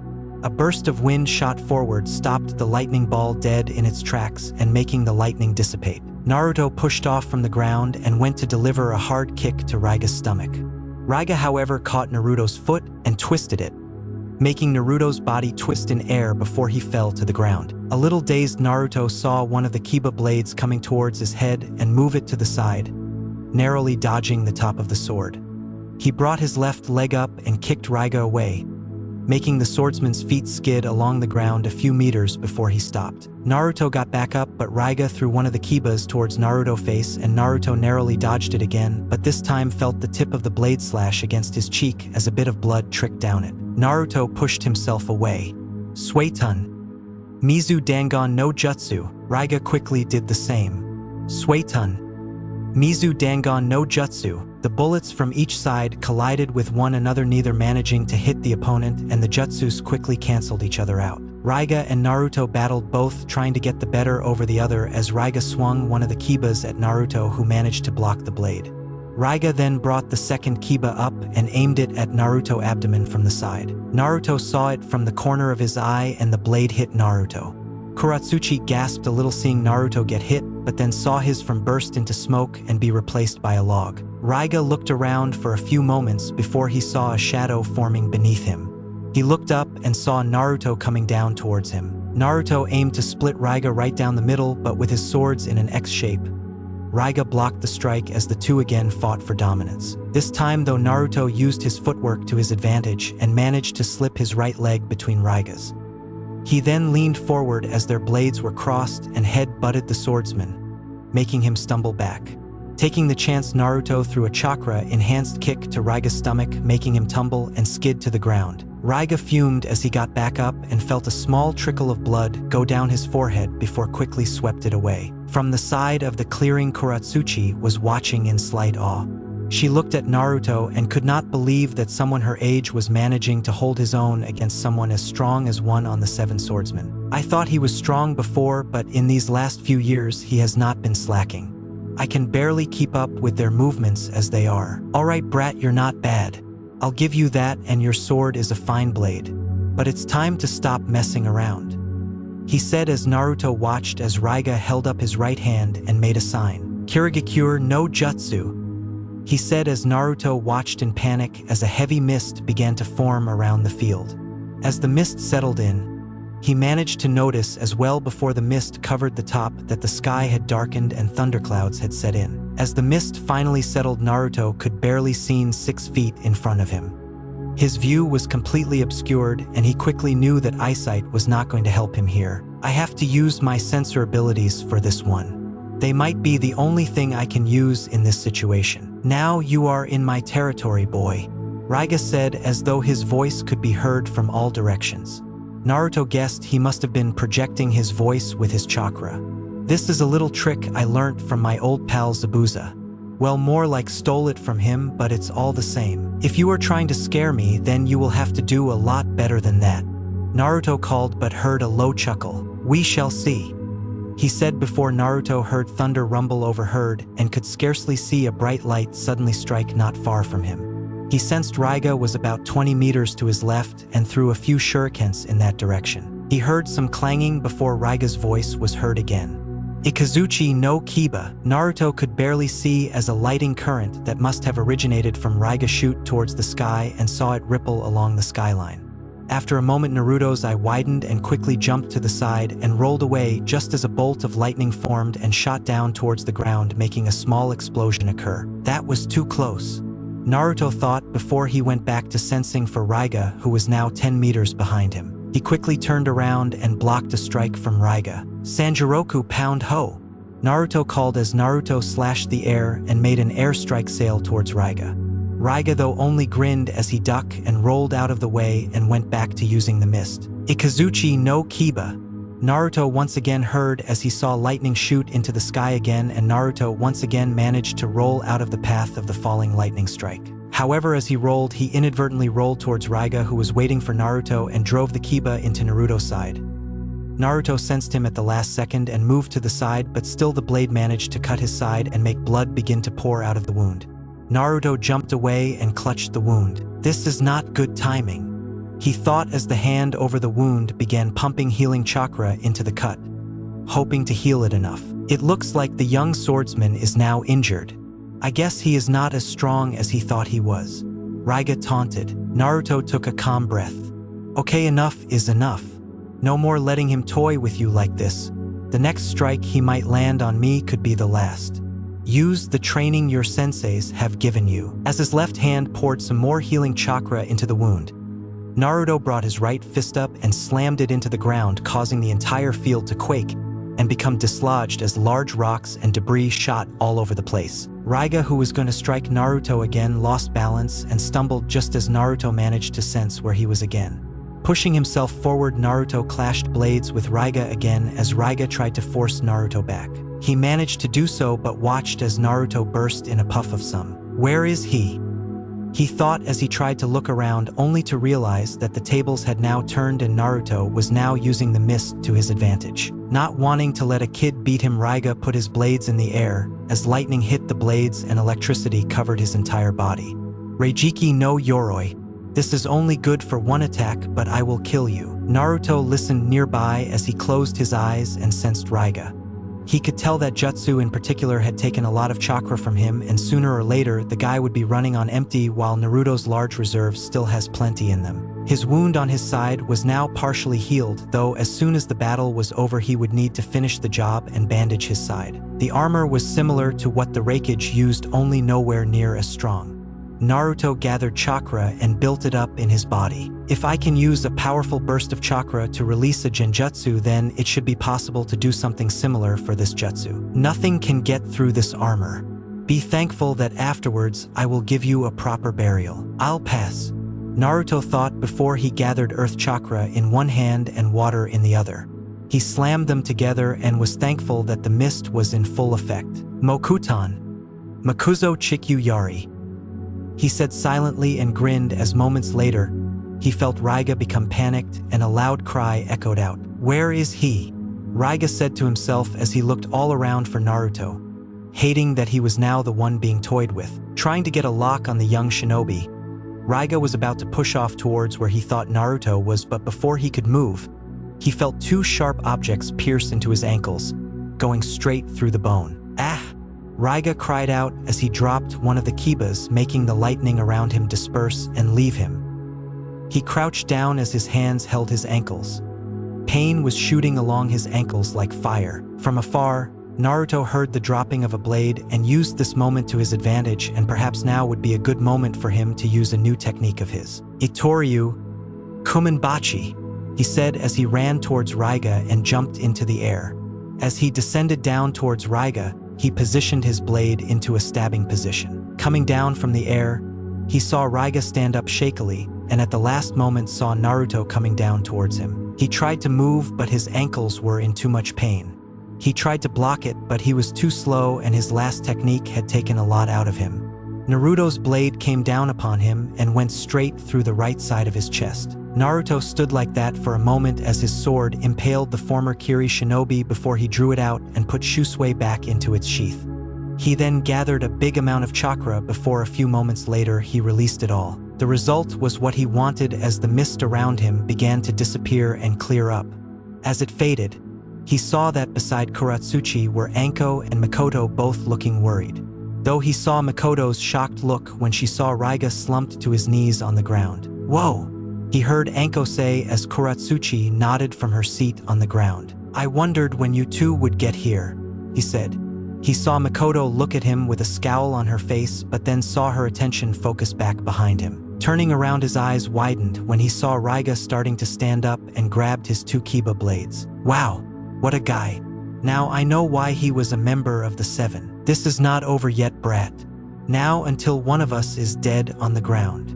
Raiga managed to wheeze out even though his hands were barely able to hold the two blades. From the side, Anko was about to step forward but stopped when Mikoto put an arm in front of her. "This is not our fight, Anko. This is a battle between two swordsmen. If we intervene now, then we would only shame them both. This will most likely be Raiga's last stand." She said they saw Naruto turn back around and grip his sheath as he got in a position that all three recognized. The whole field was silent as the two Kenjutsu users stared at one another. Raiga, despite the pain in his ankles, ran forward as the Kibas lit up, covered in lightning again. Every step he took sent waves of pain through his ankles, but he ignored it for this last moment, knowing it might be his last. He swung his blades down. "Raryu no Tatsumaki." As he closed in, Naruto closed his eyes and put his hand on the handle of the Shusui, and once Raiga got close, he snapped them open. "Itoryuiai, Shurshur Sun Sun." Naruto disappeared and then reappeared behind Raiga as Raiga stopped dead in his tracks. A small trickle of blood went down his chin before he managed to turn his head towards Naruto and looked at the blonde, who now turned his head around to look at Raiga. "Why, you are a fine swordsman. I may have started out your enemy. But no, I am glad that I could fall to the sword of one who will become a great swordsman in our world." Naruto said nothing, but nodded as he made the final clink sound as his blade hit the sheath. When it did, blood spurted from Raiga's chest as a long diagonal cut appeared and forced Raiga to the ground. As he hit the ground, his eyes closed permanently, while Anko, Mikoto, and Kuratsuchi now had one thing on their mind. Naruto / he just killed a member of the Seven Swordsmen. Naruto looked at his fallen opponent and offered a small prayer as he wished for his opponent a good life in the afterlife before he put his hand over his left shoulder where a long cut now lay. I guess Raiga's last cut did manage to hit its mark, he thought. The wound was not life-threatening or anything, but he knew that it would scar over, and for that he was actually happy. It would be a scar that would serve as a memento from his battle with a member of the Seven Swordsmen and a powerful Kiri shinobi. Silently, Mikoto, Anko, and Kuratsuchi, who was being carried by Anko, reluctantly made their way towards him. They saw his wounds and knew he would need to get them checked over soon, but for the moment let him lament in his victory. Well, almost before he felt a whack on the back of his head. "Ow, what was that for?"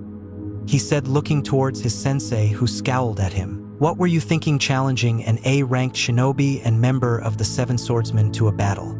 You could have been killed, but I wasn't. That count for something, doesn't it? Perhaps, but if it did not go that way, imagine what your family will think when we might have had to take your body back to Konoha. Think next time, Naruto. Is your life worth risking for somebody who is a shinobi from another village?" Naruto shrugged. "Probably not, but I did so anyway. It would have been wrong of me to have just stood there and let him kill her. I won't let that happen on my watch. Not even if they are from another village.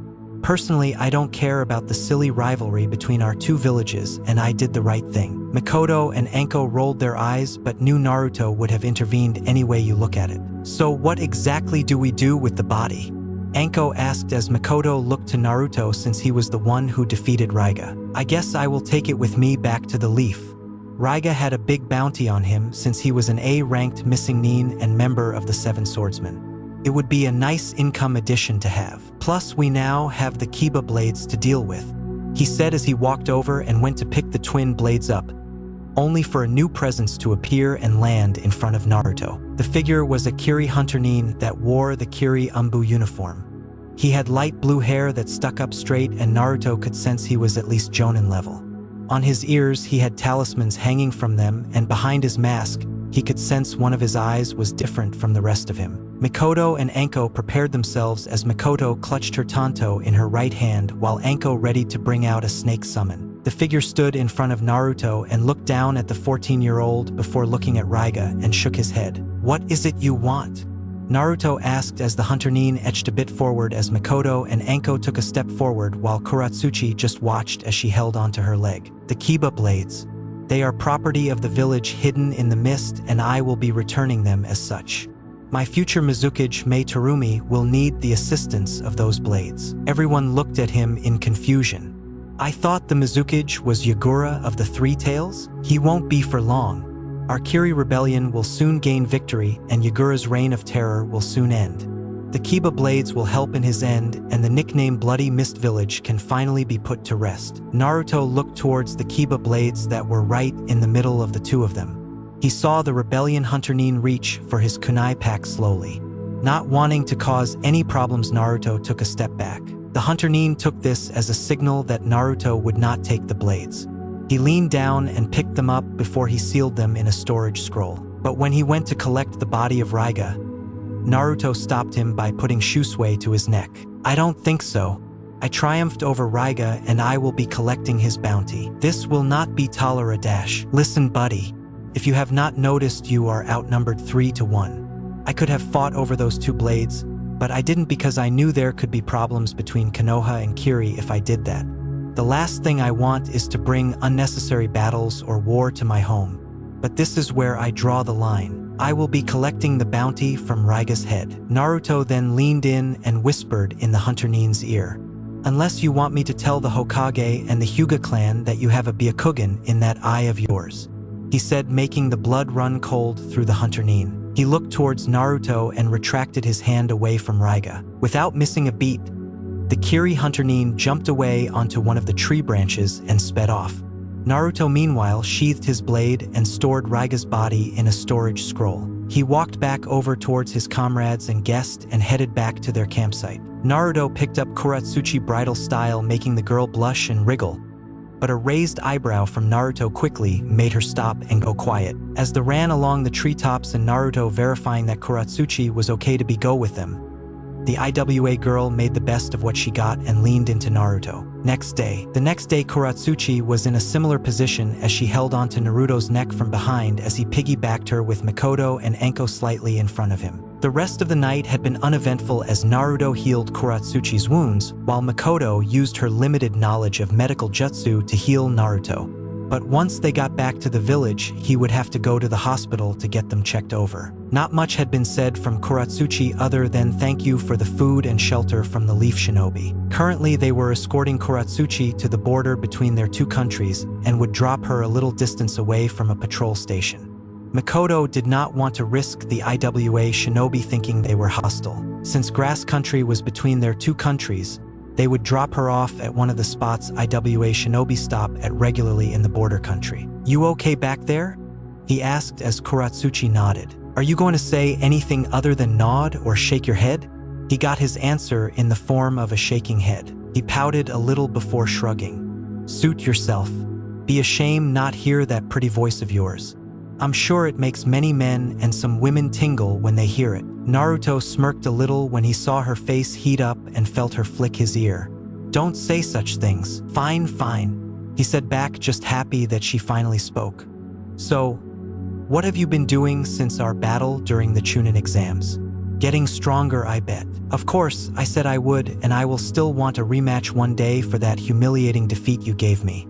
I thought you were going all out against me, But your match with the Uchiha was even more earth-shaking. I hate it when people hold back against me. Hey, you can't blame me for not going all out.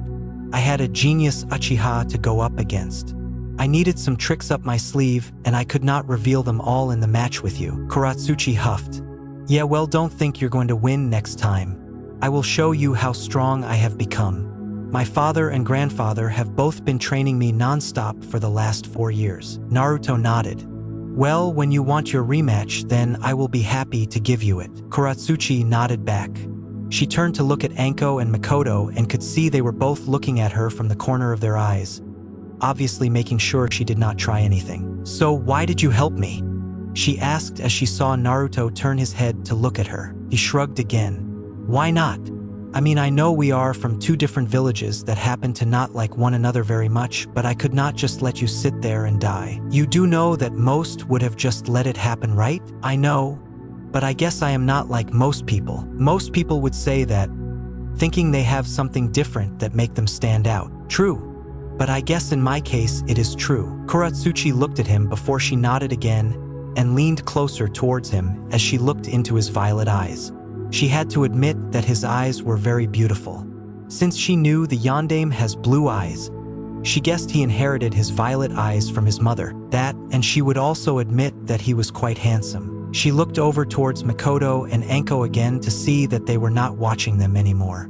Gathering a bit of courage and hoping no one found out about what she was about to do, she leaned over his shoulder more, which made him look towards her. Before he could do anything or react, Kuratsuchi's lips pressed against his. It was quick and did not even last a second, but he felt her soft lips against his and could taste cinnamon on them. It made him want to lean in and kiss her back, but stopped when he almost tripped over and fell to the ground. Tell no one. That was just a way of saying thank you. Don't look into it, she said before she looked away. Naruto could not say anything since he was too gobsmacked to even respond, so he settled for nodding. He then turned back in front of him and kept running along the treetops. The group stayed silent for the rest of the time before they eventually reached the spot where they would drop Kuratsuchi off. She was able to walk slowly towards the patrol station, and she watched as the trio of leaf shinobi left the area. Though she saw Naruto turn his head to look at her, and the two just looked at each and their faces went a little red and heat up before turning away. As they left, both had a tiny smile appear on their faces while Kuratsuchi shook her head. Calm down, girl, it was just one kiss. A kiss you initiated, she thought before making her way to her destination. Naruto meanwhile thought similar things. It was just one kiss. It did not mean anything, right? Konoha 3 days later. Minato sighed and leaned back in his chair to take a moment rest as the paperwork just built up and up on the table. He did try the Kagebushin to conquer it, but his wife put that idea down, saying he could not cheat his way through it and had to man up. She is so cruel to me. He cried inwardly before shaking his head and sitting upright as Kushina and Makoto walked through the door, both happily chatting and smiling. How is he? Minato asked, referring to Naruto. He's fine, Kushina answered. Shizen said most of the injuries have already healed, but the bigger wounds like the one on his shoulder and side will scar over. Minato nodded and leaned back again and whistled. Our son, who is 14 years old, managed to defeat one of the 7 swordsmen. Who would have thought it, even if Raiga was not one of the stronger members. The moment they returned, Makoto sent Naruto straight to the hospital to get his wounds looked over and sent Anko with him. Then when she arrived at the Hokage office, Minato and Kushina were in the office making out on the desk. Makoto quickly spoke up since she did not think the village needed an Uzumaki Namikaze's baby number 5. After relaying what happened on the mission and get to Naruto, Kushina had completed blurred out of the room as she ran so fast to the hospital that most only saw a red blur barreling past them. When she arrived, she all but smothered her son into her chest and was checking him over before lecturing him about fighting a member of 7 swordsmen, saying he could have been killed. Minato was the same, though inwardly, he could not have been any prouder. As the trio spoke, Jiraiya jumped through the window and threw a bingo book at Minato, who quickly caught it. There a reason you threw this to me, sensei? Jiraiya frowned. Take a look on page 165 and see what your baka of a son has done. Everyone frowned at the tone, but Minato quickly opened up to page 165. Makoto and Kushina looked over to see what they were supposed to be looking at before they all went pale and eye-wide when they saw the brand new member of the bingo book. Name, Naruto Uzumaki Namikaze, age 14 to 15, gender male, origin, Konoha Gakure, shinobi rank, Jonin, caliber rank, A, known alias, Konoha no Tsubasa Akuma, Konoha's Blade Devil, known clan affiliation, Uzumaki clan, known element affinities, Futon, Doton, Suiton, skill list, Taijutsu 4, Ninjutsu 4, Genjutsu, NA, intelligence 4, strength 3.5, speed 3.5, stamina 4.5, hand seals 3.5, weapons, katana made of black metal with a purple guard and black sheath. Physical description: stands 5'6" and weighs 155 pounds, golden blonde hair and violet eyes, tan skin, and is known to wear traditional leaf shinobi attire. Special abilities: known to have chakra sensor-like abilities. Despite age, he has Kage-level chakra reserves. Known family: Minato Namikaze, Yondaime Hokage, Kiroi Senku, Kushina Uzumaki, Benaheim. Other information: is known to have killed Raiga Kurosaki in a sword fight and is known to be able to use the Rasengan in battle. Bounty: 25 million Ryo dead or alive stationed by IWA. 25 million Ryo alive stationed by Odo. As they read the bingo book, everyone just stared at it in fascination and with a single thing on their minds. Incredible. Chapter 18. On my way, Naruto woke up and his eyes flickered as his gaze looked over towards the window in his room, getting a good look of the sky and the few clouds that hovered along it. Turning over, he then looked up at the ceiling for a moment before he felt a familiar feeling between his legs. He looked down and groaned again when he saw his manly part was erected and making a sizable tent form from his covers. It had been that way ever since he last met the IWA girl Kuratsuchi. He blamed that quick kiss she gave him because since then he had not been able to get her out of his head. Every time he thought of her, he could still taste the cinnamon from her lips and as well as feel how soft her lips were. What are these feeling towards her? I don't understand them. He thought, since just the thought of her and her light pink eyes made his stomach do a few flips and his heart flutter. Could I have feelings for her? He wondered, since it sounded so stupid if he did. He had only properly met her twice, and one of those times she was trying to kick his ass. He did not dare speak to anyone about this. If someone he knew discovered he was developing potential feelings for a girl from IWA, the granddaughter of Tsuchikage no less, it would bring trouble, and he knew it would cause even more problems between him and his family. His friends might accept it, but he dreaded what his parents would have thought about it, especially considering how IWA thinks of his father. Sighing and getting out of bed, he took a quick shower and dressed in some comfy civilian clothes since he had the next few days off. At 15, Naruto was now 5'8" and was now taller than his mother and the same height as Tsunade. His hair was kept short, since if it got longer then he would just look like his father. The main noticeable change was that now on Naruto's forehead was a purple diamond mark, just like Tsunade has on her forehead. Since the news of his battle got out with Raiga Kurosaki, and that he was now in the bingo books as an A-ranked shinobi, Tsunade and others knew that Naruto would be targeted by bounty hunters, shinobi, and missing nin. So Tsunade decided that to make sure he had a better chance of surviving an encounter with a potentially stronger opponent, she placed the creation rebirth seal on his forehead. That way Naruto could store chakra into that seal, and if Naruto is injured to a point where he might die, then he could release it if stored enough chakra and heal all his wounds. Plus, it helped that Naruto had some knowledge of medical jutsu thanks to his training with Tsunade. Tsunade knew that the jutsu would shorten his lifespan, as did Naruto if he ever used it, but to her she would rather Naruto lose 5 years of his life than lose his life altogether.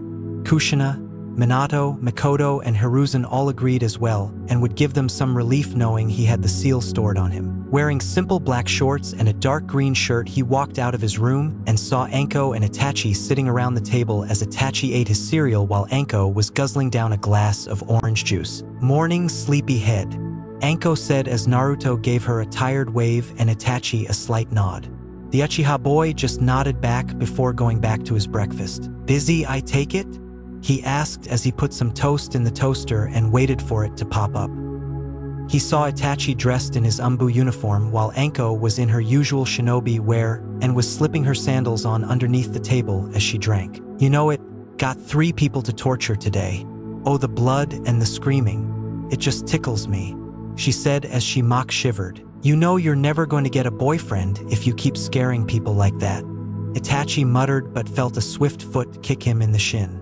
Though it hurt, he did not show it and instead just raised an eyebrow at 𝕟𝕠, who was smiling happily at him. "No man could ever handle my desires, my wonderful Uchiha friend," she said, ruffling the top of his head and making his hair go messy.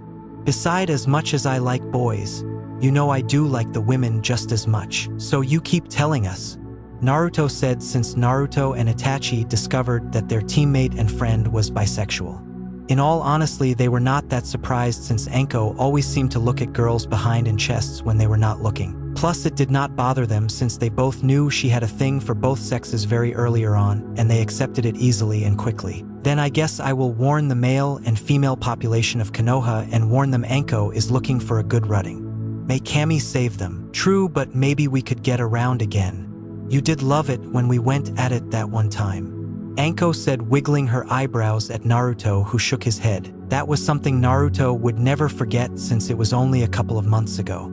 Naruto and 𝕟𝕠 had been home alone, and somehow the topic of sex had come up, and how it led to them saying that since they were shinobi, they could die on any mission at any given time. Both mentioned that neither wanted to die a virgin. So after some more talking and the eventually addition of some alcohol, Naruto and 𝕟𝕠 lost their virginity to one another. It was not bad. If anything, for their first time it was pretty amazing, since 𝕟𝕠 did things with her tongue that Naruto did not think was even possible. And 𝕟𝕠 loved how rough Naruto could get when they were in the moment, along with his stamina. The next day, after their night of passion, nothing really changed and they went back to being normal friends. Both were not that bothered by it and were happy that they had sex for the first time with a good friend and someone that they both enjoyed being with. They did not understand why people thought sex would overcomplicate things. Before, they were friends, and now they were friends who lost their virginity to one another. Nothing more, nothing less. Though they both felt sorry for Itachi when he came out of his room looking dead tired and glaring at them. Neither realized he had even come home and must have heard them going at it, since Naruto did not put up silence seals around the room. "I thought we agreed never to mention that again," Itachi said as the two chuckled before Naruto grabbed his toast and went towards the door as he slipped his sandals on. "Where you headed?" 𝕟𝕠 asked. "Just to the messenger tower. I have not checked it in a week, so I thought I would do it now. Can you check mine, please?" she asked, giving him the puppy dog look, making him roll his eyes before nodding. As thanks, she blew him a kiss before getting back to her breakfast. Leaving the apartment building, Naruto walked at a leisurely pace as he greeted and waved to a few of the civilians and other shinobi. He saw Kurenai and Asuma sitting with one another and talking quietly to each other. When they saw him, they gave him a wave hello, which he happily gave back. As he walked down the path of the Leaf Village, he stopped at a small cafe he made regular stops to and bought his morning coffee. As he walked out, he sensed two small figures barreling towards him from behind. Quickly turning around and opening his arms, he held strong as two blonde blurs smashed into him and hugged him close. "Naruto and I." Mito and Eiji both called as they smiled up at their big brother, who still held them, and began walking with the two 10-year-olds, one in each arm. "We haven't seen you in ages, Nissan. Where have you been?" Eiji asked, while Mito was giving him a mixture of a pout and a glare, wanting him to answer quickly. "You better answer, Nissan, or I'm telling Ka-chan." Mito piped up, making him roll his eyes. "If you must know, then I have been on a lot of mission over the last 2 months, so I have not been home much. But now I have a few days off, which if you want, I am sure I can give up to spend the day with you two Munchkins and Minasan. Besides, why are you two not at the academy at the moment? Last I checked, Thursday was a school day. Irika-sensei was not well and Mizuki-sensei got pulled out due a mission. So we got the rest of the week off." Eiji answered as Naruto nodded. The twins both nodded eagerly as Eiji hopped down from his brother's arms and walked beside him, while Mito climbed up her brother and got on his shoulders. "You comfy up there?" he asked as Mito nodded her head before the trio began walking again. They talked and chatted happily as they asked him about what kind of cool missions he had been on lately and if he could teach them some new jutsu. Apparently they were getting bored in their class, since Irika just babbled a lot and lectured too much. Though they did train from time to time with their parents, Kakashi and Jiraiya, it was only light training and nothing cool in their own opinions. Naruto made it fun when he showed them a thing or two and would turn it into a game. They eventually arrived at the messenger tower, and when they got to the top, The twins went straight to petting the various birds that were kept up there and fed them little treats. Naruto smiled at them as he collected his and 𝕟𝕒's messages. He put 𝕟𝕒's away into his back pocket and took a quick look at his own. It was only 2 pieces, one of which was from a weapons dealer from Iron Country, since he liked being kept up to date about the latest chakra metal weapons they developed over there. He then looked at the second message and immediately he turned serious, since on the front of the letter was the royal emblem for the fire daimyo. The fire emblem was not difficult to recognize, and he knew if he was getting some kind of message from the royalty of Fire Country, then it must have been extremely important. Opening it, he quickly began reading it. As he did, the twins looked over and saw Naruto's face look gobsmacked and suddenly have the need to sit down.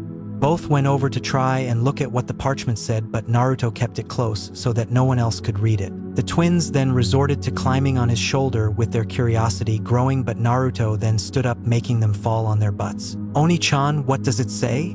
Mito whined while Eiji pouted, both hating being kept out of the loop. Naruto looked at it again for a few moments before looking at the twins. "It is nothing to concern yourselves over.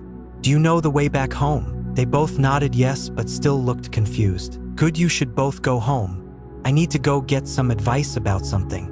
I will see you both later," he said, patting them both on the head before he took off quickly. Both the twins watched him go. "Oni-chan is so weird sometimes," Eiji said as Mito nodded in agreement. With Naruto ran across the rooftops as quick as he could before he landed in front of the Uchiha clan compound and quickly ran forward. He gave a quick wave or nod to the Uchiha members that knew him before he arrived at the main manor house.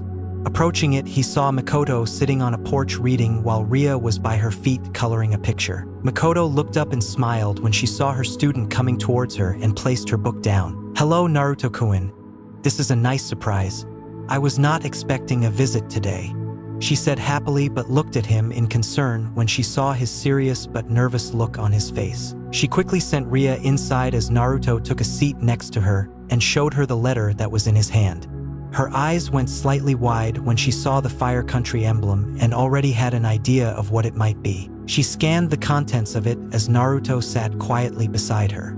Since Makoto was one of only 2 people he knew about that could relate to this, he valued her opinion highly in this regard. After a minute, Makoto looked up at him, looking both stunned and immensely proud. "They want you to join the Guardian Shinobi 12? She asked as Naruto nodded in his head. "Naruto, this is such a huge honor. Oh, I am so proud of you." Makoto leaned forward and hugged him in congratulation, which Naruto quickly reciprocated before they broke off. "What should I do? I mean, should I take it? I don't see why you shouldn't, to be honest, Naruto. It's such an honor to be asked to join, and very few people ever get asked. They only ask those that the royal family recognize as the best or will one day become the best. The fact that you have been asked means that they recognize you as someone who has and will go on to do great things. I guess," Naruto answered, looking down at the letter. "Plus it says they just want me there for 3 years, possibly longer if I choose to stay on longer. I would be back by time I'm 18. Then what has you doubting it?" Makoto asked her student. Naruto was quiet for a moment before answering. "My life is here in Konoha. My family, my friends, my colleagues. Not seeing them for 3 years kind of scares me a little. I know it sounds silly, but I would be on my own if I go.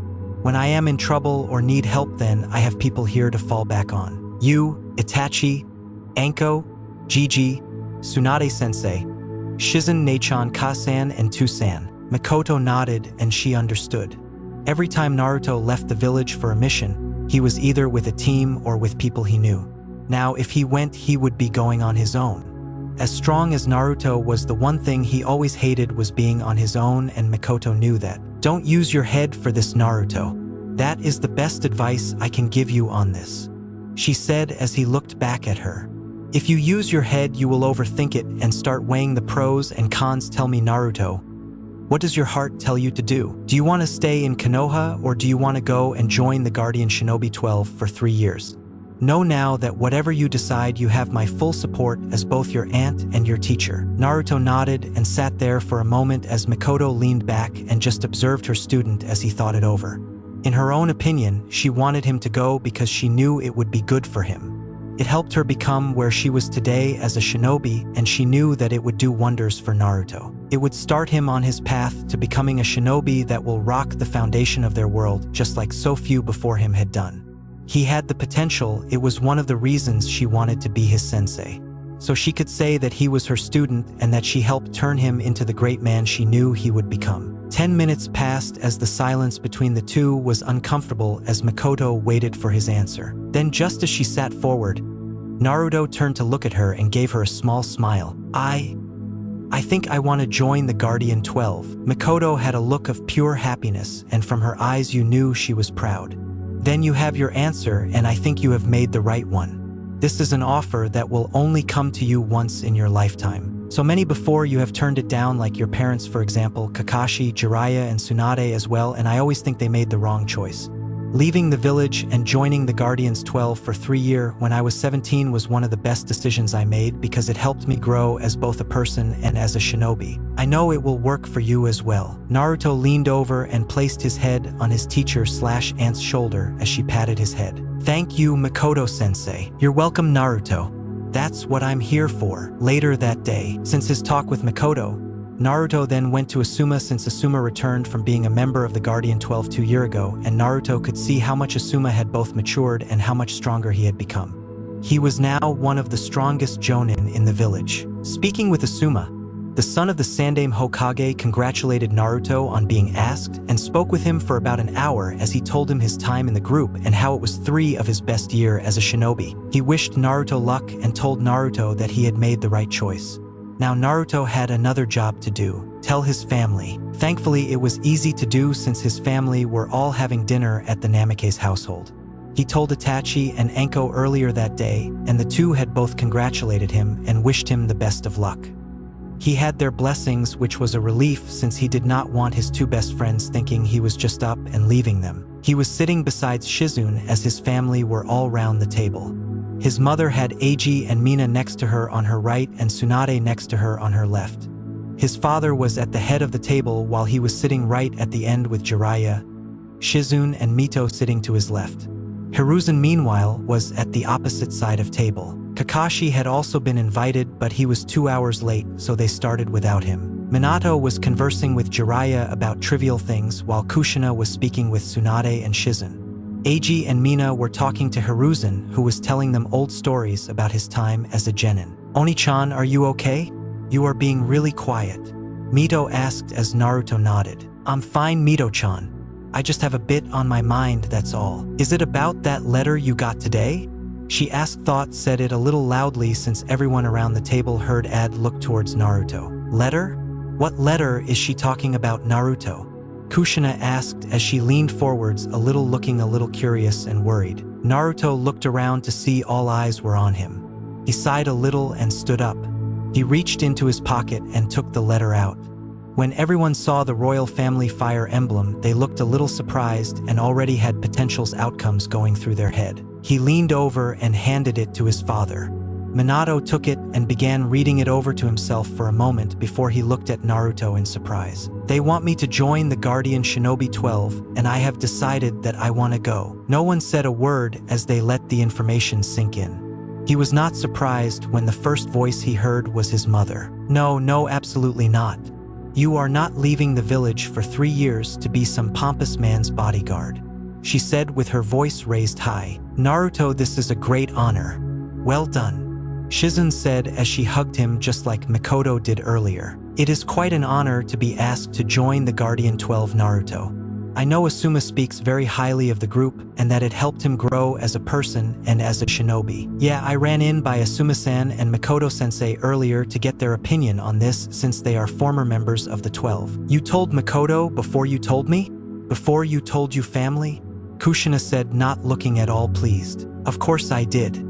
She is a former member of the 12 and she is my sensei. Who better to ask for advice on this? I don't think that would be wise. Jiraiya piped up as attention was drawn to him, causing Naruto's eyes to narrow at the man. He had very little respect for the perverted Sannin and viewed him with much contempt ever since the man showed that he cared very little for Naruto, as if he cared at all. Minato and Kushina have many enemies, and Naruto being out of the village for 3 years would be bad idea. We don't need any unneeded attention from a 15-year-old, trying to make a name for himself. Your family should come first in this and not your own selfish desires, Naruto. Jiraiya said as Naruto and a few other frowned at how he put it. The fuck's his problem? He should be pleased that I am out of his hair or not even really care. Naruto thought, looking at the Toad Sannin. Yes, well, too bad it's not up to you, you old pervert. Naruto said as Jiraiya scowled. I have already chosen what I will do, and I want to join for the 3-year contract. Mikoto-sensei, Asuma-san, Itachi and Enko have all given me their blessing and telling me I should take the offer while I can. The adults all looked thoughtful while his siblings looked sad at the thought of him leaving for so long. Mina especially was barely holding her tears at bay. Well, I see no problem with it. I think it would be a great experience for Naruto. Tsunade spoke. I know I turned it down, as did many of us here, but that does not mean Naruto should have to.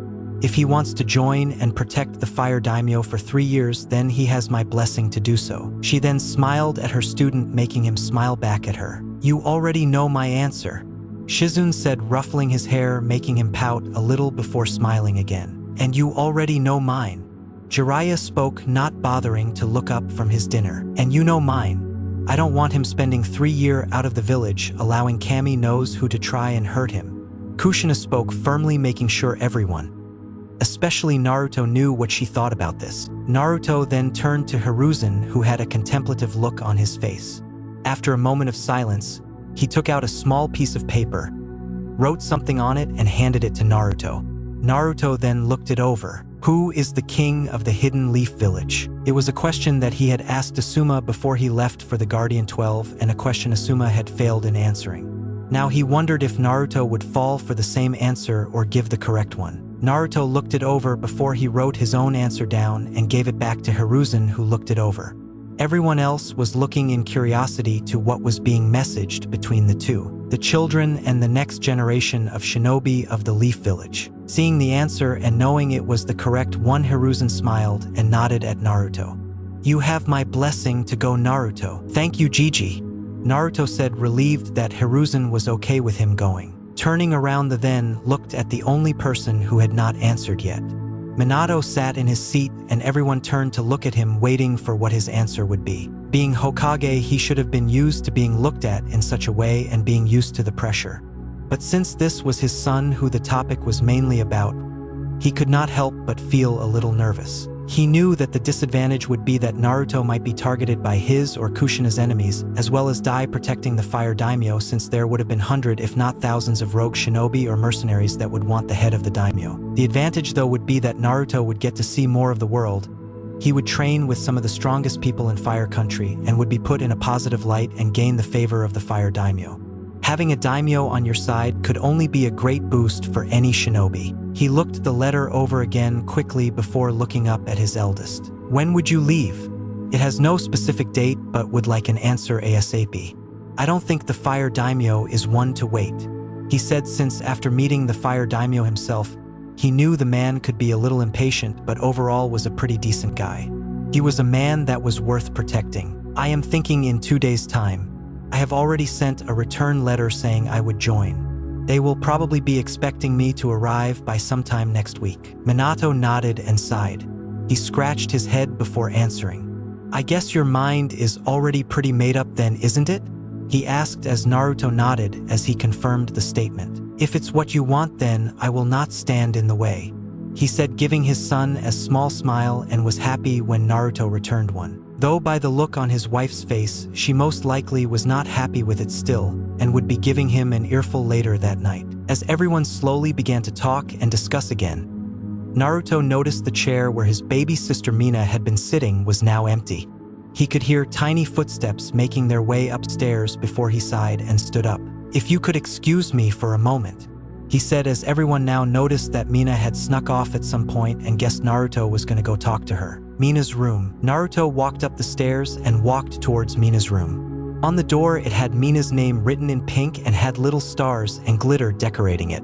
He smiled because it just showed how innocent Mina really was. As he knocked on the door, he could hear soft crying and sobbing coming from inside. Mina-chan, can I come in? He didn't get a reply and only heard more sobbing. Turning the handle gently, he opened the door and stepped inside. looking over towards his sister's bed. He felt his heart ache when he saw his little sister curled up in a ball as tears ran down her cheeks and her face looking red and puffy. "Mina-chan," he said softly as he went towards her bed and kneeled beside her, going down to her level. He pushed a strand of hair out of her face and gave her a soft pat on the cheek. "Please don't cry, my little Haim.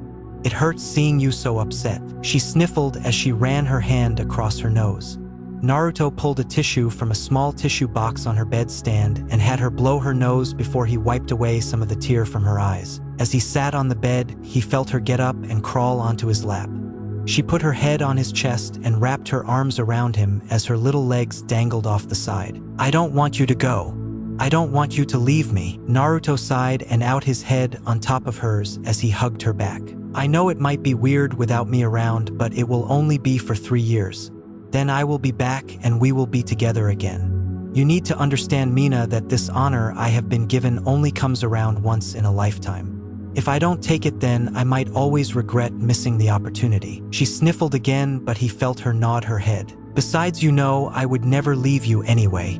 I'm always with you, even when you don't realize." She turned her head to look up at him with a confused look on his face. He just smiled as he nuzzled his nose against hers, making her smile and giggle a little. "I'm always right in here," he said, tapping her chest with his fingers. "Just like you will always have a very special place in mine.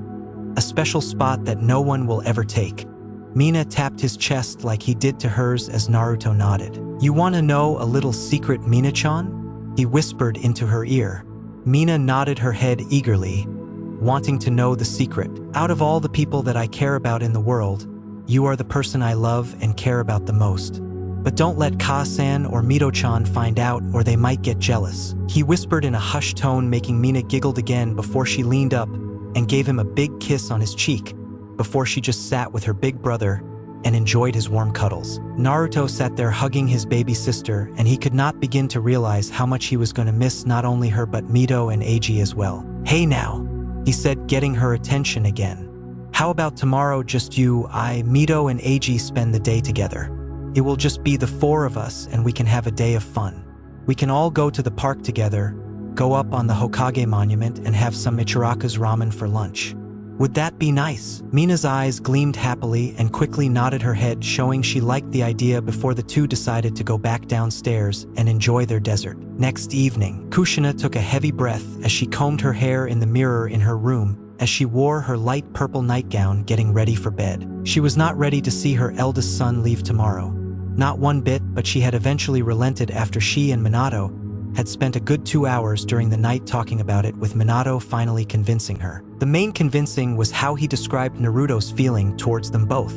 After discovering how they unknowingly treated him for 5 years, Naruto was very distant and sometimes cold towards them. Not outright, but he was rarely in the same room as them. Now, though some of that trust had begun coming back, and Minato said he had noticed that Naruto was talking to them a bit more than he used to and he smiled more around them.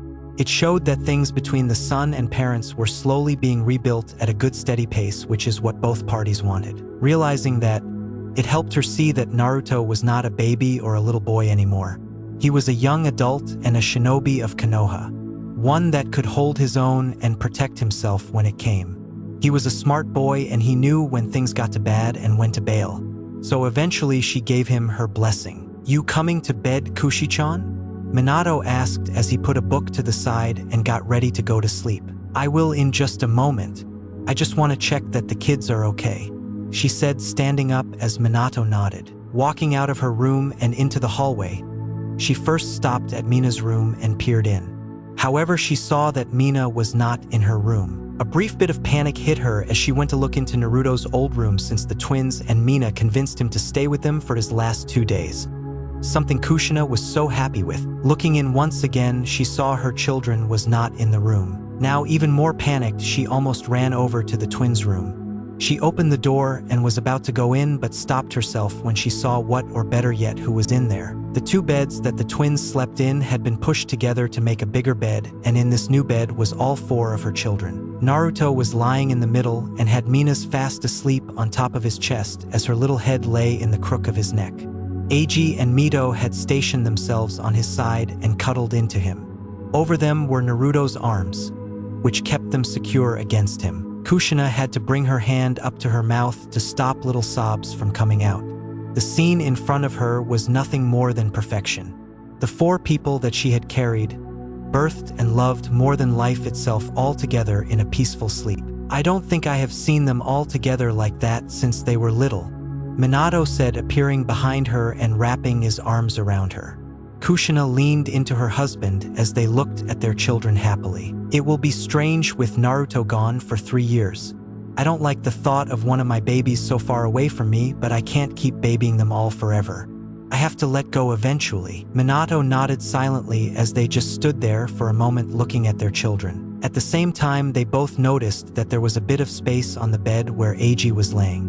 Minato saw Kushina look at her children with pure, unconditional love.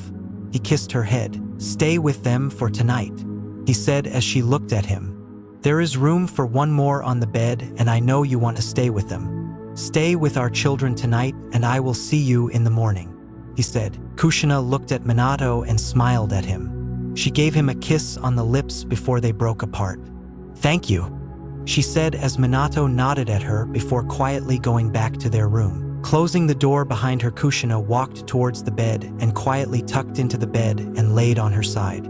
She wrapped her arms around Eiji and felt her youngest son lean into her as she kissed his head. She saw Naruto's hand just beside her and gently held his hand into hers. She felt him squeeze back slightly and not reject it, making her happy. She leaned down on the pillows and slowly began to fall asleep. She could spend any night in the same bed as her husband, but just for tonight she wanted to sleep beside her babies and keep them where she could see them. Next morning, Naruto stood in front of one of the Konoha's main gates with a rucksack slung over his right shoulder that had various clothing and some storage scroll contained inside it. The gates were wide open, ready for him to set off and make his way to the fire capital. Behind him, Minato, Kushina, Eiji, Mito, Mina, Tsunade, Shizune, Hiruzen, Mikoto, Itachi, Anko, Hayate, Yugao and Hana all stood there as they waited to see him off. He first said his goodbyes to his friends as he shook hands and one shoulder hugged Hayate and Itachi while the girls gave him full hugs and a peck on the cheek. They reminded him to get stronger because when he came back to the Inn 3 year, they will have advanced forward a lot. Next was Shizune, Mikoto, Tsunade, and Hiruzen. He hugged all three of them as Hiruzen gave him some parting advice as well as a few elemental-type jutsu for him to master. Hiruzen also told him that when he returned, he would be looking forward to a future spar with his surrogate grandson. Naruto was more than happy to accept. Shizune gave him some healing cream and ointment that should last him a year, maybe longer depending how much of it he needed. She let a few tears slip as she kissed his forehead and reminding him to stay safe and not to get too overly confident. Mikoto wiped a stray tear away as she hugged her student and kissed his forehead as she thanked whoever was listening that she got to be part of this wonderful young man's life. Tsunade did the same and gave him a kiss on the head as well as pass over the Shodame Hokage's necklace to him, which surprised everyone. "I know you will be the first to break this curse," she said before she discreetly slipped a storage scroll into his cloak as she hugged him. "That scroll contains some of my grandfather's Mokuton Jutsu. The time away will be the best time to begin fully practicing your bloodline." Naruto nodded before he eventually got to his family. His father was first who brought Naruto in for a hug. Naruto accepted the hug as father and son stood there for a moment before breaking apart. Minato put his hand in his pocket and gave Naruto one of his three-pronged kunai. Naruto looked at him as if ready to say no, but Minato beat him to it. "Just in case," was all Minato said. Naruto hesitated for a moment before nodding and slipped the kunai away into his cloak. He knelt down to Eiji, who sniffled a little. He put his hand on his little brother's head. "With me gone for the time being, I need you to be the one to look after our sisters.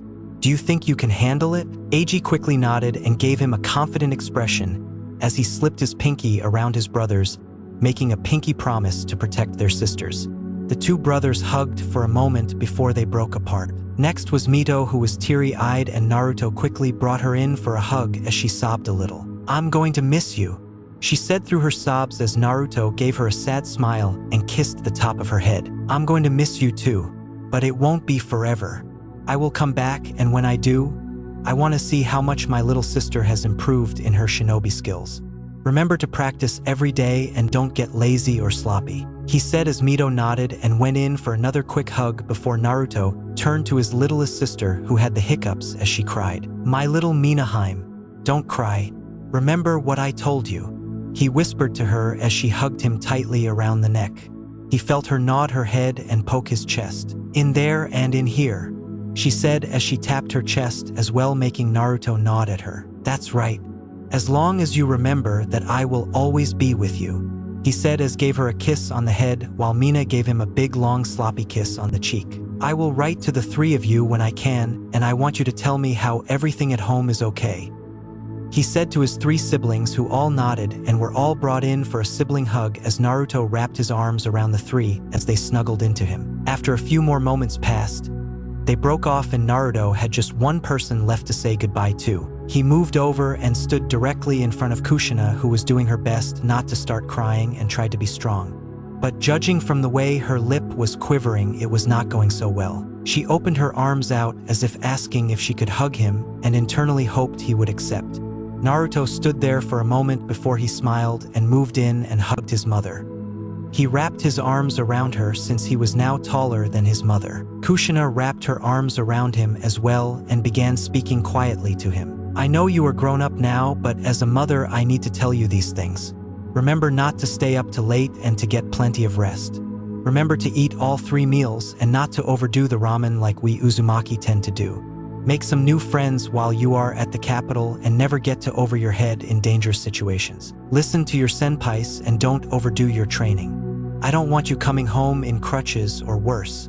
By now Kushina was letting her tear flow. "But most importantly, be happy and know that I love you so much. I know I have not been a very good mother to you and I have made some horrid mistakes, but you were my first baby and I see how special you are now. You are my first child and therefore you are a piece of me," she sobbed as she kissed the side of his head.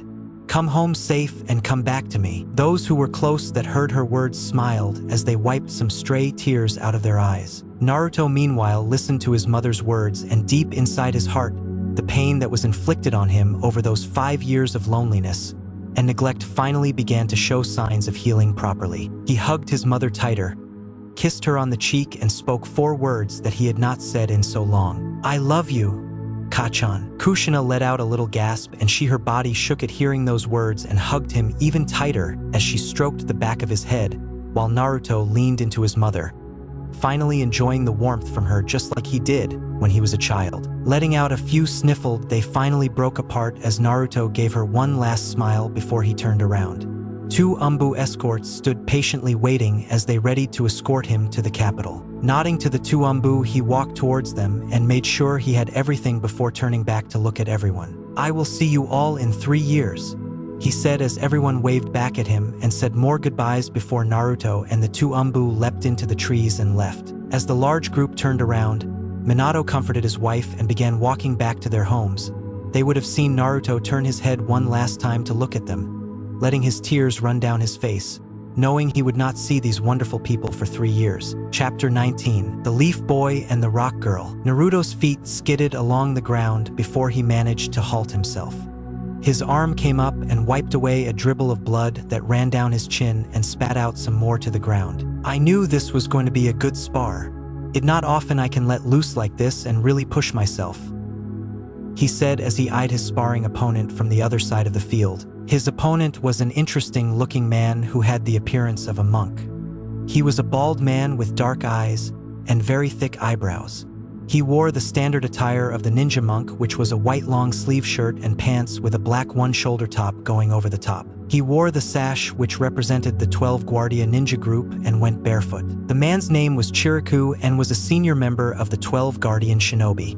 He had been there since Asuma had been an active member and had been the one to show Naruto the ropes as well as became Naruto's senpai. Sparring with Chiriku was doing wonders for Naruto's training since the man was easily high Jonin level, and from what Asuma had told him about Chiriku, the ninja monk was easily on par with Asuma, who was one of the Leaf's best. He might not use ninjutsu or genjutsu like other shinobi, but Chiriku's taijutsu was very powerful and was quite knowledgeable in fuinjutsu. Pretty good Naruto, I really have to keep on my toes, otherwise I don't think I am going to last much longer. 𝕟𝕒𝕣 praised as bruises covered his arms and face, as well as a few cuts from Naruto's blade. Well, I have a good sparring partner. I am just glad I can have a good match with my senpai. Come.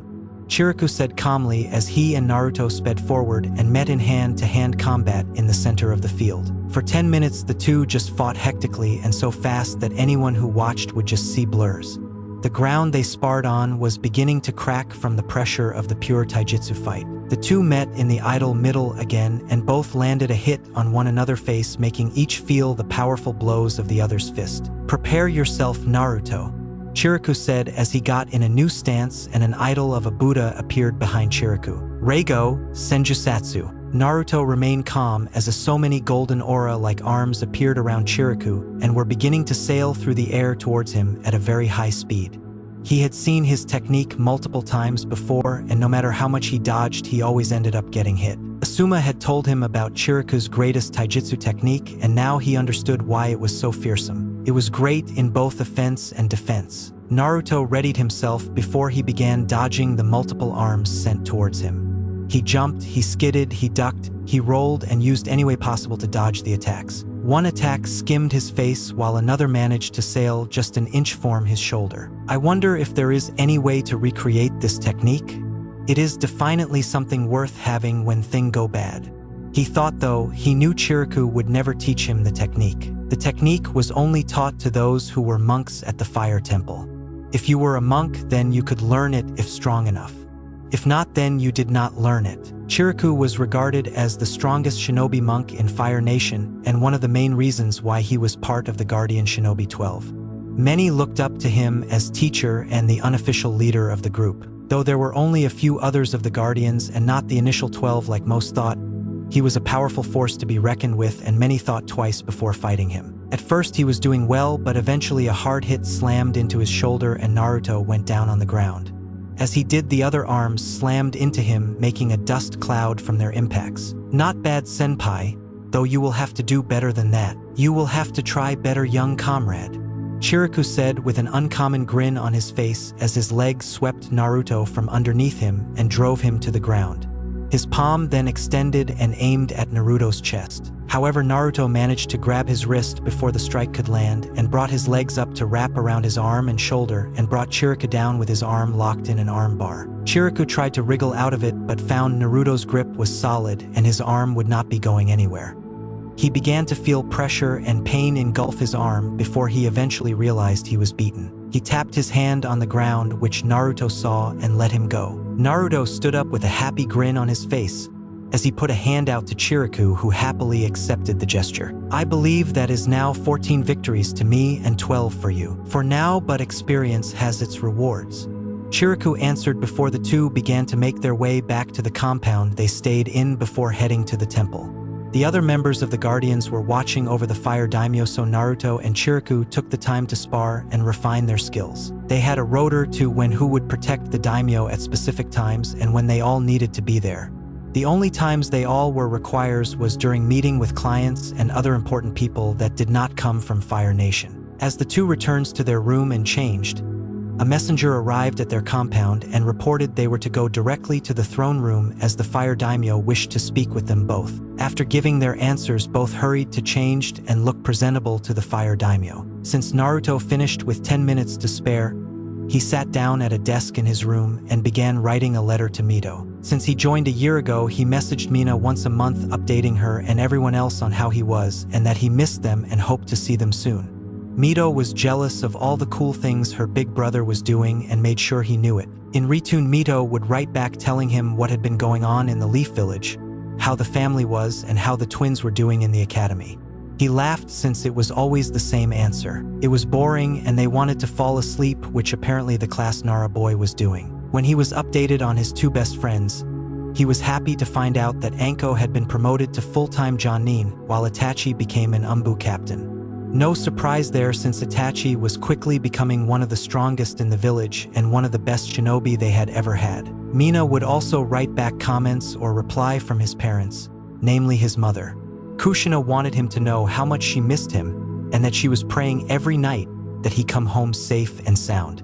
His father just spoke about how proud of him he was and that he looked forward to the day he returned home. Finishing his letter and attaching the sealed note on the back of a messenger hawk, he opened his window and let the hawk fly to Konoha, where he would probably get a reply by the end of the week. Wearing his shinobi gear, which was a simple gray shirt with black shinobi pants and sandals with his Guardian 12 sash currently around his waist, he left his room and made his way to the throne room.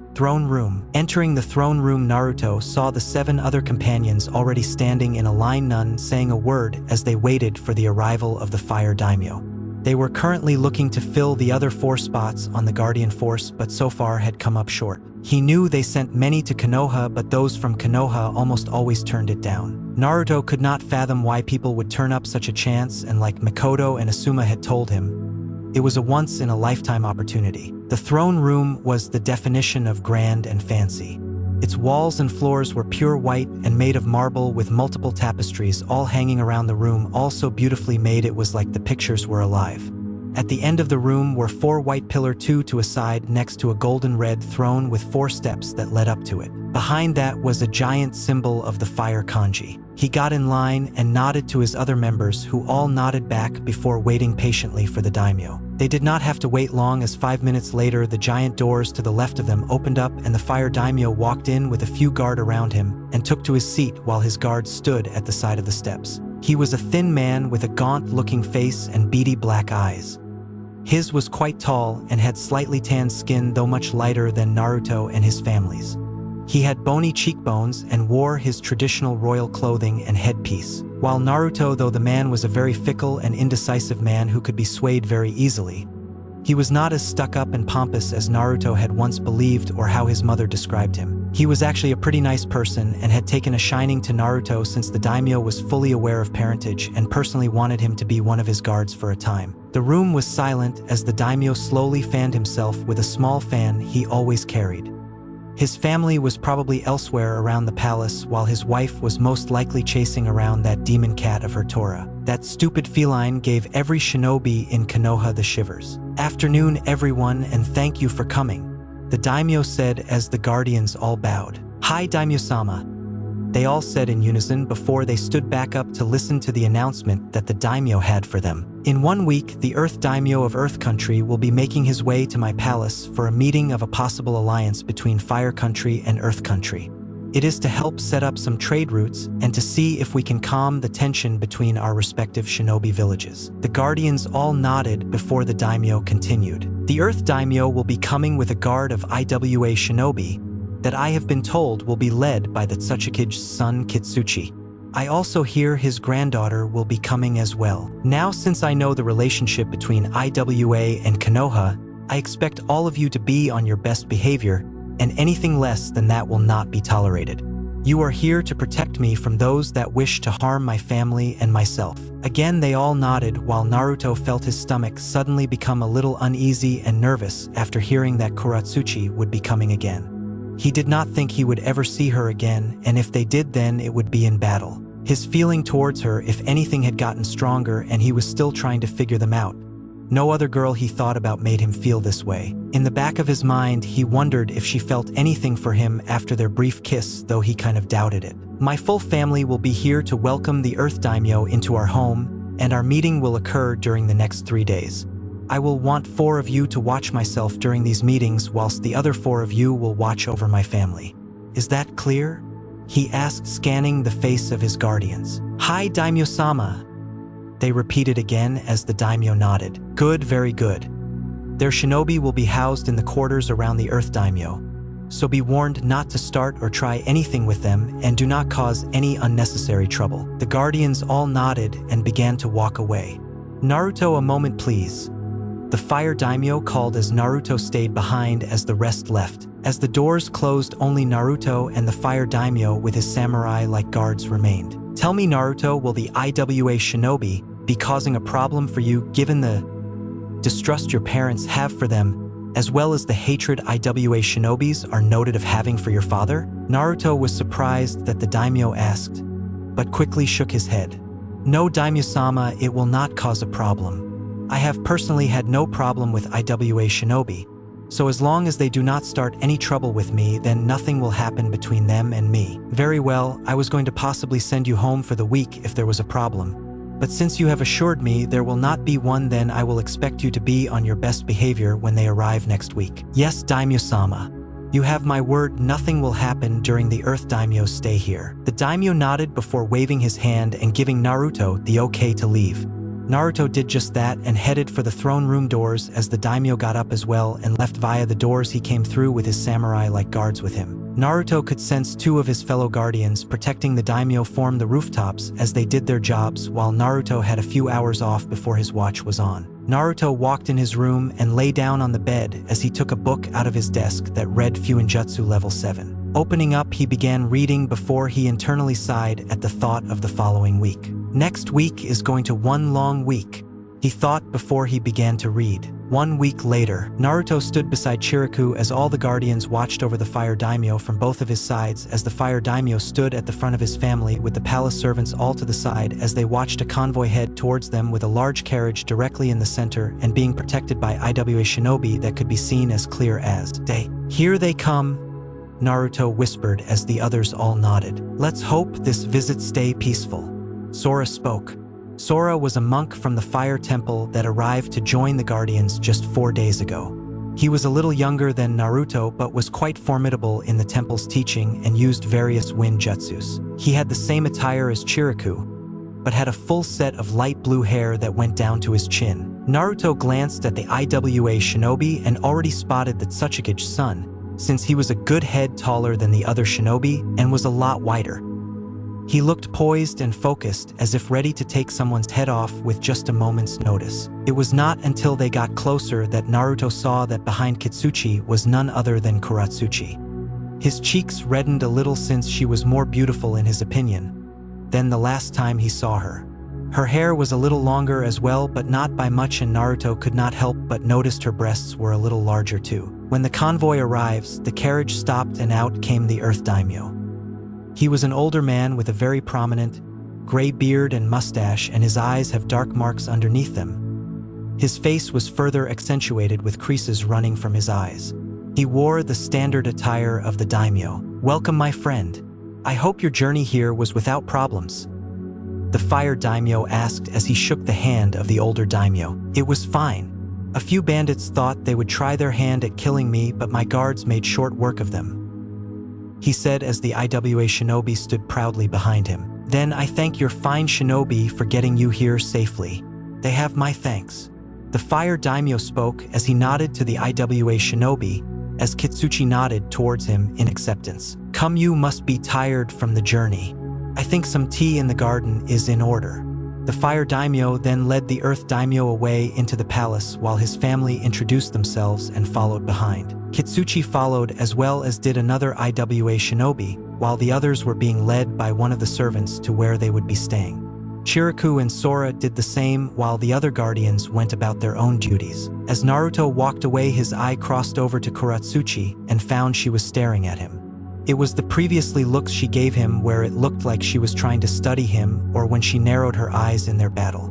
This was more curiosity, as if she was internally fighting over something. When their eyes met, he saw a very thick bit of red appear on her cheeks before she shook her head and walked away. As she walked away, Naruto's teenage urges kicked in and could help but watched as she walked away and swayed her hips a little as she did. Kami, that's just cruel, he thought to himself before he shook his head as well and went in the opposite direction. He was on night duty to guard the Fire Daimyo tonight, so he planned on getting as much sleep as he could until then. Plus, it was always the most boring of all the shifts. And he thought it was weird to watch over someone when they were sleeping. Next day, Moku Bushin no Jutsu, Naruto called out as he slammed his hands together. On his shoulder wood suddenly began to sprout out from his shoulder and began to form and take a human shape beside him. After a few seconds, the wood clone was complete and Naruto took a good look over it. He walked around it checking the features were all correct before he nodded and smiled. Alright, that's pretty good. No flaws in this one. I think I am finally getting this jutsu down. What do you think, Kiera? From the side, the large form of Naruto's white tiger familiar. Kiera was no longer the small cub he could put on his hand and was now a head taller than he was and was longer than a horse. Her green eyes were still as mesmerizing as before, and her large teeth shined as she gave him a toothy smile. "It's about time. You spent long enough on the jutsu." Well, Mokuton is not exactly an easy element to master. It is probably why only one person has ever done it before. He muttered as Kiera yawned and lay on her side. "Wake me up when something interesting happens. Lazy feline," Naruto muttered before he checked over one of the scrolls Tsunade gave him. He put a little tick next to the Mokuton Bushin before he turned his attention to the Mokuton Mokujihiki. "All right, let's try this one out," he said as he memorized the hand seals before sealing the scroll away onto his arm. He dispelled the Mokuton Bushin. Loosening his shoulders up, he was about to slam his hands together when his eyes snapped to the side and suddenly jumped out of the way. He landed a few meters away and saw on the ground where he had been previously standing was now a large glob of lava. He rolled his eyes and turned to the side where he saw a familiar Iwa Kunoichi sitting on a tree branch. "Was that necessary?" he asked as Kuratsuchi grinned at him and jumped over towards him. "Well, I had to make sure you had not been slacking. So am I up to par?" Naruto asked as he crossed his arms while Kuratsuchi smirked. "For now, maybe, but it's still early. Besides, we have a score to settle. Remember I said we would have some kind of rematch the next time we see one another. The Fire Daimyo already warned me not to start any trouble. The Earth Daimyo told us the same thing, but we are not causing any trouble. We are just sparring with one another. No kill shots though." "Fine, no kill shots," Kuratsuchi agreed before she jumped away while not even paying attention to the giant white tigress that sat up looking at the two of them in an odd manner before smiling a toothy grin. She guessed this was the girl Naruto had told her about before and who he had developed some kind of crush on. The two sparred for a lot of the afternoon and Naruto had noticed she had improved a lot. Despite being chunin, he guessed she was closer to being a jonin. He put her on par with Anko while maybe a little stronger thanks to her yoton. Her yoton jutsu had also expanded and he had to do a lot of dodging and running to avoid melting. Kuratsuchi meanwhile was breathing a little hard. Once again, Naruto had gotten stronger than he was before, and she was barely able to keep up with him. It infuriated her to know that the gap between them was so large still, but she was resolute that she would catch up to him eventually. She would not allow herself to be taken down so easily. As the Iwa Kunoichi ducked a punch from Naruto, she noticed his legs were a little too wide for comfort. Kuratsuchi grinned just as Naruto saw what she had planned. She entwined her legs with his and tried to force him down to the ground. Naruto thought used his weight to support him and managed to use his superior physical strength to push her back. However, the two stumbled and Kuratsuchi fell to the ground and landed on her back while Naruto landed on top of her. The fall caused the two shinobi's faces to suddenly become only inches apart. Their noses even grazed one another. Both Naruto and Kuratsuchi had blushes on their faces, and both found themselves suddenly leaning in towards each other. Before they could kiss, though, they finally realized what was about to happen, and both stopped and leaned back away from one another. "Oh, I'm sorry, that was my fault," Naruto said as he got off Kuratsuchi and sat on the ground beside her. Kuratsuchi then sat up and looked away, not wanting him to see her blush anymore. "It's fine. It was a sparring match, so something like that happens from time to time," Kuratsuchi said as she tried to get her blush to fade. Naruto nodded and only now noticed that the sun had begun to go down and evening was beginning to fall in. Their sparring match must have lasted a long time since they had started at sparring at 4 in the afternoon. "Do you have guard duty?" Kuratsuchi suddenly asked as Naruto shook his head. "I have already done my shift today. I'm not guarding again until tomorrow morning." "Oh, okay. I have the same. I guess I might see you then since the daimyos have another meeting in the morning." Good night," she said as she got up off the ground and started to walk away. However, she did not get far since Naruto's hand grabbed her wrist. His hold was firm, but it was gently as well. She was surprised how soft his hands were. "Have dinner with me?" he blurted out as his mind began to process what he just said. "Oh God, did I just ask that?" Kuratsuchi looked as shocked as he felt since she was not expecting him to ask her that. Her blush was beginning to return. "Have dinner with him? But this is so sudden. What do I say?" She began weighing the pros and cons in her head.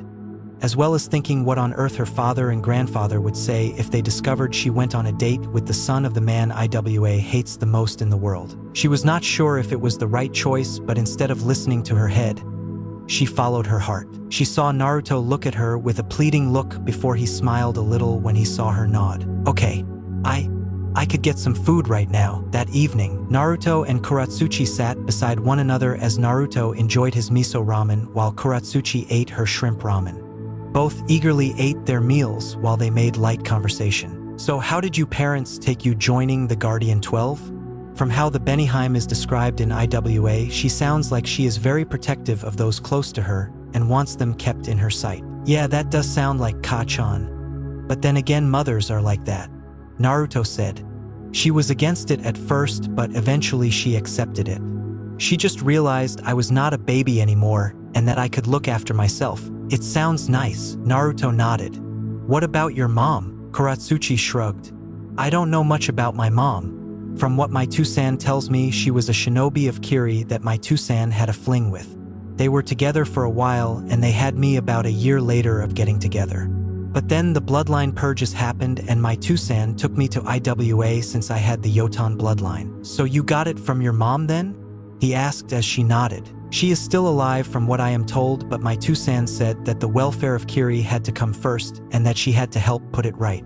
Apparently she was young as well when she had me. Barely 18 years old, while my Tou-san was 23. Did he ever tell you her name? Naruto asked as he took a piece of pork in his mouth. Only her first name. My mother's name is Mei. Meiha? That's a pretty name. Do you think you will ever meet her? One day, hopefully, as long as the rebellion wins and takes over from the Mizukage. I always wondered what it would be like to have a Ka-san. I love my Tou-san and even my grumpy old Gigi, but there are some things that only a daughter can really go to her Ka-san with. I just hope I get the chance to meet her one day, Naruto nodded. Though his relationship with mother had been strained until he left. When he had a problem that needed a woman's opinion, he would have gone to Tsunade or Mikoto. Mikoto since she was like his aunt and Tsunade because she was like a second mother to him. So do you have any goals? Being a kunoichi, you must have a dream. Naruto asked as he pushed his bowl away and out his head in his palm as he listened. Kuratsuchi tapped her chin before she spoke. Not really, to be honest. Just to one day become a well-renowned kunoichi and then maybe have a little family of my own one day. What about you? The same, to be honest. Become a well-known shinobi, be strong enough to protect those I love, maybe aim to be Hokage one day since the job kind of appeals to me. Then a little family of my own. Well, you are already in the bingo book, so you are already well known. You can mark that off the list. Kuratsuchi commented. Oh, I know. I think I have your grandfather to thank for that. He said as Kuratsuchi looked a little sheepishly at him. I am sorry about that. I tried to reason with him, but while he was thankful to you for saving me, he also recognized that you were getting stronger as a potential threat. He was just following what other Kages or shinobi would have done. Naruto sighed. I guess. But it was a bit of a horrid way to say thank you. Kuratsuchi went a little silent since she knew he had a good point. After a few moments of silence, she stood up. I should probably get back to my room. We both have early shifts after all. She said as Naruto nodded and got up as well. I will walk you to your place of residence. It's the least I can do as a gentleman. He said as the two began walking side by side with Kuratsuchi, giving him a small smile as thanks. They walked in silence as they wandered around the capital before they made their way back onto the grounds of the palace. They walked in a comfortable silence since both were just enjoying the night air and the sounds that nature was making. As they made it to where Kuratsuchi was staying, she briefly turned to look at Naruto. Thank you for the meal. Today has been quite nice, she said as Naruto nodded. I was thinking the same. Well, I guess this is where we part ways, she said as she turned to walk away, but stopped when a small burst of courage hit her again like it did 2 years ago. She bit her lip but leaned towards Naruto to kiss him on the cheek. However, Naruto turned to look back at her and her lips planted themselves on his lips. They stayed like that for a few seconds before they broke apart as both looked a little shocked from what just happened. Neither said anything as they looked at each other in shock at what just happened.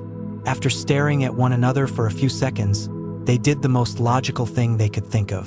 Kuratsuchi jumped him and slammed her lips into his lips, while Naruto picked her up by her legs and leaned her against a wall. "Oh God, you don't know how long I have wanted to do this," Kuratsuchi said as her hands went through his hair.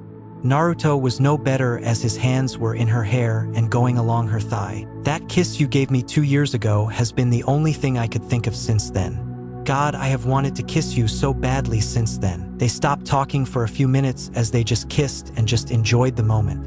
Eventually, after 10 minutes, they broke apart and Naruto settled her down. "Oh God, that was amazing," she said as she could still feel his dominating lips against her own and how good it felt.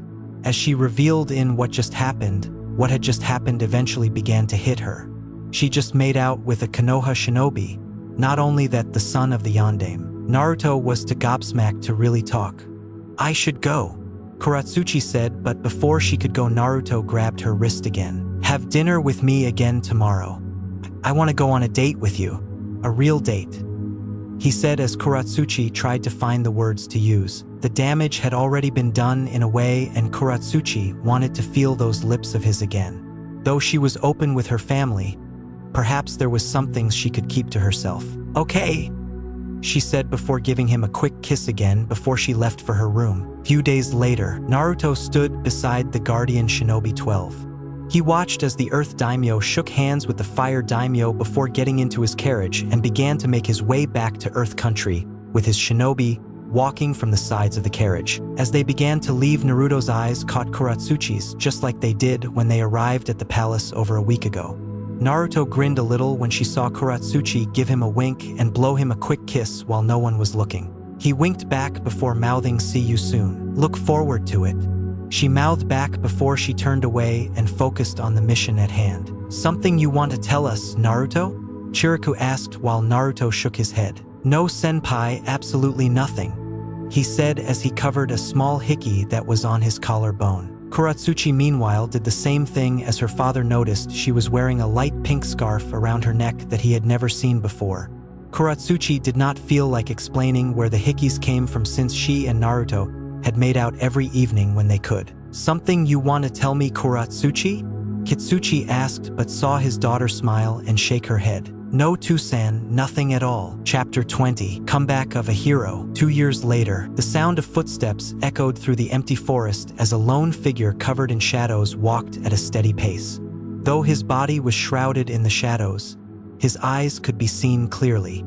His violet eyes flickered all around before they locked onto a building that stood in front of him. It was barely standing and looked to be some kind of old shrine. The front of it was half elevated while the rest had crumbled to the ground with one of the red pillars broken off in the middle. The rest of the building was cracked and had moss growing all over it. The most striking feature, though, was the numerous Uzumaki symbols that decorated it. He wondered how his mother had never known about this shrine, but guessed that since it was some miles away from the Leaf Village and with the destruction of Yuzu, he guessed she must have thought it no longer existed, if she knew it existed in the first place. Slowly, he walked up the ruined steps of the old shrine and stepped into the main hall, where he stopped and looked at the giant wall in front of him. At the top of the wall were 3 Uzumaki spiral in a triangle formation. Beneath the symbols were 3 rows of masks, each with 9 masks that resembled the Shinigami hanging there. Beneath them was a pit of black fire that flickering wildly. He wondered just how long that fire had been burning. Then he closed his eyes and sensed the masks for any residue of chakra. His eyes flickered from beneath his eyelids before his eyes snapped open and his violet pupils zeroed in on the Shinigami mask that was on the 2nd row and 6th mask across from left to right. Not being able to pick up due to the black fire, the figures unsheathed a sword that was strapped to his back and used the sword to knock it off the wall before managing, with great skill, to balance the mask on the tip of his sword. Once in his hands, he resheathed his sword and looked at the mask. It did look a little frightening and wondered if that was what the Shinigami really looks like. The long teeth made it look like some kind of beast or demon. Power like this should not be left out in the open just like this. In the wrong hands, this could be used to conquer entire villages and countries. I have to make sure that this mask stays locked away. I pray I never have to use this mask and its abilities," he muttered before he sealed the mask into a spare storage scroll, he had before sealing that scroll into a seal on his wrist. Looking around, he felt the history of his old clan in this room and wondered what would have happened to it if Yuzu was still with them today. Taking one last look at the room, he turned his back and left the building. Once outside, he looked back towards the old shrine and did a few hand signs before slamming his hand on the ground. All around the area, new trees began growing out of the earth and create a new dense cover and wall around the shrine, completely hiding it from view. Grinning at his work, he then ran up the tree and stood on one of the top branches. Just a little ways off in the distance, he could see light and buildings lay beside a familiar-looking mountain he had grown up with. "Home," he said before he ran along the treetops. Though before he could go much closer, he stopped when he felt a familiar chakra signature he had not felt in 3 years. "Mito-chan," he thought before he then sensed 2 others with her. One he could tell was hurt, while the third had a vile chakra about him. He could feel the other chakra signature's intentions. His eyes narrowed before he suddenly shot off from the ground. Few miles outside of Leaf Village, Mito had never been so scared in her entire life. Sure, she had been in some scary situations before, like the time she and Eiji called Tsunade an old hag and then got chased around the village by the enraged Sannin for a good half a day before their mother eventually saved them. Then there was the time when she was 4 and she got stuck in a tree. After calling out for help, eventually her brother's friend 𝕟𝕒 appeared and got her out. Now, though she was stuck and alone, she had passed the Genin exams earlier that day with all her friends and her twin, and they were going to go celebrate when Mizuki-sensei pulled her over and spoke to her about an extra credit assignment. She had to steal the forbidden scroll from her father's office. She was not sure of it at first, but she had been stupid enough to believe Mizuki. She should have told her parents, but did she? No, she did not. Despite her father being in the office, she used a stupid jutsu Eiji had made up called the sexy jutsu. The image of a naked girl was all it took to knock her Tusen out with a nosebleed. She felt a little disappointed that her father was a closet pervert, but she could always just tell her Kasen later. It was only later, when Irika caught her outside the village, that she realized she had been tricked. She knew the village like the back of her hand, so she knew a few secret entrances that the kids used to get in and out of the village. Now, though, her teacher Mizuki, who turned out was a traitor, had her cornered against a tree, while Irika was on the ground with a giant shuriken sticking out of his back. "I have never felt so stupid before," she thought before Mizuki took a step towards her with a grin on his face. "The little fox girl trapped in a corner. You were so easy to trick, it wasn't even funny." "How delightful," he said as he saw Mito looked confused by the statement. "Oh, you don't know, do you? You don't know the secret your family has kept from you for so long, do you? How about I enlighten you? Tell me what you know about the fox attack 13 years ago, he asked as Mito looked at him in confusion. "The 9 tails attacked and my dad managed to beat it and send it away." Mizuki laughed before smiling evilly at her. No, little girl, your dad did not defeat it like everyone thinks he did. Did you know the only way to stop a tailed beast is to seal it away? Seal it away into a person?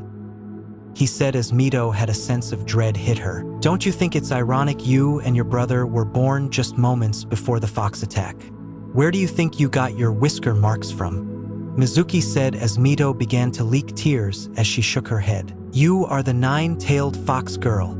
Mizuki spoke as he laughed easily as Mito sank to the ground and held her knees in front of her face. "Mito," Irika muttered, but could not speak much with the weapon stuck in his back. "And now I will do the world a favor and take you out of it," Mizuki said as he took a short sword from his back and ran towards Mito, who was too stunned to move. Mito's body shook as she felt this was the moment she was going to die, and that she could never make up for this mistake she had made. However, before Mizuki could strike her, a loud growl ripped through the air. Mizuki stopped in his tracks as Mito opened hers and both looked to their right. From the shadows, a pair of green cat eyes zoned in on Mizuki. Mizuki gulped and was about to throw some shuriken at it when an enormous white tiger leapt out of the forest and sank its jaw into Mizuki's shoulder and making him drop the sword. "Ah!" Mizuki screamed as the tiger's fangs sank even deeper into his shoulder. Mito looked fearful since the tiger was enormous and towered over Mizuki. It was an animal that could kill you in seconds. The tiger then began dragging Mizuki away into the shadows of the forest as Mizuki was kicking and screaming to try and get loose. His screams continued until a sickening crunch was suddenly heard and everything went quiet. Even Irika looked fearful and hoped the tiger did not come back for them. Mito looked towards the spot where Mizuki was dragged away and quickly shut her eyes when she heard footsteps coming towards them. No, no, no, go away. Ka-chan, Tu-san, save me please. She whimpered as she felt the footsteps getting closer towards her. After a moment, she suddenly felt a hand gently lay on her head. Open your eyes, Mito-chan. Mito's eyes snapped open when she recognized the voice. The hand on top of her head was gently stroking her long hair. She looked at her savior and she thought at first it was her dad before getting a good look at him. His hair was much too short and had no bangs framing his face but was the same shade of blonde. His eyes were violet like her mother's. He was wearing a Jonin shinobi uniform with short sleeves. He wore a dark red jacket with black flames flickering at the bottom similar to her father's jacket with a small red scarf wrapped around his neck. Who are you? She whispered and watched as he smiled at her. My little sister has forgotten me after 3 years. You wound me, Mito-chan. Mito gasped as she looked at the young man in front of her and put her hand to his cheek. Oni-chan, she asked as watched Naruto nodded. Immediately tears leaked out of her eyes and quicker than she had ever been before she hugged him and wrapped her legs around him. She buried her head into the crook of his neck. Naruto stood up and gently comforted his little sister as she cried both from seeing her big brother again and from the scary experience she had been through. He kissed the top of her head as he held her tightly to him. Naruto looked over at Irika, who was now out cold, and quickly made a kagebushin. Take him to the hospital, he said as the clone nodded, picked Irika up and shined the entire way back to the village. With Irika gone, Naruto focused on Mito, gently rubbing her back and whispered comforting words to her. It's okay, Mito-chan. I'm back now and I won't let anything happen to you, he said as Mito smiled a little at her brother's words. I've missed you so much. She sobbed as Naruto and Mito just stood there for a few moments as the brother and sister just enjoyed being with one another again after so long. Slowly, she detached from him as Naruto looked down at her with a happy smile on his face. My little sister has become such a beautiful young woman now. I am going to have to scare the boys away with my blade now, he said as Mito blushed a little. Baka Oni-chan, she muttered, making him laugh before she noticed the giant tiger from earlier come back out from the woods. She immediately tensed up, but Naruto put a hand on her shoulder to ease her. It's okay, Mito-chan. Kiera is with me. She is my summon, he said as Mito-chan nodded dumbly as Kiera came closer. Thank you for getting rid of him for us, Kiera, Naruto said before he put Mito in front of him. I would like you to meet my little sister Mito. Kiera looked down at Mito, who only barely came up to Naruto's chest, and sniffed the small girl. After a moment of silence, she licked the girl's face quickly, making Mito laugh and pat her nose. Thank you for saving me. You're welcome, young one. I am your brother's familiar, therefore it is only right that I help protect his younger sibling. Just be more careful next time, she said as Mito nodded. I will see you soon, Naruto, Kiera said as Naruto nodded before she disappeared in a puff of smoke. Since when do you have a summon? Mito asked, looking up at her brother. He was so tall now. I have had a summons for a long time now. I just never told anyone, he said as Mito nodded before she looked down sadly and looked ready to cry again. What's wrong, Mito-chan? He asked worriedly. Oni-chan, am I the QB? She asked before her nose twitched when Naruto flicked it. Ow, what was that for? For asking a stupid question, he said before his voice went soft and gentle. This is something you need to talk to Ka-chan and Tu-san about. You are not the nine-tailed fox, but you are connected to it in a way. They will explain it to you, he said as Mito nodded sadly before yelping as Naruto picked her up bridal style. He was surprised they had not explained it to her yet, but guessed they had been putting it off. Now let's head home and you can explain why you were out here, he said as he took the forbidden scroll and strapped it to his back. Mito nodded and explained what happened as Naruto walked back to the Leaf Village as he listened to his little sister. Namake's household. Ow, Kushina, stop. Minato whined as Kushina slapped him all over with an enraged look on her face. How could you be so stupid that you get taken out by that stupid jutsu our son created? I should have known I married a pervert. She took me by surprise, that's all, Minato said as Eiji and Kakashi watched from the sofa as Minato got slapped by his wife. Eiji looked just like his father when he was his age and wore blue bottoms with a white shirt that had mesh armor underneath it. He looked so much like Minato that those in his family called him Mini Minato. You are telling me that the Hokage got taken by surprise by a 12, nearly 13-year-old with a perverted jutsu? I think you are losing your touch. We will find her. I have my 𝕜𝕦𝕣𝕠𝕥𝕤𝕦 already looking all over the village and outside the village for her. They will find her, I promise, he said, trying to comfort his wife. But what if he is out there, Minato? What if he gets to Mito? Kushina whispered, since that was what terrified her, with her eldest daughter being missing. Hell, she still did not know of her burden. He would not dare. Not with so many powerful shinobi in the village. We would find him in an instant otherwise. It did not make Kushina feel any better about the situation. Cammy, was she gonna scold that girl when she got back? Whatever made her steal the forbidden scroll like she did, it would not be enough to stop her from being grounded for the rest of her life. Don't worry, Ka-chan. Nei-chan will be fine. She is my twin after all, and if anything happened to her, then I would know about it, Eiji said, hugging his mother round the waist. He came up to just below her shoulder. Kushina sighed as hugged her youngest son before smiling a little. I know, but it doesn't stop me from worrying. I have had to worry with your big brother being away for so long. It does not help that Mito goes and does this. Eiji was about to speak, but everyone heard the front door open and Mito's voice sound out. Ka-chan, To-san. She called as her footsteps got closer to them, and she appeared in the doorway to the living room with the forbidden scroll in her arms. Mito-chan? Kushina yelled in relief as she lurched forward and hugged her daughter tightly before Minato sighed and went to call off the 𝕜𝕦𝕣𝕠𝕥𝕤 and taking the scroll before quickly returning. Kushina fussed over her daughter before the two parents looked at Mito sternly. Mito, you had better start explaining why you did what you did, Minato said to her with a stern expression. Mito gulped and began to recount that Mizuki had tricked her and that she just did it because she wanted to make them proud. Sweetheart, we are proud of you. But what you did was foolish. You could have been hurt or worse, Kushina said gently as she wiped a few of her daughter's tears from her cheek. Your mother is right, Mito-chan, Kakashi said, speaking up.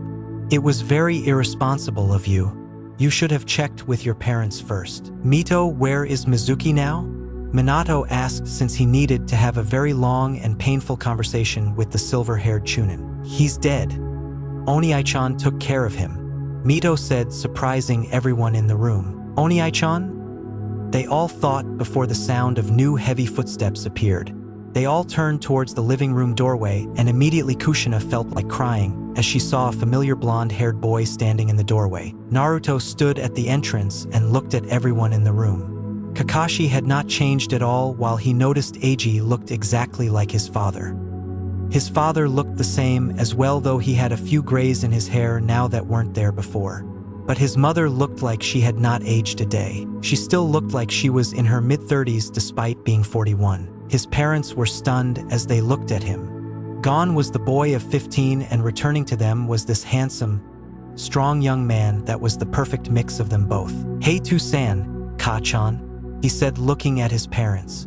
He could see his mother was ready to burst into tears, so he just walked forward towards her. By the time he was halfway, Kushina had already leapt forward and grabbed her eldest in a tight hug.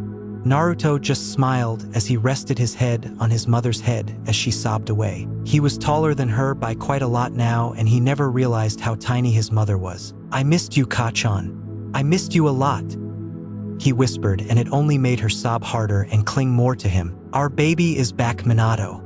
Our oldest has finally come back to us, she muttered as Minato then came in and hugged his son, as well, muttering how happy he was to have his eldest son back home. Eventually, Mito and Eiji all joined in, as well as the four hugged the return of Naruto. You are never going away for that long ever again. Naruto wondered where Mina was, but he stopped worrying when he felt her asleep upstairs. As they broke up, Kushina put her cheeks on her son's face. Let me get a good look at you, she said as she looked him over. The first thing she noticed was his height. Oh, Minato, look at him. He is even taller than you are now. Well, it was bound to happen eventually, Minato said, chuckling at his son's 6'3" frame before noticing the jacket Naruto was wearing. He gave him a praising nod. Good choice on jacket. Guess the design grew on me after all the time I wore your jacket when I was little. he said as Kushina continued to fuss over him. While the father and son duo spoke, Kushina was just awestruck with her son. Is this really my Naruto? Is this young man really the little boy I used to carry and push on the swings? Come on over here, Eiji, I want to see what my little Otuto looks like now, he said as Eiji grinned and hugged his brother, just by himself this time as Naruto patted his shoulders. You look just like Toussaint. You've been keeping up with your training, I hope. You bet. I bet I can kick your butt soon. Eiji, while Mito chimed in the same, making Naruto laugh and Minato and Kushina to look at the scene in humor. Kakashi, Naruto greeted as he just nodded his head towards the older shinobi. Kakashi just gave a polite wave and his trademark eye smile before returning to his book. You have to tell us what it was like, Oni-chan? Did you go on cool missions? How strong did you get? Did you fight strong people? Where did you go? The twins asked in tandem while Naruto tried to usher them to tone it down. Eiji-kun, Mito-chan, your brother, has probably had a long journey and will want to rest. You can ask your questions tomorrow, Minato said as Naruto looked at his father in thanks. He was not that tired, but he would have been if he started explaining it all to the twins, who would just ask more and more questions. Seeing the twins talking to each other, he stepped over to his parents' sides and ushered them to speak with him. When they both leaned in, he spoke in a hushed tone. Mito knows about the fox. Mizuki somehow knew and told her. Irika tried to protect her, but got hurt. He is at the hospital now. Both Minato and Kushina eyes widened, wondering how the hell Mizuki knew about the Kyuubi before realizing he must have been a spy for someone.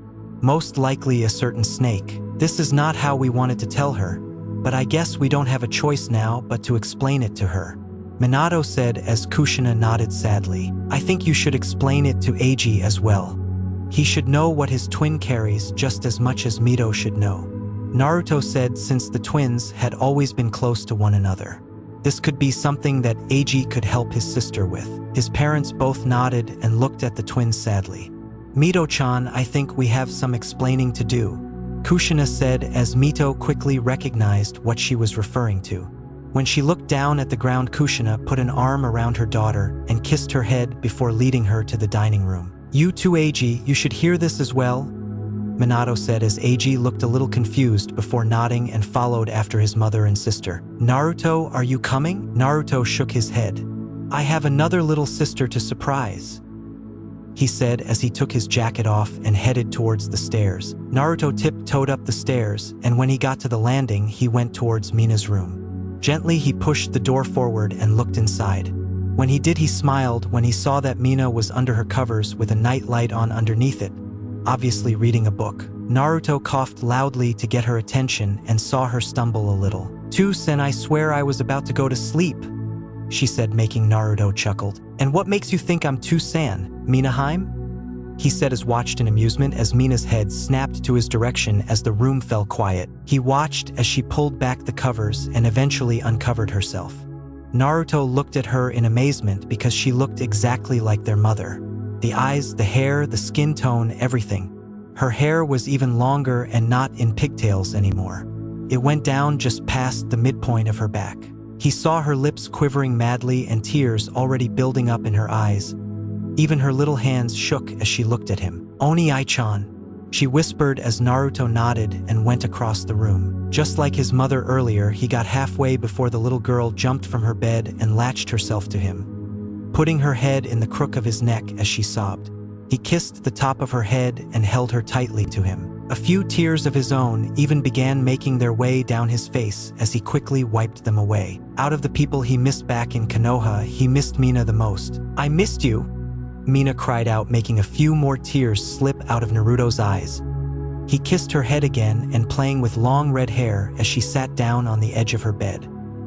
He placed her in his lap where she still refused to unlatch from him and gently rocked her. My baby sister is now 10 years old. Look how big you have gotten, he whispered as Mina's face left his neck and looked up at him with those big, beautiful violet eyes that she shared with him. He smiled at her, which made her smile back at him, which made her giggle a sweet laugh that Naruto had missed. You look just like Ka-chan now. Your hair has even got a lot longer, just like hers, he admitted as he played with her hair. Lots of people keep telling me that and say I look pretty with my hair like this, Mito and her friend sometimes like to play with it too. Well, they are right. You are going to be the most beautiful girl in the entire Leaf Village," he said as Mina gave him a big smile and a kiss on the cheek. Not the sloppy kind she used to give him, but a much gentler one. "Are you back home for good? You're not going to go away again, are you?" she asked, looking a little panicked.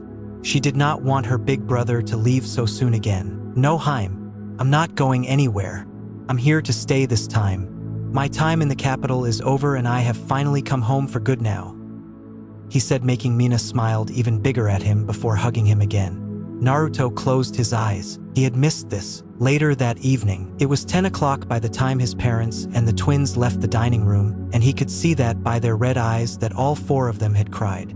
When Mina, who was sitting on his lap, asked why they were so red, Naruto told her she would find out when she was a little older. It only made her pout and give him a glare. Naruto, though, found it cuter than scary and just chuckled. "Mina-chan, shouldn't you be in bed?" Kushina asked, putting her hands on her hips.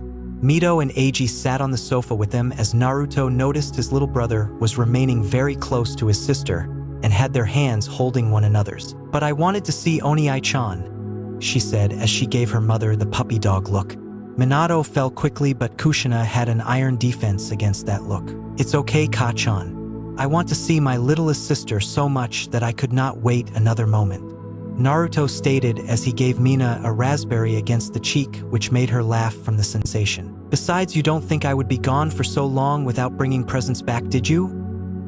he said before all three of his siblings' dog piled on him on the sofa. "Presents?" they all shouted as Kushina and Minato laughed at the three youngest before Kushina settled them down and got them to sit around Naruto, while she and Minato sat on the sofa opposite them. They watched in fascination as Naruto pulled out 2 scrolls. "Let's start with you, Eiji, and we will go from left to right," he said as Eiji grinned at getting his first while Mina pouted since she was at the end on the right. Rolling the scroll open, a small puff of smoke covered the scroll, and moments later Naruto was sitting there with a wooden box adorned with leaf designs around the edges. He handed it over to Eiji, who eagerly took it. "Open it up," Naruto pushed as Eiji nodded and opened the box up. His sisters and parents leaned in to see what was inside. When it opened, they all looked very surprised, while Eiji looked like Christmas had just came early. Inside the box was 2 rows of 5 3-pronged kunai, just like the type used for his Hiraishin. The only difference was the hole in the center was diamond-shaped instead of a circle, and the hilts had a white handle with blue flames flickering around it. "I saw how much you liked playing with Tusan's 3-pronged kunai, so I thought you might like a set of your own. The metal is chakra metal, so adding chakra to it will make them stronger. Also, it has a blood seal on the bottom of each set, so later you can add a bit of blood to each one so that only you will ever be able to wield them." Eiji not keep the grin off of his face and hugged his brother for the gift. Minato and Kushina looked at the gift and admired the fine work. They figured it had to be either iron country work or artisan work. "Thank you, Oniai-chan," Eiji said as Naruto patted his brother's head. "No problem. I'm sure Tusan will teach you how to use them," he said as Minato nodded and patted Eiji on the head, as well getting a happy smile from the younger Namikes. "Now, Mito-chan," he said as Mito looked eager to find out what he got her. "Are you still training in Kenjutsu like you said in the letters you sent me?" She nodded her head. "I am, but I'm not very good at it. I still don't have a sword yet," she said, looking down as Kushina stroked her hair. "Some people just take more time to learn Kenjutsu than others, Mito-chan. I was the same like you when I was your age," she said as Mito gave her mother a tiny smile. "Well, I'm sure myself or Ka-chan can help you with your Kenjutsu whenever you need help, but I think I have the sword problem sorted," he said, getting a wide-eyed look from Mito and Kushina, who both leaned in. Naruto took the other scroll and another puff of smoke engulfed him. When it quickly died down, Mito had stars in her eyes, while Kushina examining and nodding at the blade that was in his hands. The sword had a pure white hilt with a circular handguard, and along the side was pieces of diamond-shaped bronze metal. The sheath was pure white, just like the hilt that, if it fell into snow, they probably would never find it. "Wow," was all Mito could say as Naruto gently placed the blade into her hands. She began to feel the blade all over and gripped the hilt in her hands. She smiled brightly because it felt perfect in her hands. She knew the sword was meant for her. Kushina took a look at it as well and felt how heavy it was, but was surprised that it felt so light. It was a little lighter than her kitetsu and much lighter than Naruto's shusui. "This is a fine blade, and it's been beautifully made. Iron Country?" she asked Naruto, who nodded. "I get most of my supply imported from there since it's the best in my opinion. I had one of their blacksmiths make Mito's sword and Eiji's kunai. This is chakra metal as well, so you can put your chakra or affinity into it if you want." Mito was about to unsheath it, but her mother gave her a stern look. "Not in the house. You can unsheath it tomorrow," she said, making Mito pout and groaned before she quickly thanked Naruto. "Thank you, 𝕟𝕒𝕣𝕦𝕤𝕠𝕥𝕤𝕦𝕤𝕠𝕥. You're welcome. Every swordsman should have a decent blade to wield," he said as Mito just kept fawning over her new katana. "And finally, little Mina." Mina quickly smiled big as she could not wait for what her gift would be. "Tell me, Mina, can you mold chakra now?" he asked as Mina bobbed her head up and down. "Good, then this gift will be good for you. Am I right in thinking Mito and Eiji have or will have the toad summons?" Naruto asked his father as Minato nodded his head, wondering where this was going. "Then this is perfect," he called as he bit his finger and placed his hand on the floor. Kuchiyose no Jutsu. A cloud of smoke engulfed the room as everyone heard furniture getting moved around and the walks creak a little. As the smoke died down, they all looked a little gobsmacked when they saw Kiera sitting in their living room with a giant scroll at her feet. "Whoa," the twins said in unison as their parents played with kunai they had hidden in their clothes. "Yo, is it time?" Kiera asked as she yawned and gave everyone a full look at her massive jaws and pearly white teeth. "Yep, this is my little sister Mina. She is the one you are here for," he said as pushed Mina in front of him as the little girl looked nervously at the big tiger in front of her. "Mina, this Kiera, my familiar and member of the White Tiger Summons. She is here because we would like to know if you would like to become one of their summoners," Naruto said as this family looked at him in surprise. "Me?" she said squeakily. She knew what summons were and that her father and pervy grandfather had the big toads. "Yes, little one. Naruto has managed to convince my mother to allow just one more person to sign the contract. 2 is the max we will allow for someone to summon us, and we would like to make you our second summoner." To make her feel more comfortable, Kiera leaned down and stroked her head against the little red-haired girl. She guessed it worked since Mina giggled a little and stroked her head. "Naruto, where did you get your summons?" Kushina asked since neither she nor Minato had ever heard of a white tiger summons. They doubted even Jiraiya knew, and he knew most of the summoning types out there. "When I was 12, I found Kiera by accident. We became friends and her mother let me sign their contract. I am the first person to ever become a summoner for the White Tigers. And now hopefully Mina will become the second if she wants to." Naruto turned to look at Mina, as did everyone else as they waited for her answer. After a few moments, Mina gave him a big smile and nodded her head. Naruto smiled back and took the scroll from Kiera and opened it up in front of Mina. "Okay, Mina-chan, I need you to make your index finger bleed a little, so you can write your name in this column beside my name. Then have a bit of blood on each fingertip of the hand you want to summon with and put the handprint under the name." Mina nodded and bit into her right index finger. She quickly wrote her name and then bit each of her other fingers and made the hand print on the scroll. When she was done, the scroll glowed a little before poofing away. "And there you go. Now I will show you how to do the hand signs for it another time, since we want to make sure you have enough chakra to summon your familiar. I can do that for you now though," Naruto said before summoning another tiger as a little puff of smoke appeared on the floor. Mina's eyes were like sparkles when she saw a small tiger cub that only came up to her knee on the floor in front of her. Its big blue eyes blinked as it looked at its new surroundings. "Mina, this is Kovu, Kiera's little brother, and he is now your summoning familiar. Treat him well." "Hello," Kovu said in a squeaky voice as Mina gently picked him up into her arms. The two stared at each other until Kovu started licking Mia's nose, which made her start laughing at how ticklish it felt. "Why do we have to get stupid toads? Tigers look so cool," Eiji and Mito said, crying anime tear inwardly as Kushina and Minato were smiling at how happy their youngest daughter looked. As Kiera returned to the summoning realm, Eiji and Minato went to Mina, who was happily playing with Kovu, and greeted the new young summon, while Kushina stood beside her eldest and kissed the top of his head. "Thank you. They are my little brother and sisters," There is nothing in the world I would not do for them, and that includes you and Tusan. I know I never really said it before I left, so I will say it to you now," he said as he took his mother's hand into his while Minato looked at them from the corner of his eye. "It's okay, Ka-chan. I forgive you and I hope I can have a better relationship with you now. This is why I want to give you something." Kushina's eyes shot up in surprise, as did Minato's, as they watched Naruto pull out one last scroll. She wanted to hug her son to death for finally saying the words telling them that he forgave them for their foolishness. "Know that I am giving you this, Ka-chan, because I want you to finally make peace with yourself," he said as unsealed the object inside the scroll. When the object appeared, Kushina immediately threw back her hands to cover her mouth as uncontrollable sobs began to sound out, making everyone look at her. Minato went to support his wife while the younger 3 children stood beside her. They all looked down and saw what Naruto was holding. It was a katana with a dark purple handle with bronze diamonds going down the side of it and a circular handguard. "𝕜𝕦𝕣𝕦𝕠𝕥𝕤𝕦," Kushina whispered as Minato's eye went wide at now realizing that this was her father's blade. "Where?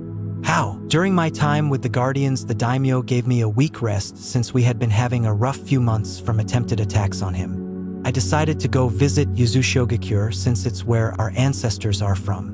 Gigi told me about Aji-san and about your argument with him before he passed. When I visited Yuzu, I went into what looked like some kind of Kage building since it looked similar to the one we have.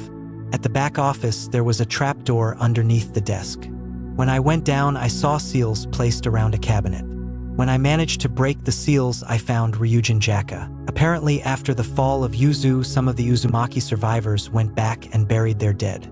Aji-san was buried by a tree that he apparently proposed to Oba-san at while his sword was sealed in a stasis. Only an Uzumaki could break the seals that were placed on it. Naruto stood up and then held it out towards Kushina. "I know I never met him, but I think he would want you to have it. Now your peace with him can finally be made." Kushina just sobbed harder as she listened to her son. She reached forward and took the legendary sword in her hands and clutched it tight to her. It was the last thing she had left of her father, and in a way Naruto had given a piece of him back to her. She then surged forward, hugging Naruto close as she cried and showering his cheeks with her motherly kisses. "I love you. I love you. I love you so much," Kushina said over and over again, not being able to thank her son enough. "I love you too, Ka-chan, and I always will," Naruto said as he hugged his mother in a happy embrace. He motioned for the others to come over, and very quickly Minato, Eiji, Mito, and Mina, who was still carrying Kovu, all wrapped their arms around Kushina and had a family hug. As they hugged, Naruto closed his eyes and felt the chakra signatures of the people of Konoha. "I'm home.